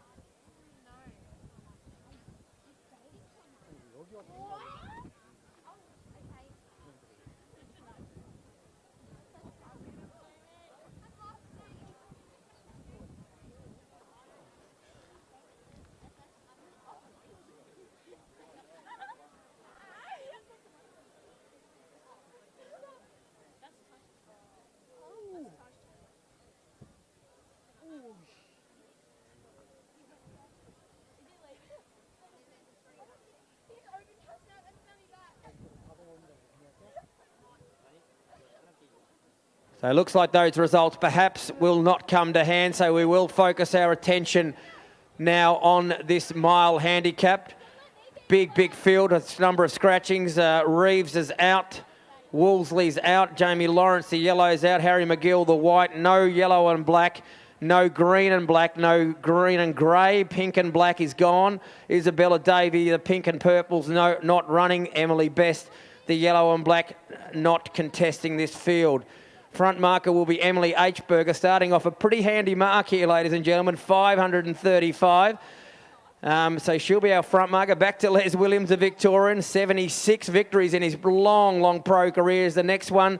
A lot of runners to watch throughout this field. Watch for Darcy Miller. She'll wear the black and white, not number 2 as it's in your program. She's been right in it every race so far this season of 385. Other runners to look out for, perhaps Josh Phoebe, the Hobart 800 winner off 295. Abby Butler, of course, is the Burnie Mile winner. She'll run in the blue and yellow colour, so watch for her, a national steeplechase champion. She'll be in top 235. Back to Patrick Lee, then Oscar Young, the young runner from Burnie High School, a very strong up-and-coming distance runner. Angus Leinecke will run from 160, the grey and white, finished third with the great Ollie Hoare and Stewie McSwain bookending him last year, so watch for him. He knows how to get it done in these big races, so he'll be one to watch in the grey and white off 160. Ben Muston off 95, the green and white, of course, won the Burnie Mile a couple of years ago. The defending champion, Aaron Harvey, the pink and white, will run from 130. Thomas Wilson is in there off 115. We've got a couple of interstaters. David Windybank been re-handicapped back to 85, a very good 800-metre runner. Riley Simpson's in there, the very exciting junior runner from Burnie. James Frankham, 2-time second place getter of Burnie Mile. Can he do something here at Devonport? Cale Adams is a visitor. Well, he's known well to us here in Tassie, but has been residing in the United States of America. at his best was an NCAA Division II cross-country medalist on 2 occasions. So he'll start in the blue off 60 metres. He knows how to win these big races. Our back marker here will be former Australian under-18 5,000 metre record holder, a 3:44 to his name. He's won this race before, running off the great Stuart McSwain. Sam Clifford will start in the red, says our back marker. Let's get right behind the Tasmanian. And ladies and gentlemen, they are a bit away from us. They're over there near the scoreboard. 2 of Australia's finest middle distance runners. At the moment, Australia is in an absolute purple patch of form, and these 2 are at the top end of that. We have, firstly, in the purple, she is an Olympic Games finalist, a Commonwealth Games finalist, the Australian record holder for the 1,500 metres at 3:56.9 for the 1,500 metres. Please welcome the Victorian, Lyndon Hall in the purple. Off the same mark of 1:25, she'll wear the red and white colours tonight. She is a World Cross Country bronze medalist at Bathurst at the World Cross Country Championships back in February. She's also a World Championship representative, an Olympic Games finalist. She is one of the finest racers on the world circuit. It's Lyndon Hall from New South Wales. We are so used to having the great Stewie McSwain from scratch. Well, we're going to see the best 2 female distance runners in Australia are about to contest the Simplot Australia Open Mile. Runners. Jessica Hull, sorry, I apologise. I'm trying to get through this. Jessica Hull, the red and white. Simplot Australia Open Mile runners, you're in the starters' hands. Athletes, on your marks, set. So off and running, they are spread all over the track here, ladies and gentlemen. The marks from all the way out to 500 metres. Going past us for the first time is one you will need to watch, the black and white with those red pants on there. It's Darcy Miller. She gets her race underway. Would love to win here on her home track. She's got open running out ahead of her with no one really off the similar mark to her. They come past us here. We see the green and yellow colours there going through. Abby Butler, of course, we know that blue and yellow, the national steeplechaser. She runs through there. The colours are all mixed up here as they run through. We've got the grey and white there of Angela Sonecki getting the call of 3 laps to go. He'll be right amongst the defending champion. Aaron Harvey goes through at 3 laps to go. There's Jessica Hull onto the heels of Aaron Harvey with Lyndon Hall running with her. Those 2 know each other's ability very well as the two very, very strong national runners are running almost on each other's heels at the moment. Riley Simpson leads up the next little group of runners. That's the orange as he goes past the scoreboard with the orange of, the pink of Mitch Dunham right on his heels. Thomas Wilson's right there as well. The runner in black there of James Frankham is leading up a group, but now we have Thomas Winkle, the green, going past him and pushing him back a couple of spots. We go back to the front here. We've still got a lot of these front markers. Les Williams, we mentioned him earlier. Emily H. is our leader just past the scoreboard. So back behind him is Les Williams. Then we see the runner of Cassandra Sheehan, and also the runner in the green and black there. I think that might be Hannah Frankham, might be someone else there as they're going along. But Darcy Miller, I reckon, is going to be the big danger as she's starting to get in contact with those front fields. It's a long, long way back to the other runners here. We're seeing some of the favoured runners coming past the start-finishing line with 2 laps to go. Jess Hull and Lyndon Hall have got a couple of men for company here. The runner in pink and Mitch Dunham. Riley Simpson's there right with him, and they're running alongside 2 of the finest distance runners that we've got in Australia. That real pack there, they'll have to do something. Sam Clifford has been an interesting run to watch here as he's made contact with the main field, left a couple of runners with Doug Hammerlock, the white, and the runner right next behind him. I think that might be James Frankham, the black, who's finding the going a bit tough. Back to the front of the field. This is the bell lap, ladies and gentlemen. Emily H. 1 lap to go. The runner of Cassandra Sheehan right behind her. The runner in the green and white there. That not sure who that may be, but it's Darcy Miller's just behind them. She will probably throw out a challenge. Les Williams, Gordon Knight's right there, Hannah Frankham. Here comes Josh Phoebe, Gordon Knight. What can these back markers do? Young Oscar Young now starting to push himself forward as a likely contender. Gee, they look like they've got a huge amount of work to do. Angus Leinecke now starting to make a move along with Aaron Harvey. Sam Clifford, the back marker. What a run this has been. He's ripped around a lot of the field here, but they're going to be very hard to catch the front here. It's the green and white out in front. So she's out in front. Her name escapes me here. It says Ben Mustin in the program, but that's certainly not Ben Mustin. She's stolen a march there at the front of the field. I'm not sure of her name because it says the green and white. It's got a male runner here, so she's out in front. She's going to be very hard to run down. It's Cassandra Sheehan right behind her.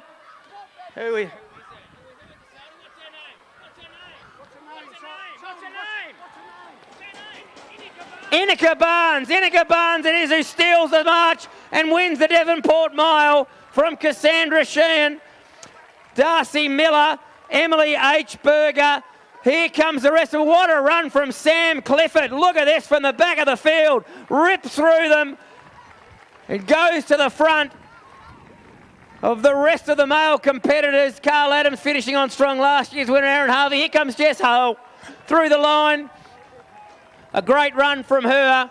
Ben Mustin there, green and white. Well, there's two green and whites in that race. I'm not sure how that happened. I really apologise to young Inika Barnes. I was looking for what colour she was as they're coming through one at a time here in the mile. But the front markers really stole that race tonight, didn't they? And Inika Barnes has won that mile. And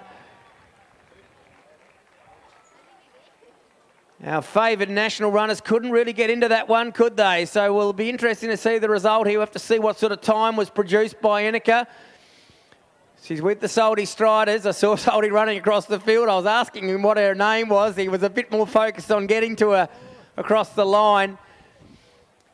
We will take great interest, I think, in the time here. This could be quick, I reckon, because the back markers and those favoured runners, perhaps in some people's eyes, couldn't even get close to them there.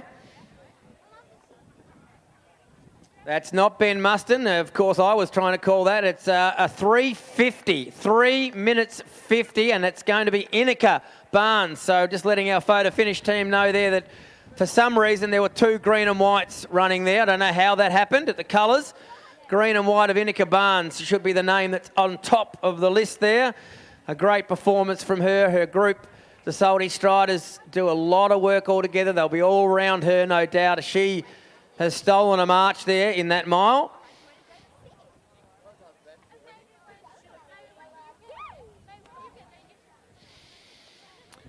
So we've seen some fast Devonport miles. That is probably the quickest one I've seen in some time. While we wait for the rest of the colours to go up onto the board, in that semi-final number 2, we did see Say Morris, that's in the 150, take it out from the grey. That being Connor Hicks, he held on for second. The green was officially third, makes it through to the final. That's Logan James. So Logan's into the 150 final. The winning time was 16.06. 16.06 for Say Morris. So watch for him in the final. Thank you. Yes, the Simplot Australia Mile, it's always quite an exciting race. That was an interesting one as Inika Barnes, probably someone that a lot of people thought was a chance, has really taken the opportunity tonight in winning a big mile race here at Christmas. She's got a lot of the media around her. A few of the runners are quite interested on their results or their times. We are seeing that correction being made up on the board there.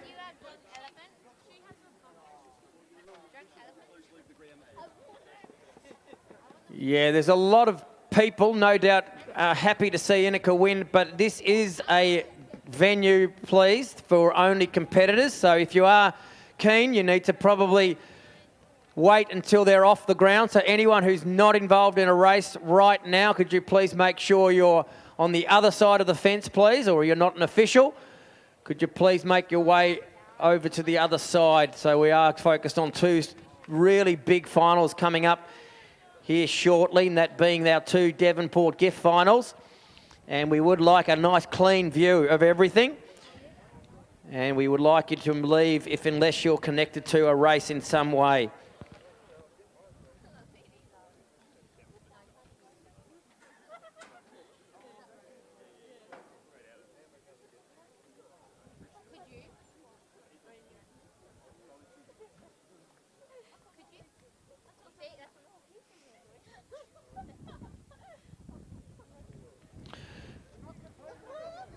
So we see there that some of the results are starting to pop up there for that mile. Cassandra Sheen was second across the line there, 3:51.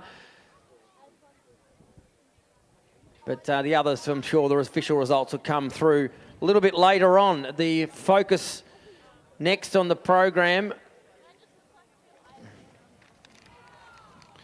Ladies and gentlemen, as we see another really close attempt there at 4 metres 70. They're really creeping the bar up there in the pole vault. Is the Inspiration Paint Women's Gift final. Some great heats earlier today. 3 of them, and these are our finalists. Our runner in grey.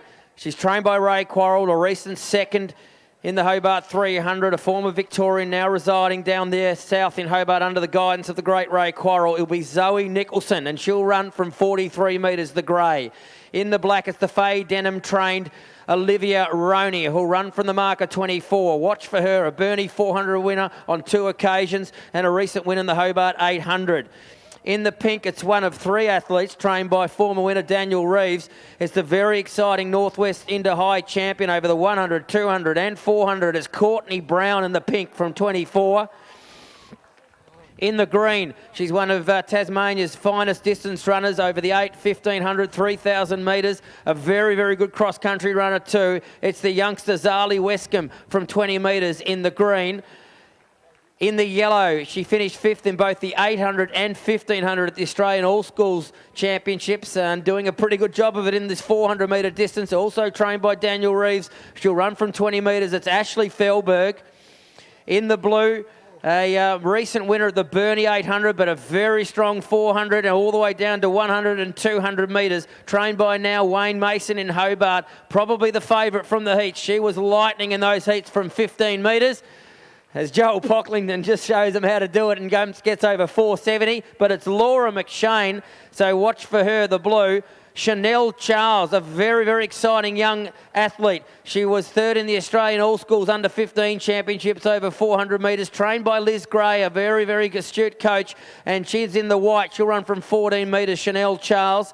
And the only interstater in this final from New South Wales, a very strong 400 metre hurdler at a 60.2 for the 4 hurdles. She was a recent winner of the Hobart 300, trained by John Patchett in New South Wales. It's Emily Smith in the red. So there's your finalists in the Inspiration Paints Women's Gift. Athletes, on your marks.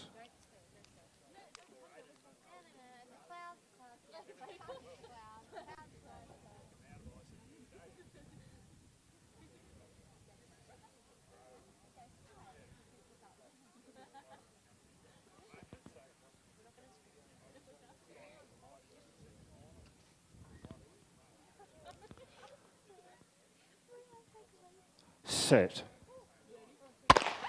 So they're off and running, and it's Zoe Nicholson with the biggest handicap in this field of 43 in the grey that'll lead them past the scoreboard as the others are in hot pursuit. Olivia Roney, a very strong 400 hurdler, a 2-time winner of the Burnie 400, is in hot pursuit in the black as she tackles the back straight. Geez, look at Laura McShane go. She has disposed of all the runners behind her off those middle marks, and she's out after the leaders at the 200 metres to go mark. Laura McShane looks a likely winner here as she goes past Olivia Roney, and the only runner to get past now is Zoe Nicholson.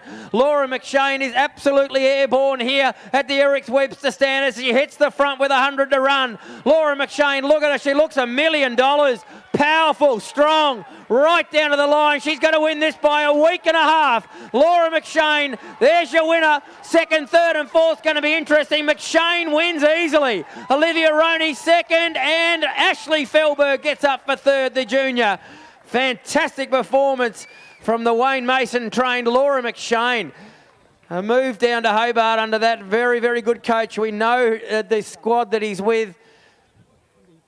Laura McShane, fantastic performance. Looked almost impossible to beat in the heats and has carried a little bit of that pressure into this final, but did it easily. Absolutely smashed them there in that final. And all the way victory to Laura McShane, probably in front at about halfway almost. Could we get the 3 place getters in the Simplot Australia Open Mile, please, to the presentation? 3 place getters, first, second and third in the Simplot Australia Open Mile. We're seeing the time flashing up there for our winner, Laura McShane, one of the quickest times we've seen in some time, 53.48. 53.48 from the 15-metre handicap, Laura McShane, the blue. Olivia Roney, 55.73, and then Ashley Felberg, what a run from the junior, 56.21 has got her into third place from her mark of 20. So fantastic performance for Laura McShane as she takes out the Inspiration Paint sponsored women's gift.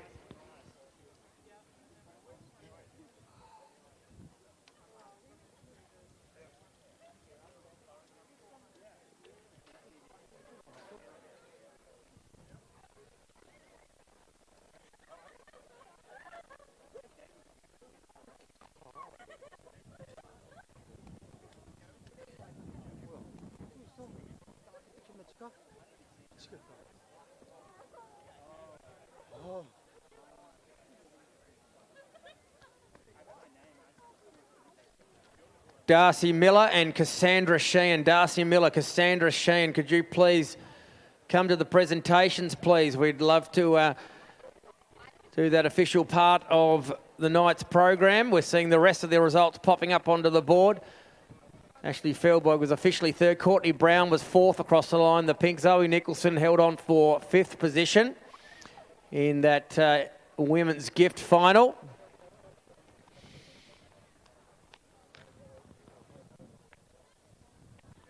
And the next voice you'll hear from is Xavier Williams, the women's wheel final. Xav. Thank you, Grant. Congratulations to Laura. I think she's a 2-time winner. Is that right, Grant? The Devonport gift. So congratulations to Laura. So our riders now in the Kathy and Peter Bruin women's wheel race over 2,000 metres, which will be 4 laps. Just getting settled. Our holders are just making their way out to our riders. Our back marker will be Lauren Perry, joined by Valencia Tan and Lilia Tataranoff. They'll be off 80 metres. Our front marker will be Ava Napier from Launceston off 230.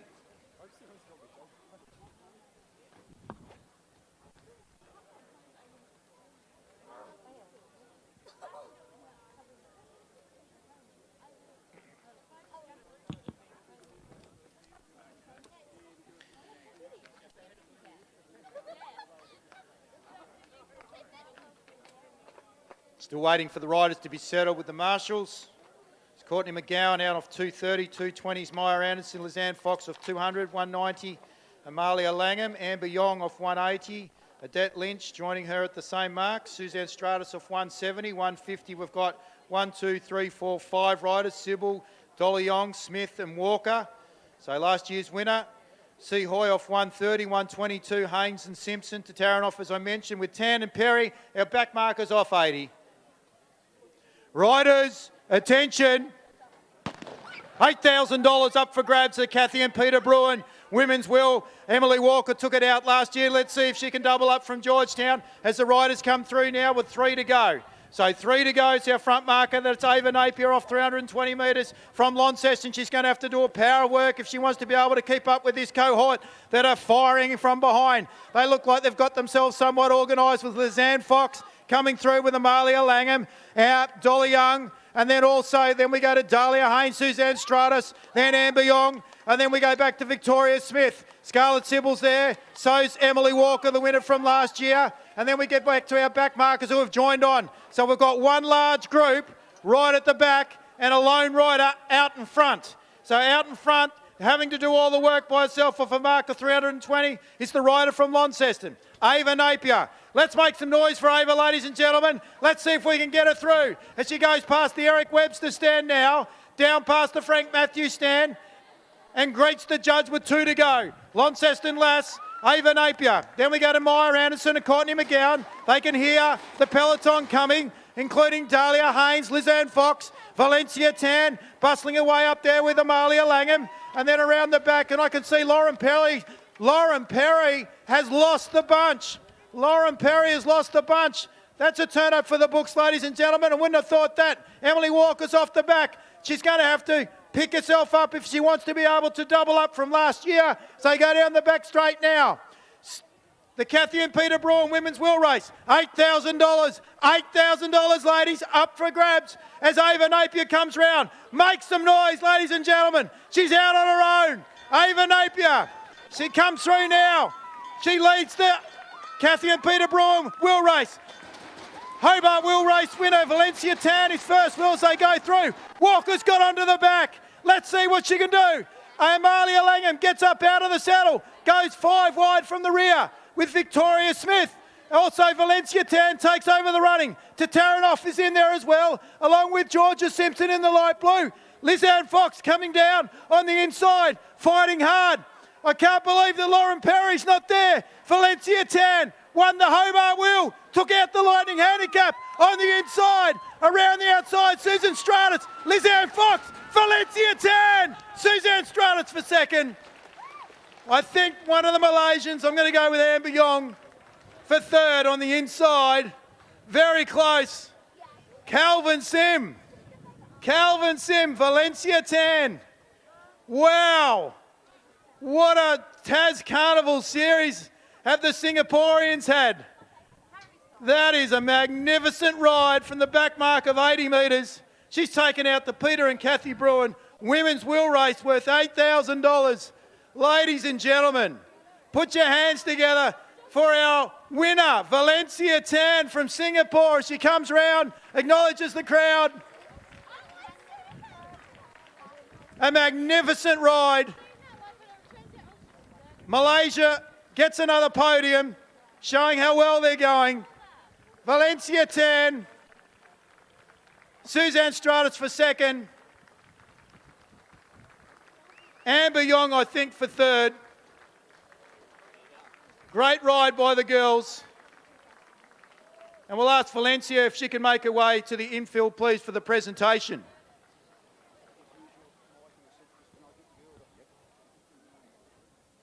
So, ladies and gentlemen, the presentations now for what was a pretty exciting Simplot Australia Open Mile. And all 3 of our place getters are with us. The first athlete will get to call up onto the 3rd place position on the podium is Darcy Miller. So Darcy Miller was 3rd tonight in the mile. Congratulations to Darcy. 2nd across the line was Cassandra Sheehan. And a big victory to Inika Barnes. Congratulations, the winner of the Simplot Australia Open Mile. Receives the sash there from Jeff Roots, and she'll quickly have a microphone in her hand thanking all the people that have helped her to achieve this fantastic achievement here at Devonport. Firstly, I'd like to thank all the sponsors for making this carnival possible. Then I'd like to thank my coach, Soldy, for always believing in me. And then I'd like to thank my stable mates for always pushing me, and then my parents for taking me everywhere to make this possible. Yeah, fantastic words there and a great picture for those that want to quickly take a snap of our 3 place getters. Inika, Cassandra and Darcy in the mile. They were too strong for them tonight.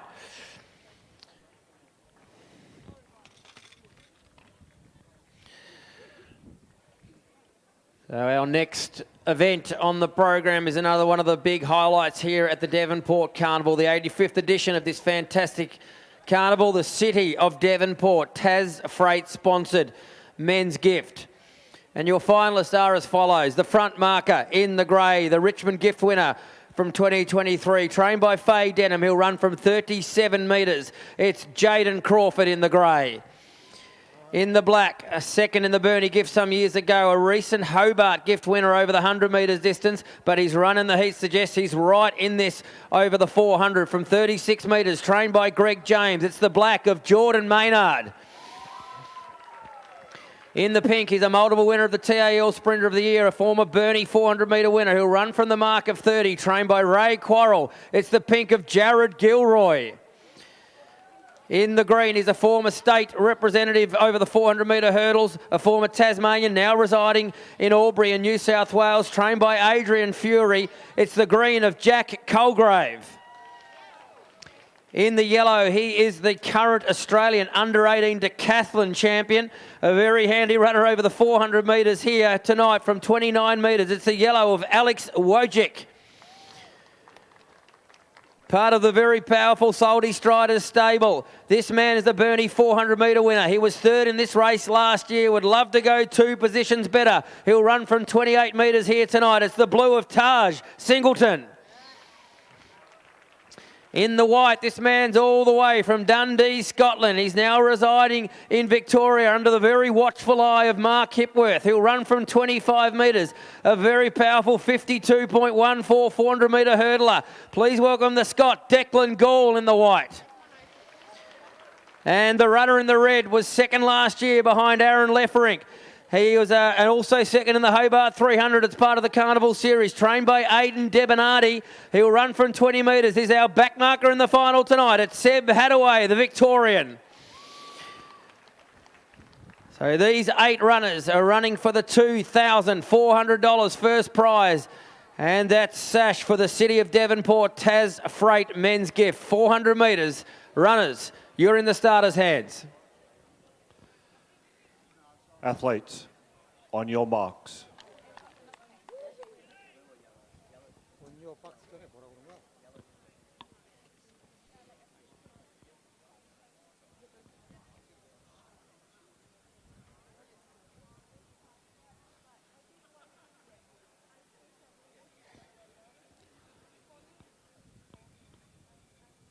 Set.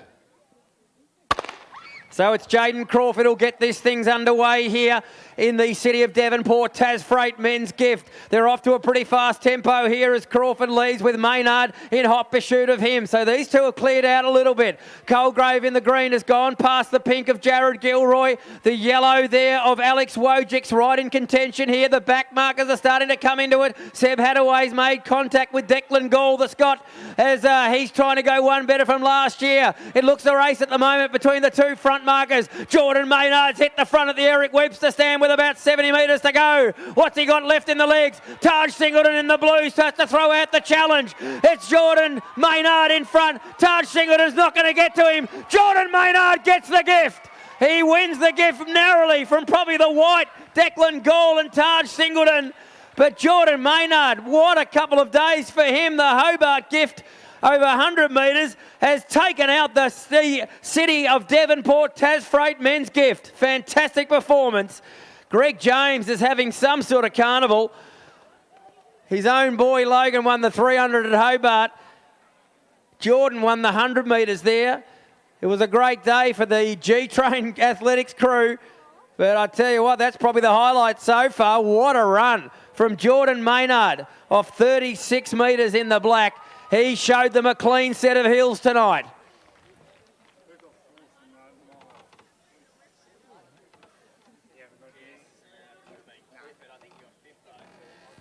There we go. The results are going up on the board. What a time too. 45.74 for Jordan Maynard. Taj Singleton goes one spot better at 46.50, the blue for second.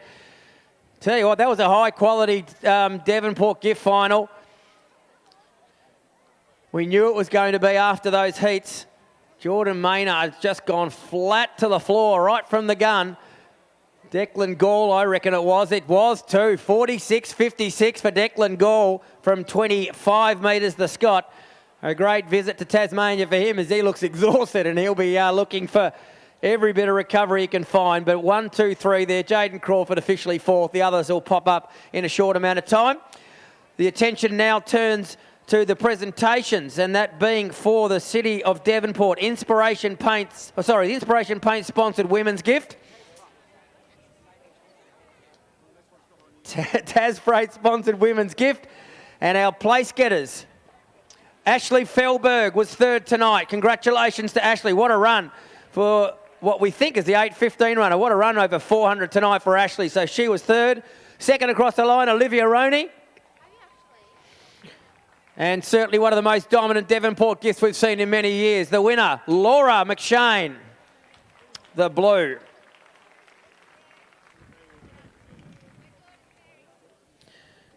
And with that nice sash now over her neck, she will now say a few words and thank people on behalf of the event. I'd just like to say thank you so much to the sponsors, City of Devonport and Tasfreight, for sponsoring the event. Thank you to the organisers of the Devonport Carnival. Really appreciate all the hype that's been around it and getting everyone here. The spectators, thank you. My coach, Wayne Mason, mastermind, thank you so much. Can't thank you enough, honestly. My squad mates, thank you for the support and pushing me all the time at training. To the competitors, well done and thank you.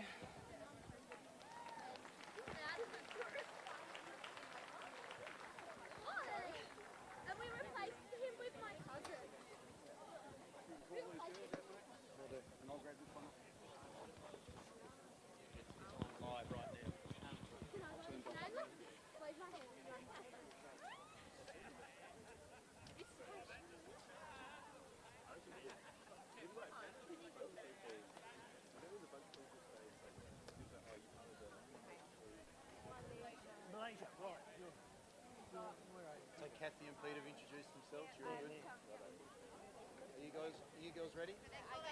Amber. Over we come. You want me to go or are you ready? You want to do it? You go. No, I'm not doing it. You got it on the I'll just hand it. You want to say the words? About to do the presentations for the Kathy and Peter Bruin Women's Wheel Race over 2,000 metres. In third position, representing Malaysia, in saddlecloth number 70, is Amber Yong.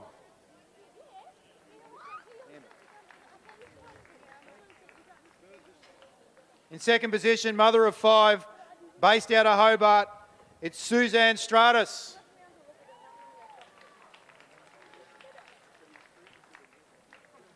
And our winner today, who'll be given the sash from Kathy Bruin, representing Kathy and Peter Bruin. She's won the Hobart Wheel, she won the Lightning Handicap, and now she can add the Devonport Wheel to her name, Valencia 10 from Singapore. Sash has been presented by Kathy Bruin, and Kathy will say some words on behalf of Kathy and Peter Bruin. I'd like to congratulate all the girls. It's a wonderful race, and thank you everyone for turning out today. It's been really good to see. Sorry about the weather. It's been really cold, but there you go. You know, it just happens. Okay, thank you very much.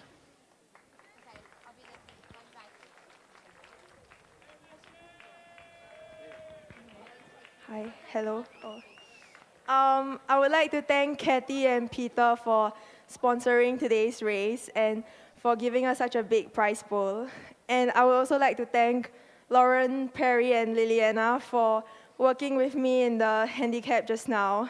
I think that I wouldn't have gotten it without them, so I'm really grateful. Yeah, thank you.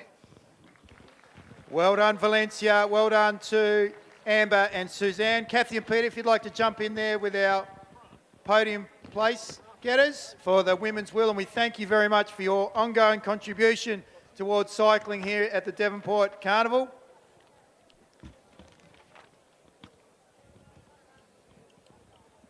Congratulations to Valencia, Amber and Suzanne.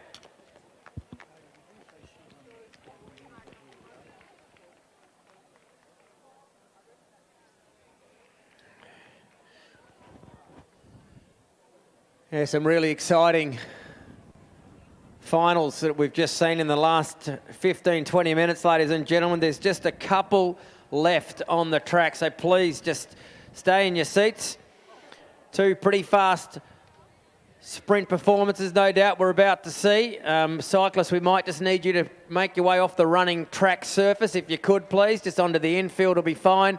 And perhaps away from that little tripod camera too. I know they use that for some of the running events to help with placings and things. So thanks, we appreciate that, guys. And well done on a fantastic performance from all of you.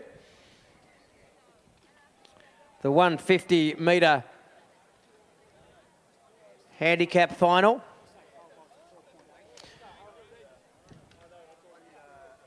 I have called a lot of athletics in my time, and the event that goes the longest, I assure you, it's not the distance races, it's not any other event, it's the pole vault. They're still going, ladies and gentlemen, still going, and it's at 4 metres 80. I think it's about time we give them some love here. Let's give them the big, long, slow clap as he's going to, well, getting a bit of chalk on. He's going to get himself ready.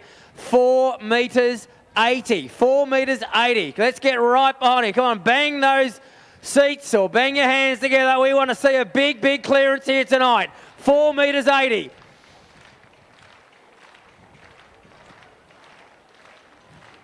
Oh, no, he needs to feel it. He needs to feel it. Come on, ladies and gentlemen.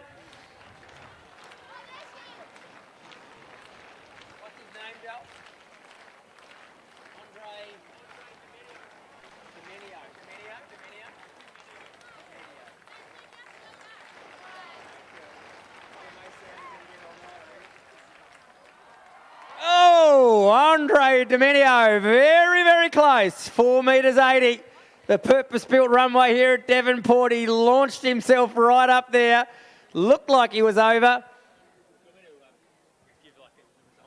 Yeah, we'll do some results from Joel. I think that may have been it. That's it. So, well done, mate. Great performance. I know you wanted to do it for the crowd, but how about a big round of applause? Joel's just going to quickly go through how all of the athletes went in the pole vault tonight. Joel. Righto, so we had in the women's competition, we had Rafi, she took it out, the Tasmanian, with 390.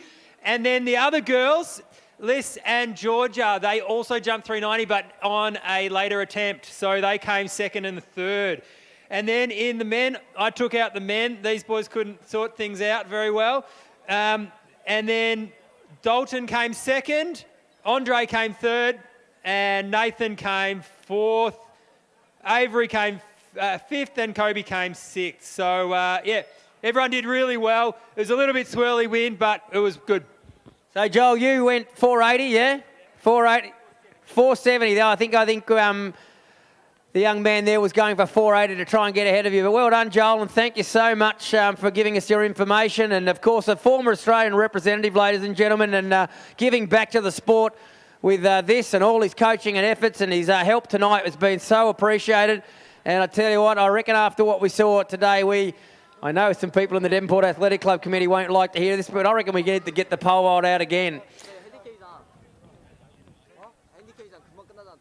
The 150 metre handicap final coming up next on the program.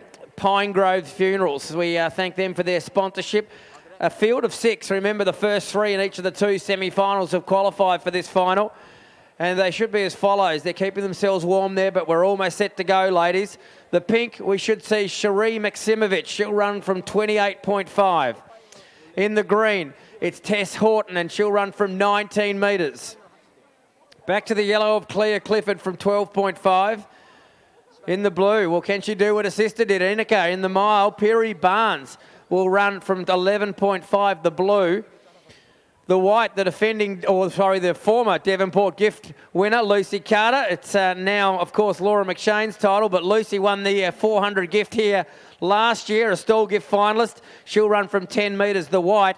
And it's Tasmania's fastest woman, Chelsea Scollier, who'll run from the mark of 3 metres, the former Australian 100 metre champion, who will run in the red. And we wish Chelsea all the best.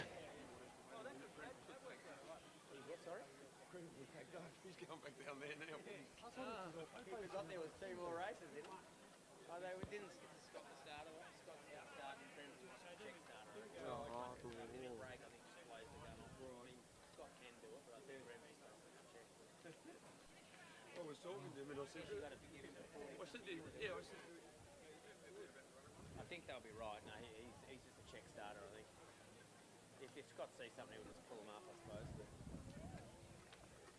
So walking their blocks here. Pine Grove's Funeral, 150 metre handicap.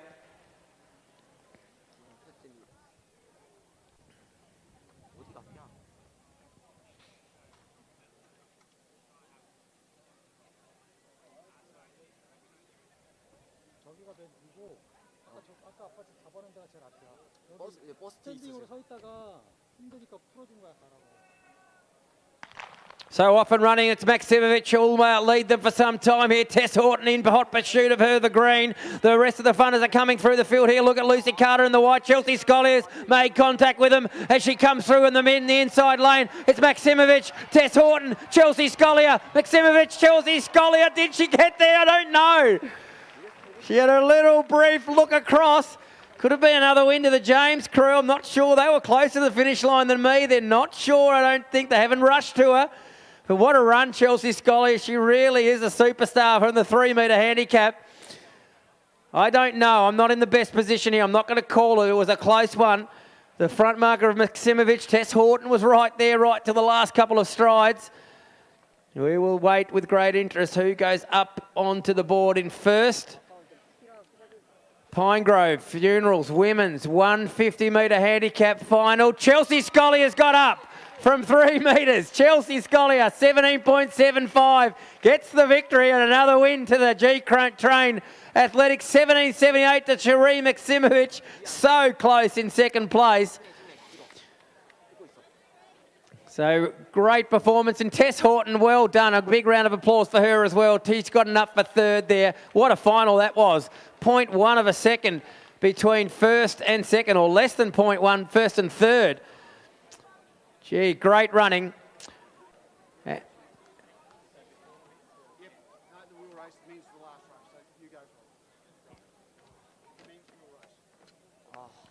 Next up is the Steve Daly Order of Australia Memorial Sea Road Men's Wheel Race.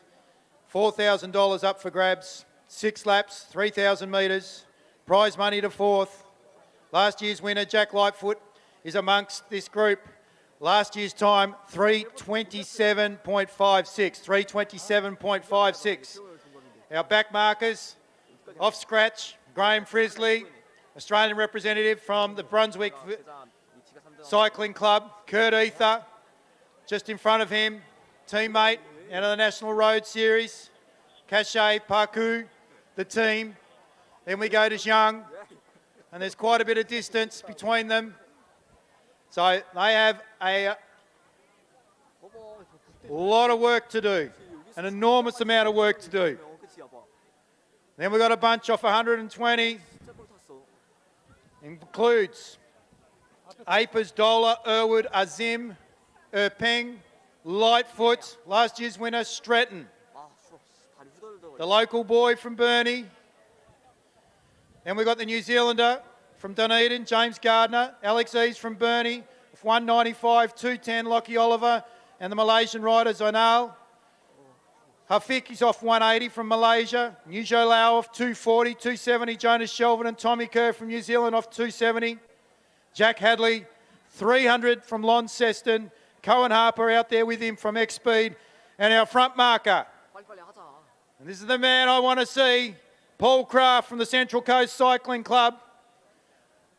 He's our limit marker off 400.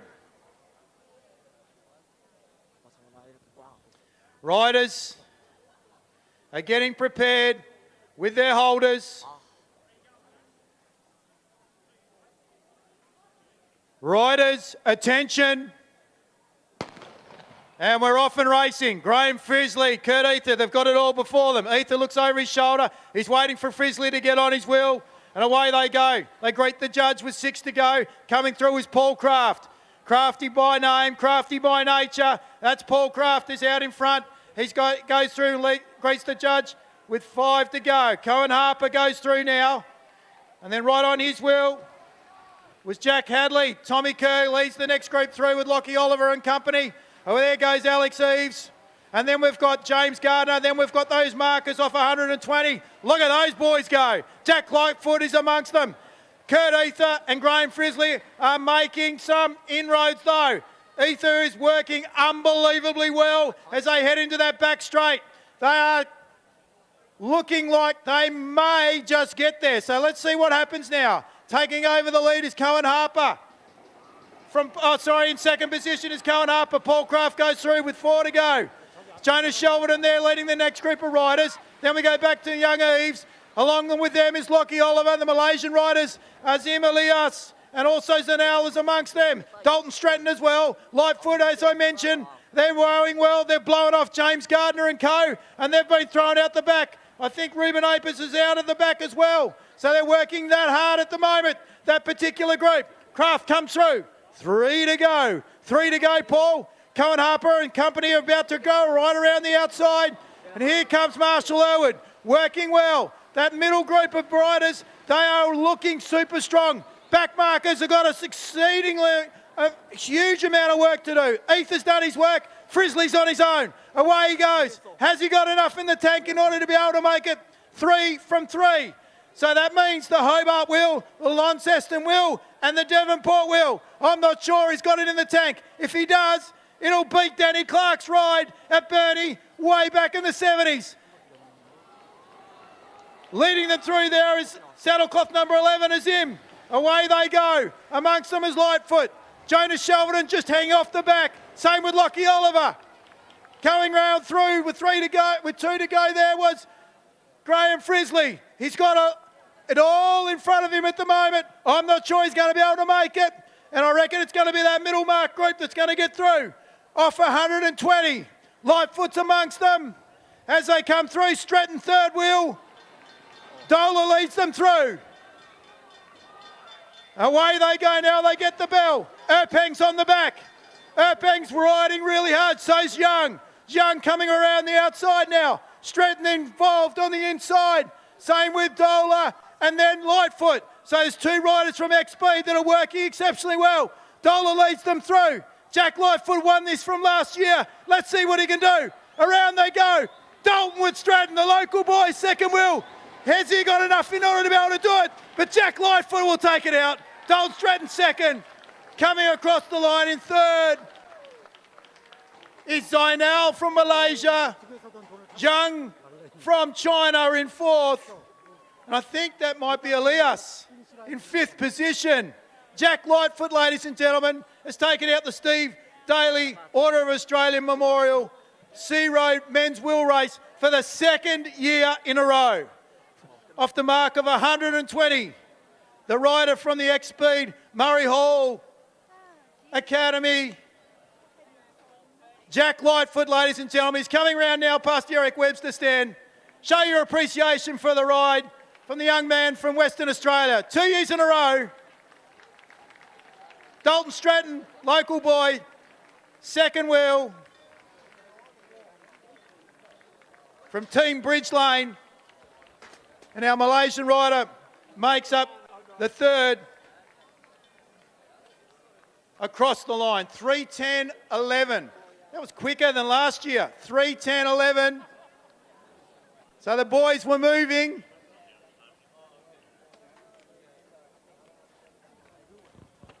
$3:27.56 last year. 3:10.11 this year for Jack Lightfoot. I'm going to ask Jack and Dalton, and I'll find out who the third rider was very shortly. They came across the line. If they can make their way to the infield very shortly, please, for presentations. So we quickly need place getters in both the men's 400 metre gift tonight. So first, second and third in the men's 400 metre gift and the 150 metre handicap final for the women. So a number of those are making their way over here. I was just talking with Declan, and he's just walked off to have a chat to the pole vaulters, but he'll be over here in a moment. We can see the 3 of them. Chelsea, Tess and Cherie, they're on their way over. So Declan, over there at the pole vault. Over you come, mate. You're going to get some presentation done for you as we see Joel doing a few fancy, well, I thought he was going to do some fancy tricks for us. Perhaps he's preparing himself for something a bit later. The 150 metre handicap final, Accident Repair Centre, men's 150 handicap, and then we'll do some presentations straight after that. The runners are as follows. The runner in pink is the Hobart trained Connor Hicks. He'll run from 20.5 metres. We go back to the Hobart 300 winner, Logan James, from 13.5, also a former Rosebery Gift winner. The defending champion from last year, Adam French, will run from 13 metres in the yellow. The blue, the man to watch here from the fastest heat and semi-final times, it's Toby Campus in the 12, from 12 metres. Say Morris will run in the white, a two-time Waverley Gift winner, a recent winner over the Frankston 70 metres, a very fast semi-final came from Say, so watch for him in the white, the Victorian, and in the red, the New South Wales athlete Mitchell O'Neill from 3.5 metres. There's your 6 finalists in the Accident Repair Centre, Devonport, men's 150 metre handicap.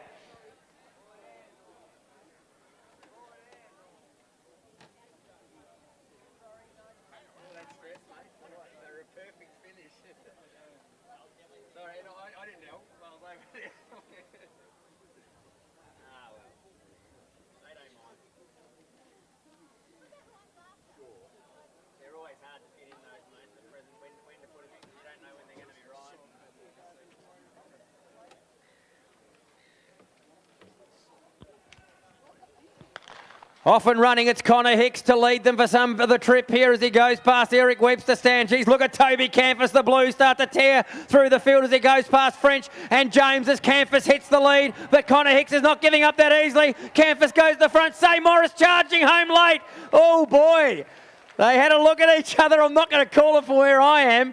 That was a blanket finish there in the final running event, final of the night. Was it Say Morris flying home on the inside, or was it Toby Campus who hit the lead, probably 20 to 30 metres to go? Again, we'll wait with great interest the scoreboard there. Presentations coming up next. Men's gift place getters, please make your way around here to the presentation.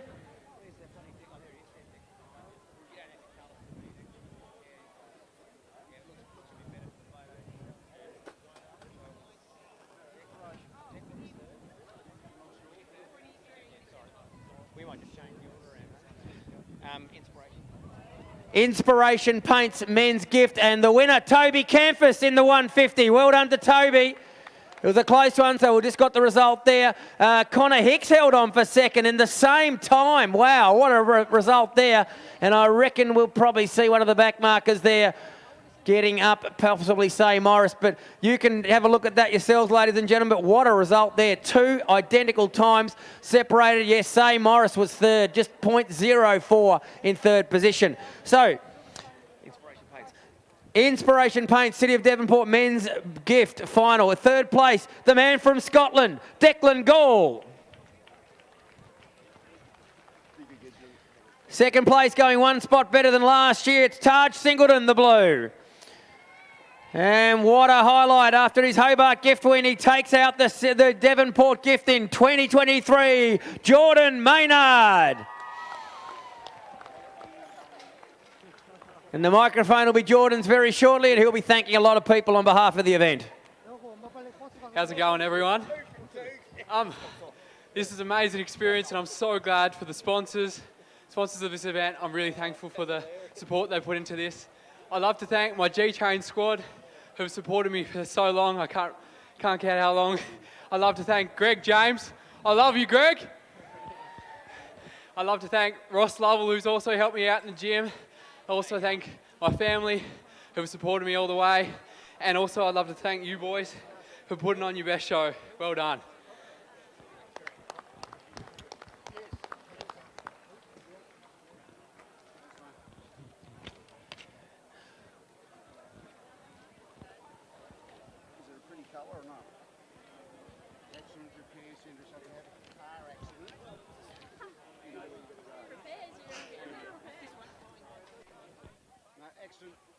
Accident Repair Centre.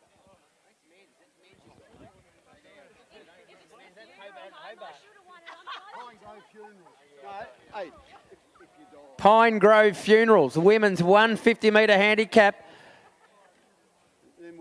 In third place tonight, the local girl, Tess Horton. Second across the line, the front marker, Sheree Maximovich. And the winner right from the back mark was Chelsea Scollier. Great night for her and her squad, and Chelsea will be saying a few words on behalf of the event. Okay, I've got to remember everyone. Like a big thanks to Pine Grove Funerals for sponsoring this event, and of course goes to the Devonport Athletic Club. You're amazing, all the hard work you do behind the scenes.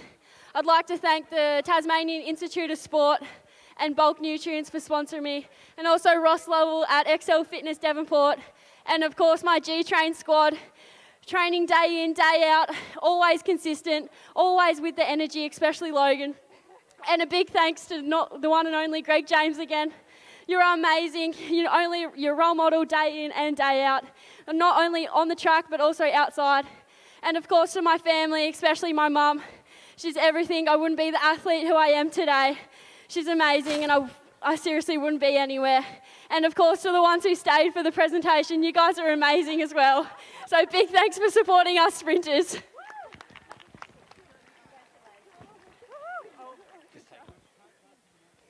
Yeah, definitely the speech of the night from Chelsea Scollier, thanking all in sundry here as a lot of them start to leave, but she does appreciate the fact that you watched her run tonight. We really do love the career of Chelsea's so far, and wish her all the best as she tries to qualify for the World Under-20 Championships next year. Already got one qualifier to her name, and I'm sure a few more, and we may see her on an Australian team running relay or even in the individual 100, who knows. She's